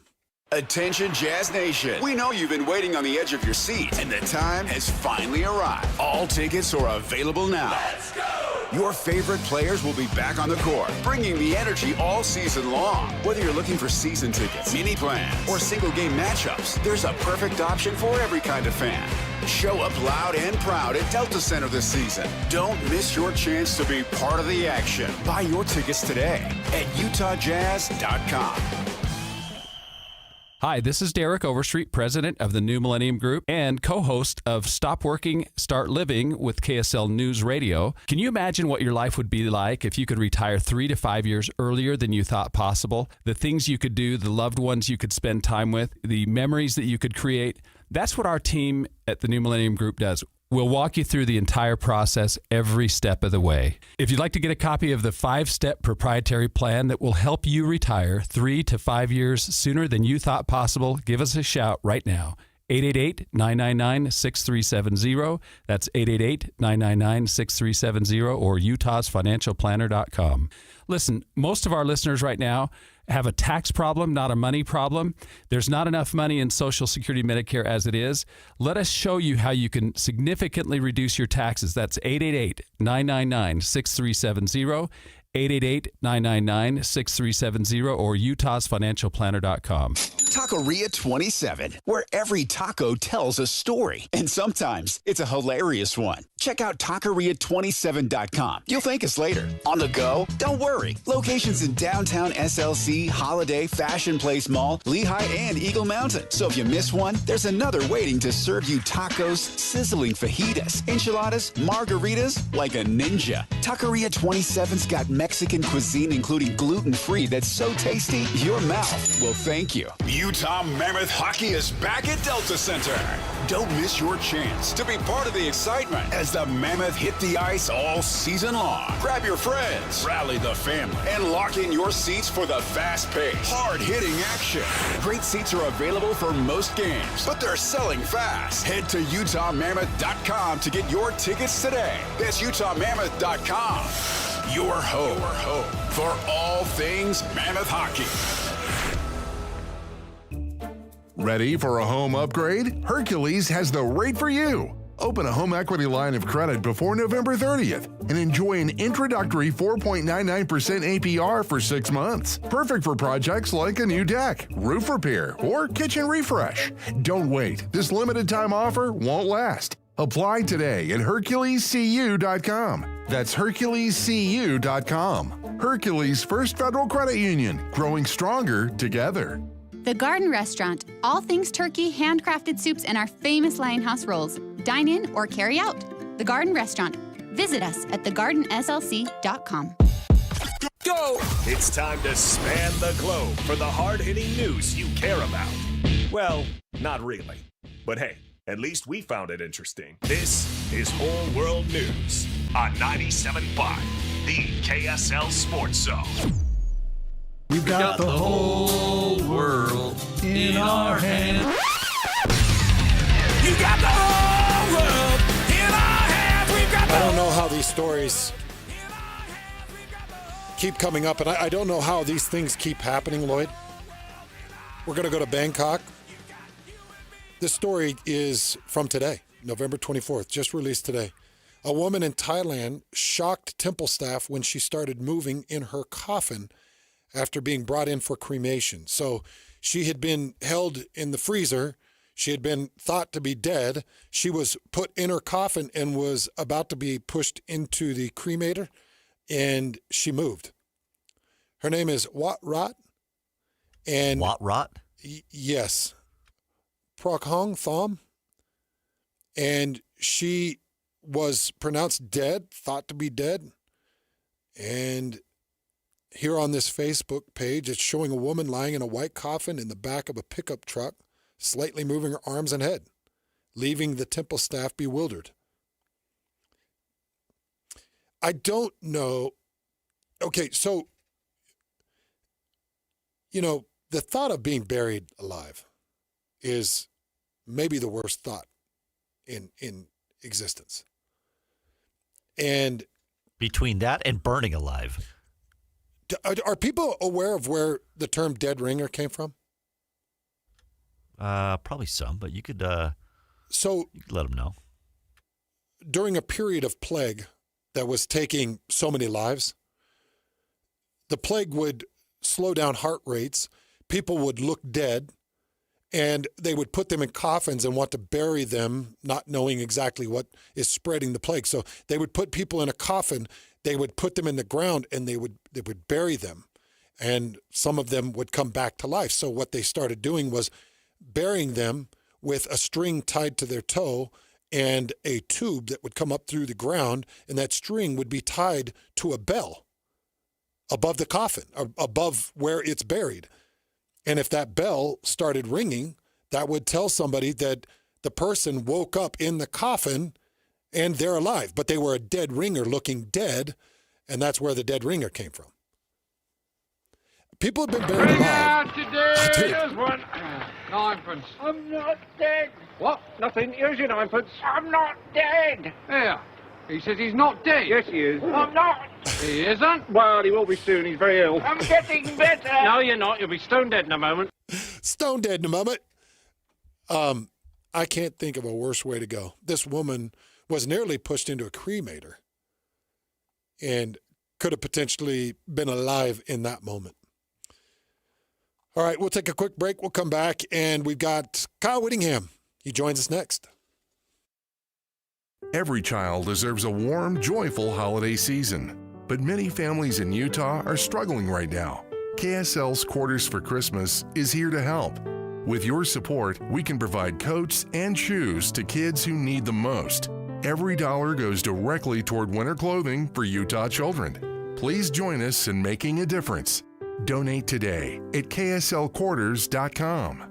That's kslquarters.com. You gave years, maybe decades to your job. You showed up, worked hard, and planned for retirement. But now, the company's changed. Or maybe you've taken a buyout or been forced into early retirement. So, what happens next? I'm Jeff Jr., founder of Trajan Wealth. And if you've built up a 401k or thrift savings plan, now is the time to ask, is that money really working for you? Many workplace retirement plans offer limited options and even less guidance. At Trajan Wealth, we help people just like you roll over their accounts into IRAs with more flexibility and personalized investment strategies built around your goals. For households with $500,000 or more, let us build you a personalized plan. We operate on veteran values, service, trust, and doing what's right. Your next chapter starts now. Call Trajan today, 801-210-6800. That's 801-210-6800. Advisory services offered through Trajan Wealth, LLC, an SEC-registered investment advisor. See website for details.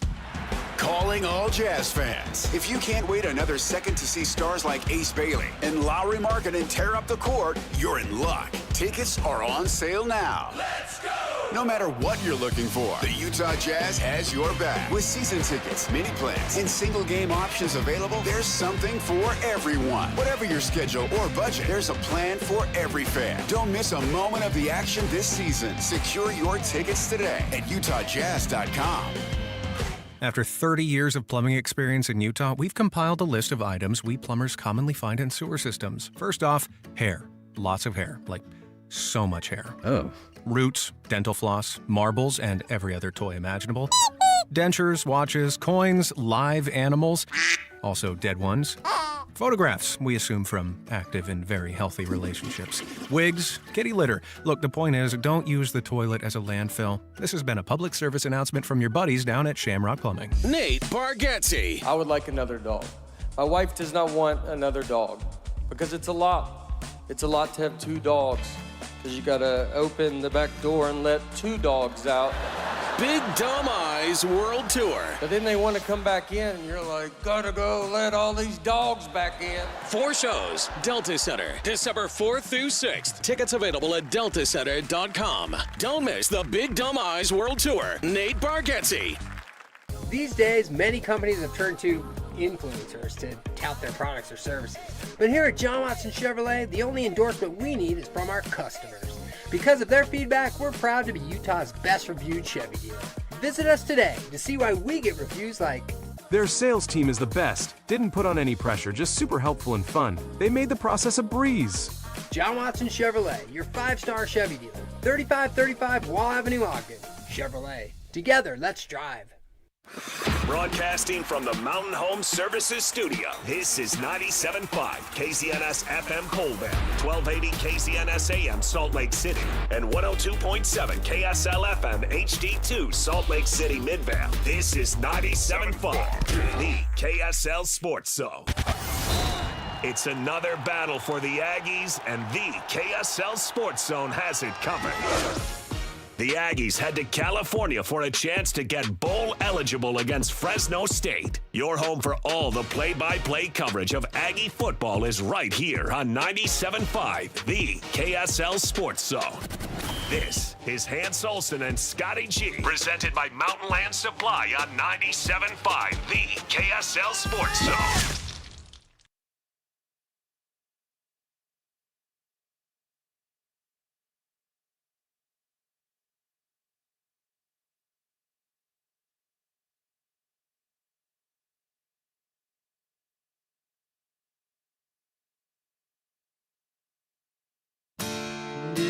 Know what's worth fighting for when it's not worth dying for. Kyle Whittingham with an emotional tribute to his seniors in the postgame of that Kansas State game.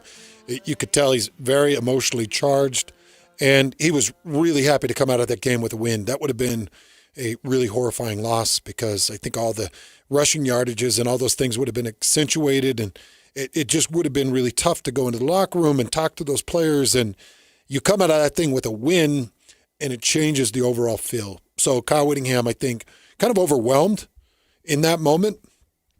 I know people are reading into it. I think they're reading very deep into it, Lloyd, maybe a little bit too deep into it. Thinking, well, the tears and the emotion, and he's left the field for the final time as the head coach of the University of Utah. That's other people saying that. That's not me. Just so you know. It's an emotional game. It's an emotional game. When you talk like that, like it is an emotional game. And I just want to be, even if I'm on an island and I sound stupid and look stupid, I don't think Kyle Whittingham's done until he's done. And I don't think anybody putting there he is as he walks off the field for the last time. I saw all the different social media posts and people saying, has to be the last one. You can see it in his eyes. I'm not there. I don't believe that. So I will stand firm in saying he's not done until he's done, until he says he's done. That's when he's done. Kyle Whittingham addressed the media earlier today, and we always do the okay, all right. Scotty texted and said he's going with an all right. I think it's an okay kind of day. So give Scotty the all right. I think it's okay. Good go? Okay. Really proud of our guys for the way they handled the game on Saturday night or Saturday afternoon. It was, one of those games where just got to keep hanging in there and making plays, and our guys did just that, and were able to come out with a win.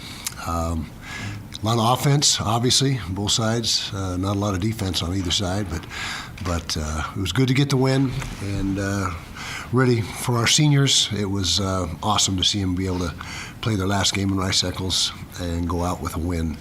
And that was, probably the biggest positive of the night the afternoon was seeing that happen. A lot of really good individual performances on offense. Devin Dampier was outstanding. Did miss a few throws early, but settled in and really played an excellent game, over 300 yards, well over 300 yards of total offense. Wayshawn Parker hit 100 yards again. Bird Ficklin added his usual positive things to the game, a couple touchdowns and some really good runs. Offensive line, again, did a nice job, rushed for almost 300 yards. So a lot of good things on offense. Obviously not our best game on defense. Got really... there's no real easy explanation to it. I mean, we just did not play the run game in any way, shape, or form with any consistency, with any degree of, it just wasn't good. And, we were doing everything we could do wrong, we did. We didn't fit the run gaps like we're supposed to. We didn't tackle like we usually do. We weren't as physical as we usually are in the front seven. So a lot of things that were just, just happened. And I guess that happens on rare occasions. But I got no doubt that those guys will bounce back this week. And they're a prideful group and have a lot of competitiveness in them. And so we'll hopefully get that thing turned back around and where it should be for this week.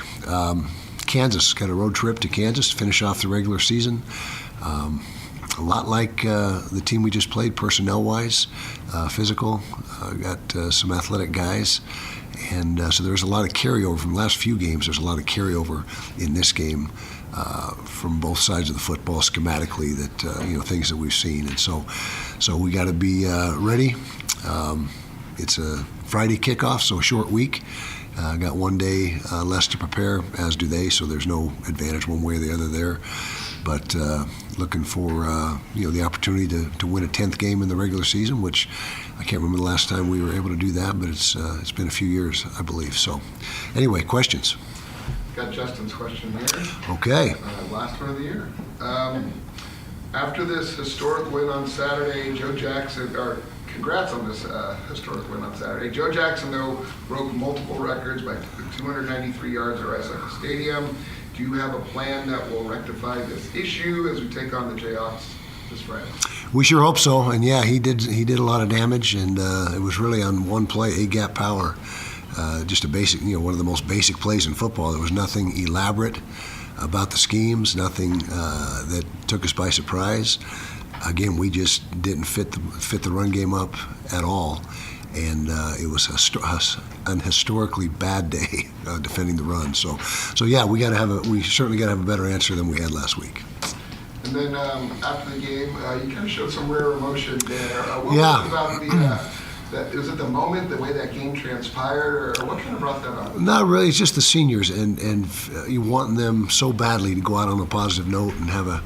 They've been so instrumental to our success for a lot of years, that group, and have provided such great leadership this year and been so just have done such a great job of keeping things on track, and just wanted them to be able to go out the right way, and against all odds they did. And it looked like for a minute it wasn't going to happen, and so they were able to do that, and that got the best of me. I don't usually get too emotional, and that did get the best of me. You're right.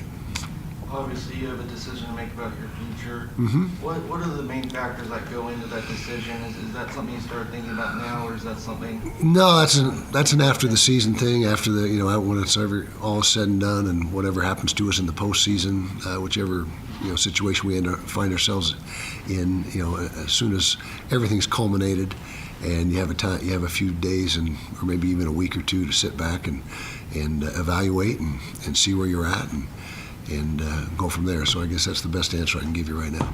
Kyle, you guys left the Kansas State game a bit banged up. John Henry Daly, Ryan Davis, and I think even Spencer Fano. Are any of those season-ending or any of those long-term? Just walk me through that. John Henry is long-term. Unfortunately, it's a season-ending injury, and felt bad for him. He was having a monster game. I think it was only 15 snaps in, and he had 4 or 5 impact plays, and so just tough to see that happen to John Henry. That's why I say it all the time. It's the worst part of college football is the injuries and seeing these guys, go down, and so he unfortunately is long term. The other guys wait and see. We'll have the injury report. I don't know since it's a short week if it comes out on Tuesday or Wednesday. Usually it's Wednesday, but I don't know if it'll be Tuesday. Okay, so you'll find out tomorrow, and we'll find out more as the days go by here. Coach, to follow up on that, you had players step up in their place, John Henry Daly and Ryan Davis, speaking of Cash and Lance, and then on offense with Larry and Creed. Mm-hmm. What can you say of those guys' performance stepping up? Did a nice job, and all of them. You mentioned the guys that really picked up the slack.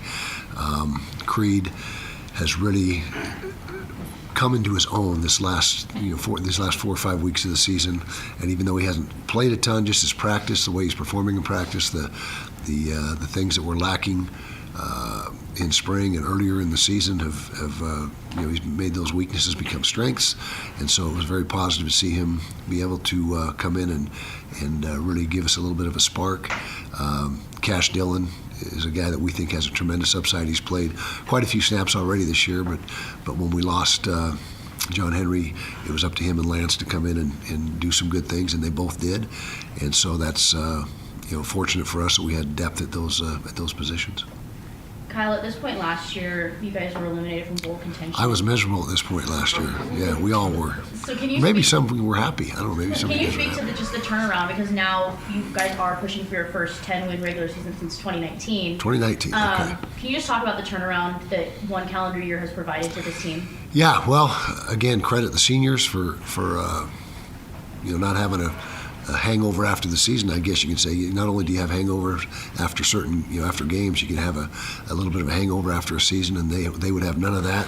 We started off the off season on a very positive note way back in January, and again, due to their great leadership, and they're instrumental in getting things turned around. I mean, that's the real bottom line to what the success this season really is hinged upon is the ownership that the players have taken in the program. Hey, Wes, I thought you were retired. Close? All right. When are we golfing? Soon. Soon. The last couple of years, your defense is the one that's kept you guys in games, and right. It's struggled. And the last couple of weeks, it's been the other way around. It's got to feel bizarre to you. It's a departure, and certainly we had our struggles last year on defense, and again, those, not to belabor the point, but we going on your 5th quarterback in the last game didn't help our cause at all, but we still played really good defense this year. I think we're probably 3rd in the league in most categories: scoring defense, total defense, all the major categories, and so we're still playing good defense, but we're playing really good offense this year. Our offense is 1st, 2nd, or 3rd in most every category as well, and that's what has lent itself to a good season. And you're right, typically it's when we get in those tough games in the past, it was low-scoring defensive battles, but the offense has done a really good job this year putting points on the board. In fact, that was probably the biggest difference in the game Saturday, is we were 6 for 6 in the red zone, 6 touchdowns and 6 trips, and that's outstanding. We got one of the top, I got to believe we're in the top 5 or 6 in the nation in red zone touchdown percentage offensively. I don't have that stat at the tip of my fingers, but that was probably the biggest difference in the game. You had 4 guys take direct snaps, whether it was Dampier, Ficklin, Johnson, Parker. What does that do to a defense when they kind of don't know who to prepare for, who's going to have the ball first. Exactly, and that's part of Jason's creativity and the way he game plans, and it's all designed to create matchup problems and show things that we haven't shown before, which are difficult for the defense, but fit into what we're doing offensively, so there's not a huge learning curve for our guys. It's just a matter of using all your weapons to the utmost, and he has a real gift for that, Jason does, as far as putting kids or players in position to succeed and putting the defense in conflict. Coach, you lead the country in red zone touchdown. We do. Yeah. Thank you for that. What is it? It's got to be 80% or better. 82%. 82%, which... Above Georgia. That's huge. That is huge. Can you talk about Devin Dampier and what he showed in that fourth quarter after battling through kind of a rough game to make the plays that he did? That's who he is. You talk about a fierce competitor and a guy that never, ever even thinks about getting down on himself or anybody else. He's always positive, and it was manifest in that fourth quarter in particular. And what a great leader he is. I can't say enough good things about him and what he's meant to the program in the short time he's been here. Over your tenure, you've always wanted to establish the run, but this year you have a chance to potentially break the school record in total rushing yards in the regular season. What does that mean just for you personally and also just for this team to be able to have that? Well, for me personally, I love the physicality of the game, and there's nothing more that demonstrates physicality than running the football and defending the run. And if we're, what is the record? I don't know, how close are we? I don't know. About 180, I believe. Okay, well, I would say first of all, or second of all, that the offensive line is really the driving impetus behind that. I mean, we got a really good athletic quarterback that runs the ball well. We've got, Wayshawn Parker's coming to his own, but without an offensive line that can do the things that our guys have done all year, that stuff doesn't happen. And so that's a real credit to them and Jim Harding and the job he's done with those guys. How would you evaluate Jason Beck this season? How has he helped? A+. We're only 11 games in, so we got one to go. I say only. We got one to go, but Jason has really been a huge positive force, and then the influx of the transfer portal guys have helped boost us as well. And then, but again, it all starts with a solid offensive line, but Jason's done a phenomenal job this year. Statistically, that is borne out in the numbers as well. You've always struck me as a guy who doesn't worry about the things that you can't control. That's a good analysis. Yeah, I'll take that. But now you're in the changing landscape of college football. You're spending a lot of time and money investing in players that at the end of the year could be gone. How frustrating as a head coach has that become to you?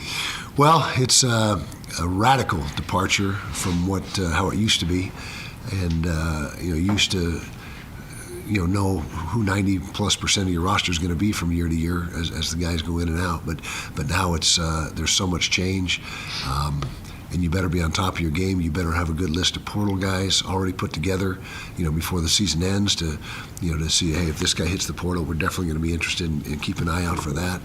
And so I can't really say that. You just have to embrace the change because you can't do anything about it. As you said, don't worry about what you can't control. So the portal is here. It's here to stay, in my opinion. And so you better embrace it and navigate it and use it to your advantage. And I think we've done a pretty good job. I really feel like our net portal results are way in the positive column than the negative column as far as who we've lost and who we've gained. Say two more. Kyle, piggybacking off of that, the portal window in January and last year, just with so many decisions to be made, it's kind of like you can't get a breath. But now there's sort of that dead period. Does that help when you're making decisions in terms of maybe, say, a retirement or player retainment and all of that stuff? How does that change your guys' process? Yeah, we think it's going to help. Now, it's the first time through it with this format, so something's going to rear its ugly head, we're sure. But it seems to make more sense now than it ever has since the advent of the portal. And so as we navigate it and go through it, I'll have better feedback for you, in a couple months than I do right now. But you gotta a chance now to take, as you said, a breather and time to evaluate, visit with your players, your roster, and try to retain your roster and find out what guys' plans are. And so it's I think it appears to be a real solid move on the rules committee part to structure it that way. Last one from Samantha. Blake has had an insane season. He's had, he's been top of PFF's coverage grades for you guys this season. Can you just speak about the importance of him in the secondary this year? Yeah, case in point, I talk about the guys we've gained in the portal. He's one of them, Blake Cotton, and has been instrumental to our success on defense. As you mentioned, his statistics and the PFF stuff is all very good on him, and that's just another example of a guy coming in and contributing right away, and he's just been a huge positive. I hope he gets some postseason accolades because he sure deserves it, in my opinion. There you go, Kyle Whittingham. We are going to have a conversation with Utah insider Steve Bartle coming up next, jump into this game, some of the details of it, and talk a little bit about how the Big 12 rankings will shake out. I would imagine Houston falls out of the top 25. I would guess that Arizona sneaks back into the top 25 with a nice win over the weekend. And that would mean that BYU would have a couple of teams that they've played and beat inside the top 25. So that'd be big for them. Also, University of Utah looking really good with one or two of these wins, including that win against Arizona State. That's a big-time win and sets them up nicely. Good win over Cincinnati, nice win over Baylor. Kansas State's been on the struggle, but that still was critical for them to come back and seal that. And we'll see what the College Football Playoff Committee does with them. We see what the AP did. It's ridiculous, but we'll talk to Steve Bartle about some of that stuff coming up next as well. Our Utah Insider, Bartle, next. It's game week for the Utes, and the KSL Sports Zone is getting you ready for kickoff. After one of the craziest, most bizarre games in Utah history, Kyle Whittingham and the Utes hit the road for the regular season finale in Lawrence against the Kansas Jayhawks. Listen all week long for the best coverage of Utah football on KSLSports.com. Let's go then. Let's go, baby. Your home for the best coverage of Utah football is live on air, online, and on the KSL Sports app. This is 97.5, the KSL Sports Zone. Hi, this is Derek Overstreet, president of the New Millennium Group and co-host of Stop Working, Start Living with KSL News Radio. Can you imagine what your life would be like if you could retire 3 to 5 years earlier than you thought possible? The things you could do, the loved ones you could spend time with, the memories that you could create. That's what our team at the New Millennium Group does. We'll walk you through the entire process every step of the way. If you'd like to get a copy of the 5-step proprietary plan that will help you retire 3 to 5 years sooner than you thought possible, give us a shout right now. 888-999-6370. That's 888-999-6370 or utahsfinancialplanner.com. Listen, most of our listeners right now have a tax problem, not a money problem. There's not enough money in Social Security Medicare as it is. Let us show you how you can significantly reduce your taxes. That's 888-999-6370, 888-999-6370, or utahsfinancialplanner.com. Nate Bargatze. I would like another dog. My wife does not want another dog because it's a lot. It's a lot to have 2 dogs because you got to open the back door and let 2 dogs out. Big Dumb Eyes World Tour. But then they want to come back in, and you're like, gotta go let all these dogs back in. 4 shows. Delta Center, December 4th through 6th. Tickets available at deltacenter.com. Don't miss the Big Dumb Eyes World Tour. Nate Bargatze. When I asked Scott Lucky if his last name had anything to do with his success in the trucking industry, he laughed and said, well, Mike, I guess you could say I've always been lucky. But when I asked him how he and his family grew Lucky Distribution Services into the company it is today, he didn't talk about luck at all. We work hard, he said. We keep a close eye on the bottom line, and we treat our people the right way. In other words, Scott Lucky makes his own luck, which is precisely why he switched to Pure Talk Business. Last month, I paid the big guys $740 for 12 lines, he told me. This month, I paid Pure Talk $420 for the exact same service. Thousands of businesses all over the country are saving real money by switching to America's most dependable 5G network, and luck has nothing to do with it. Just dial pound 250 and say micro. That's pound 250 micro to switch to a wireless company that works as hard as you do. Pure talk. Show some love to youth sports volunteers with the Hercules Hero of the Week. Let's praise your favorite youth coach, ref, or maybe the parent that pulls the team together. Your nomination could score them a $100 Visa gift card from Hercules First Federal Credit Union and a $200 gift card from Beehive Meals. Listen to see if they win Thursday afternoons with JJ and Alex. The Hercules Hero of the Week with Hercules First Federal Credit Union and Beehive Meals, helping you take the busy work at a family dinner. Get rules, info, and nominate your hero at KSLSports.com/contests. Attention Jazz Nation. The long wait is finally over. Mountain basketball is back and better than ever. Let's go!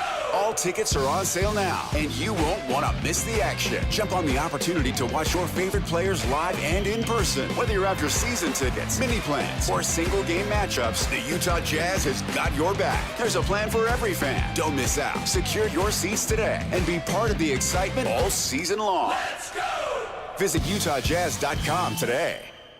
Chevy trucks have you covered when the road takes you from smooth sailing to Chevy Colorado will eat up some of the toughest terrains with 5 available drive modes. And Silverado and Silverado HD have the muscle to take you out for some serious with multiple engine options and impressive towing. While Silverado EV is the perfect combo of performance and capability. Nice. Making it a snap to hitch up this electric truck and hit the road. Wherever the road leads, Chevy trucks are right there with you.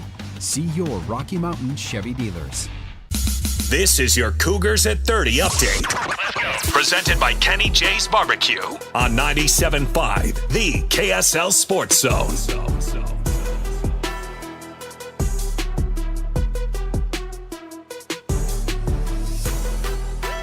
Kalani Sitake sad to lose Chase Roberts in that game. Here's an update on him. I think he'll be back. We'll see. I think he was just making a smart decision to take himself out and let the other guys do it. And he didn't feel like he was going to be effective. And so I appreciate him making that decision for the team. I flew home next to Chase Roberts' mom and dad, and they were sad to see him go down, but they seemed encouraged as well. So fingers crossed for Chase Roberts to get back at some point in the season. There you go, your Cougars at 30 update.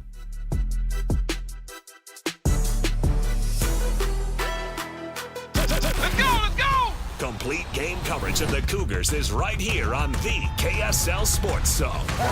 It's a huge Big 12 battle for the Cougars as they head to Cincinnati for a showdown against the Bearcats. Your home for the best coverage of Cougar football is right here on 97.5, the KSL Sports Zone. This is Hans Olsen and Scotty G, presented by Mountain Land Supply on 97.5, the KSL Sports Zone. Woo!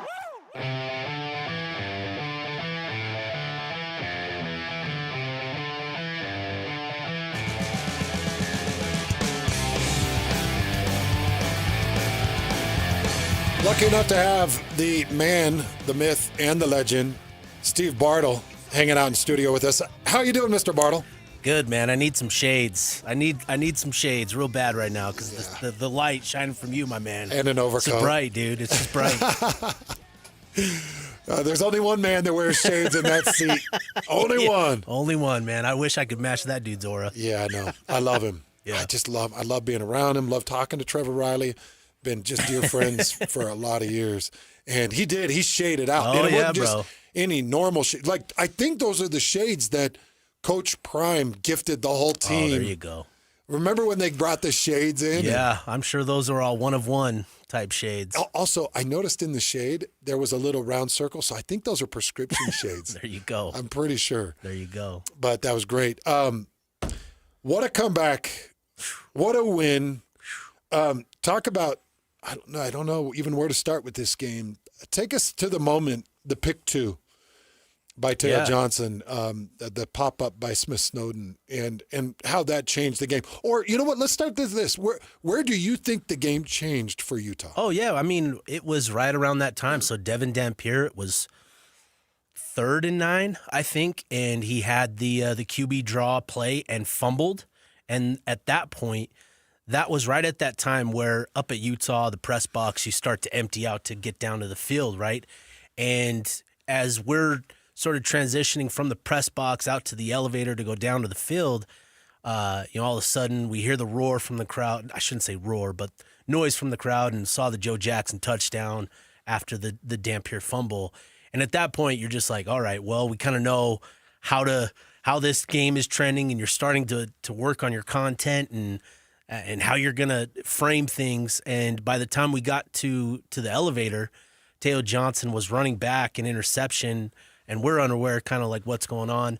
And at that point, I was with Josh Bennett, my co-host of the Utah Blockcast, and he says to me at that moment, he's like, that's actually really big to get that 2 points for you in that moment. That was really kind of the play that changed the game, the final 7 minutes.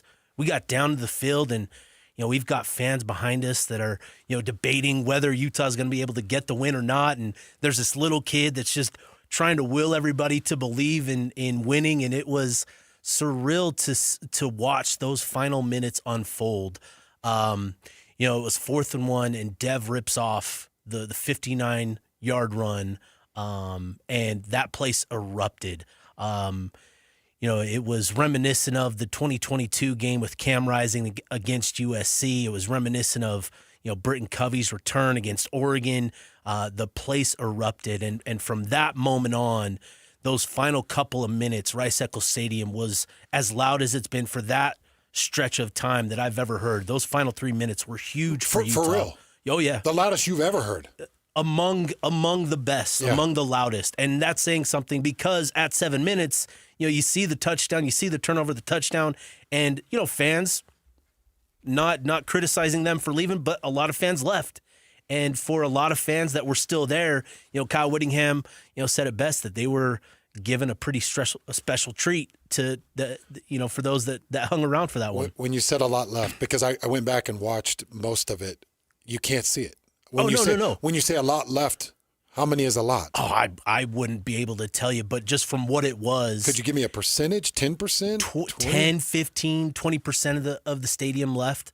7 minutes to left. Again, Kansas State going up 10 or going up 12 with an opportunity to add a 2-point conversion, go up 14, 7 minutes left.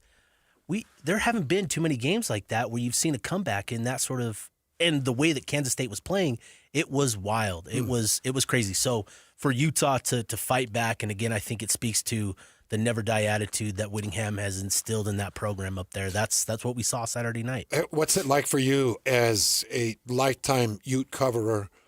What's it like for you to see 51 points on the board and a Utah offense answer the call? I was going through the play-by-play script on this thing, and it was like Kansas State touchdown, Utah touchdown, Kansas State touchdown, Utah touchdown, and just answering.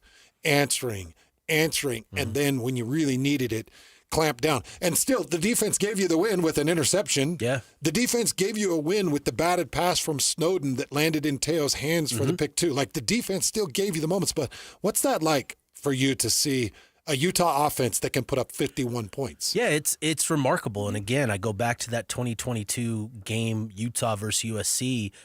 Caleb Williams jumping out to a big lead with the Trojan offense that they had that year. It was one of the top offenses with Lincoln Riley and Williams, and they were, getting a lot of offense. And it just felt at that time, during that game early on, the first quarter, you're just like, oh, there's no way Utah's going to be able to hang into this one. And then, so that's where I feel like I make that comparison to that game is, Utah just continued to, answer. And that, to me, was really indicative of this team and that offense, with the leaders that they have on that side of the ball with Dev and Spencer and Jaron Kump, who's played in a lot of big games for Utah. He's been here he's been at Utah since 2019, 2020. He's seen a lot of big games. And, for that group to continue to respond, despite those back-breaking plays that the defense gave up, which was just wild to see Utah give up that amount of yardage. I think it was 384 in the first half alone on the ground. It was a record. Only New Mexico had 407 yards in total. That was the only game where at halftime, again, Kansas State, I think, was 384 or 348. I'm dyslexic. But that was the only other game that had more rushing yardage, and that was a total game. So Utah giving up that amount in the first half was wild. But for the offense to answer each and every time was really significant. And Kyle talked about it today, but they went 6 for 6 in the red zone for touchdowns, and I think still number one in the country. Number red one zone. in the country, 82% touchdown percentage, and that is arguably the biggest difference this year from last year is Utah's red zone production this year. They get in and it's over. Yeah. I'll tell you when my back broke and I put up the white flag and said it's over. It was the fumble that led to a touchdown. Yeah. At that point you're down 41-35. You fumble it. And by the way, just a pure effort to try to get to the markers. For sure. Devin was doing everything he could. And Kansas State takes it, goes 3 plays, 26 yards. They go up 47-35 at the time, I think it was 47-35. Yep. And I'm thinking, nah, it's over. Yep. And lo and behold, they were able to push back in that moment. They get a touchdown. They force a Kansas State punt. They get a touchdown, and then they end it with the interception. Yeah. Just incredible. I don't. When the fumble popped out, you just think it's over. That was it. No, that was it. And like we were saying earlier, a lot of fans felt the same way. That was a backbreaking moment to see that fumble, because Utah hadn't been able to stop the K-State attack, and it was an unfamiliar game for a lot of Utah fans, I'm sure, because of the defensive struggles and the way that the offense was still responding throughout the night. But Dev really stepped up for Utah in those final moments. It wasn't his best performance this season up to that point, but he dug deep, made plays, especially responding after the fumble. To make the plays that he did, the throw that he did to Larry Simmons for the touchdown was a dot, and he just answered the call in the clutch moments for Utah down the stretch. So let's talk about this, Steve. What's next for Utah? What is possible for Utah in the remaining parts of this season? They play Kansas. That should be a good win. They now stack 10 wins. They've got some good wins in it. The Arizona State win is proving to be very good. Mm-hmm. Arizona State in the back and forth with Colorado, but finished out really strong. Vegas still owns the rights to the Pac-12 legacy, so Vegas could select them. Alamo Bowl is up there. Obviously, Pop-Tarts Bowl, still possible and up there. Yep. I'm trying to make sense of what's next, what's left. Yeah. Give me the high side of Utah and give me the low side of Utah. Yeah, just the absolute chaotic weekend that Week 14 could potentially be. Utah still has a chance to get to the Big 12 title game, but again, you're going to need a West Virginia team to knock off Texas Tech. That seems very, very, very, very, very, very unlikely. But still, it would be great. Crazier things have happened, and I think that would lead to a Utah-BYU Big 12 title game, which would just be the most Big 12 thing to happen. The one team that beat both BYU and Utah this season ends up outside of the Big 12 title game because of the tiebreakers. And all that would have to happen. There's more than just West Virginia. But if you lose to West Virginia, I don't know that you deserve a title shot. No. So let's put that out there first and foremost. But there would be other things that would need to play out. Obviously, BYU would also have to lose to UCF. I think obviously Utah would need to win, and I think Arizona State would need to win. But that's the most chaotic, best case scenario for Utah would be just an absolute chaotic Week 14 to then get to the Big 12 title game next weekend. Beyond that, you still have potential for chaos in the college football playoff race. In the top 10. In the top 10. I think, if Oklahoma loses to LSU, that's an interesting one. We'll see what happens with the rest of the top 10, but there's still that. Obviously, it's not a great... Alabama's got to play Auburn. Yeah. Auburn's not real good. No. I don't think Alabama's real good. I think they're just... I think both BYU and Utah would crack them. Right. We'll see. I don't want to put up the "We Want Bama" sign just yet, but I would love to see that game. I would love it. Yeah, I would love it. I would love the opportunity for sure. And I think, Utah's still fighting for a lot. And what's interesting about these bowl games, I didn't realize the Las Vegas Bowl is now a December 31st bowl game. I don't know when that changed. It must have changed recently. Which bowl game? the Las Vegas Bowl. December 31st. And so, that's an interesting one. Pop-Tarts Bowl, obviously, and then the Alamo Bowl. So we'll see like what ends up happening, but there's still a lot on the table for Utah to finish out the season. A lot on the table and a lot to be proud of what this Utah team has accomplished and what they're doing offensively. Tell me this, Steve, how does the future of Utah, you know what, let's move this way. Let's move in this direction. Because everybody saw Utah get this win, this comeback win, very emotionally straining on Kyle Whittingham. He was emotional in the post game. And I was just telling Lloyd, I'm going to stand by this. I just don't think he's done. I don't think he's done. There was so much going through social media of, this was the indicator. I don't think it is. I think that his Grinch-like heart is starting to grow in size because his Whoville seniors have built up this love in his chest. Mm-hmm. And I think he's starting to feel it a little bit. But I don't think he's done. I want to know where you stand. It's an interesting conversation. I think Kyle Whittingham has loved this team in this season and what it's meant for Utah football. You can tell how much the program means to him. You can tell how much the university means to him. And his big thing going back to last year was, not wanting to leave the program on a sour note, on a low note, right? He wanted to finish stronger, and he couldn't stomach leaving the program with a 5-7 record and, some of the worst things that have happened to the program in a really long time, the 7-game losing streak. I don't know how many times we talked about that, Lloyd, but that was one that you had to go back in the record books to see the last time they had that. And I think Kyle Whittingham, I'm sure there's still the debate of what he genuinely wants to do. Does he want to come back? Does he want to take on that next phase of his life? And I think when the dust settles and he's able to kind of sit back and see what he accomplished this season, he's definitely set up Utah on a much better trajectory. Everybody knows what is next for Utah when he does decide to call it a career. Morgan Scally will step up, and I think there's a lot of excitement and optimism about what he'll be as a head coach. Obviously, he's not going to have the answers in year one and year two. It's going to be a process for him, but there's a lot of faith in him.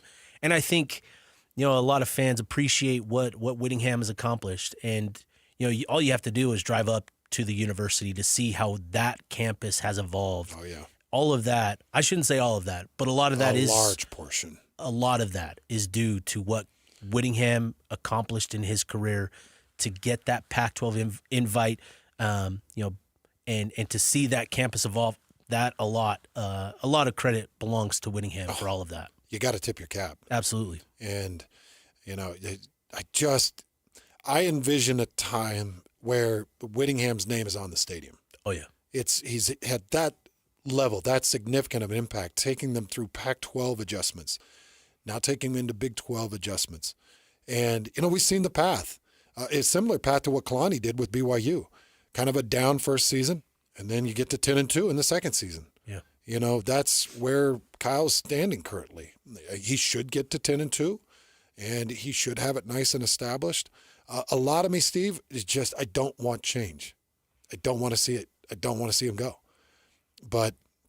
And so maybe I'm just sitting here in my own selfish optimism, and maybe he's got grander plans with grandkids and a design on life. I don't see it. Yeah.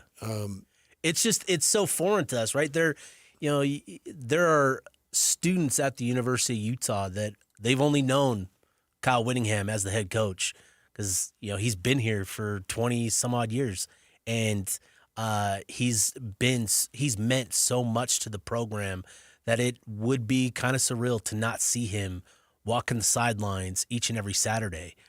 It's surreal, and it's going to be a lengthy time to adjust and transition to that next phase. But I think, he's done a lot. He's done a lot for the university where he can, whenever he does decide to hang it up, that he can feel really proud about what he accomplished as the head man of Utah football. Well, Steve, Friday game, a Friday day kick. Yeah. How do you feel about that? Oh, not great. Friday Black Friday, post-Thanksgiving out in Kansas, 10 a.m., 11 a.m. So Central are you Time going there. to leave on Thanksgiving night? Or? No, I'm leaving Wednesday because, flights and budgets and all that sort of stuff. And so you leave Wednesday. Yep. You'll spend Thanksgiving. Alone in Kansas City. That so if there are any listeners out there in KC, hit your guy up. Yeah, hit your guy up, man. Let's get him out to a good Thanksgiving. But, Steve, thank you, man. You do a fantastic job for KSLSports.com. And, appreciate you. You have definitely upped the value, so appreciate you. Really appreciate you, man, and your time. Appreciate you, Hans. Thank you, man. There you go, Steve Bartle.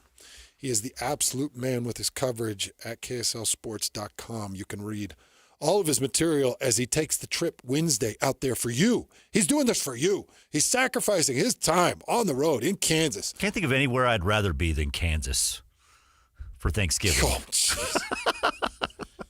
Oh, I could think of a few places, but at least it's not tornado season. All right. Great stuff by Steve.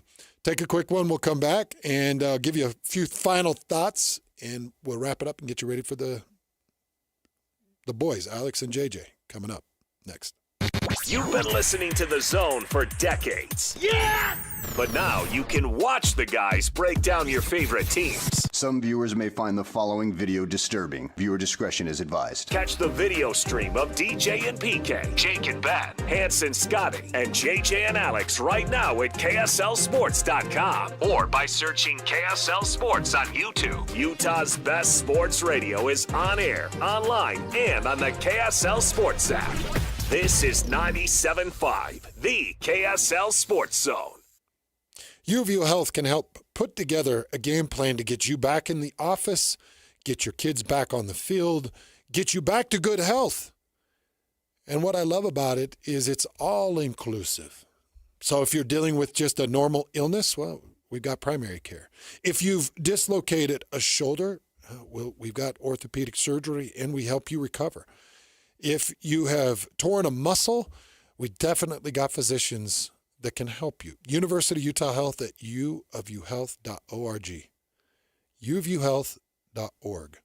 uofuhealth.org. You can search by need. Maybe it's orthopedic surgery. Maybe it's you're dealing with arthritis. Maybe you've broke a foot and you need some help there. You can search by need, or you can search by physician. If you know a name of the physician, like for instance, I always suggest Dr. Travis Mack for your orthopedic surgery needs. You just go on and search by need. I always suggest Dr. Peters for hip replacement, hip care. They're just great people that have helped me and my family get back to good health. They can help you. You can find them at uofuhealth.org. The KSL Sports Zone is your home for live local sports. Tonight, listen to the Utah Mammoth as they host the Vegas Golden Knights. The puck drops at 7 p.m. on 1280 a.m. The Utah Jazz are in San Francisco to play the Golden State Warriors. The game tips off at 8 o'clock. You can listen on 97.5 The Zone. And if you want to hear your company's name here, email Stephanie Palmer at spalmer@ksl.com and join the winning team at the KSL Sports Zone. Helping your money do more means making sure you get the most out of every dollar. That's why, for a limited time, when you open a new America First Visa credit card and spend $3,000 within 90 days, we'll give you $300. That's like getting a 10% discount on everything you pay for with your card. Before you spend another cent, head to AmericaFirst.com and apply for your low-rate Visa credit card today. Membership eligibility, terms, creditworthiness, change, and conditions apply. Subject to additional criteria. Federally insured by NCUA. Equal Opportunity Lender. At Fisher Investments, we may seem like other money managers, but we're different. What makes you so different than the rest of us? We ensure clients receive unparalleled service at every step of the relationship. Tell me more. Our investment counselors focus on service over sales, prioritizing clients' needs. How do you make money? We don't sell any commission-based products. We have a simple management fee based on the value of our clients' portfolio. So we do better when our clients do better. What about client portfolios? We get to know each client, their finances, family, health, lifestyle, and more, and then we tailor a portfolio based on their specific goals and needs. Your clients really come first then, huh? Yes. We make them a top priority. Our goal is helping them achieve a comfortable retirement. Wow, maybe we are different. At Fisher Investments, we're clearly different. Learn more at FisherInvestments.com. Investing in securities involves the risk of loss. Bar Dub Grill is where roadside classics meet ranch-raised flavor. Sink your teeth into juicy, handcrafted burgers made with premium Bar W beef straight from the local Utah farm. From the bold cowboy barbecue burger to the sweet and savory Aloha burger, paired with crispy cowboy fries, hand-spun shakes, or signature spud nuts. Soft, airy, and unforgettable. Bar Dub Grill delivers honest eats with cowboy swagger. Bar Dub Grill in Nephi with easy access right off exit 222 in Nephi. Taqueria 27, where every taco tells a story. And sometimes it's a hilarious one. Check out taqueria27.com. You'll thank us later. On the go? Don't worry. Locations in downtown SLC, Holiday, Fashion Place Mall, Lehigh, and Eagle Mountain. So if you miss one, there's another waiting to serve you tacos, sizzling fajitas, enchiladas, margaritas, like a ninja. Taqueria 27's got Mexican cuisine, including gluten-free, that's so tasty, your mouth will thank you. Hey, this is Chris with JCW's. Not filling a burger? We've got you covered. Try one of our hot ribeye, turkey, or BLT sandwiches, and you'll understand why we say JCW's, quality and a lot of it. Nobody gets you ready for Utah football more than the KSL Sports Zone. Ready? The regular season comes to an end for Kyle Whittingham and the Utes as they hit the road for a battle against Kansas. Your home for the best coverage of Utah football is right here on 97.5, the KSL Sports Zone. This is Hans Olsen and Scotty G. Presented by Mountain Land Supply on 97.5, the KSL Sports Zone. Standing here beside you, want so much to give you this love in my heart that I'm feeling for you. Let them say we're crazy. I don't care about that. Put your hand in my hand, baby. Don't ever look back. Let the world around us just fall apart. Baby, Remember to take care of Thanksgiving through Kenny J's Barbecue. I did. You should too. I'm going to be picking up the slow-smoked turkey breast and my slow-smoked brisket that I'll take home. I'm going to pick it up Thursday morning, the morning of Thanksgiving, from Kenny J's out there in Draper. And I'm going to take it home, keep it in the tin foil. We're going to eat around 1:30. I'll open up that tin foil, all the amazing smells, and I'm going to tell everybody at the Thanksgiving table, look what I did. This was me. I'm taking full credit for it. I don't care. You should. But Kenny J is going to be cooking it for me. Text him, and you can get that order ready. 801-230-5396, please. Kenny J can make you look good, too. Oh, he can make you look so good. His turkey breast, it is fall apart delicious. It's juicy. It's moist. It's everything you want in a turkey breast. So just text 801-230-5396. Two quick things. Number one, Cincinnati's athletic director has issued an apology for his fans' behavior, and I don't accept it because it's just another empty apology. And, you know, this was maybe one of the worst that I'd heard in terms of the amount of fans participating in F the Mormons. If you want to go F the Cougars, or if you want to go F BYU, it's fine. But you got a lot of members of a religion from that area, too, that are bringing their young kids. And they're listening to a fan base chant F that religion. It's just pathetic. It's disgusting. It feels like, okay, well, I thought we've kind of evolved a bit as a society to be more thoughtful of others. And it is such a stab to BYU fans. Fine, go F BYU or F the Cougars. If you just want to use a foul word and you want to act like you're a strong fan base and we hate you, well, that's fine. Go with the school or go with the mascot.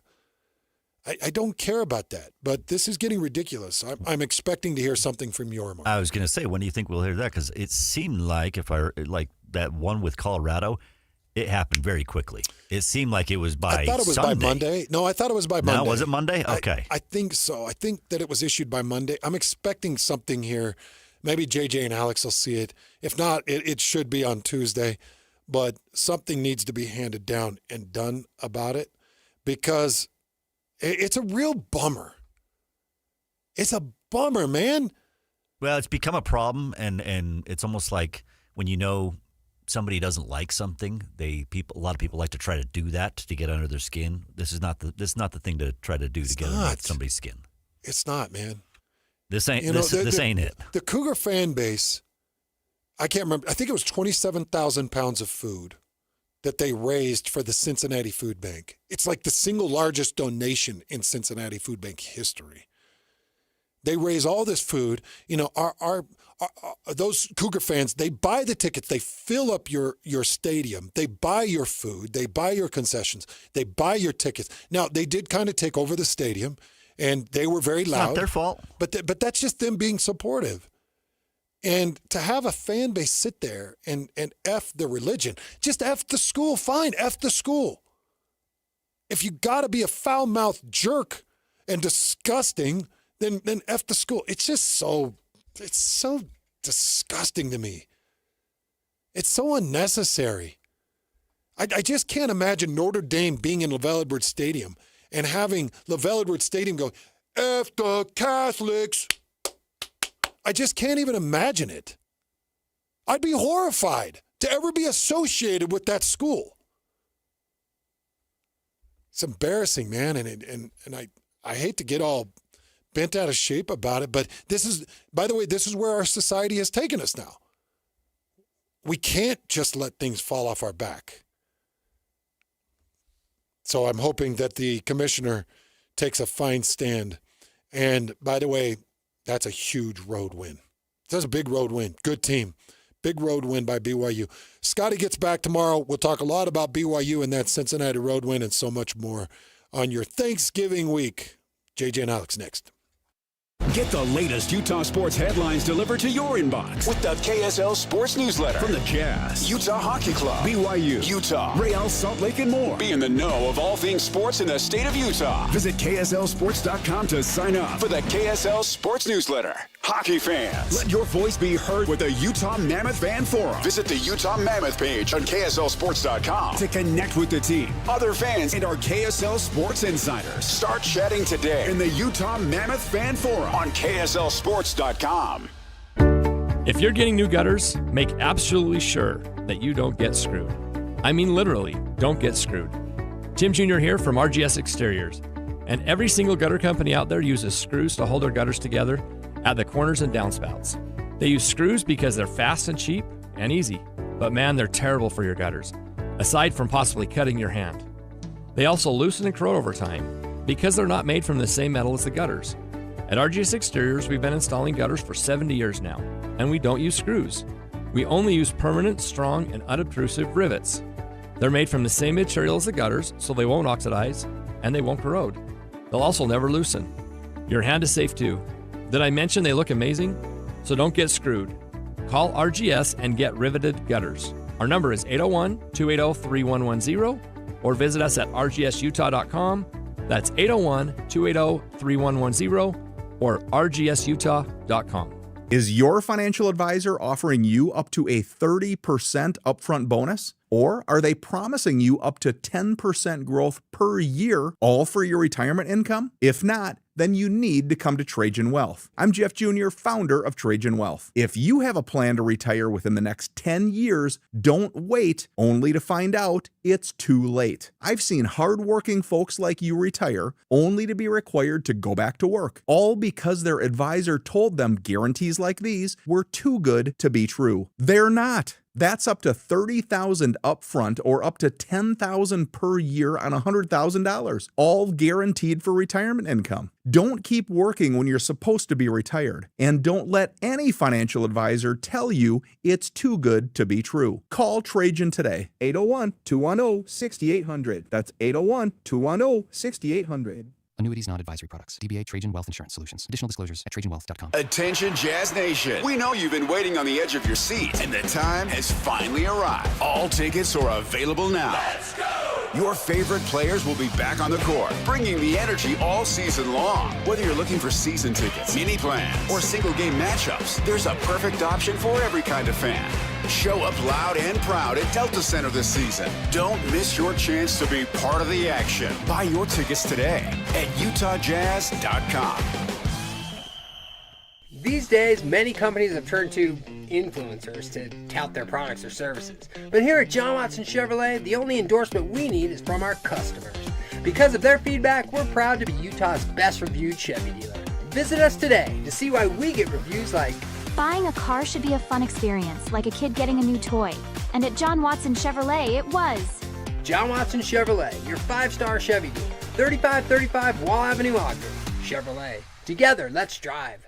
We all hear the radio ads about the IRS. They tell you to be afraid, to be scared, and they try to frighten you into calling. I'm not here to do that. Tax Relief Advocates is different. TRA is here to tell you that if you owe money to the IRS, whether it's $5,000, $50,000, or $500,000, we have a solution. It doesn't matter if you're sitting in your car, at work, or with your kids. No matter where you are, call now. 800-575-9871. Don't lose hope. TRA can eliminate or reduce what you owe to the IRS. Generous programs are now available that can give you a fresh start. Our passion is taxes and helping individuals fix their IRS problems. We have over 1,000 5-star reviews on Google and an A+ with the Better Business Bureau. You don't need to be afraid of the IRS any longer. End your tax nightmare today by visiting us online at TRA.com or call 800-575-9871. That's 800-575-9871. Tax Relief Advocates. Real solutions for real people.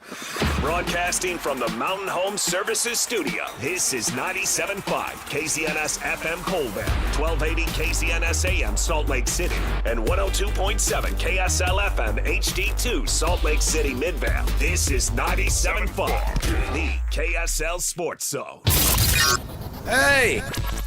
This is JJ and Alex. I made a name for myself, I told you I won't be denied.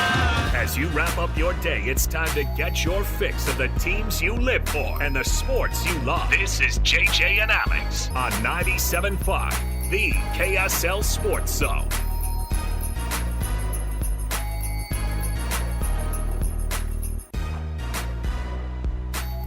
Welcome back. It is another edition of JJ and Alex right here on 97.5, the KSL Sports Zone. Alex Curie, Jeremiah Jensen. If you are a person who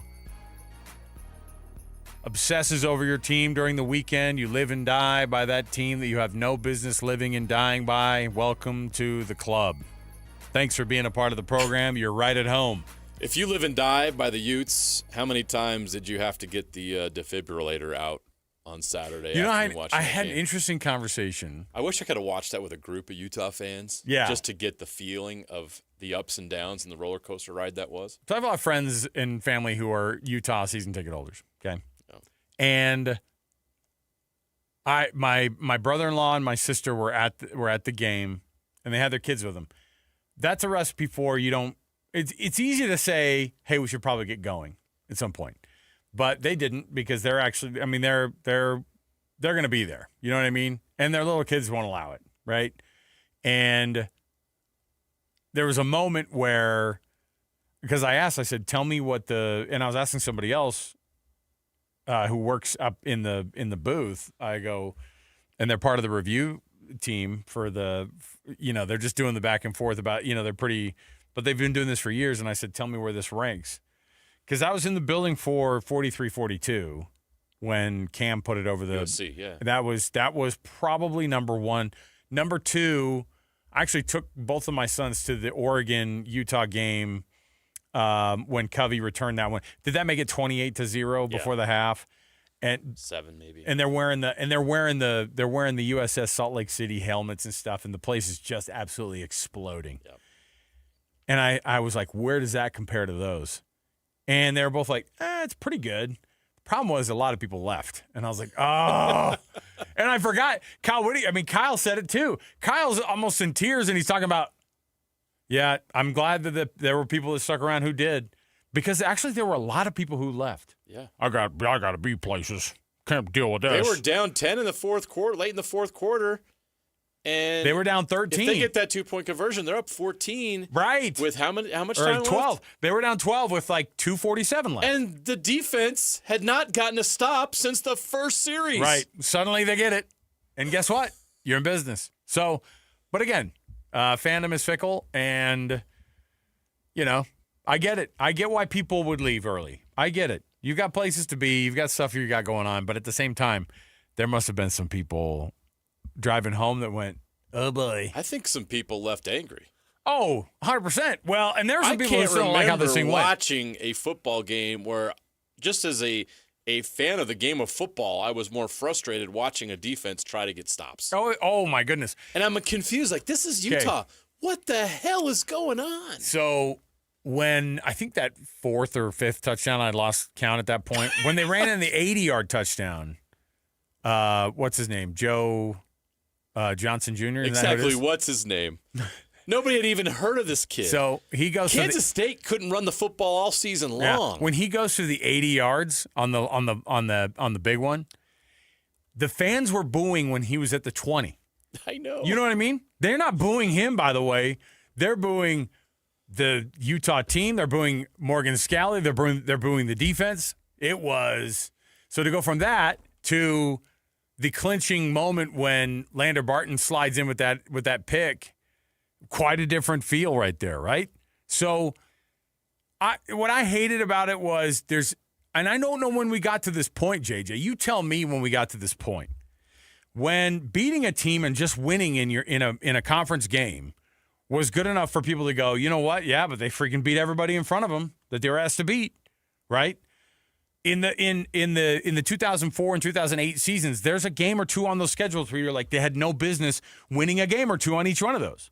It happens. You have close games on weeks that you don't necessarily. The 2004 team had a scare against Air Force, but ended up winning big. And then, of course, the 2008 team had that game at New Mexico. It was like goal. a trip to the dentist. Yes, and it was like a field goal difference against a bad New Mexico team. Right. And then you go, what happened? Right? And he goes, well, you just can't. Sometimes you're having a struggle of a week, and the other team has found they have found gold in that moment. And you have to account for that in college sports. You have to account for it. Only if you're in the SEC and the Big Ten. Everybody else, no. You don't get a pass. That's what I'm saying is like I don't really understand because all I could think of was the committee is going to love if they need to. They have in their back pocket. Well, that defense did give up 485 yards on the ground, which is an insane number. What did they do to BYU 3 weeks ago? Right. They can't wait to punish Utah. And guess what? On Tuesday night, Utah's going to get punished. I don't think so. Yes, they will. Come on. Texas A&M didn't get punished Two for spots. Texas A&M didn't get punished. 2 spots. They and the team they played was a 3-7. But they're in the South SEC. Carolina It means team. more. What an incredible comeback that was. Why was it down not incredible? 31-3. What an incredible comeback against South Carolina. It was 3-7 after the game. Incredible comeback though. No, they're not going to say that about Utah. They're going to talk about there's a lot of let things. Joe Jackson run for 293 yards and 3 touchdowns. Joe Jackson. He averaged 12.2 yards per carry. Not bad. He had an 80-yard touchdown run. The 80-yard touchdown run, and people were booing before he's in the end zone. I thought that was the most like fan situation I've ever seen in my life. People booing before he's even scored. People had that much time to be annoyed by it. It was enraging. Just anybody who watches football wanted to throw something at the TV. Awesome. Because it looked like Utah was playing without linebackers. It was awesome. I'm telling you. Fun time for people. I mean, it used to be, we used to classify that game as a classic. And now you're looking at it and going, ooh, is it enough? The committee's not going to like this. Isn't that annoying? Man, I think so that Utah's at-large playoff hopes are done. You think that actually they'll punish them so hard on Tuesday night that they won't be able to get back in the mix. That's bonkers. Because there's a couple teams that are going to move ahead of them. All right. Well, we've got lots to talk about. That among many other things. So let's officially get the show started here. Alex Curie in this seat. That's Jeremiah Jensen. We've got the cameras on in the studio. You can stream, of course, this program. What do you? Did you just put up your mug to that? Just threw it Stanley. What do you have in that thing there? Diet Coke Lime. All right. Love it. Yeah, man. Wait, you asked. I told you. Did they get you over here? Downstairs. But I mean, it's in the free. It's from the free till. Yeah. I might get into it. I might have to crack myself a free soda today. It's a nice benefit of working here. Let's go. Let's go. Let's do it. Let's kick the show off officially. Alex Napo's hitting the buttons. He's going to do one right now. It's called The Cut. It's time for the biggest story of the day. This is what made the cut with JJ and Alex on 97.5, the KSL Sports Zone. Trajan Wealth brings you this portion of the program. TRAJANwealth.com. Trajan Wealth for all your trusted local needs in retirement. All right, starting things off right off the bat, Kyle Whittingham talking about this rush defense. Now, I've never seen a team that is a top 10 defense and a Utah defense look so unable to stop a team from running the football. Like, it just seemed, and I wondered, they felt like they were getting lucky every run. But it was so weird to see how it went down. Here's what Kyle Whittingham said after the game on what went wrong with that rush defense. It was an A-gap power play where it started strong side and cut it back, and we continually didn't defend it the right way. We were out of square. We were losing gaps, and so obviously we didn't do a good enough job as coaches to getting them ready to play, especially that particular play. But it was that one play did the majority of the damage. They just ran it over and over, and we just didn't do a good enough job as coaches, so that's on me. That was rough to watch. What was the final number then, the rushing total for Kansas State in that game? 472 yards rushing. Where does the that, most ever given up in Utah football history. Yeah, so and with good reason, which is crazy why, but here's what's crazy is they won the game. They won the game. And what did they do to be able to win this game? You know, the touchdown pass in the corner of the end zone was as beautiful as we've seen a pass thrown. Devin Dampier is a fickle pass thrower. He could either be like not hit the broadside of the barn, or he could put it right on the dang money. But they also don't ask him to do it. And, of course, the way that they converted at the end was on the ground. Bird Ficklin comes in the game and scores the first two on the ground for this team. And it was the 59-yard rumble there at the end that you knew what was coming next. Utah was going to win that football game. When they were able to do that again and again and again, because they did the same thing, they had 250-plus yards on the ground as well. Both teams combining for almost 1,200 yards of offense, JJ. It was as crazy of a situation. Every one of us had Utah scoring around in the same tie. I was the crazy person in our group on College Football Saturday for saying 38. Annapolis, you were probably in the mid-40s. I think Christian Esparza was the same, but then we all said something around the teens, 10, 15, 17 for Kansas State. Nobody pictured Kansas State scoring 47 points. And so, but you have to win those games. And all they did is just win every game that they were asked to after their season was on the line. If they win this week at Kansas, right? If they do it and they're 10-2, it's going to be a difficult 10-2 because people aren't going to remember that you had a 10-2 season on Kyle Whittingham's final year. Am I being crazy for thinking that? Am I in that camp? Did he get emotional after that game because he knew it was his last senior night? He said today those evaluations happen in the off season, but BS. I think in the moment on that day, I think the thought of that being his last game at that stadium, man, I wish he would probably crossed his mind. I wish he would have just said it. That was my last home game coaching at the University of Utah. I wish he would have said it. It would become a distraction for the rest of the season. Why? For one game? Of course it would. The game was the senior. They've still got one more game left, and at then Kansas. Who cares? Win that. They're going to win that game. There's still a lot. I mean, I don't think the committee is going to love what happened. We'll find out on Tuesday, but technically they're still alive for a college football playoff berth. You think Kyle wants the discussion to be his future? Kyle Whittingham, calling Kalani Sitake during the week, asked him, how do you handle those questions about the committee and all that stuff? Oh, you taught me, coach. I just tell him that's not up to me, and I don't know how to say it. Instead of lobbying for your team, here's what he says. He doesn't do that kind of stuff. I don't think it's an ugly win. I mean, it was a close win, but it was an exciting game. And, to me, a win's a win. I'm never one that's going to sit here and lobby for whether we should be in or not. I don't believe in that. The play on the field speaks for itself. We're 9-2, got a chance to get to 10 if we take care of business next week, and we'll see if that's good enough. 9-2. We all had Utah kind of around this win-loss total, which is it's crazy why we get so up in our head. I think you and I both had Utah at 10-2, right? I don't know. this is what the College Football Playoff Committee does now.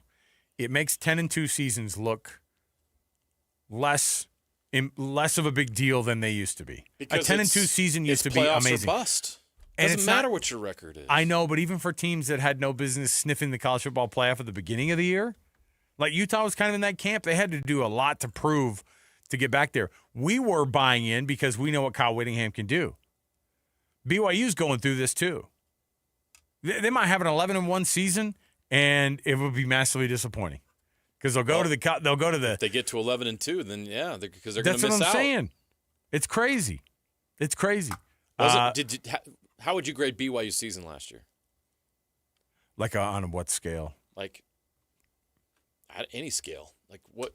A plus. 10. I don't know. Compared to the year before, before, a great season. Yes, of course it was. Yes, especially it was. based off of but what. Did people feel like it was a great season at the end? I think the bowl game made it feel better, but last year, knowing how close you were to doing something special and just missing out because a ball hit a guy and took a weird bounce on a punt, that's hard to stomach. So, but that's football. But on top of that, with all that in mind, with all those things in mind, BYU's 11-1 possibility, finishing the regular season 11-1 and going to the conference championship game, it will be graded differently because of last year's performance. The year before, BYU's year before performance in 2023 made last year to where people had this tremendous amount of hope. But if you go 11-1 in regular season, and so you were technically better this year than you were last year, and you were almost in last year, then you just feel slighted. Here's what Coach Kyle Whittingham said, because if anything, he's nothing if not the guy who still goes after his coaches and players at halftime. That's why you love what Kyle Whittingham does. Here's what he said about what he said to the coaches in the defense at the half.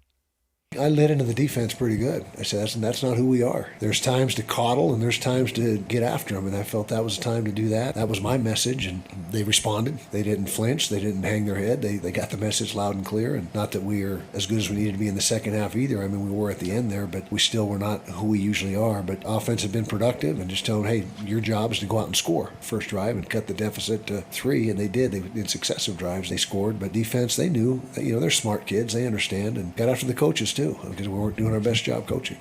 I love I said that. Look, there's times to coddle him, and there's times to do that to him. And I was like, he's never coddled. He's talking about other coaches. I think when he says that, there's time to coddle and there's time to do that. What he thinks coddling is probably what the average human being thinks coddling is. Yeah. It's like that that Vietnam era dad who the only thing he can do is like barely give his son like a nod as he's going off to college. Yeah. That's Kyle Whittingham's version of the coddling. Yeah. Devin Dampier, one of the guys who's made a massive impact, of course, for this team, talked about how big of a deal it was to have the senior night that night and kind of what the effect it had during the game for him. Our team's come a long way from the beginning. It being senior night, they led the charge the whole way here. So this is the first time where we've been tested, where we've been down. Things just aren't going right on both sides of the ball. So the fact that we came in the locker room and said we got each other, believe until that clock says 0, because this is a special team. We're going to do something with it. Man, finish out the game strong. Does the team deserve to be punished for a win that was that close against the Kansas State team that's now 5-6 on the year? Do you come away from that game watching that defense perform the way they are and think that that's an elite team in the country? It's not that I don't. How would that team do if they play like that? But they've been elite all season long against Alabama. How would that defense do against Texas A&M? Well, that run defense that night, I think, would have been bad against a handful of teams, right? But what makes us think that that's not going to reappear? This is not the first time they've struggled in the run. Let me throw this out. I don't know if people know this. Where do you think they rank nationally in rush defense right now? Well, after a weekend like that. Well, this has not been. I mean, were they good against the run against BYU and Texas Tech? I'd say they're in the mid-30s. Probably after this mid-30s. I'd say after this week, probably in the 55-ish. They're now 100th in the nation in rush defense. I don't think I've ever heard that in my life. Utah, the University of Utah's rush defense is now ranked 100th in the country. But what were they the week before? Because I think adding 400 and something yards. Where do you think they are in total defense? Oh, that took them down again too. I think total defense they were actually like maybe 25th going into this week. Okay.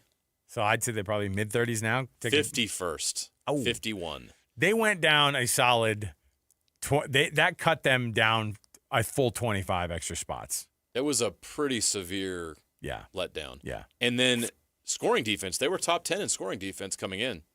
Nope. They fell into the teens. They're now 16th. Nah, that's crazy. But that rush defense, this is not the first time. Remember Bear Bachmeier carrying 2 or 3 guys into the end zone in that game. Ooh. That was a defining play of that game. A freshman quarterback came in and ran all over them in the Texas Tech game, and then their run game got going, and they blew the game open. It was not a pass issue at all in that game. They couldn't stop the run in the fourth quarter. Hold on a minute. Hey, Alex Napolis. This is between Napolis and I. Do you feel like he's like – I feel like he's just channeling the committee. I think he's just getting fans ready for what the committee's going to say. You're going all in on criticizing because now the committee's going to be like this. I heard this guy in Salt Lake. Here's where we go, guys. You ready for this? Now, hear me out. This Jeremiah Johnson fellow in Salt Lake City. At least they got the first name right. He comes on and he told me all we need to know. They're 100th in rush defense. Mike, run with it. Go answer questions to the media. Oh, thank heavens. They run out hot off the presses. JJ in Salt Lake City gives the playoff committee all the ammunition they didn't know about this Utah team, why they shouldn't make it. Sorry. Oh. Well, hold on a minute. Now, from a Big 12 standpoint, where do they rank in the rush? Because now, I'd have to get out the Big 12 rankings. So I'm looking at it right here. While you're doing that, in contrast, let me tell you this about the offense. Utah's offense is now 6th in the country in scoring offense. Did you ever think you'd see a Utah offense ranked in the top 10 in scoring? They are right now. They are number 2 in the country in rush offense. That's crazy. It is. Yeah. Utah 13th, by the way, out of 16 in the Big 12 on rush defense. That's not good. It's not. It's unacceptable. Yeah. This is a defense. It's always stout against the run. Total defense, Utah 7th. Middle of the pack? Yep. Unacceptable. Yeah. Total offense, number 1. Incredible. That's crazy. Like you Jason Beck. I know. If you would have listen, that offense and that offensive line. If some wild fortune teller came up to you and goes, your team will be dead last in conference in rush defense, but number 1 offense. You know, that was my Eastern European psychic lady voice. Okay, you will be number 1 in defense, or number 1 in offense, dead last in defense. You Romanian now? What is that? Yeah, and then you go something very Eastern. You would say there. that is a lie. Yeah. You sit on a throne of lies. Yet here we are. So there you go. Yeah, I think it's obvious. The run defense is not okay. It's not good enough. And what happened on Saturday was abysmal. And there's no answers because it was simply, you can go watch the film. I'm not going to call out players individually. You can watch the film and see what it is. But missed assignment after missed assignment after missed assignment. And bad communication, not talking. It looked like guys didn't know where they're at. Like I said, it looked like they took the linebackers out of the game. There was that much space between the defensive line and the secondary that wasn't filled with any defenders. It was bizarre. So the defense deserves to be called out today. Trust me, they're getting it worse, far worse than anything we're saying on the radio today, in practice, in film room, because that was unacceptable. And where Utah's rush defense is this year is beyond unacceptable. That is not Utah football. And they're searching for answers right now. And if you want to be a college football playoff team and you want to win a Big 12 championship, Utah needs to be what they've always been. And that defense has not been good enough. It's gotten them to this point, but you have to give credit to the offense for carrying. Did you ever think you'd see a Utah team being carried by their offense? You can honestly look at the stats and say, this team is where they're at this year because the offense has been dramatically improved. 51-47. Trust me, it wasn't the defense on Saturday. That offense was unbelievable to keep them in that game and fight and claw and scratch and make big plays. And I'll let you say something, but I got it before we go to break. I have to shout out Devin Dampier. Go ahead. All I was going to say was, the idea of Kyle Whittingham going, you know what, committee? He calls the committee up first and goes, defense wins championships. We don't deserve to be in. Bye. Right. Probably not. Look, they've they've done some exceptional. They're going to be 10-2 after this week. Exactly. And they so found a way. When you say dead last in any, if you say dead last in any category of anything, the only thing that matters is that 10-2. It's the only thing that matters. You're right. You're 100% right. Unless you're trying to make the college football playoff, and the committee is dissecting everything you do, and they're looking for an excuse. Yeah. They are looking for an excuse to put Miami ahead of you. They are looking for an excuse to put Vanderbilt ahead of you. They are looking for an excuse to prevent you from moving into the top 10, which would get you in that playoff. Because there's going to be some chaos here in the next week or two. Oh, for sure. Oh, and then what's great is that after the SEC just got through their cupcake week, there's actually some games that are gonna be more in nothing. The Egg Bowl. Nothing. Keep an eye on that. Nothing moves around at all.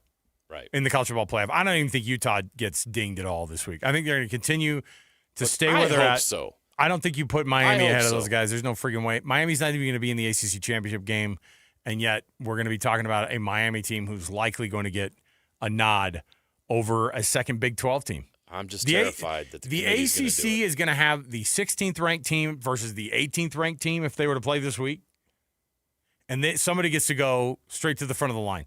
And then guess what? A G5 team that probably has no business being in this thing, because this year it's actually a mess. Jake It's Retzlaff and Tulane. Could you imagine? They're right there. Whoever wins the American's going to probably going to do it. I don't think James Madison has enough. Here's the interesting thing, though, is watching that thing play out. You have to reevaluate why there's an auto bid for a G5 team. Have we become that market now? Means we've graduated to a higher level. We're the snobs now?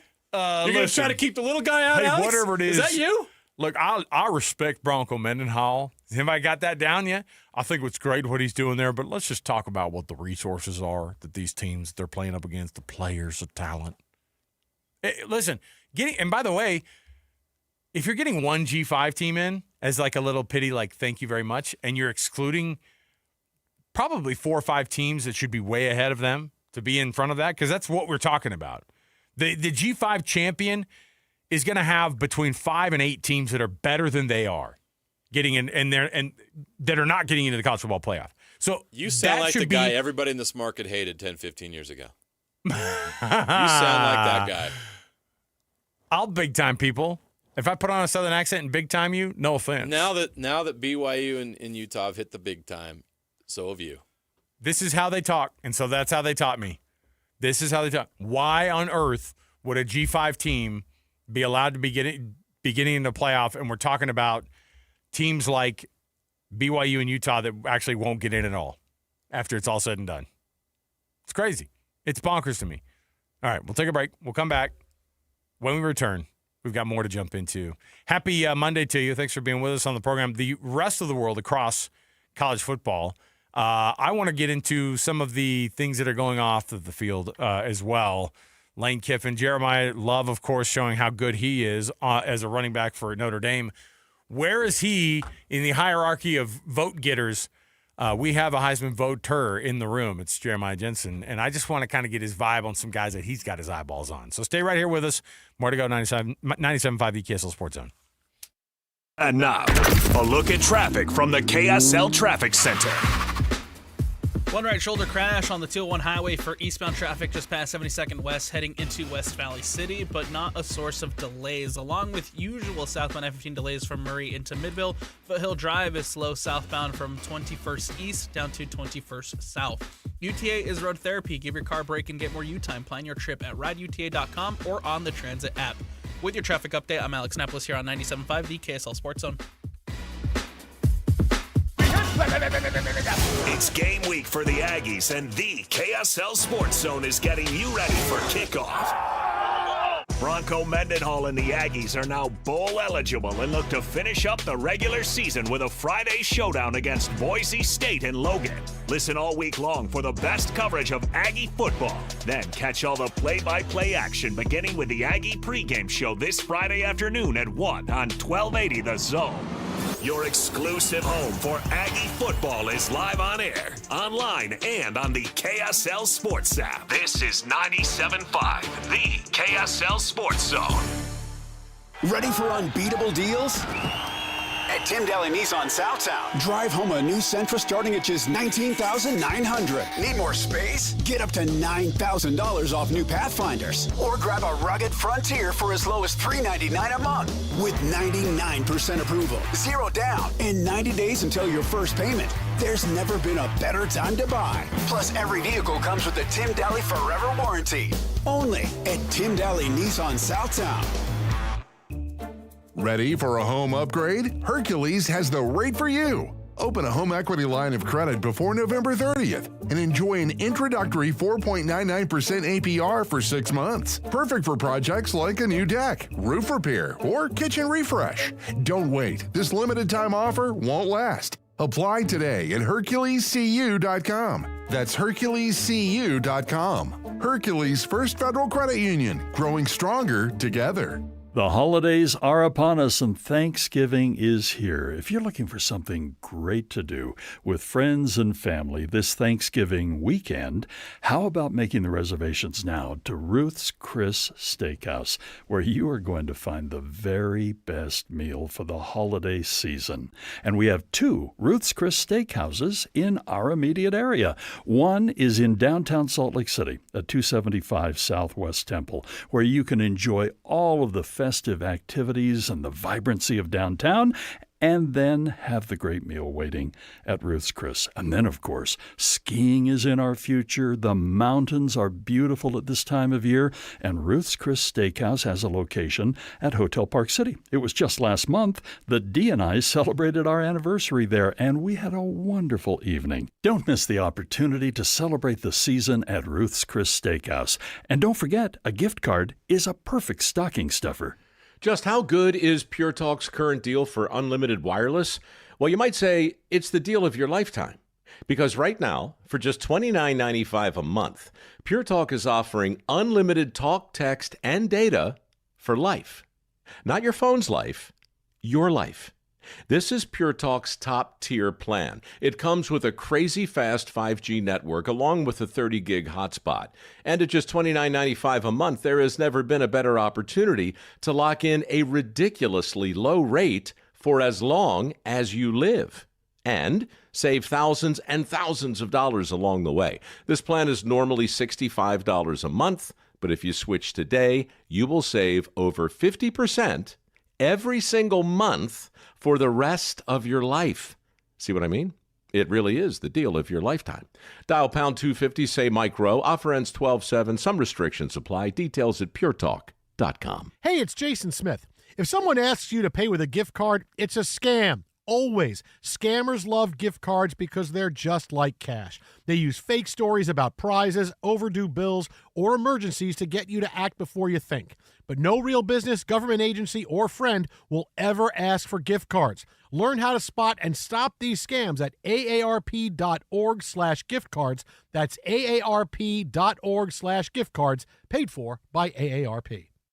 It's time for Black Friday, Dell Technologies' biggest sale of the year. Enjoy the lowest prices of the year on select PCs like the Dell 16 Plus, featuring Intel Core Ultra processors. And with built-in advanced features, it's the PC that helps you do more, faster. Plus, earn Dell rewards and enjoy many other benefits, like free shipping, price match guarantee, and expert support. They also have huge deals on accessories that pair perfectly with your Dell PC and make perfect gifts for everyone on your list. Shop now at Dell.com/deals.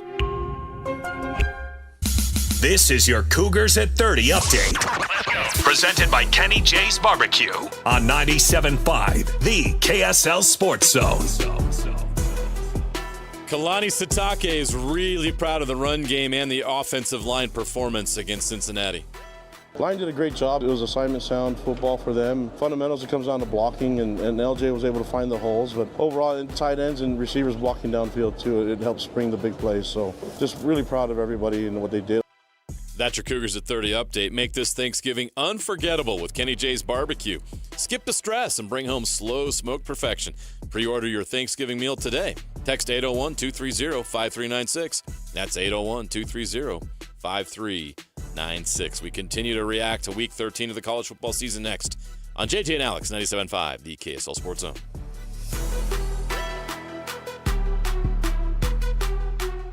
Let's go! Complete game coverage of the Cougars is right here on the KSL Sports Zone. It doesn't get much bigger than this as the Cougars look to earn a spot in the Big 12 title game as they take on UCF in Provo. Your home for the best coverage of Cougar football is right here on 97.5, the KSL Sports Zone. You're locked on to JJ and Alex on 97.5, the KSL Sports Zone.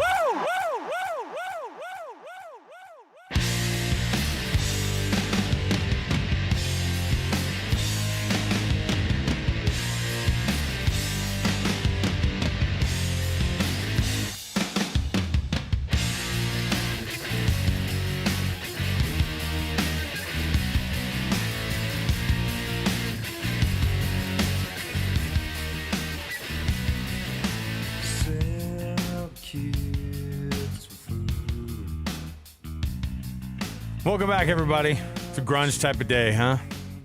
It was cold, though, today, I'll tell you that much. Chilly. We're getting close to wintertime here in Utah. You know what that means. College football season's almost over. Yeah, it's a bummer. Sad. That is the worst. Hey, by the way, this Wednesday's a Win Ticket Wednesday, like it is every Wednesday on the station.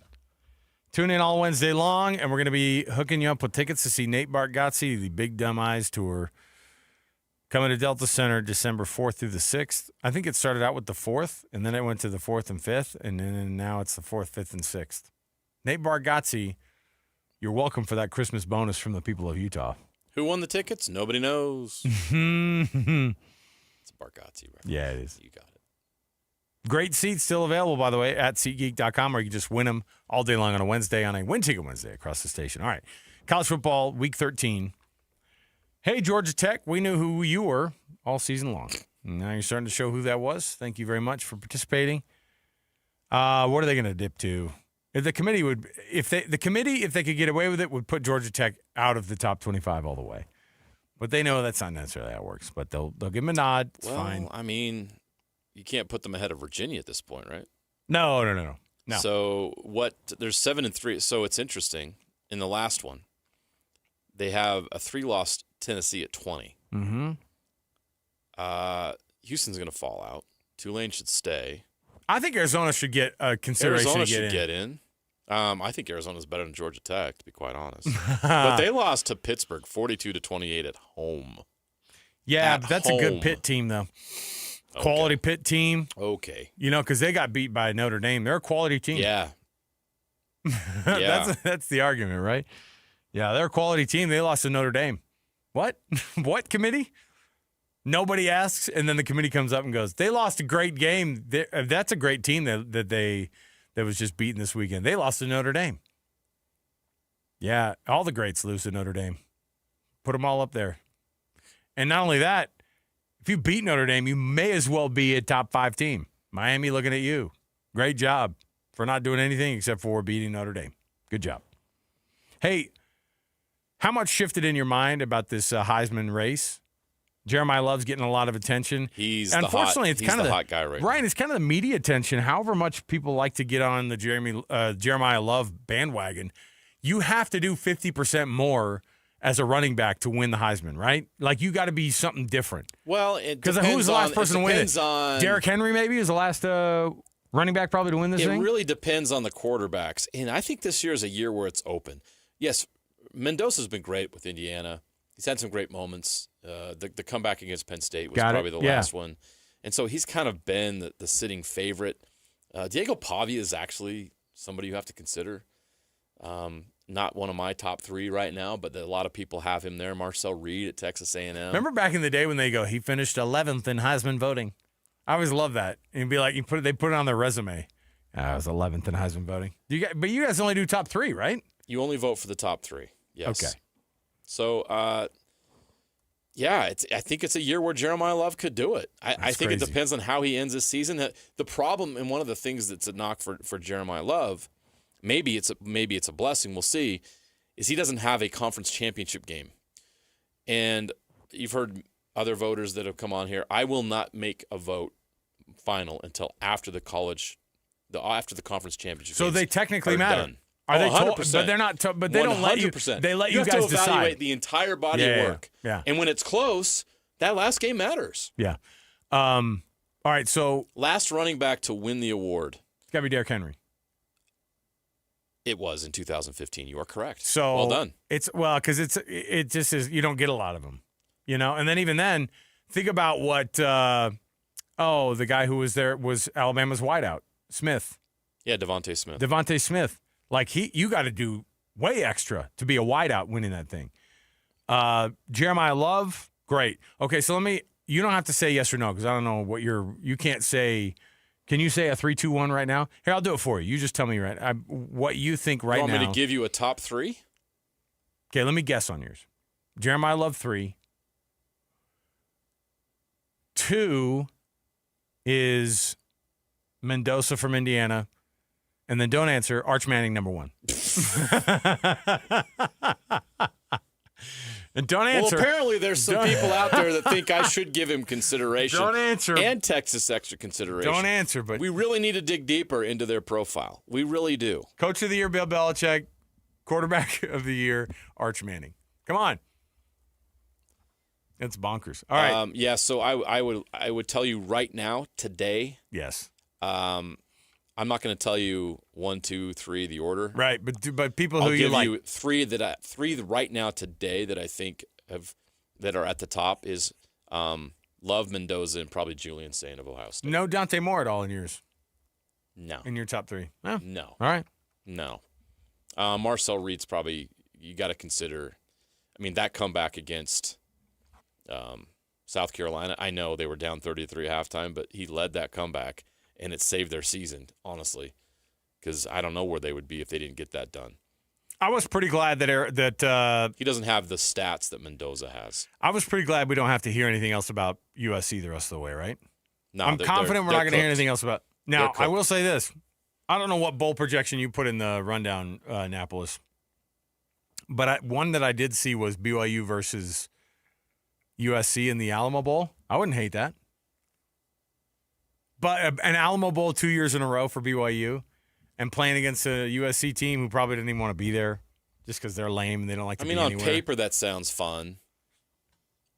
Yeah. But how many USC players are actually going to play in I was that going to game? say, now that I said it out loud, did I see Keaton Slovis attempted a pass? He did. This week? He completed it. Good for him. Yeah. Are those his stats in the Devin Lloyd knocked on the quarter, Jacoby Brissett out of the game for a moment. Yeah. And they had to bring Keaton Slovis right now is the backup quarterback. I couldn't even believe that. For the Arizona Cardinals. Yeah, I couldn't even believe and that. He did complete a pass, but then that ended the drive. Bonkers. And it actually wasn't for -2 yards, I think. All right, so what Notre Dame did against Syracuse, putting up 70 points, that's a huge deal. And I do wonder. I wonder what you'd have to do to be able to get there. To be a team like BYU or even like Utah, to be in that consideration, that win over Syracuse pretty much solidified it for everybody, something that people already had solidified, and that is that Notre Dame can't be knocked out of the spot that they're in right now. They're going to be sitting comfortably in that 9th spot or 8th spot. By the time it's all said and done, they'll probably be like 7, when some wins and losses happen in the top 10. Let me just throw out a crazy scenario. I love these. Okay, they're traveling across the country to the West Coast. Okay. They're going to play at Stanford. They're going to be comfortable. They think they got things wrapped up.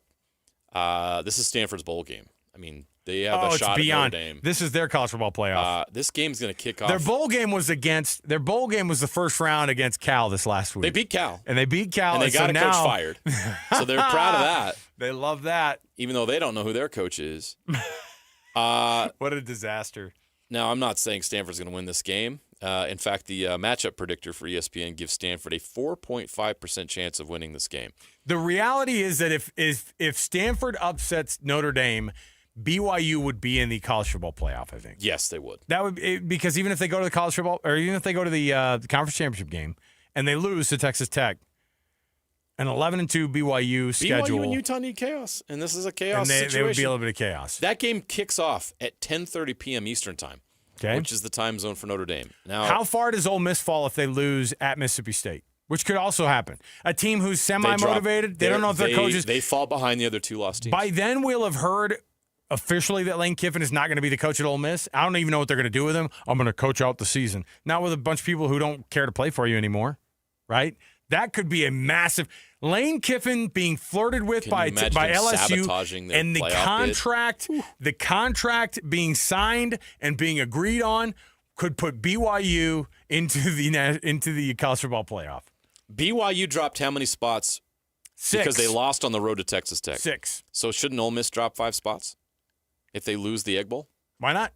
To a Mississippi State team that They'd I don't see here on the top 25. It'd be a two-loss SEC team. They would not be in the SEC championship game. They'd be eliminated from that.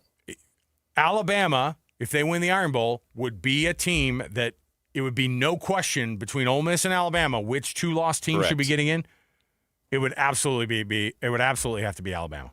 Everybody would slide up one, and BYU would be sliding up. Now you worry about BYU being in the Big 12 championship game. Would another loss to Texas Tech drop them from 10 to out? Probably. What about if Georgia Tech upsets Georgia? That actually probably wouldn't help at all because they moved down to like 7. Because Georgia wouldn't fall out. They wouldn't fall that far. They would be a 2-loss team that would probably get in. Okay. Oregon losing to Washington. Is Texas beating Texas A&M going to be a problem for you?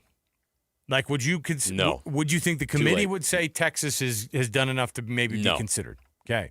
That would be a massive jump. They'd have to jump 7 spots. All right.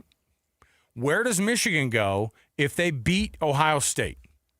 And a 2-loss, they just beat the number 1 team in the country. They rocket up pretty high. Right behind Notre Dame at number 10? All of you listening right now are not going to like this. If Michigan beats Ohio State again, they'll be in the playoff.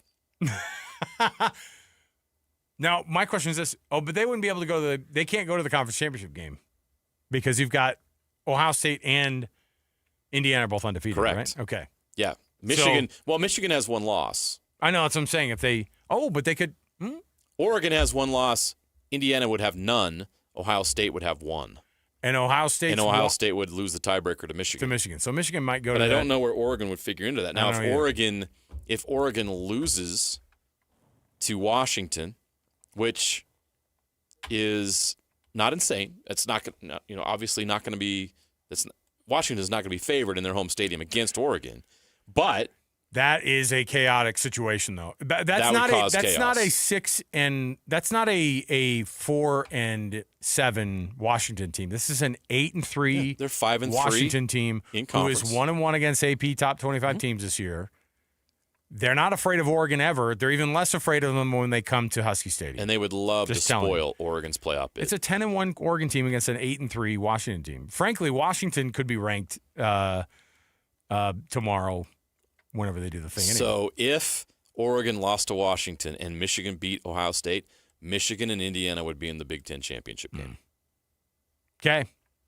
Ooh, I love all this. Now, Alabama could take themselves out of this thing by losing at Auburn. Iron Bowl's played at Auburn. Crazier things in that rivalry. Yeah, right? for sure. That's the Michigan could be unranked in that game. Could be a coin toss. It was last year, and it has been the last 4 years. Michigan won last year. Ohio State won the national championship. They lost to Michigan. Yeah, anything is possible. Okay. BYU, by the way, opened up 18.5-point favorites against UCF. If you're wondering, they're not losing that game. That's a lot of points, man. Chase Roberts, get healthy. Get rested. Stay get home ready for the Big 12 championship. Stay home. Get your senior blanket and then just lay in it on the sideline. Okay. And Utah needs Texas Tech to lose to West Virginia? Question mark? Oh, my gosh. Come on. Oh, yeah. No, they do need it. If they get that, that's the scenario. Now, here's a scenario we might want. They lose that game against West Virginia. Arizona State wins their game. I think that was the scenario. BYU and Utah play in the Big 12 championship game. Come on. Did you see how they decide the home team for the Big 12 championship game? When you actually clinch first, whoever clinches first. If Arizona beats Arizona State on Friday night because it's a Friday night game, BYU clinches without having to beat UCF technically. Right. Yes, they would be the home team. This is so dumb. This whole thing is stupid, but I love it. I love all Arizona's favored to win that game, by the way. The Territorial Cup is if you're not picking Arizona, you've got issues because I don't think Arizona State's got it against their rival down there in Tucson either. All right, we'll come back. We got more to go. We got our weekend warriors, people who won the weekend. Stay here, 97.5 KSL Sports Zone. Here we go. It all comes down to this for BYU. Beat UCF, and the Cougars will be in Arlington for the Big 12 title game. As BYU looks to keep their drained season alive, keep it locked on the Zone for complete coverage of BYU football every step of the way. Your home for the best coverage of Cougar football is right here on 97.5, the KSL Sports Zone. Okay, all right. Taqueria 27, where every taco tells a story, and sometimes it's a hilarious one. Check out taqueria27.com. You'll thank us later. On the go? Don't worry. Locations in downtown SLC, Holiday, Fashion Place Mall, Lehigh, and Eagle Mountain. So if you miss one, there's another waiting to serve you tacos, sizzling fajitas, enchiladas, margaritas like a ninja. Taqueria 27's got Mexican cuisine, including gluten-free, that's so tasty, your mouth will thank you. During the Mazda More to Move You sales event, Tim Daly Mazda Southtown is offering 0% for up to 63 months on 2025 Mazda CX-50 and Mazda CX-5 turbos. And to make it even easier for you to drive away in your new Mazda, you won't pay till next year. That's right, 0% and no payments till 2026. There's no better time than now to get your new Mazda. Come in today to Tim Daly Mazda Southtown in Sandy. Some restrictions apply. APR OAC. Not available with any other offers. See dealer for complete details. You gave years, maybe decades to your job. You showed up, worked hard, and planned for retirement. But now, the company's changed. Or maybe you've taken a buyout or been forced into early retirement. So, what happens next? I'm Jeff Jr., founder of Trajan Wealth. And if you've built up a 401k or thrift savings plan, now is the time to ask, is that money really working for you? Many workplace retirement plans offer limited options and even less guidance. At Trajan Wealth, we help people just like you roll over their accounts into IRAs with more flexibility and personalized investment strategies built around your goals. For households with $500,000 or more, let us build you a personalized plan. We operate on veteran values, service, trust, and doing what's right. Your next chapter starts now. Call Trajan today, 801-210-6800. That's 801-210-6800. Advisory services offered through Trajan Wealth, LLC, an SEC-registered investment advisor. See website for details. The holidays are coming. Is your home ready? Whether you're hosting a holiday party or reading a book, a brighter home makes your home more comfortable. Mountain Home Services can save you energy and brighten your space. Mountain Home Services can improve your home with LED lighting upgrades, smart switches, and modern lighting controls, perfect for cozy holiday nights and year-round savings. And KSL listeners can save with exclusive offers to brighten your holidays. Serving Utah since 1954, Mountain Home Services was the first to offer upfront pricing with no hidden fees and 100% satisfaction guarantee. Protect your home with an electrical inspection, surge protection, and keep your family warm this winter with a generator. And KSL listeners enjoy a discounted price on a fireplace tune-up for just $99. Visit mountainhomeutah.com or call 801-543-2222. That's mountainhomeutah.com or 801-543-2222. Mountain Home Services, keeping Utah homes safe and warm since 1954. Bar Dub Grill is where roadside classics meet ranch-raised flavor. Sink your teeth into juicy, handcrafted burgers made with premium Bar W beef straight from the local Utah farm. From the bold cowboy barbecue burger to the sweet and savory Aloha burger, paired with crispy cowboy fries, hand-spun shakes, or signature spud nuts. Soft, airy, and unforgettable. Bar Dub Grill delivers honest eats with cowboy swagger. Bar Dub Grill in Nephi with easy access right off exit 222 in Nephi. Nate Bargatze. I would like another dog. My wife does not want another dog because it's a lot. It's a lot to have two dogs because you gotta open the back door and let two dogs out. Big Dumb Eyes World Tour. But then they want to come back in and you're like, gotta go let all these dogs back in. 4 shows, Delta Center, December 4th through 6th. Tickets available at deltacenter.com. Don't miss the Big Dumb Eyes World Tour. Nate Bargatze. Make your holidays shine with festive Utah flavors and breathtaking views. The Roof is now open. Book now at theroofslc.com. 3, 2, This is your Utes at 50 update. 58! Presented by Kenny J's Barbecue on 97.5, the KSL Sports Zone. Lander Barton talks about the halftime talk and adjustments made by the defense. I mean, coming into this, we knew Kansas State was a very good team, a good physical team. They're going to try to run the ball, establish it early, and I mean, they were able to do that in the first half. And so we just had to go in there and turn it up a notch. I mean, we were kind of flat a little bit in the first half, and we were missing gaps, just simple things that just kept snowballing until it was just a big avalanche. They were just breaking open runs. So I mean, at the end of the day, we just had to clean up our assignments, gap sound defense. But I mean, hats off to them. That's a good, tough team right there. That is your Utes at 50 update. Make this Thanksgiving unforgettable with Kenny J's Barbecue. Skip the stress and bring home slow smoke perfection. Pre-order your Thanksgiving meal today. Text 801-230-5396. That's 801-230-5396. Weekend Warriors next. JJ and Alex, the KSL Sports Zone.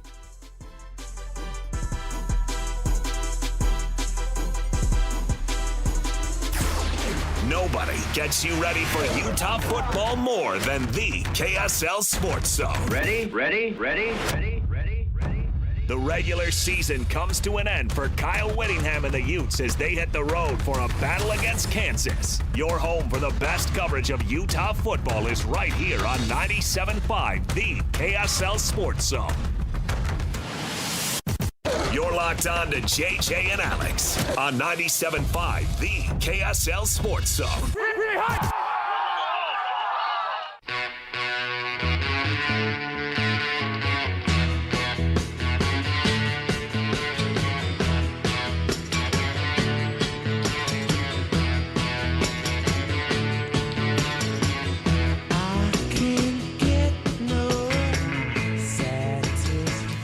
Welcome back, everybody. JJ and Alex, 97.5 the KSL Sports Zone. Alex Curie, Jeremiah Jensen. Thanks for being with us, everybody. Thanks for hanging out. Hey, conference leaders in touchdowns in the Big 12, rushing touchdowns. Carson Hansen, or no, not Carson Hansen. Cameron Dickey. Any shock Makes there? sense, no. Texas Tech's Cameron Dickey. He's third in rushing yards in the conference at 944, but 13 rushing touchdowns. Second in the conference in rushing touchdowns is BYU's Bear Bachmeier with 11. Wow. Third in the conference in rushing touchdowns is Bird Ficklin with 10. Bird is the word. Bird's got 10 touchdowns. That's crazy. Bird's got 10 touchdowns and almost, so he's 5 yards short. He's got, or 4 yards short of 500 right now. He's got 496. Only rushing at 9.4 per. So got to get that average up. You got to do better. You got to get that average up if you want to get respect. What in an this electric start to his career. And both Bear and Bird. Can you imagine if they all stuck through 4 years at BYU and Utah? Yeah. That'd be fun. Yeah, so it's pretty cool to watch these guys scoring at the rate that they are. You know, I mean, Bird's 18th in the conference in average yards per game rushing. Wow. Yeah. It's it's something. What is he actually like on the list, though? Oh, yeah, so Devin Dampier is 14th in the conference in rushing yards. Bird Ficklin is 21st. Bear Bachmeier is 17th in the conference in rushing. LJ first at 1,134 yards, by the way, after the 225-yard performance on Saturday. Hey, that brings us to this weekend Warriors. Not just those guys having a heck of a situation there. How about this one? How about 40 points? This is an all Utah State weekend Warriors. Nod to MJ Collins, who just is absolutely lights out right now for that Aggie basketball team. Cross-court pass back to Collins. He'll shoot another three. That's good. Gets that three ball right back. He's got a career-high 25 points on 5 of 7 from the three-point line. Looking again for MJ Collins. He shoots another three, and he knocks it down. They ran a play for MJ Collins to get another three. He's got 35 on the night, and the Aggies lead by 30, 82-52. Collins is looking for 40. Collins the drive, the layup, he's got it, 40 points. MJ Collins, MJ's got 40. And the Aggie sideline erupts. They knew exactly the number he needed to get to, and now Luke Kearney set to check into the game. Aggies win their part of their side of the bracket in the Shriners Children's Charleston Classic. Good for them. They won the championship game by 34. I think Utah State's got something with MJ Collins, and you combine him with the guys they already had on the roster. I think they're going to contend and possibly win the Mountain West again this year. How about this Utah State football team who got the win over the weekend against Fresno State in Fresno? They get bowl eligible, and Bryson Barnes has been huge for that this year. 2nd and goal. Here comes Noah White in motion. Noah gets it. He tosses it back. And now it's a pass for Barnes for a touchdown. And now Garcia's done it again. Look at that. Good to hear Al Lewis on the call. Al Lewis on the call. Legend. Scotty out in South Carolina. So Al comes in and picks up the pieces there, and it was phenomenal. Great job. Now, how about the Aggies? Bowl eligible. They go on the road and did you call it? I know too. I think you and Fresno State. So Annapolis and Esparza both said that they'd beat Fresno. I said no. Good, I got it wrong. I said I think that they'll lose this one and they'll win the Boise State game. So now they don't have to, but it would be nice to go 7-5, right? I didn't see them going down to Fresno. I thought they would have a hangover from blowing the UNLV game. Yeah. That was such a gut punch of a loss. Yeah. But give Utah State credit. That's a mentally tough team. That's a Bronco Mendenhall coach team. You saw the sideline on that second half, jumping up and down the whole time. All the energy in that stadium was on the sideline of Utah State. Great win for the Aggies, and a great season for the Aggies. I think a lot of people wondered if they could get bowl eligible, and they've done it. I'm ecstatic. Can't you tell? I'm ecstatic for these kids. Thanks, Bronco. Give that guy an energy drink, would you? It's probably not part of his mantra, but no. Come on. Not going to happen. All right, we'll take a break. We'll come back. Got more to go around the corner. Gillette Heating and Air. If you don't know about these guys, our Weekend Warriors are brought to you by Gillette Heating and Air. Right now, get seasonal maintenance done on your furnace for only $59. Before the real cold starts to dip in, go to GilletteHVAC.com to make an appointment. That's GilletteHVAC.com. Right around the corner, let's break down this BYU at Cincinnati win. LJ Martin having a historic season for that Cougar offense, and we'll get the update on the chants happening in the crowd because, that's always fun to be able to dip in on that. Stay with us, 97.5, the KSL Sports Zone. Whether you're stuck in the office, I believe you have my stapler, in your car, or at your in-laws. You want a piece of me? You bet I do. The Zone is with you every step of the way. Download the KSL Sports app to get live streaming of your favorite shows and access to all the latest updates on your favorite teams. Your home for the best coverage of the Utes, Cougars, Jazz, and Mammoth is on air, online, and on the KSL Sports app. This is 97.5, the KSL Sports Zone. Only one type of burger. For every pallet. Fries are extra. Large in size. We've got the shakes. Going over the brim. Hey, this is Chris from JCW's. Put a positive, delicious spin on your day at any one of our 5 locations. In Lehigh, American Fork, Provo, South Jordan, or Harriman. JCW's, quality and a lot of it. These days, many companies have turned to influencers to tout their products or services. But here at John Watson Chevrolet, the only endorsement we need is from our customers. Because of their feedback, we're proud to be Utah's best reviewed Chevy dealer.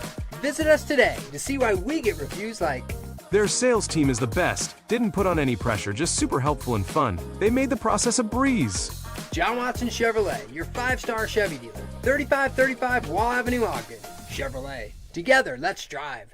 Tim Jr. here from RGS Exteriors. Did you know that we offer 3 distinct styles of gutter protection? Each one meant to handle a specific leaf problem. You might not even know there are different styles of gutter protection, but there are. And if you pick the wrong one, it could be a huge waste of money. Now, the big gutter guard companies won't tell you this. They try to sell you a one-size-fits-all gutter guard. And it could be completely wrong for the amount and types of trees and leaves you have. Not RGS Exteriors. We understand which kind of leaf problem needs which kind of gutter guard. We'll do an in-depth evaluation to assess the types, locations, and numbers of trees in your yard. Based on that data, we match your home to the right gutter guard. So don't risk wasting money on the wrong gutter protection. For a free evaluation and estimate, call RGS Exteriors at 801-280-3110 or visit rgsexteriors.com. That's 801-280-3110 or rgsexteriors.com. Hey, Benjamin, we've got a surprise for you. What? You have a brother. $100 bill just like you. Hey, I'm Ben. What? We just got him for joining America First Credit Union and opening a new checking account. And you're going to live together at America First. What? This is nice. For a limited time, new members get a $100 cash bonus when they open a checking account or $50 when they open a youth checking account. So head to AmericaFirst.com and get your money working today. Membership eligibility, terms, and conditions apply. Federally insured by NCUA. With Steel, batteries are included. This holiday season, give a gift that's ready to go right out of the box. For everything from cleaning up the yard to cutting up firewood, Steel tools check off the wish list and knock out the to-do list. And right now, buy select battery tool sets and get a free extra battery. Visit SteelUSA.com for holiday deals and gift ideas. Happy holidays from Steel. Offer valid for a limited time only at participating dealers while supplies last. Vanity Fair calls BritBox a delicious streamer. Collider says everyone should be watching. Catch Britain's next best series with BritBox. Stream acclaimed new originals like Code of Silence. You read lips, right? And Linley, based on the best-selling mystery series. Say hi, Linley. Take it from here. And don't miss the new season of Karen Piri, coming this October. You don't look like police. I'll take that as a compliment. See it differently when you stream the best of British TV with BritBox. Watch with a free trial today. DJ, PK, and John from J. Brooks Jewelers is here with some holiday inspiration as the season begins. Your Black Friday savings are already going strong through Cyber Monday, and shoppers can enjoy 20% off store-wide with exclusive specials up to 60% off. You truly make holiday gift-giving easy, John, and you carry jewelry for so many personalities and styles, don't you? We absolutely do, and it means so much to us as a family jeweler when people shop locally and support their family jeweler. And this season, we brought in beautiful, never-seen-before pieces just in time for the holidays. And there's something meaningful for everyone, whether it be our Zodiac collection or an engravable pendant to personalize with a message that they'll love. Or embrace our simplicity with our essential classic pieces to help build your loved one's jewelry collection. I can think of several people who adore those. What else is exciting this year? Well, our beautifully handcrafted engagement rings and wedding bands from the JBJ collection, or the fashion jewelry for both men and women. There's always a perfect piece for every budget and every style. Visit J. Brooks Jewelers in Murray or Lehigh, or shop their Black Friday deals online now at jbrooksjewelers.com. Broadcasting from the Mountain Home Services Studio, this is 97.5 KZNS FM Colville, 1280 KZNS AM Salt Lake City, and 102.7 KSL FM HD2 Salt Lake City Midvale. This is 97.5, the KSL Sports Zone. It's another battle for the Aggies, and the KSL Sports Zone has it covered. It's a Black Friday showdown for the Aggies as they welcome in Boise State to Logan. Your home for all the play-by-play coverage of Aggie football is right here on 97.5, the KSL Sports Zone. You're locked on to JJ and Alex on 97.5, the KSL Sports Zone.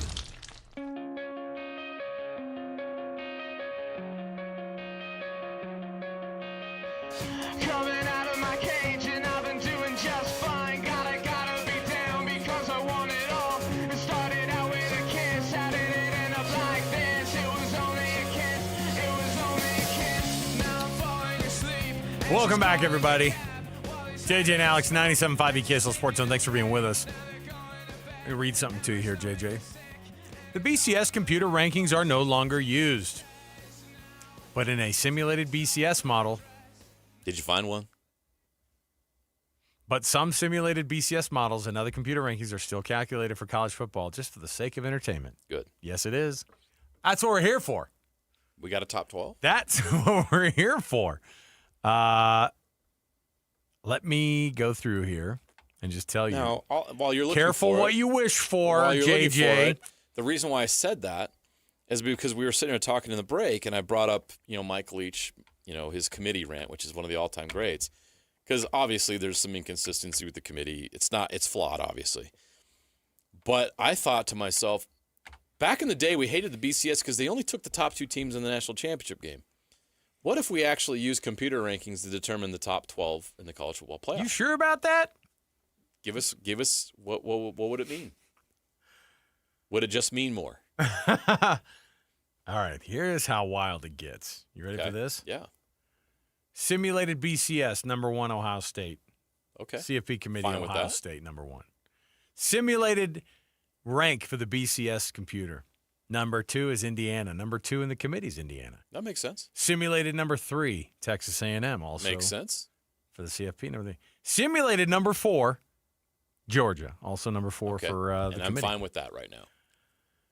Simulated number 5. No, let's go with the playoff committee number 5. Do you remember who it is right now? Number 5 is Texas Tech. Is Texas Just to Tech, remember. correct. Simulated BCS version, Ole Miss is ahead of Texas Tech. You should already take a hint that this might not necessarily be the road you want to go down. So the number's going to be skewed towards... Hold on a minute. Stop the vote. I want to go back to whatever we were going back to before we went back to this. So you're saying that committee thing's not so bad. How can we rehire those fat dudes from the media who used to just vote on a national champ? Can we get back to that? Hey, who do you think? I think BYU should be champion.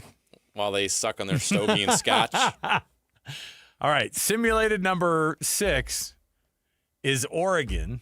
Even ahead of Texas Tech. Even ahead of Texas Tech. Okay. Texas Tech is number 7. Okay. Oklahoma, number 8. They're number 8 in the college football playoff Yes. rankings as well. Simulated number 9, Notre Dame. Also number 9, Also Notre in line, Dame. yeah. Simulated number 10, Alabama. Okay. Simulated number 11, which is college football playoff committee's got 11 at BYU, right? Correct. Simulated BCS, BYU number 11. Okay. Simulated BCS, Utah number 12. So it's pretty close. I think that these With old just guys, Texas Tech. I think these guys are sending couple in. spots I down. think these guys are cashing in on a freaking per diem, and they're just punching this into an old BCS freaking CGI, man. Seriously. Or AI model. Okay, now can we go down to the bar lobby? Our work But hold here on. is done. You gotta make it look a little different. What do we do? You gotta make it look a little bit different. Drop Texas Tech down 2. That's a great idea, Mike. All right, let's hey, go. give Mike an extra cigar. Great idea, Mike. Oh my goodness. Now who's gonna have to sit in front of everybody and make it up how we came up with this? I'll do it. Oh man. Yeah, so BYU and Utah in the simulated BCS rankings as of today would be that. Now, here's the thing though. This is yeah, I don't know what the reality really should be, but the BCS know-how who push this thing out every week. So now that I look at it, so how far along are we here? Yeah. So right now, it just has as of last week. It has before those games were played, by the way. Before last week's games were played. So maybe that changes. Although you'll notice nothing changed because the rankings won't change at all this week. I don't even think Utah is going to get messed with. So, all right, let's kick off the hour officially. I just had to go down that rabbit hole what the fake BCS would do in 2025, but let's get it going right here. BYU and their win over Cincinnati. What did that look like, sound like, feel like for everybody involved? We'll get it going right now. It's the cut, top of the hour. It's time for the biggest story of the day. This is what made the cut with JJ and Alex on 97.5, the KSL Sports Zone. Doug Smith brings you this portion of the program. Doug Smith, of course, an incredible selection of Kia, Subaru, Chevy, Jeep, Dodge, or Ram, and now Mitsubishi in the family of Doug Smith dealers in American Fork, Spanish Fork, and in Linden. Nobody knows cars like Doug. All right, how about this win for BYU at Cincinnati? When LJ Martin ran that last touchdown in, what were you thinking? I think he deserved it. I thought he deserved it. I had no problem At the with same time, I was also like, what's going on here? At that point, There's a little part of it. There's a little part of me that's Cincinnati's not coming back. No, of course. It's a dagger. It's done. It's over. Yeah, the I get goose it. is cooked. No, and listen, every BYU fan watching that game was excited because LJ got to 222 yards on the night. By the way, if you're one of those people asking for him getting touches, he got them. 32 carries. What's interesting is that coming into the game, LJ Martin led the conference in attempts per game too, at like 17 3/4. Yeah, which as he should. Do you think that college football is like changed in the sense that like we don't hand the ball off to a guy anymore? People taking the number one rusher in the conference is LJ Martin by yards. He's also the number one in attempts. He takes, and it's not 23.5. It's not 27. You know what I mean? Like Barry Sanders carrying the ball 38 times doesn't happen anymore in the conference, right? No. And so getting that work done on 32 carries is like an old school. I mean, that almost doubles his production of what he normally does every week from a carries standpoint. So they got the carries. And part of it is you ride that wave that's getting you into the end zone. And LJ Martin has been, and he's been doing it a long time, but it felt different the last couple weeks, JJ. Yeah. He's been breaking the spirits of teams across from him.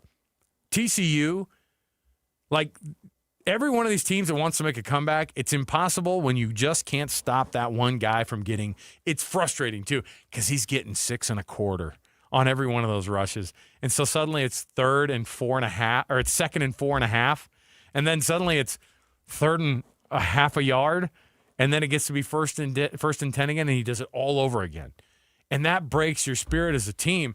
They cashed in on that thing. And here's what Kalani said about LJ after the game, because he was talking about his health. He's talking about how everybody's banged up this time of year, but he even talked about how LJ wasn't 100%, but still he said he was ready to play even more. You know, he was doing so good. He's a hot hand. Just keep feeding it to him. And, you know, we just needed him to rest a little bit. And there's times that he was pushing Enoch and everybody else out of the way. He wanted to stay in the game. So I know he's not 100%, but, man, when he plays with that mindset, it's hard for anybody to stop him. That was a funny moment when he pulled Enoch Nawahine out of the huddle. We know who RB1 is. Because he went down weird. He just kind of up a little bit. And he just kind of shuffled off the field a little bit. And then there was like a little bit of a half of a pause for something that was happening on the field. He took advantage of that to just walk back on the field, and he ripped poor Enoch Nawahine out of the huddle. Like that's some. I remember like that's the kind of stuff that Peyton Manning used to do. That kind of stuff. He'd be like, "Get out of the game, kid." Well, I'm in on this rotation. No, you're not. Nope. I decide, and the answer is no. So LJ comes in, takes him out of there, and gets going. In the post game, LJ even referred to it. He's like, "Yeah, I feel," because they were like, "How are you feeling?" And then they're kind of looking at him like, "How you feeling?" And he said in the post game, "I feel like I could play another game right now." I was like, "All right, settle down, like a little bit." But I like the idea. I think what that does is he is definitely feeling, not just from a confidence perspective, but I think physically, obviously, he feels way better. When he had that moment where he blasted those 2 defenders who didn't take him down, and he went for an extra 3.5 and got the first down on like a 3rd and 4, and he got 5.5, but it took like after he just got crushed by those guys and then just kept going. It said to me, oh, this guy's at a different level right now. He's playing at a different level. He feels better physically. He feels better from an emotional standpoint. So that was huge. And I think that having a career night is the type of thing that makes people look at this team and they go, oh, people are buying in a little bit more. LJ Martin, having that guy on their team, they're not here at all if he's not doing what he's doing this year. It's great to have Bear Bachmeier, but the bona fide leader of that team, of that offense, I think, is LJ Martin. Well, I don't think Bear would be able to do what he's doing right now without the 100%. Production of LJ Martin. And if you're looking nationally where LJ Martin stands out, he's 7th right now in the country in rushing. Which is really impressive. I mean, when's the last time BYU had a top 10 rusher in the country? I'd have to go back and see. What number is he in the country? 7th. He's number 7. Oh, and he's not far off. He's only 2 yards behind Kawan Lacey of Ole Miss for 6th, and he's only 40 back of Keon Owens of FIU to be top 5. So he's in that range, and so he's having that kind of a season. I mean, he's borderline All-American at this point, if you look at it. I mean, how 100%. how many more running backs in the country have the combination of being in the top 10 in rushing and also being on a team that's really, really good? I mean, Jeremiah Love, who we talked about earlier as a Heisman candidate, is number 3 in the country right now with 1,306 yards and 17 touchdowns. LJ Martin doesn't have the touchdown production, but he's right there. He's not that far off with the yards, and LJ had an injury this year. Remember that. Right. So that held him back a little bit. I don't think he missed any games, but it obviously held him back a little bit. So he's in that conversation. Not just – he's obviously, to me, it's pretty obvious he's the best running back in the Big 12 this year, and he's should get consideration for Offensive Player of the Year in the conference. But he's also a player who could end up on some All-American lists by the end of the year. That's the kind of season he's having, and BYU does not have the season they've had without LJ Martin's production. We talked about it. I believe if you go back in our predictions before the season started, I think we all talked about it. LJ needs a 1,000-yard season this year. He's their go-to guy, and that offense it goes as he goes, and it's been exactly the case. Do you remember 2 seasons ago in 2023 when we are talking about this BYU team week on week? Oh, yeah. And we're having to have Connor Pay on, who's the center of the team. Are they ever going to get 100 yards in a game? And it was like 68.5. You know what I mean? Like it was so Remember bad. Kansas? It was so bad. They couldn't get anything going in the run game. So to have that swing happen, and last year it got better, and then this year they're, obviously LJ's leading the conference in all of the significant categories of the running back position. That's a great point. The progress of BYU's run game and the success that's come along with it. You must be able to run the football. Where would Utah be right now if they couldn't run the football? Oh, my goodness. Kalani talking about this team, and I think that it shows a lot for them to go out to Cincinnati, and because it's not just that look, everyone's still talking about the Texas Tech loss. It'd be easy to get bogged down into that, but here's what he said about the team showing some resiliency and being proud of what they did in that game against Cincinnati. It's our kind of style. We like winning a lot of different ways, so I'm proud of the way the guys did it. I'm glad that we had to count on LJ and O-line and all the tight ends, everybody blocking it to win the game. I was proud of the way the guys did it. So I like their response to any adversity we get, and so that's a lot of the leadership. Even though Chase didn't finish the game, he was able to lead on the sidelines too. So really proud of the entire team. Not sure what the nature of Chase's injury is, except for they're going to look at it, and they're going to have to decide whether or not. I think that was the reference that I think Kalani made today in his press conference was like, yeah, we'll have to see what we want to do with him this week. And that is, hey, we're 3 touchdown favorites. Let's probably just look at this, and maybe he's going to miss his senior night at BYU, or senior morning at LaVell Edwards Stadium. He might miss it, but I think that Chase would be the first to tell you, small price to pay if you're playing in the conference championship game the week after. If him not playing against Cincinnati was that moment to get him right, then great. But if there's any question, you just let him rest up. They have to have him come up big against Texas Tech. Texas Tech, yeah. Yep. Interesting. Kalani talking about the college football playoff because, hey, look, everybody wants to know what you think you should be in that college football playoff. And Kalani's never going to be the one to give up what he really thinks about it, I think. I'm not really worried about that. Like I said, I'm not here to campaign. I'm just here to play football and try to find ways to win the game. Let the other experts figure that stuff out. We're just going to try to get our next win next week and just be thankful for what we were able to do. Football's hard, man. I think I want these guys to embrace every moment of it, and we made some really cool memories tonight. It's like he said experts, knowing that he was saying that the word experts means that they're not experts. Play it again. Clearly. Play it again. Just listen to how he said experts. It almost sounds like we had to edit out the F word or something. But here's what he said about it. I'm not really worried about that. Like I said, I'm not here to campaign. I'm just here to play football and try to find ways to win the game. Let the other experts figure that stuff out. We're just going to try to get our next win next week and just be thankful for what we were able to do. Football's hard, man. I think I want these guys to embrace every moment of it, and we made some really cool memories tonight. Good for them. This couldn't have gone any better for BYU this year, obviously, considering where you thought they could have been. Was that Bennett Brower or Kalani Sitake? Look, I don't win the CFP vote. I don't look the part. I know. I did a deep dive on Bennett Brower this weekend. I know in my mind, I too. definitely pictured Kalani going quotation marks. He's got a suit on the coat on. Experts. We'll see what the experts in their Q rating say about BYU and their record as of this week. One more from Kalani. This was him talking about Bear Bachmeier. Obviously, week in and week out, you're getting the same response. This guy just keeps showing up, and he keeps leading BYU to wins under center. I thought he played good. I mean, there's a lot of plays that we'd love to have back, but I'm really impressed with his ability to play and take care of the football. And he made a lot of checks. Made a lot of audibles, and I think he put us in the right position. It was another game that I felt like A-Rod was a little bit – I mean, look, you didn't need it. Because they did what they at one point at the very beginning, like in the first half, I just kept thinking, why are they doing anything but handing the ball off to LJ? And by the end, I mean, with 32 carries, that's all you're doing. When you're getting 32 snaps, and they probably only had, I mean, BYU does what it does, which is control the tempo of the game. And Cincinnati doesn't love having the ball for super long. They like to score quick. BYU likes to hold on to the ball. They like to win the time of possession game, and they did. And the way you do it is with a guy who grinds. And they didn't have to have a dynamic passing game. There were some moments in there where you're like, ooh, Like the guys being open as much as they have been in some of these games, just based off like teams not being able to read the scheme very well, didn't really happen against Cincinnati. I think they did a really good job in the secondary. That the Cincinnati team did well against BYU's passing attack. They couldn't stop the run, but I thought it was a nice game for Bear. But again, it wasn't like lights out. It wasn't something to write home about. You think about what he did the week prior against TCU. 127 yards passing. We're not gonna remember that. No, and it's probably it was 15 of 25. Yeah, it was Not at gonna one point remember he that. was sub 50% for a good chunk of it, and then he got a few back in the second half. He averaged 3.5 yards per carry. Not gonna remember that. No, got the job done.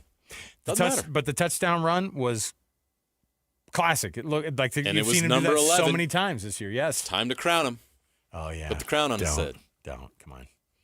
Yeah, the AI generated. By the way, you don't have to make him look like AI doesn't have to make Steve Young look like he's no longer with us. Putting a crown on his head, and they're like, "Oh, dead Taysom Hill and dead Steve Young and dead Zach Wilson are putting a crown on Bear Bachmeier's head in this dumb AI generated thing that Some no one weird stuff out there. you can't find anything on AI, man. But hey, to break a record, no quarterback, regardless of class, meaning freshman, sophomore, junior, senior, that includes Steve Young and Taysom Hill, have had more rushing touchdowns in a season than Bear Bachmeier, and he did it as a freshman. It's pretty impressive. I just love the idea of typing in that prompt. Hey, AI, can you have Steve Young putting a crown on top of Bear Bachmeier's head, and also Taysom Hill's there, and also Zach Wilson's there? And then the AI's like, what the heck am I making right now? Jeez, you people are such weirdos. Even AI responds back, that's kind of weird, bro. I ain't going to do that. Well, no, I tell them to keep their clothes on this one. BYU fan out there asking for some weird stuff. That strange guy on Cougar board? The guy that has the dreams? Is that what you're talking about? I don't know. Come on, longtime BYU fans know what I'm referencing. There's some guy on Cougar board that had some dreams that he shared a little bit too much information wild about. Dreams, please don't. That's all I'm saying. It's out there. Go Google it. Now. Yes, please do not Google it, actually. If you're at work, don't Google it. All right, we'll take a break. We'll come back. We've got more around the corner. When we return, we've got our Jazz Daily. Jazz tonight taking on the Golden State Warriors. And we've got two things going on. You've got an 8 o'clock tip-off for the Jazz. You've got a 7 o'clock puck drop for the Mammoth. So you're going to get it all right here on 97.5 The KSL Sports Zone. When we come back, let's talk Jazz. Next, 97.5 The KSL Sports Zone. And now, a look at traffic from the KSL Traffic Center. From Murray to Bluffdale, expect reduced speeds on I-15 this afternoon with the slowest spot between 53rd South and Murray down to 72nd South in Midville. Some northbound slowing as well from the point of the mountain up to the Bangor Highway exit with a crash on the left shoulder at 146 South. Advanced Window Products, factory direct affordable windows. Call today. They're on the way. Financing is available. Save now and pay later at advancedwindows.com. With your traffic update, I'm Alex Naples here on 97.5 The KSL Sports Zone.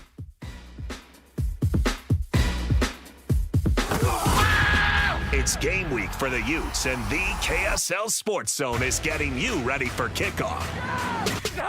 After one of the craziest, most bizarre games in Utah history, Kyle Whittingham and the Utes hit the road for the regular season finale in Lawrence against the Kansas Jayhawks. Listen all week long for the best coverage of Utah football on KSLSports.com. Let's go then. Let's go, baby. Your home for the best coverage of Utah football is live on air, online, and on the KSL Sports app. This is 97.5, the KSL Sports Zone. Hi, this is Derek Overstreet, president of the New Millennium Group and co-host of Stop Working, Start Living with KSL News Radio. Can you imagine what your life would be like if you could retire 3 to 5 years earlier than you thought possible? The things you could do, the loved ones you could spend time with, the memories that you could create. That's what our team at the New Millennium Group does. We'll walk you through the entire process every step of the way. If you'd like to get a copy of the 5-step proprietary plan that will help you retire 3 to 5 years sooner than you thought possible, give us a shout right now. 888-999-6370. That's 888-999-6370 or utahsfinancialplanner.com. Listen, most of our listeners right now have a tax problem, not a money problem. There's not enough money in Social Security, Medicare as it is. Let us show you how you can significantly reduce your taxes. That's 888-999-6370.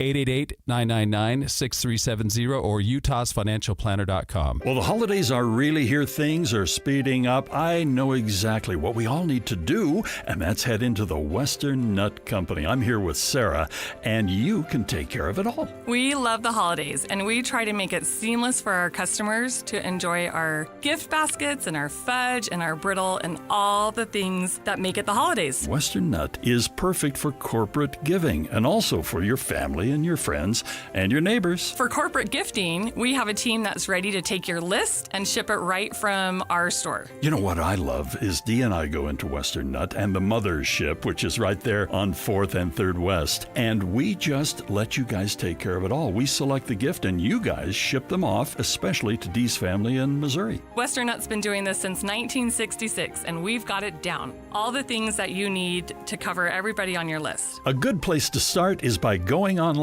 at westernnut.com. That's westernut.com. This holiday season, give your home the gift of smart upgrades with Mountain Home Services. Electric vehicle? Meet your new best friend. A professional EV charger installed from Mountain Home Services. Fast, reliable, and done right the first time. Want to save energy to brighten your space? Ask about LED lighting upgrades, smart switches, and modern lighting controls. Perfect for cozy nights and year-round savings. Serving Utah since 1954. Mountain Home Services was the first to offer upfront pricing with no hidden fees, and every job comes with a 100% satisfaction guarantee. Protect your home and power up your lifestyle with expert electrical services you can trust. Plus, KSL listeners enjoy a discounted price on a fireplace tune-up for just $99. Visit mountainhomeutah.com or call 801-543-2222 to schedule your upgrade today. That's mountainhomeutah.com or 801-543-2222. Mountain Home Services, powering Utah homes since 1954. Just how good is Pure Talk's current deal for unlimited wireless? Well, you might say it's the deal of your lifetime. Because right now, for just $29.95 a month, Pure Talk is offering unlimited talk, text, and data for life. Not your phone's life, your life. This is Pure Talk's top-tier plan. It comes with a crazy fast 5G network along with a 30-gig hotspot. And at just $29.95 a month, there has never been a better opportunity to lock in a ridiculously low rate for as long as you live. And save thousands and thousands of dollars along the way. This plan is normally $65 a month, but if you switch today, you will save over 50% every single month for the rest of your life. See what I mean? It really is the deal of your lifetime. Dial pound 250, say Mike Rowe. Offer ends 12/7. Some restrictions apply. Details at puretalk.com. Celebrate the season 10 floors up at The Roof in the historic Joseph Smith Memorial Building. The Roof is now open with a sparkling new design and an a la carte menu full of Utah classics dressed for the holidays. Reserve your holiday table now at theroofslc.com. This is your Cougars at 30 update. Presented by Kenny J's Barbecue on 97.5, the KSL Sports Zone. Kalani Sitake gives an injury update following the win over Cincinnati. Yeah, everybody's sore. We'll evaluate that as we get closer towards the middle of the week. Chase, obviously he couldn't go in the game, but we got to make a decision on what's the best thing for him this week. Bear's fine. The guys are tough, and LJ, those guys are banged up. Everybody should be banged up right now in college football, going into the last game of the season, so the regular season. We don't expect anyone to be 100% until we get to Saturday. I'm sore just from covering it. That's your Cougars at 30 update. Make this Thanksgiving unforgettable with Kenny J's Barbecue. Skip the stress and bring home slow smoked perfection. Pre-order your Thanksgiving meal today. Text 801-230-5396. That's 801-230-5396. Jazz Daily's next on JJ and Alex, the KSL Sports Zone.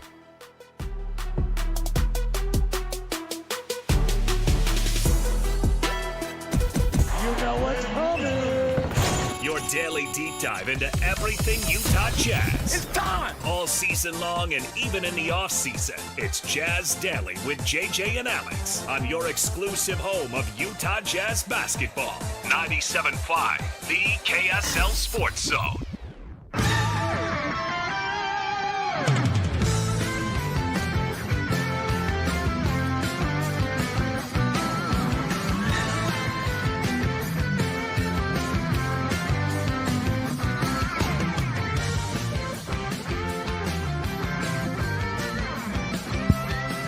Welcome back, everybody. JJ and Alex, 97.5 the KSL Sports Zone. Thanks for being with us on the program. Thanks for following us, watching us on YouTube, the KSL Sports YouTube channel. You can stream it, of course, on KSLSports.com. You can listen in from so many places, of course, as well. Yeah, I've asked AI to make me a couple of Bear Bachmeier, because I saw this image produced of Steve Young and Taysom Hill and Zach Wilson crowning him the touchdown champion. I thought it might be a bit much. It is a little much, yeah. Little cringe. But you can make it so much more cringe. I don't think Steve Young, Taysom Hill, or Zach Wilson authorized that. That's what's weird about AI. They did not agree to participate in that gathering. So freaking weird about AI. All right. We got lots going into this Utah Jazz team taking on the Golden State Warriors tonight. Here's your injury list here. Taylor Hendricks, he was assigned to the G League. Was that a bit of a shock for you there? A little bit, but then you think about it, he needs reps, and he missed all of last season. He never got year number 2, and so he essentially is getting year 2 now. And would you expect a young player to get G League minutes in their second year? Of course. So is it a negative thing? I don't view it that way. I think he needs to get as many game reps as possible. Playing a 30 to 35 minutes a game in the G League might be exactly what Taylor needs right now. It's not going to impact him in a negative way. Walker Kessler, of course, still out. Of course, Kevin Love likes to take a little rest every now and again. He's going to be out for tonight's game. Kevin Love's out with a nap. It should say nap. I actually would respect them more if they put nap. Come on, put nap in there. Or they put Golden Corral in Golden Corral. in parentheses. I have a feeling Kevin Love's not a Golden Corral guy. Chuckarama, 4 p.m. Hey, the choice is yours. Hey, it is. Listen, my dad, may he rest, when we would come to Utah. Of course. He's like, we'll make a quick stop over here. Dad, are we going to Chuckarama? You bet we are. You can get whatever you want from them. You get a variety. That's what I like about it. I have a theory. What? All dads? People who went without or grew up out of the Depression or anything. The thought of having all-you-can-eat food, it's a volume thing. Yeah, and my parents... Because food, growing up, probably for them was scarce, and the idea that they live now where they can have as much food as they want, it was probably regardless of the quality? It had already... So it was the generation... It was their parents who were My dad wasn't living during the Depression era, but his parents were. And so they had passed down to them some version of scarcity. 100%. And so my mom is always like, and that's why I love to have milk toast in the morning. I'm like, Mom, come on.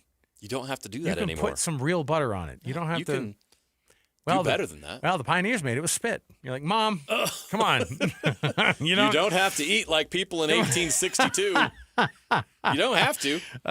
You got to admit, though, some of the struggle meals, they stick with you. I'll fry a piece of bologna in this studio right now and have a fried bologna sandwich. Hey, confession. Yeah? Love myself some Spam.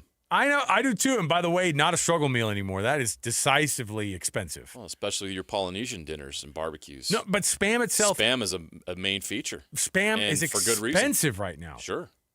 It's like classy meat. Since when? Oh, we got prime Spam. Oh, yeah. Yeah. All right. Yeah, I'm a fried Spam guy with some eggs. 100%. Oh, Spam and eggs? You kidding me? And I hit that thing with a ton of mustard, too. Gosh. My fat guy meals and poor meals got together at once, and it's a bad combo.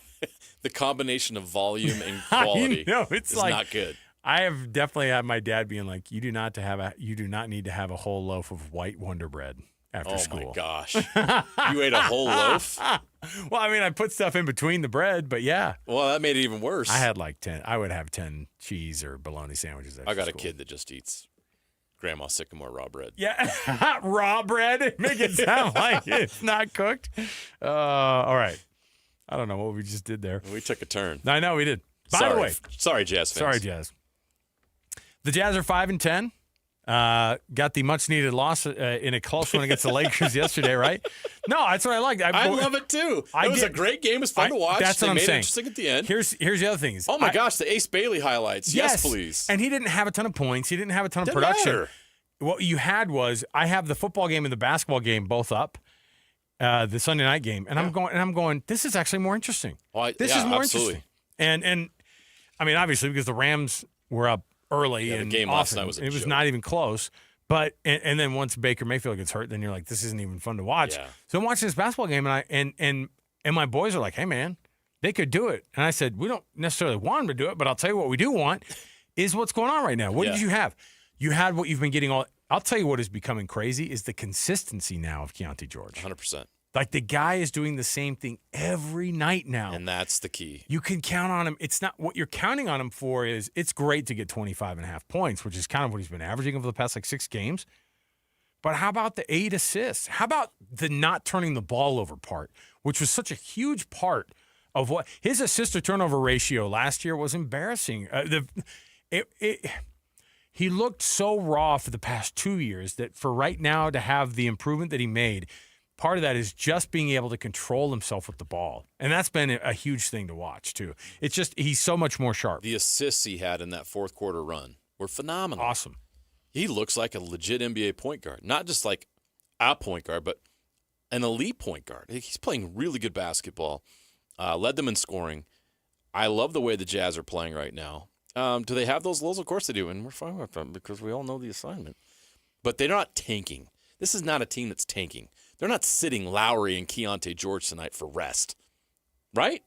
They're playing. No, for sure. They're playing. They're getting better. You can see a light at the end of the tunnel this year as opposed to last year when you just didn't even want to think about the Jazz. This team's fun to watch. You can see the future now, and it's really bright. And right now the team is good enough to entertain you and get you excited about the future, but bad enough to hold on to that pick. And that is the best case scenario for this team this season. They need to show that they have a future. They need to show that some of this young talent that they've drafted is going to pan out, and they've got to keep that pick. You got to do both, and I think right now they're showing us how they're going to do it. 5-10 puts them like nowhere near being the worst in the worst. 5-11 officially. At 5-11. Here's what's crazy is finally on that bottom 5 in the West. Yeah, and in below the 10 line.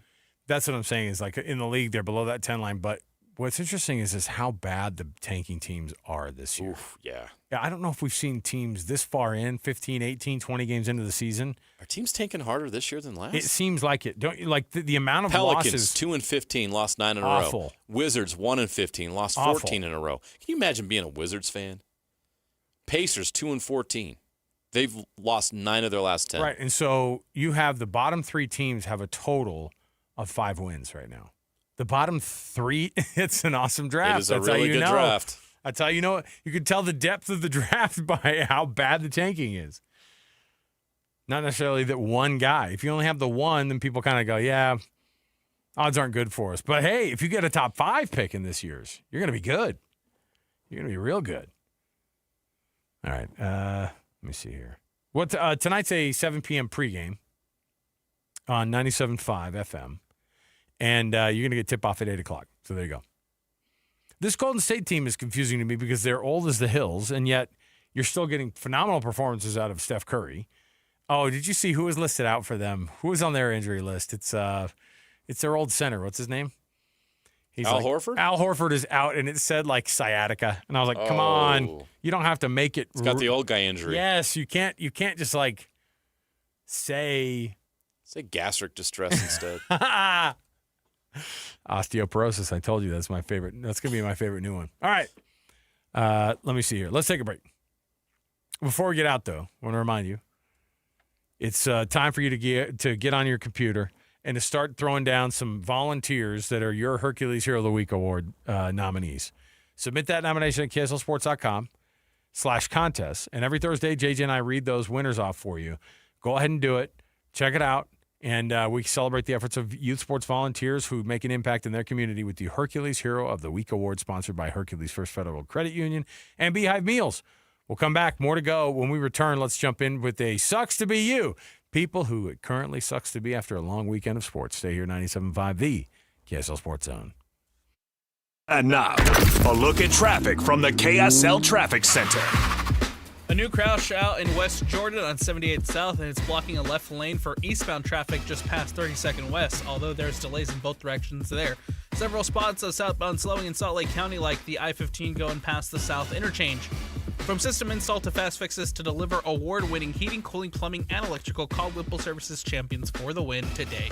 With your traffic update, I'm Alex Napolis here on 97.5, the KSL Sports Zone. It's game week for the Cougars, and the KSL Sports Zone is getting you ready for kickoff.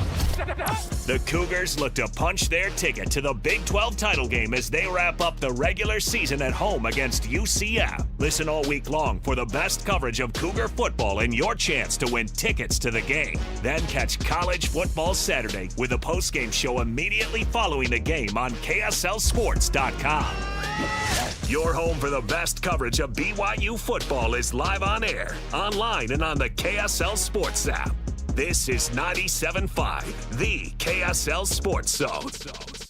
Bar Dub Grill is where roadside classics meet ranch-raised flavor. Sink your teeth into juicy, handcrafted burgers made with premium Bar W beef straight from the local Utah farm. From the bold cowboy barbecue burger to the sweet and savory Aloha burger, paired with crispy cowboy fries, hand-spun shakes, or signature spud nuts. Soft, airy, and unforgettable. Bar Dub Grill delivers honest eats with cowboy swagger. Bar Dub Grill in Nephi with easy access right off exit 222 in Nephi.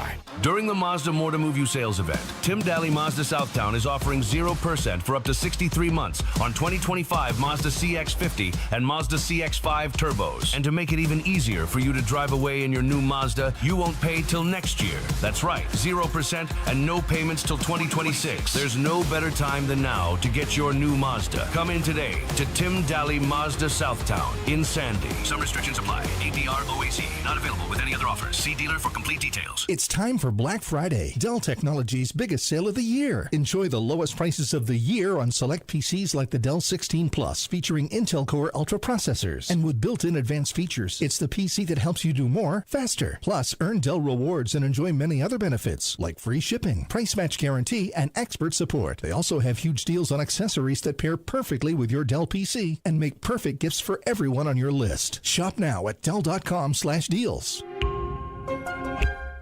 Makita knows that pros never settle, and neither do we. With Makita, you get tools that perform at the highest level on every job without compromise.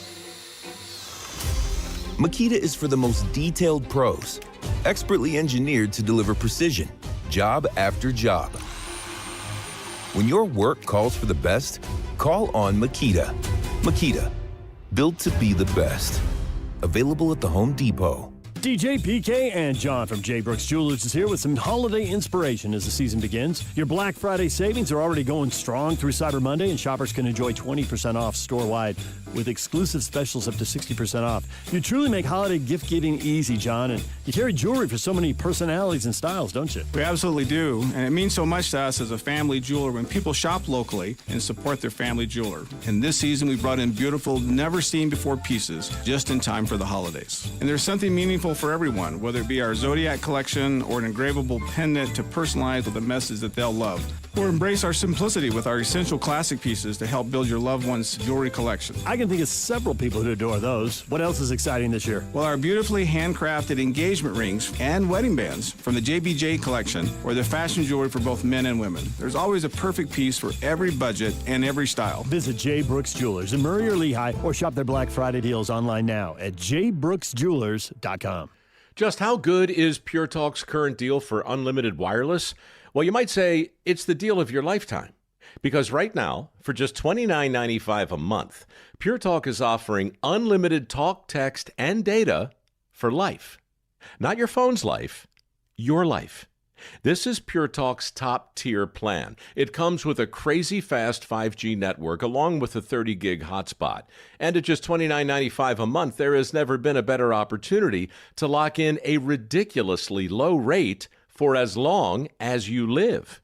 And save thousands and thousands of dollars along the way. This plan is normally $65 a month, but if you switch today, you will save over 50% every single month for the rest of your life. See what I mean? It really is the deal of your lifetime. Dial pound 250, say Mike Rowe. Offer ends 12/7. Some restrictions apply. Details at puretalk.com. 3, 2, 1. This is your Utes at 50 update. 58! Presented by Kenny J's Barbecue on 97.5, the KSL Sports Zone. Bird Ficklin talks about Devin and Lander's leadership down the stretch to lead the Utes to a comeback win. That's literally quarterback on offense and quarterback on the defense. That's what it comes down to. Not once did I hear Dev say he was going to give up. He kept his head up the whole time, told him, like, we're going to go out here and score. Believe it, and we're going to do it. Lander is just high momentum, high energy, and he's going to play ball. He carries himself the same way no matter what happens. Say they score, he's still going to carry himself the same way as if he caught a pig. Like, he's just that type of person. That is your Utes at 50 update. Make this Thanksgiving unforgettable with Kenny J's Barbecue. Skip the stress and bring home slow smoke perfection. Pre-order your Thanksgiving meal today. Text 801-230-5396. That's 801-230-5396. It sucks to be you next on JJ and Alex, 97.5, the KSL Sports Zone.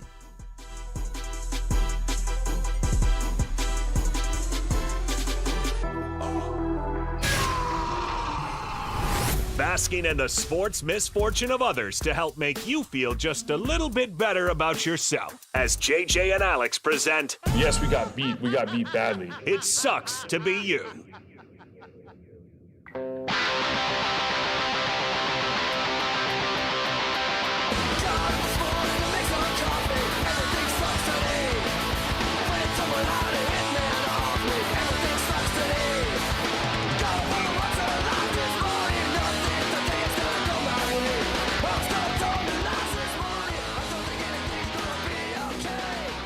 All right, you know what that music means, of course. The people who it currently sucks to be across the world of sports.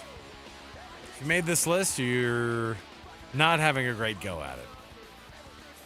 Hey, but before we get to the part about people who haven't had a great weekend, how about the people who did have a great weekend? And you can cash in on it. 801-575-ZONE. It's that time of the week for us to be able to roll out the Rocky Mountain Chevy Dealers Play of the Week. As given out today by DJ and PK. I just happened to be in the car today when I heard him give this one out. And so if you were listening and you could tell us what the Rocky Mountain Chevy Dealers Play of the Weekend was, then we'll hook you up with an Amazon gift card. All you have to do is call in after you know what it is. 801-575-ZONE. That's 801-575-ZONE. 801-575-9663. Your Rocky Mountain Chevy Dealers. America's fastest growing full-line brand. Sucks to be Chip Kelly, lost his gig. JJ, gosh, he was doing so well in the NFL for 11 games. Man, if it's talk about a coach that's just fallen off, right? I mean, he's the head coach at Oregon, contending for national championships, and then decides he's going to go to the NFL. Doesn't work. Comes back in the college game, ends up at UCLA. That didn't work out. But he quits there as the head coach to go be in Ohio State. So then he goes to Ohio State. He bounces from there. He wins they win the national championship. Yeah. He's the offensive coordinator. He kind of gets back into the good graces of coaching. Goes to the NFL to be an OC at the Pete Carroll run Raiders. It's been a disaster. Well, 10 points against the Browns yesterday was no good.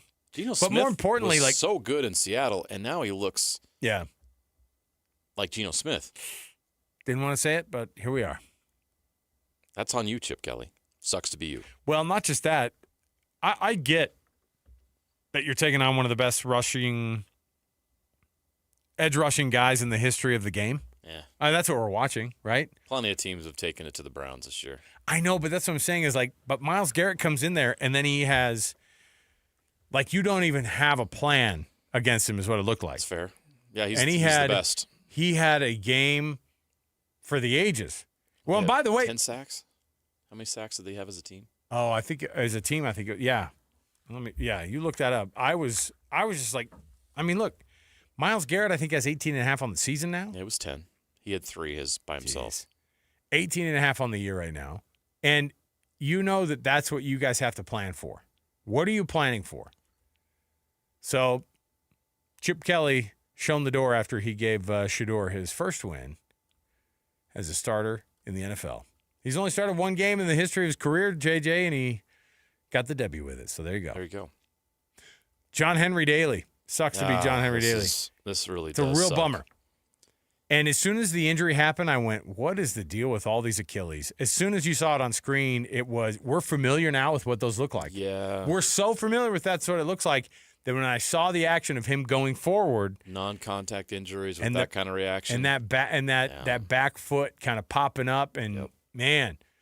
And for the guy to be having an all-conference and almost all-American type of season, to go down and have your season over. He's going to miss next year, too. That's how devastating these injuries are. I just don't see – I mean, I'm sure he's going to work his tail off, but I just don't see him being back next year. It's a 12-month deal. And he had waited so long to get a chance, here. And he just blew up on the scene. He was leading the nation in sacks at one point, and now to see this is just – I feel for him. Sucks to be Dylan Gabriel. Why, you might be asking? Well, he's cleared 100% participation, still loses his job, though. Hey, Dylan Gabriel's cleared to play, coach. Medical staff gives him an all green, all go. Yeah, he's going to be QB2 this week behind Shedeur. Yeah. Interesting. They won. I know, but if you're Dylan Gabriel, you're kind of like, all right. Have you seen some of the Dylan Gabriel highlights? He hasn't seen many great. of them. He hasn't made many of them. Right. Sucks to be Justin Wilcox, one of the long list of college quarterbacks college coaches who've lost their gig over the weekend. Justin Wilcox, the head coach at Cal. Can you win at Cal? Is there anybody out there that could win at Cal at a high level? JJ, you've been in multiple Pac-12 media days, as have I, back when Cal was or when Utah was in this thing with teams like Cal. Justin Wilcox was genuinely one of the great guys to sit down and chat with. He was super straightforward, very open. He was at Cal, and so everyone's kind of like, what are you guys going to do this year? And he always kind of punched up to the competition. You know what I mean? And he's tough, and so it's a bummer to watch him do this. So let me tell you what they have at Stanford and Cal right now. Now they played the big game this last weekend. Stanford won it. So the axe goes to or whatever they play for. I think it's an axe, right? Yeah, they have the big axe or whatever, and they pass it from team to team. So Stanford's going to take it home.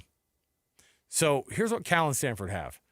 2 guys who are the GMs of the program that are legends, right? Ron Rivera at Cal. Right. And then you've got Andrew Luck, of course, at Stanford. I don't know who wants to go coach there. Don't you feel like the resources aren't great?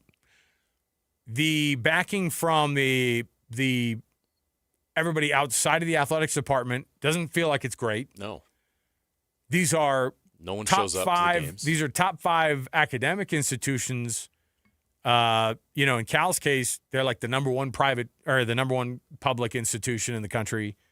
Like, they have other goals at those schools that don't really necessarily jive with the 2025 version of what is happening in college football. 100%.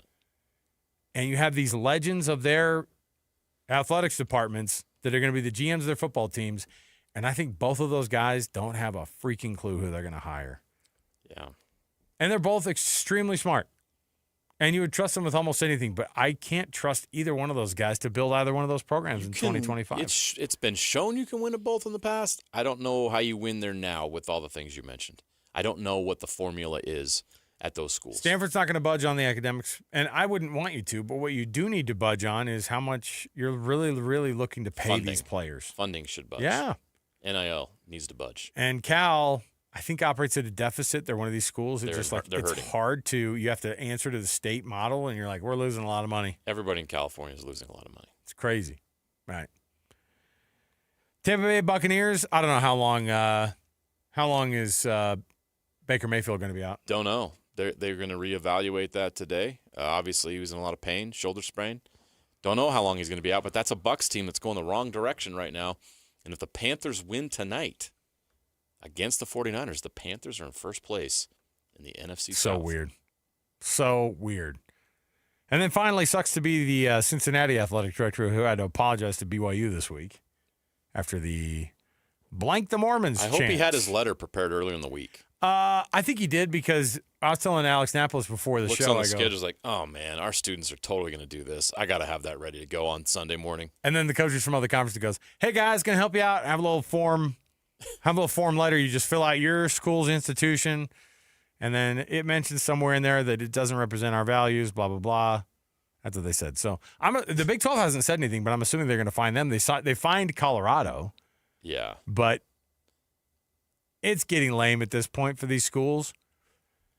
It's just as lame for the administration to have to like stand up and go, "Hey everybody, can we not say this kind of stuff?" Like Texas Tech had to beg, and it worked.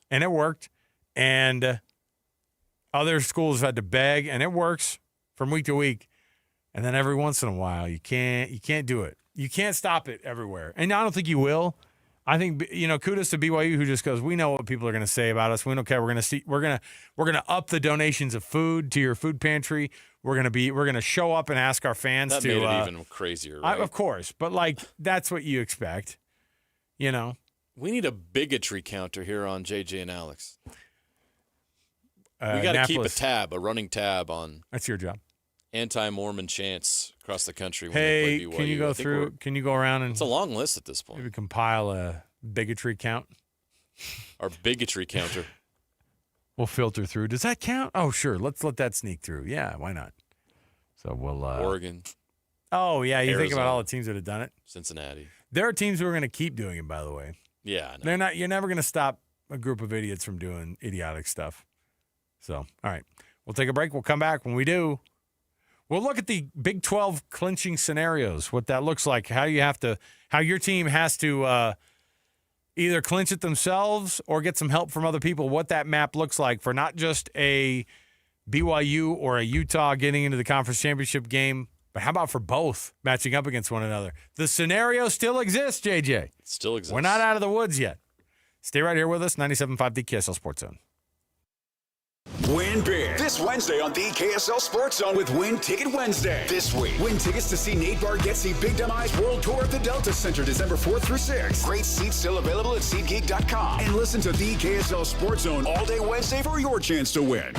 Want to get the latest info on Utah's newest sports franchise? Sign up for the Utah Mammoth newsletter. Get exclusive analysis, plus the latest news and notes on the Utah Mammoth. Sign up today at KSLSports.com for the Utah Mammoth newsletter. Makita's built for the pros who show up early, who don't do shortcuts, only precise cuts. With tools built to last, job after job, year after year.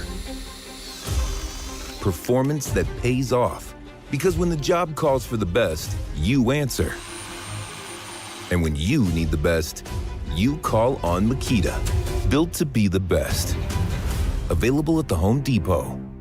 Hey, I'm Mike Slater. My dad passed away at the age of 63. It's out of nowhere. Had a stroke. Super hard, obviously, for the whole family, but my dad had life insurance.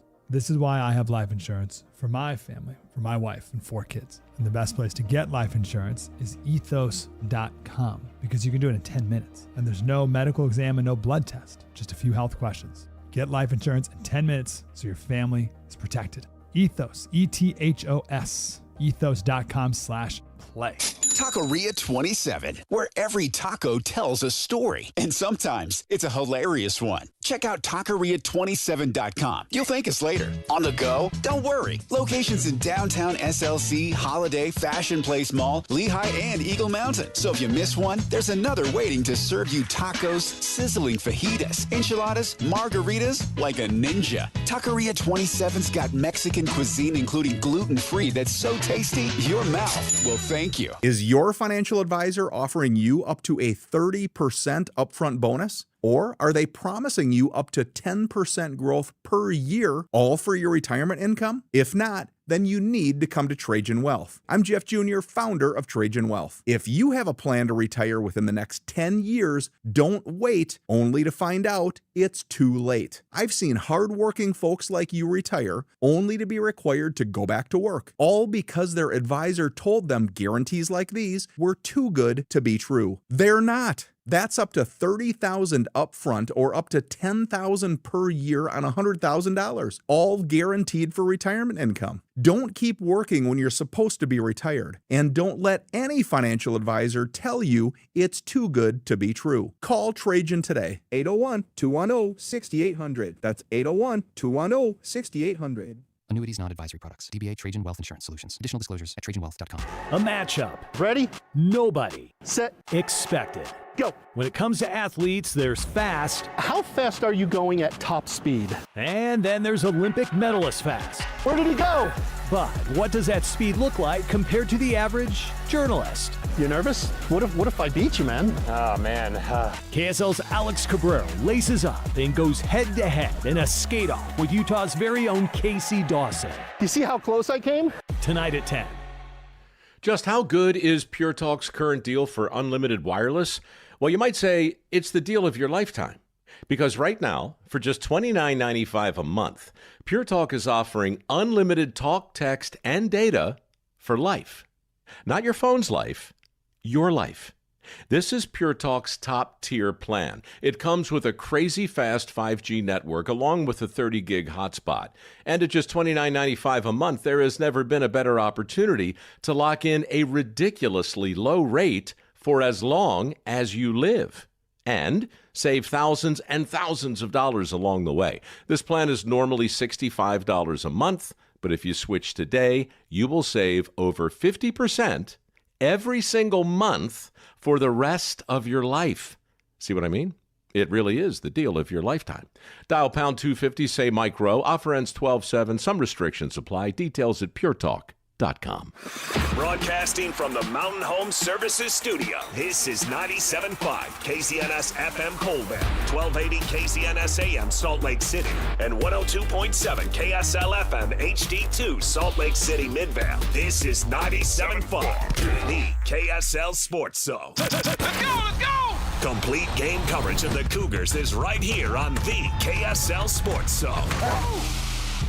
It doesn't get much bigger than this as the Cougars look to earn a spot in the Big 12 title game as they take on UCF in Provo. Your home for the best coverage of Cougar football is right here on 97.5, the KSL Sports Zone. You're locked on to JJ and Alex on 97.5, the KSL Sports Zone. Woo!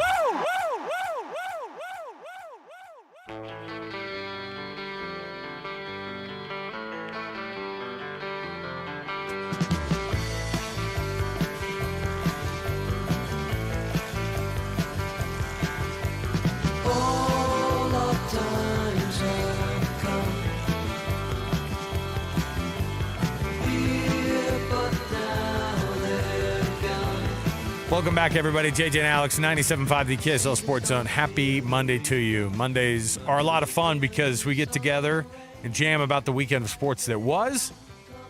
Jeremiah Jensen over there. I'm Alex Curie. Our producer is Alex Napolis. He's in the booth. We are streaming live on our KSL YouTube page, our KSL Sports YouTube page. Go check it out. Go to KSLSports.com. You can see us right there as well.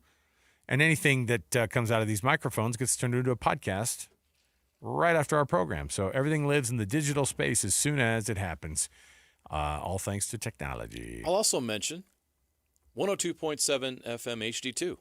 If you have an HD radio in your car. If you do, comes in crystal clear. We sound amazing. Well, I was going to say, settle down. Jeez, what the humility. The quality of the broadcast is amazing. Let me rephrase that. Oh, by the way. Everybody in the booth laughs at what I just said. Did you? Thanks for that. I sound so awesome on your HD radio. Hey, it's all you, Napolis. By the way, we got the Christmas decor up in the studio. Yes. And this is, by the way, did you notice that a little early? No. We got it up in our house. When is it too We're early? up at our house. You know what I did this morning? You put it up. Just the tree. Oh, see? The tree's in place. It's not decorated yet. Yeah, you got to get the family involved in that. You got to get the kids going.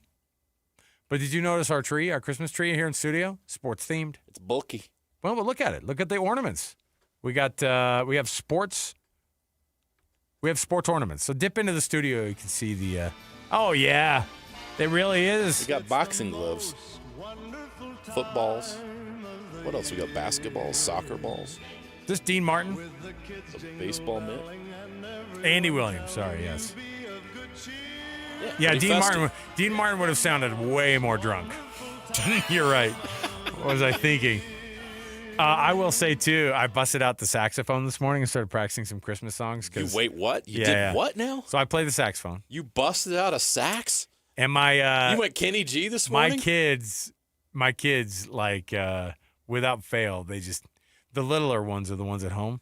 And then what I do is I practice some of these Christmas songs so that one night during the Christmas season, the kids don't know when, but I make everyone stay home and I play Christmas songs for them. And you I make force them to listen to you play the sax? Well, they sing songs and then I play along and play the saxophone along with it. It's tons of fun. It's the kind of fun we have at the Curie household. Me forcing you to have some fun for Christmas. Look, we were talking about this before the show. It's not very fun anymore with these older kids. My wife straight up said the other day, she accused our oldest. She's like, you don't even like Christmas anymore, do you? You hate it. Admit it. I said, I don't hate it. And you know the way you said know it, kids like, officially grown up when they like Halloween more than Christmas. I think that they just like any holiday that they know they're not going to have to be home for. Right. And Christmas you're decidedly going to be home. You are stuck at home the whole entire day with your family who you hate. Hey, you know what? Yeah, so we've decorated the studio. We hope you're decorating. Look, don't put on the Christmas music for decorating. Just listen to the KSL Sports Zone podcast. Just the dulcet tones and of happy holidays from our family to yours while you listen to the KSL Sports Zone all day long. All right. Let me see here. Let's kick the show off officially this hour with the cut. We'll jump in right here. Let's get into some scenarios for the Big 12 championship race. It's always coming down to the last week of the season, which we love. But what does the rest of it look like in college football? Let's jump in right here, top of the hour. It's time for the biggest story of the day. This is what made the cut with JJ and Alex on 97.5, the KSL Sports Zone. Trajan Wealth brings you this portion of the program. TRAJAN Wealth.com. That's Trajan Wealth for all your trusted local needs in retirement.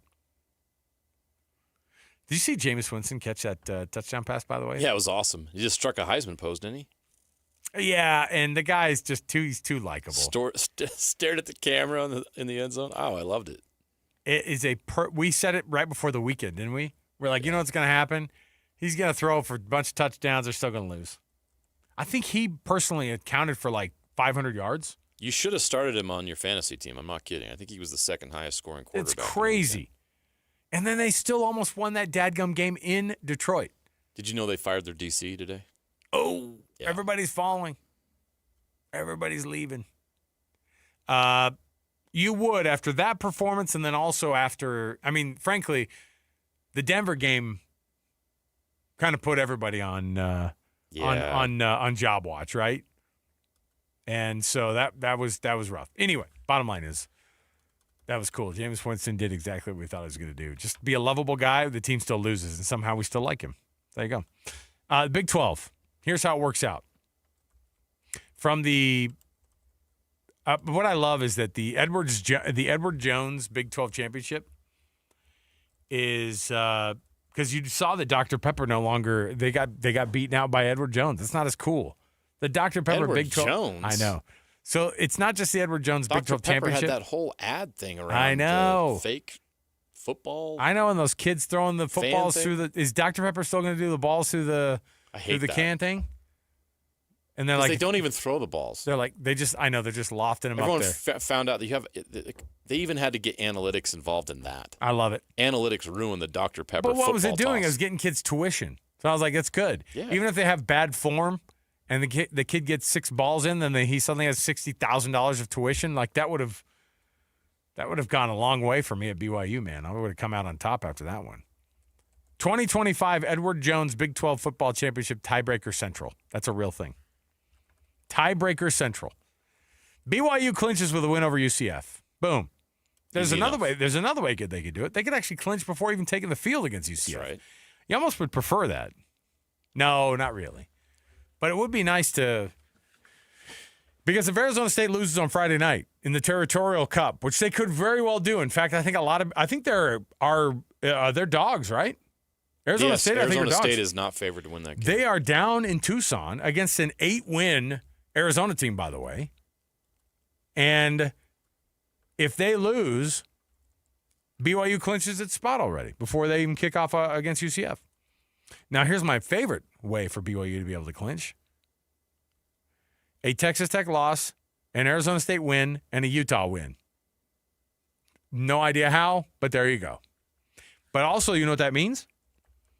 If Texas Tech loses, Arizona State wins, and Utah wins, Texas Tech is not your team going to the Big 12 championship. That would be wild. Guess who? Rematch. Guess who? Rivalry BYU and Utah. rematch. Yeah, so Utah clinches, and that's the only way Utah gets in, by the way. Right. They have to beat Kansas at Kansas. They need Texas Tech to lose. They need Arizona State and BYU to both win. Yes. And if that happens, listen, what's crazy about this is not that far off of what they needed to have happen when Oregon State weirdly came back and beat Oregon. Right. It's very similar.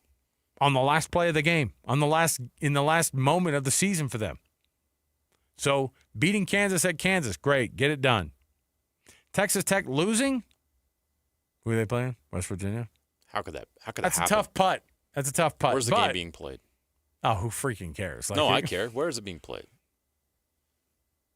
Is that a road game for the Red Raiders? I probably is in Lubbock. I mean, nobody has thought to care at this point, but I'm just curious. Texas Tech, West Virginia. It's in Morgantown? Oh, drama. Boo! What are the possibilities? I mean, I'm looking it up. what's Texas Tech supposed to do against this? I'm going to say, okay, can I guess on the line on the game? It's at West Virginia. I'm going to say 24.5. Is that exactly? You nailed it. Yeah, you nailed it. Boom! I should do this for a living. ESPN's matchup predictor gives Texas Tech a 91.5% chance of winning this game. So basically, Utah's chances of making it to the Big 12 championship game are less than 8.5%. Let me see. So they have to have That's all correct. that. Right. So Utah, not only do they need a West Virginia win, but They need No, is it? Hold on a minute. Let me go back to the Edward Jones Championship Central here. No. Utah clinches with. It has to. It's. Oh, sorry. Yeah, no, Tech. He's right, and you're right. Tech. Tech can waltz into that championship game if they get the dub. So there you go. Because they'd have the tiebreaker in that scenario. Yeah. The only team that has a tiebreaker against Texas Tech is Arizona State. But a three-way tie with two lost teams creates strength of. So Arizona State can't get there, right? Who? No. Arizona State does have a clinching. They do have a chance. Okay. They have the oars. They have a million oars. My heavens, they have to have a lot. I think they need Utah to lose and. They got to beat BYU Arizona. lose. They have to have Texas Tech lose. They got to have BYU lose and Utah win. Yeah. Okay. That's one of the scenarios. Or they beat Arizona and they lose and BYU and Utah both lose. Or they beat Arizona, Texas Tech, BYU. I mean, Texas Tech loses, so does Utah, but then BYU wins. That's weird. It's all over the place. So there you go. Okay. Is that clear? Does everybody understand that? Who cares? Like the reality is the odds are overwhelmingly that Texas Tech and BYU are going to be playing in that Big 12 championship game. And now we're curious to see if Utah gets docked for their close win against Kansas State. I'll be bummed by it, but let's go to. I expect it. Let's go to ESPN's Heather Dinich, who has just given a totally fair shake this year to the Big 12. And she's hypercritical of the SEC. Okay, so let me put the teams in from the conferences that she's going to have in. Okay. Does she have 8 SEC teams in this week? She has BYU and Utah staying 11 and 12, which I don't see them going anywhere. But here's what it says: you beat Cincinnati. BYU passed its toughest remaining test of the season and earned another road win against a team that was ranked by the committee, albeit for a fleeting moment. BYU's October 18th win at Utah still will resonate in the room after Utah found a way. But here's the part that still keeps coming up. This is why I can't stand Heather Dinich when she writes these things up. BYU's only loss was against number 5 Texas Tech, but it was such a poor performance that it raised eyebrows in the committee meeting room. She's still talking about it. Does that come up in the conversation? That you lost to the number 5 team in the country and like they really beat you? I don't get it. I don't get it. Is getting beaten by the number 5 team worse than barely beating like a 3-win team? Apparently not. I don't get it. So Utah's not in there. Fine. Here's what she said about Utah. Utah found a way to escape Kansas State. It's only lost her to the Big 12's 2 best teams, Texas Tech and BYU. The committee considers a team who lost as part of its deliberations. The Utes' best wins are against Arizona State and Cincinnati, but they lose the head-to-head tiebreaker to BYU. Okay, whatever. It's just all right there. Okay, so here is what it looks like, because I think they do these and they kind of go, here's what the rest of, and so who's in and who's out? Well, they have 11 and 12 as BYU and Utah. The first team's out again. So that's the projection. So for her, it's Ohio State, Indiana, Texas A&M, Georgia, Texas Tech, Ole Miss, Oregon, Oklahoma, Notre Dame at 9, number 10, Alabama. And it won't change. It's not going to change. Probably not. The thing that's crazy is just ignoring that this week even happened for the SEC, who all played nobody. I think, this is my opinion, every SEC team that played in FCS, they got to go down 11, one. You get docked at least one spot, maybe 2. And I know they finally decided to cave and do the 9-game thing, and they're not going to do that anymore, but they should be punished for it. It'll make a difference. It's a joke. But you're right, yes. And then they have the nerve to turn around and say that their schedule's harder. Yeah. Baloney. My question is this. When Miami gets in, I don't know why she has Miami as the ACC champion. I don't know why she has They're that. not going to get in that game. They're not going to even play in that game. So then what happens? They're going to still put Miami in somehow. I don't know where they're going to jam them in there. Well, they've got to strengthen Notre Dame's resume. Right, but how are you going to sneak Miami in? What I'm saying is you're going to have an ACC champion who's not Miami have to get in, which is another flaw to this system. According to the college football playoff people, Miami's a better team than all the other teams in the ACC, right, even though they're currently ranked 4th in the ACC by standings. Right. So that doesn't work because they're going to have to shoehorn in a UVA or a who else? Pitt. Or a Pitt. SMU's in the mix. They got to shoehorn one of those teams in. Beat SMU this year? Tulane. What? TCU and Baylor. Both of those teams did.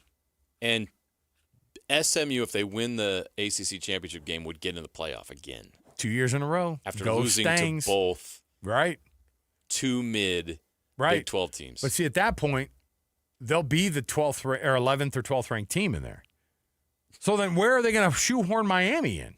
They can't. They'll try to. But they're 13th right now, and they're going to move up. I know. In front of Utah. I promise you. JJ thinks they're going to move ahead of Utah.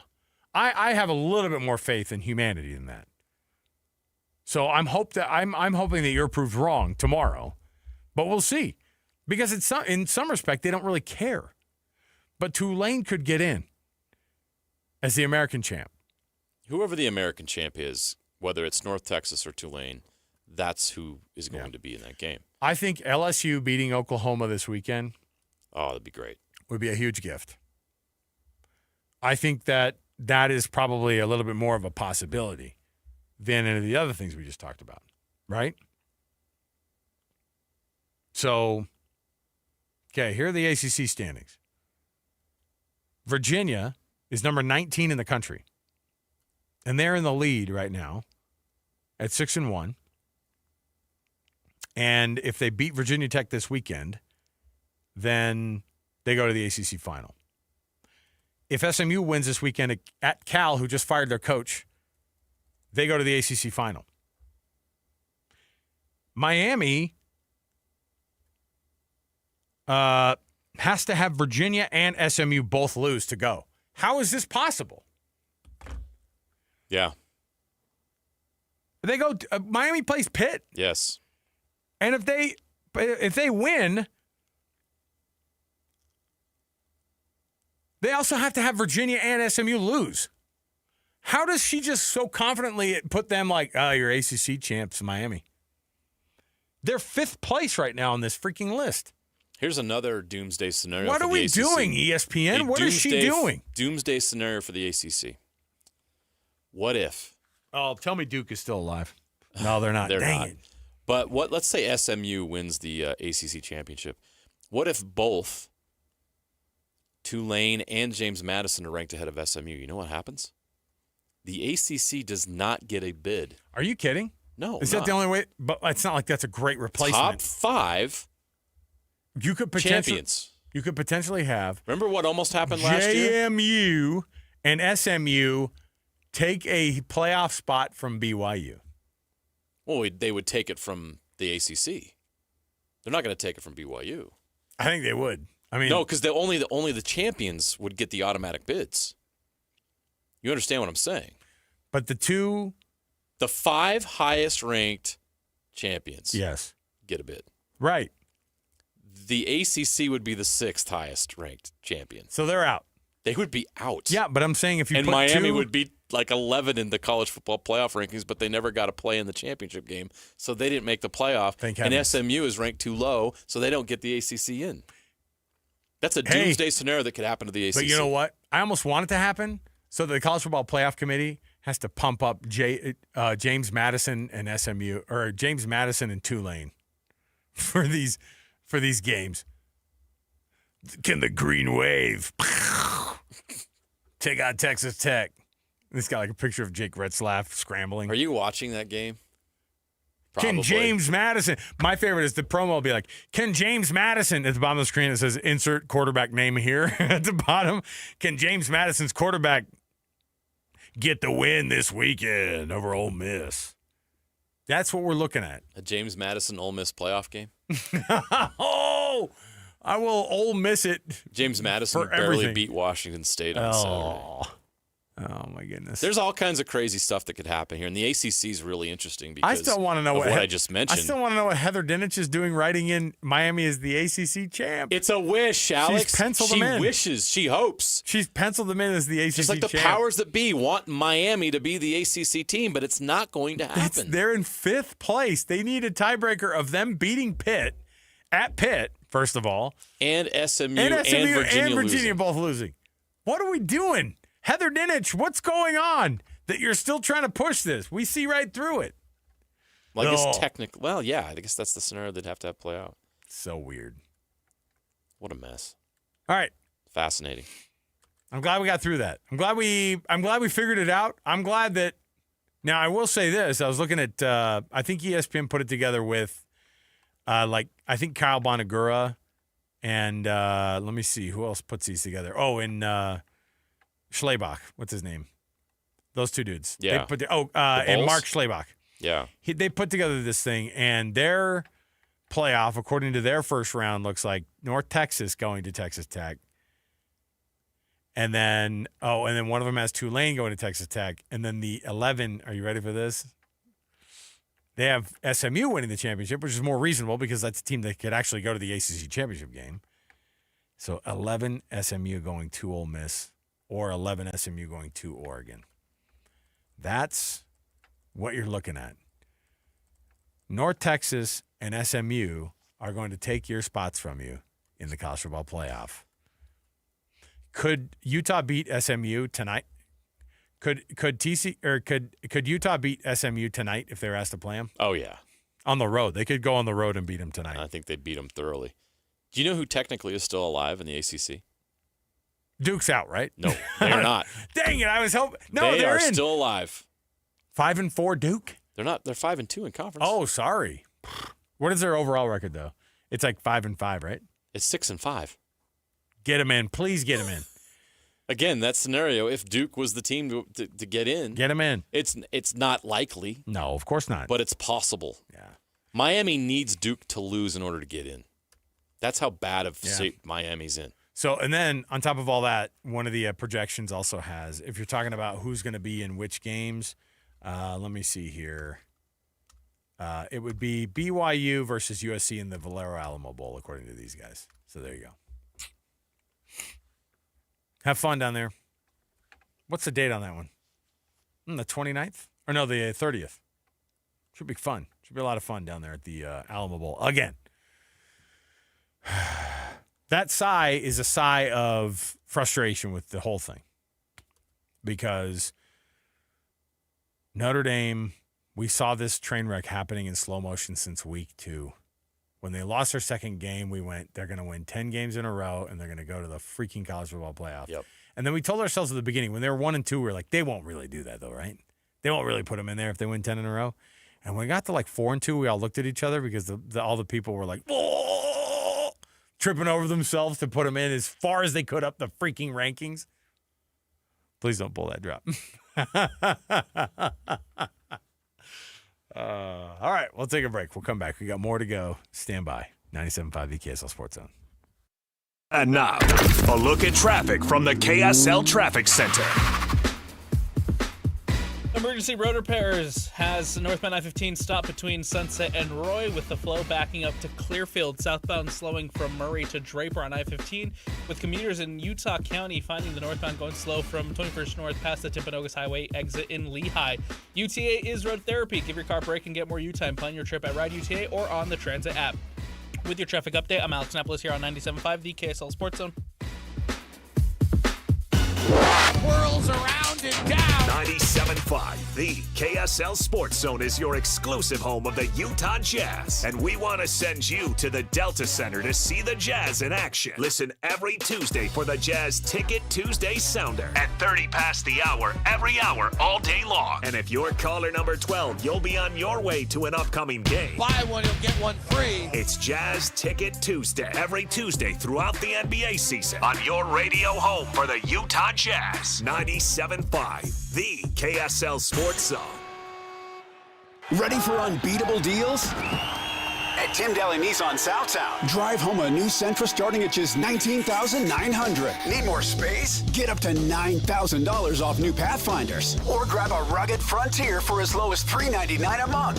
With 99% approval, 0 down, and 90 days until your first payment. There's never been a better time to buy. Plus, every vehicle comes with a Tim Daly Forever warranty. Only at Tim Daly Nissan Southtown. The KSL Sports Zone is your home for live local sports. Tonight, listen to the Utah Mammoth as they host the Vegas Golden Knights. The puck drops at 7 p.m. on 1280 a.m. The Utah Jazz are in San Francisco to play the Golden State Warriors. The game tips off at 8 o'clock. You can listen on 97.5 The Zone. And if you want to hear your company's name here, email Stephanie Palmer at spalmer@ksl.com and join the winning team at the KSL Sports Zone. Bar Dub Grill is where roadside classics meet ranch-raised flavor. Sink your teeth into juicy, handcrafted burgers made with premium Bar W beef straight from the local Utah farm. From the bold cowboy barbecue burger to the sweet and savory Aloha burger, paired with crispy cowboy fries, hand-spun shakes, or signature spud nuts. Soft, airy, and unforgettable. Bar Dub Grill delivers honest eats with cowboy swagger. Bar Dub Grill in Nephi with easy access right off exit 222 in Nephi. Just how good is Pure Talk's current deal for unlimited wireless? Well, you might say it's the deal of your lifetime. Because right now, for just $29.95 a month, Pure Talk is offering unlimited talk, text, and data for life. Not your phone's life, your life. This is Pure Talk's top-tier plan. It comes with a crazy fast 5G network along with a 30-gig hotspot. And at just $29.95 a month, there has never been a better opportunity to lock in a ridiculously low rate for as long as you live. And save thousands and thousands of dollars along the way. This plan is normally $65 a month, but if you switch today, you will save over 50% every single month for the rest of your life. See what I mean? It really is the deal of your lifetime. Dial pound 250, say Mike Rowe. Offer ends 12/7. Some restrictions apply. Details at puretalk.com. Five guys walk into a JCW's and order burgers. A pastrami, a mushroom Swiss, guacamole bacon, a hickory barbecue, a ribeye steak, 2 onion rings, 3 French fries, a strawberry, mint, peanut butter, chocolate, and marshmallow shake, and not one left to tip. Because at JCW's, we don't ask for it. We think the price you see should be the price you pay. And all that, would you like to leave a tip stuff, is for the birds. JCW's. Quality and a lot of it. Open in American Fork, Lehigh, Provo, South Jordan, and Harriman. You gave years, maybe decades to your job. You showed up, worked hard, and planned for retirement. But now, the company's changed. Or maybe you've taken a buyout or been forced into early retirement. So, what happens next? I'm Jeff Jr., founder of Trajan Wealth. And if you've built up a 401k or thrift savings plan, now is the time to ask, is that money really working for you? Many workplace retirement plans offer limited options and even less guidance. At Trajan Wealth, we help people just like you roll over their accounts into IRAs with more flexibility and personalized investment strategies built around your goals. For households with $500,000 or more, let us build you a personalized plan. We operate on veteran values, service, trust, and doing what's right. Your next chapter starts now. Call Trajan today, 801-210-6800. That's 801-210-6800. Advisory services offered through Trajan Wealth, LLC, an SEC-registered investment advisor. See website for details. From sunrise tailgates to the final whistle, keep your edge with Bucked Up Energy. Zero sugar, legendary flavors, clean performance. Stop by 7-Eleven, Maverick, or Holiday Oil. Pick up your favorite Bucked Up can and stay dialed in through every Cougar touchdown. Visit your local Bucked Up retail store today or go to buckedup.com and use code ZONE to claim 20%. Bucked Up Energy. Utah born, Cougar strong. Ready when you are. This is your Cougars at 30 update. Presented by Kenny J's Barbecue on 97.5, the KSL Sports Zone. Kalani Sitake talks about their matchup against a team fighting for bowl eligibility. UCF. You know, you look at what's going on in Big 12 Conference, nothing's easy, so you look at the games that happened over the weekend, a lot of tight games, and we remember being in a position where they're playing for a lot right now. They're playing for bowl eligibility, and we're playing for a lot too, so there's a lot riding on this game. Just want to find a way to go 1-0 this weekend, keep focus on our opponent, and stay humble, stay hungry, and away we go. Just kind of doing the same things that we've been doing and trying to keep the momentum going. That is your Cougars at 30 update. Make this Thanksgiving unforgettable with Kenny J's Barbecue. Skip the stress and bring home slow smoke perfection. Pre-order your Thanksgiving meal today. Text 801-230-5396. That's 801-230-5396. The NFL Blitz starts right now on JJ and Alex, the KSL Sports Zone.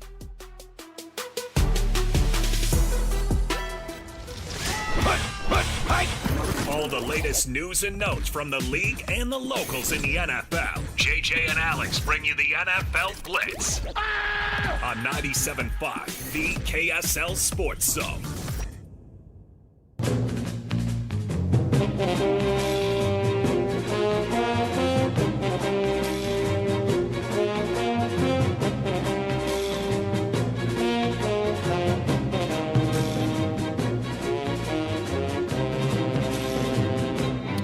All right, everybody, welcome back. JJ and Alex, 97.5, the KSL Sports Zone.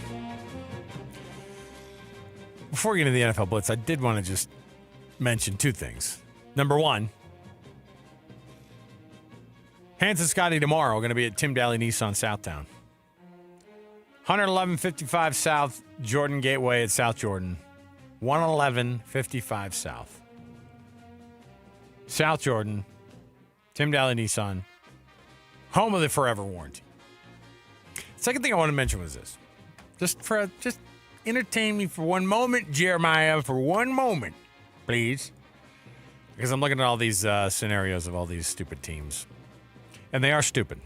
Like some of these teams who we're talking about getting into the college football playoff. Because if SMU wins the ACC championship, which, by the way, they're going to win, and they're going to go to the ACC championship game. Against Virginia, who's going to win, and they're going to go to the ACC championship game. Miami's not even going to sniff it, okay? SMU lost this year to Baylor and to TCU, you pointed out. They also lost to Wake freaking Forest. Gross. Okay? Come on, man. So these are the teams that are going to be repping the other power conferences, right? Fine. But let me bring this up. I want to bring up the case study of Ole Miss, who right now is, they're having a great year. The thing is that they're having a year, they're going to have a year that is going to be marred by the fact that their coach is going to leave. And he's probably going to leave before or at least it's going to be announced where he's going to be going. How much does your team play for you after that's announced? Are they going to allow him to coach through the rest of the season? If they feel slighted and he goes, but I'd love to coach the rest of the way, Ole Miss might make the decision of this guy could get us to, even temporarily, to the best spot we've been in a while. Let's just keep him on and let him coach. If Lane Kiffin doesn't actually coach Ole Miss after this week, if you're the playoff committee, why would you, and let's say they lose the Egg Bowl, and they go down. At that point, if they win the Egg Bowl and the scenario plays out with one loss, they'll be in. They'll be in. 2 losses. But my question is, scenario, they're out. That would be interesting. They could dock Ole Miss for not having they could dock Ole Miss and Lane Kiffin for sure for the instability of not having a head coach there, because he could be going to another team. They docked Florida State for not having their starting quarterback. Yeah, you're right. Why can't you do the same thing with the head coach? Yeah, that's a good point. They're not the same team without Lane Kiffin, right? What a wild thing. You can't. You have to consider that. What if these kids, they go 10-2 and their spot in the college football playoff was actually going to be decided by the fact that their coach left? That was a big decider. That was a big decider. And so the punch in the gut is the guy who recruited you is leaving. And the other punch in the gut is that leaving actually made it to where nobody wants you in the college football playoff because they don't believe in it. And it ruined your season. It took something away from you that you earned. Congratulations to all those Ole Miss players who are going to be LSU players next year under Lane Kiffin. In the portal? Yeah. After the selection committee makes congrats, choices. because it's not just him that's going to make all that money. You guys are too. Congrats. Let me see here, because he'll take that quarterback with him. For sure. That what's his name? His name escapes me right now. He's got a fun name, though. Fun name. Anyway. It's just a mess, man. All right. You know what's not a mess? The NFL. Way easier to figure out. We already know what those lines are that are drawn. Trinidad Chambliss. That's Sorry, it. a little late. Chambliss. Sounded like I didn't hear you. Or I heard you and it took my brain a minute to process what you said. Highlights from the locals in the NFL from this week. JJ, who did the best across the world of the NFL who have ties to this here community? It was pretty sparse this week. Yeah, it was. Some injuries, a lot of course, injuries. hurt. I would start with Puka Nacua. 7 catches, 97 yards. Didn't get in the end zone, but he continues to pile up some pretty big numbers. Devin Lloyd had a nice game. 1.5 sacks, 2 tackles for loss. Yeah, that's nice. 5 quarterback hits in the Jags' overtime win over the Cardinals. They're a game back of the Colts now. They're right on their heels. Jalen Warren got in the end zone, 68 yards rushing. They were worried he wasn't going to play. He's got an ankle injury, but dude's tough as nails, as we know. So that was good. Jordan Love didn't have his best statistical game, but he did lead the Packers over Minnesota, and the Packers are keeping pace with the first place. Checks notes. Chicago Bears? ? Yes, the Chicago Bears are in first place and won again. They're 8-3. Yeah, How do I process that? I have a hard time wrapping my head around it. Are we buying the Chicago Bears? Here's the thing: is I don't really like. It's funny because we won't really allow ourselves to go all in on it because none of us here really like Caleb Williams. Let's just freaking be honest. You see the play he had with the safety? I know. It's hard not to appreciate what the guy is doing on the field. Here's what's even more wild is we're like Ben Johnson, first-year coach. Never heard of him. Move on. Like, the guy should be coach of the year right now. Who wins with the freaking Bears in year one with that doofus of a quarterback under center? If it weren't for Shane Steichen, I think he's probably number 2, right? I mean, it's crazy. Sean Payton for the Broncos? Oh, stop with all that noise. Well, I mean, you got to look at New England, too. Hey, you know who has the best record in the NFL right now? If we're already doing that. The New England Patriots are 10-2. Don't forget about Annapolis's Rams and their head coach. I think the Rams are the best Sean team in the league right McVay. now. They might be. And what's bonkers is I don't care who they put in. Matthew Stafford finds every one of them open. That he can throw passing to him offense, without looking. I know that passing offense is just bonkers. He's a Jedi. Well, what's crazy is they're actually playing really, really good defense too. So kudos. It took us all show long, but kudos to your Rams, who are just in front of my 8-3 Seahawks. Come on, let's go. I wouldn't have said a thing if the Seahawks would have lost yesterday, by the way, to the lowly, who are they playing? Titans. Oh, yeah, the Titans. Yeah. All right. We'll take a break. We'll come back. We got more to go. When we return, we'll get you ready for the Utah Mammoth that are coming up top of the hour here. So stay right here, 97.5, the KSL Sports Zone. And now, a look at traffic from the KSL Traffic Center.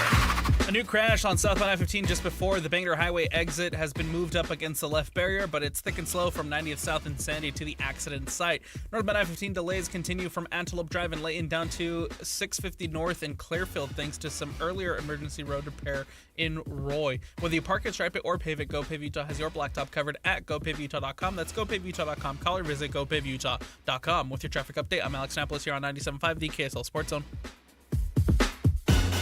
You've been listening to The Zone for decades. Yes! But now you can watch the guys break down your favorite teams. Some viewers may find the following video disturbing. Viewer discretion is advised. Catch the video stream of DJ and PK, Jake and Ben, Hanson, Scotty, and JJ and Alex right now at KSLSports.com or by searching KSL Sports on YouTube. Utah's best sports radio is on air, online, and on the KSL Sports app. This is 97.5, the KSL Sports Zone. Hi, this is Derek Overstreet, president of the New Millennium Group and co-host of Stop Working, Start Living with KSL News Radio. Can you imagine what your life would be like if you could retire 3 to 5 years earlier than you thought possible? The things you could do, the loved ones you could spend time with, the memories that you could create. That's what our team at the New Millennium Group does. We'll walk you through the entire process every step of the way. If you'd like to get a copy of the 5-step proprietary plan that will help you retire 3 to 5 years sooner than you thought possible, give us a shout right now. 888-999-6370. That's 888-999-6370 or utahsfinancialplanner.com. Listen, most of our listeners right now have a tax problem, not a money problem. There's not enough money in Social Security Medicare as it is. Let us show you how you can significantly reduce your taxes. That's 888-999-6370, 888-999-6370, or utahsfinancialplanner.com. When I asked Scott Lucky if his last name had anything to do with his success in the trucking industry, he laughed and said, "Well, Mike, I guess you could say I've always been lucky." But when I asked him how he and his family grew Lucky Distribution Services into the company it is today, he didn't talk about luck at all. "We work hard," he said. "We keep a close eye on the bottom line, and we treat our people the right way." In other words, Scott Lucky makes his own luck, which is precisely why he switched to Pure Talk Business. "Last month, I paid the big guys $740 for 12 lines," he told me. "This month, I paid Pure Talk $420 for the exact same service." Thousands of businesses all over the country are saving real money by switching to America's most dependable 5G network, and luck has nothing to do with it. Just dial pound 250 and say micro. That's pound 250 micro to switch to a wireless company that works as hard as you do. Pure Talk. We just want to have enough money for retirement. And travel to visit our grandchildren. I understand. That's why at Fisher Investments, we start by getting to know each other, so I can learn about your family, lifestyle, goals and needs, allowing us to tailor your portfolio. What about commission-based products? We don't sell those. We're a fiduciary, obligated to act in your best interest. So how do your management fees work? We have a simple management fee based on the value of your portfolio, so we do better when you do better. We appreciate that kind of transparency. We also check in with you regularly to keep you up to date on the markets and your portfolio. Well, what other services do you offer? As a client, you have access to resources on investing, financial planning, estate planning, Social Security, Medicare, and more. Wow, sounds like Fisher Investments has everything we need. At Fisher Investments, we're clearly different. Learn more at FisherInvestments.com. Investing in securities involves the risk of loss. Helping your money do more means making sure you get the most out of every dollar. That's why, for a limited time, when you open a new America First Visa credit card and spend $3,000 within 90 days, we'll give you $300. That's like getting a 10% discount on everything you pay for with your card. Before you spend another cent, head to AmericaFirst.com and apply for your low-rate Visa credit card today. Membership eligibility, terms, creditworthiness, change, and conditions apply, subject to additional criteria. Federally insured by NCUA. Equal Opportunity Lender. Nate Bargatze. I would like another dog. My wife does not want another dog because it's a lot. It's a lot to have 2 dogs, because you got to open the back door and let 2 dogs out. Big Dumb Eyes World Tour. But then they want to come back in, and you're like, gotta go let all these dogs back in. 4 shows, Delta Center, December 4th through 6th. Tickets available at deltacenter.com. Don't miss the Big Dumb Eyes World Tour. Nate Bargatze. The Garden Restaurant, Salt Lake's best eatery spot for all things turkey, handcrafted soups, and our famously fresh Lionhouse rolls. Dine in or carry out. The Garden Restaurant. Visit us at thegardenslc.com. 3, 2, 1. This is your Utes at 50 update. 58! Presented by Kenny J's Barbecue on 97.5, the KSL Sports Zone. Lander Barton talks about Teo Johnson's pick 2 that gave the Utes momentum down the stretch against Kansas State.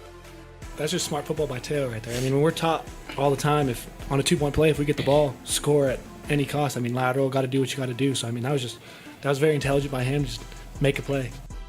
That is your Utes at 50 update. Make this Thanksgiving unforgettable with Kenny J's Barbecue. Skip the stress and bring home slow smoke perfection. Pre-order your Thanksgiving meal today. Text 801-230-5396. That's 801-230-5396. We'll get you ready for the Utah Mammoth versus the Golden Knights next on JJ and Alex, the KSL Sports Zone.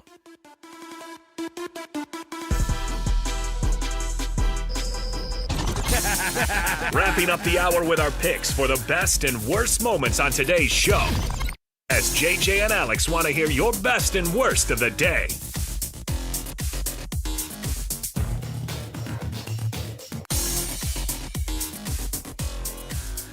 Best and worst, we're just going to call it the best, of course, being... Hopefully it's not the worst tonight.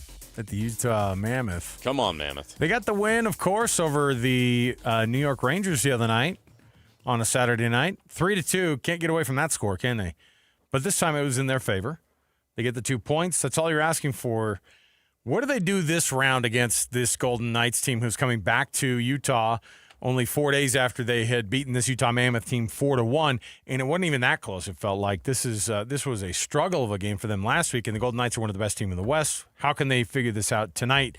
What do you need to see out of this Utah Mammoth team tonight, JJ? Higher level of offensive production, because I think they're going to have to outscore Vegas tonight.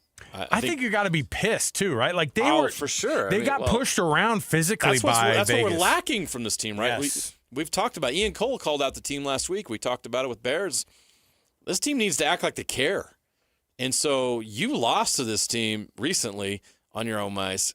Go take it to them tonight. It's kind of like in the playoffs, right? When you're playing a team a lot in a certain period of time, you should be able to make some adjustments and go out there and get the win and respond. If not, you feel like the Mammoth are looking up above and seeing the Golden Knights there way above. The Mammoth need to prove that they can play on the same ice as the Golden Knights. They got to do that tonight. So it was only a couple weeks ago that the Golden Knights went on a 4-game losing streak. Actually, they lost, and they lost 5 out of 6. Yeah, they got back on track by beating the Rangers and beating the Mammoth, but then they lost again. They went down to Anaheim and lost to Anaheim. So them coming back to Delta Center tonight is an opportunity for the Mammoth to get a Golden Knights team that hasn't been perfect this year by any means. And you absolutely can. So keep Eichel out of the scoring sheet tonight, right, man. Like, figure it out. So Marner, I mean, they're loaded. They're Vegas, and they've got pop line players. Get a win. That's all brought to you by the good folks at Doug Smith, of course, in American Fork, Spanish Fork, and in Linden. Nobody knows cars like Doug. We'll get out, and we'll bring it all back again to tomorrow on a JJ and Alex right here. 3 to 6 tomorrow. We'll see you then, everybody. 97.5 the KSL Sports Zone. Stick around for the Utah Mammoth.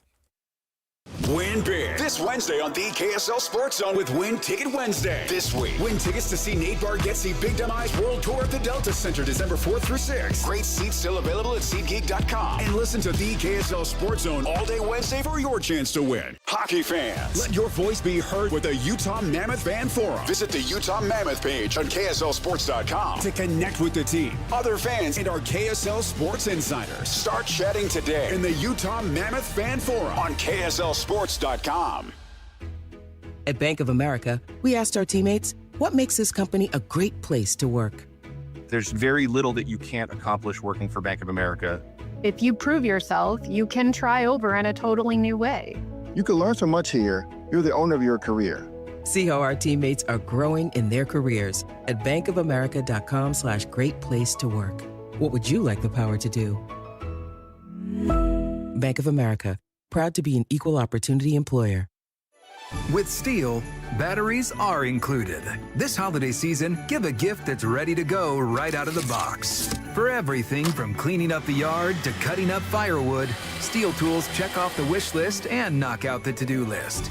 And right now, buy select battery tool sets and get a free extra battery. Visit SteelUSA.com for holiday deals and gift ideas. Happy holidays from Steel. Offer valid for a limited time only at participating dealers while supplies last.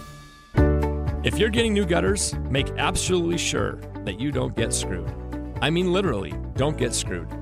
Tim Jr. here from RGS Exteriors. And every single gutter company out there uses screws to hold their gutters together at the corners and downspouts. They use screws because they're fast and cheap and easy, but man, they're terrible for your gutters, aside from possibly cutting your hand. They also loosen and corrode over time because they're not made from the same metal as the gutters. At RGS Exteriors, we've been installing gutters for 70 years now, and we don't use screws. We only use permanent, strong, and unobtrusive rivets. They're made from the same material as the gutters, so they won't oxidize and they won't corrode. They'll also never loosen. Your hand is safe too. Did I mention they look amazing? So don't get screwed. Call RGS and get riveted gutters. Our number is 801-280-3110 or visit us at rgsutah.com. That's 801-280-3110 or rgsutah.com. The holidays are upon us and Thanksgiving is here. If you're looking for something great to do with friends and family this Thanksgiving weekend, how about making the reservations now to Ruth's Chris Steakhouse, where you are going to find the very best meal for the holiday season. And we have two Ruth's Chris Steakhouses in our immediate area. One is in downtown Salt Lake City at 275 Southwest Temple, where you can enjoy all of the festive activities and the vibrancy of downtown, and then have the great meal waiting at Ruth's Chris. And then, of course, skiing is in our future. The mountains are beautiful at this time of year, and Ruth's Chris Steakhouse has a location at Hotel Park City. It was just last month that Dee and I celebrated our anniversary there, and we had a wonderful evening. Don't miss the opportunity to celebrate the season at Ruth's Chris Steakhouse. And don't forget, a gift card is a perfect stocking stuffer. The holidays are coming. Is your home ready? Whether you're hosting a holiday party or reading a book, a brighter home makes your home more comfortable. Mountain Home Services can save you energy and brighten your space. Mountain Home Services can improve your home with LED lighting upgrades, smart switches, and modern lighting controls, perfect for cozy holiday nights and year-round savings. And KSL listeners can save with exclusive offers to brighten your holidays. Serving Utah since 1954, Mountain Home Services was the first to offer upfront pricing with no hidden fees and 100% satisfaction guarantee. Protect your home with an electrical inspection, surge protection, and keep your family warm this winter with a generator. And KSL listeners enjoy a discounted price on a fireplace tune-up for just $99. Visit mountainhomeutah.com or call 801-543-2222. That's mountainhomeutah.com or 801-543-2222. Mountain Home Services, keeping Utah homes safe and warm since 1954. Broadcasting from the Mountain Home Services Studio, this is 97.5 KZNS FM Colville, 1280 KZNS AM Salt Lake City, and 102.7 KSL FM HD2 Salt Lake City Midvale. This is 97.5, the KSL Sports Zone.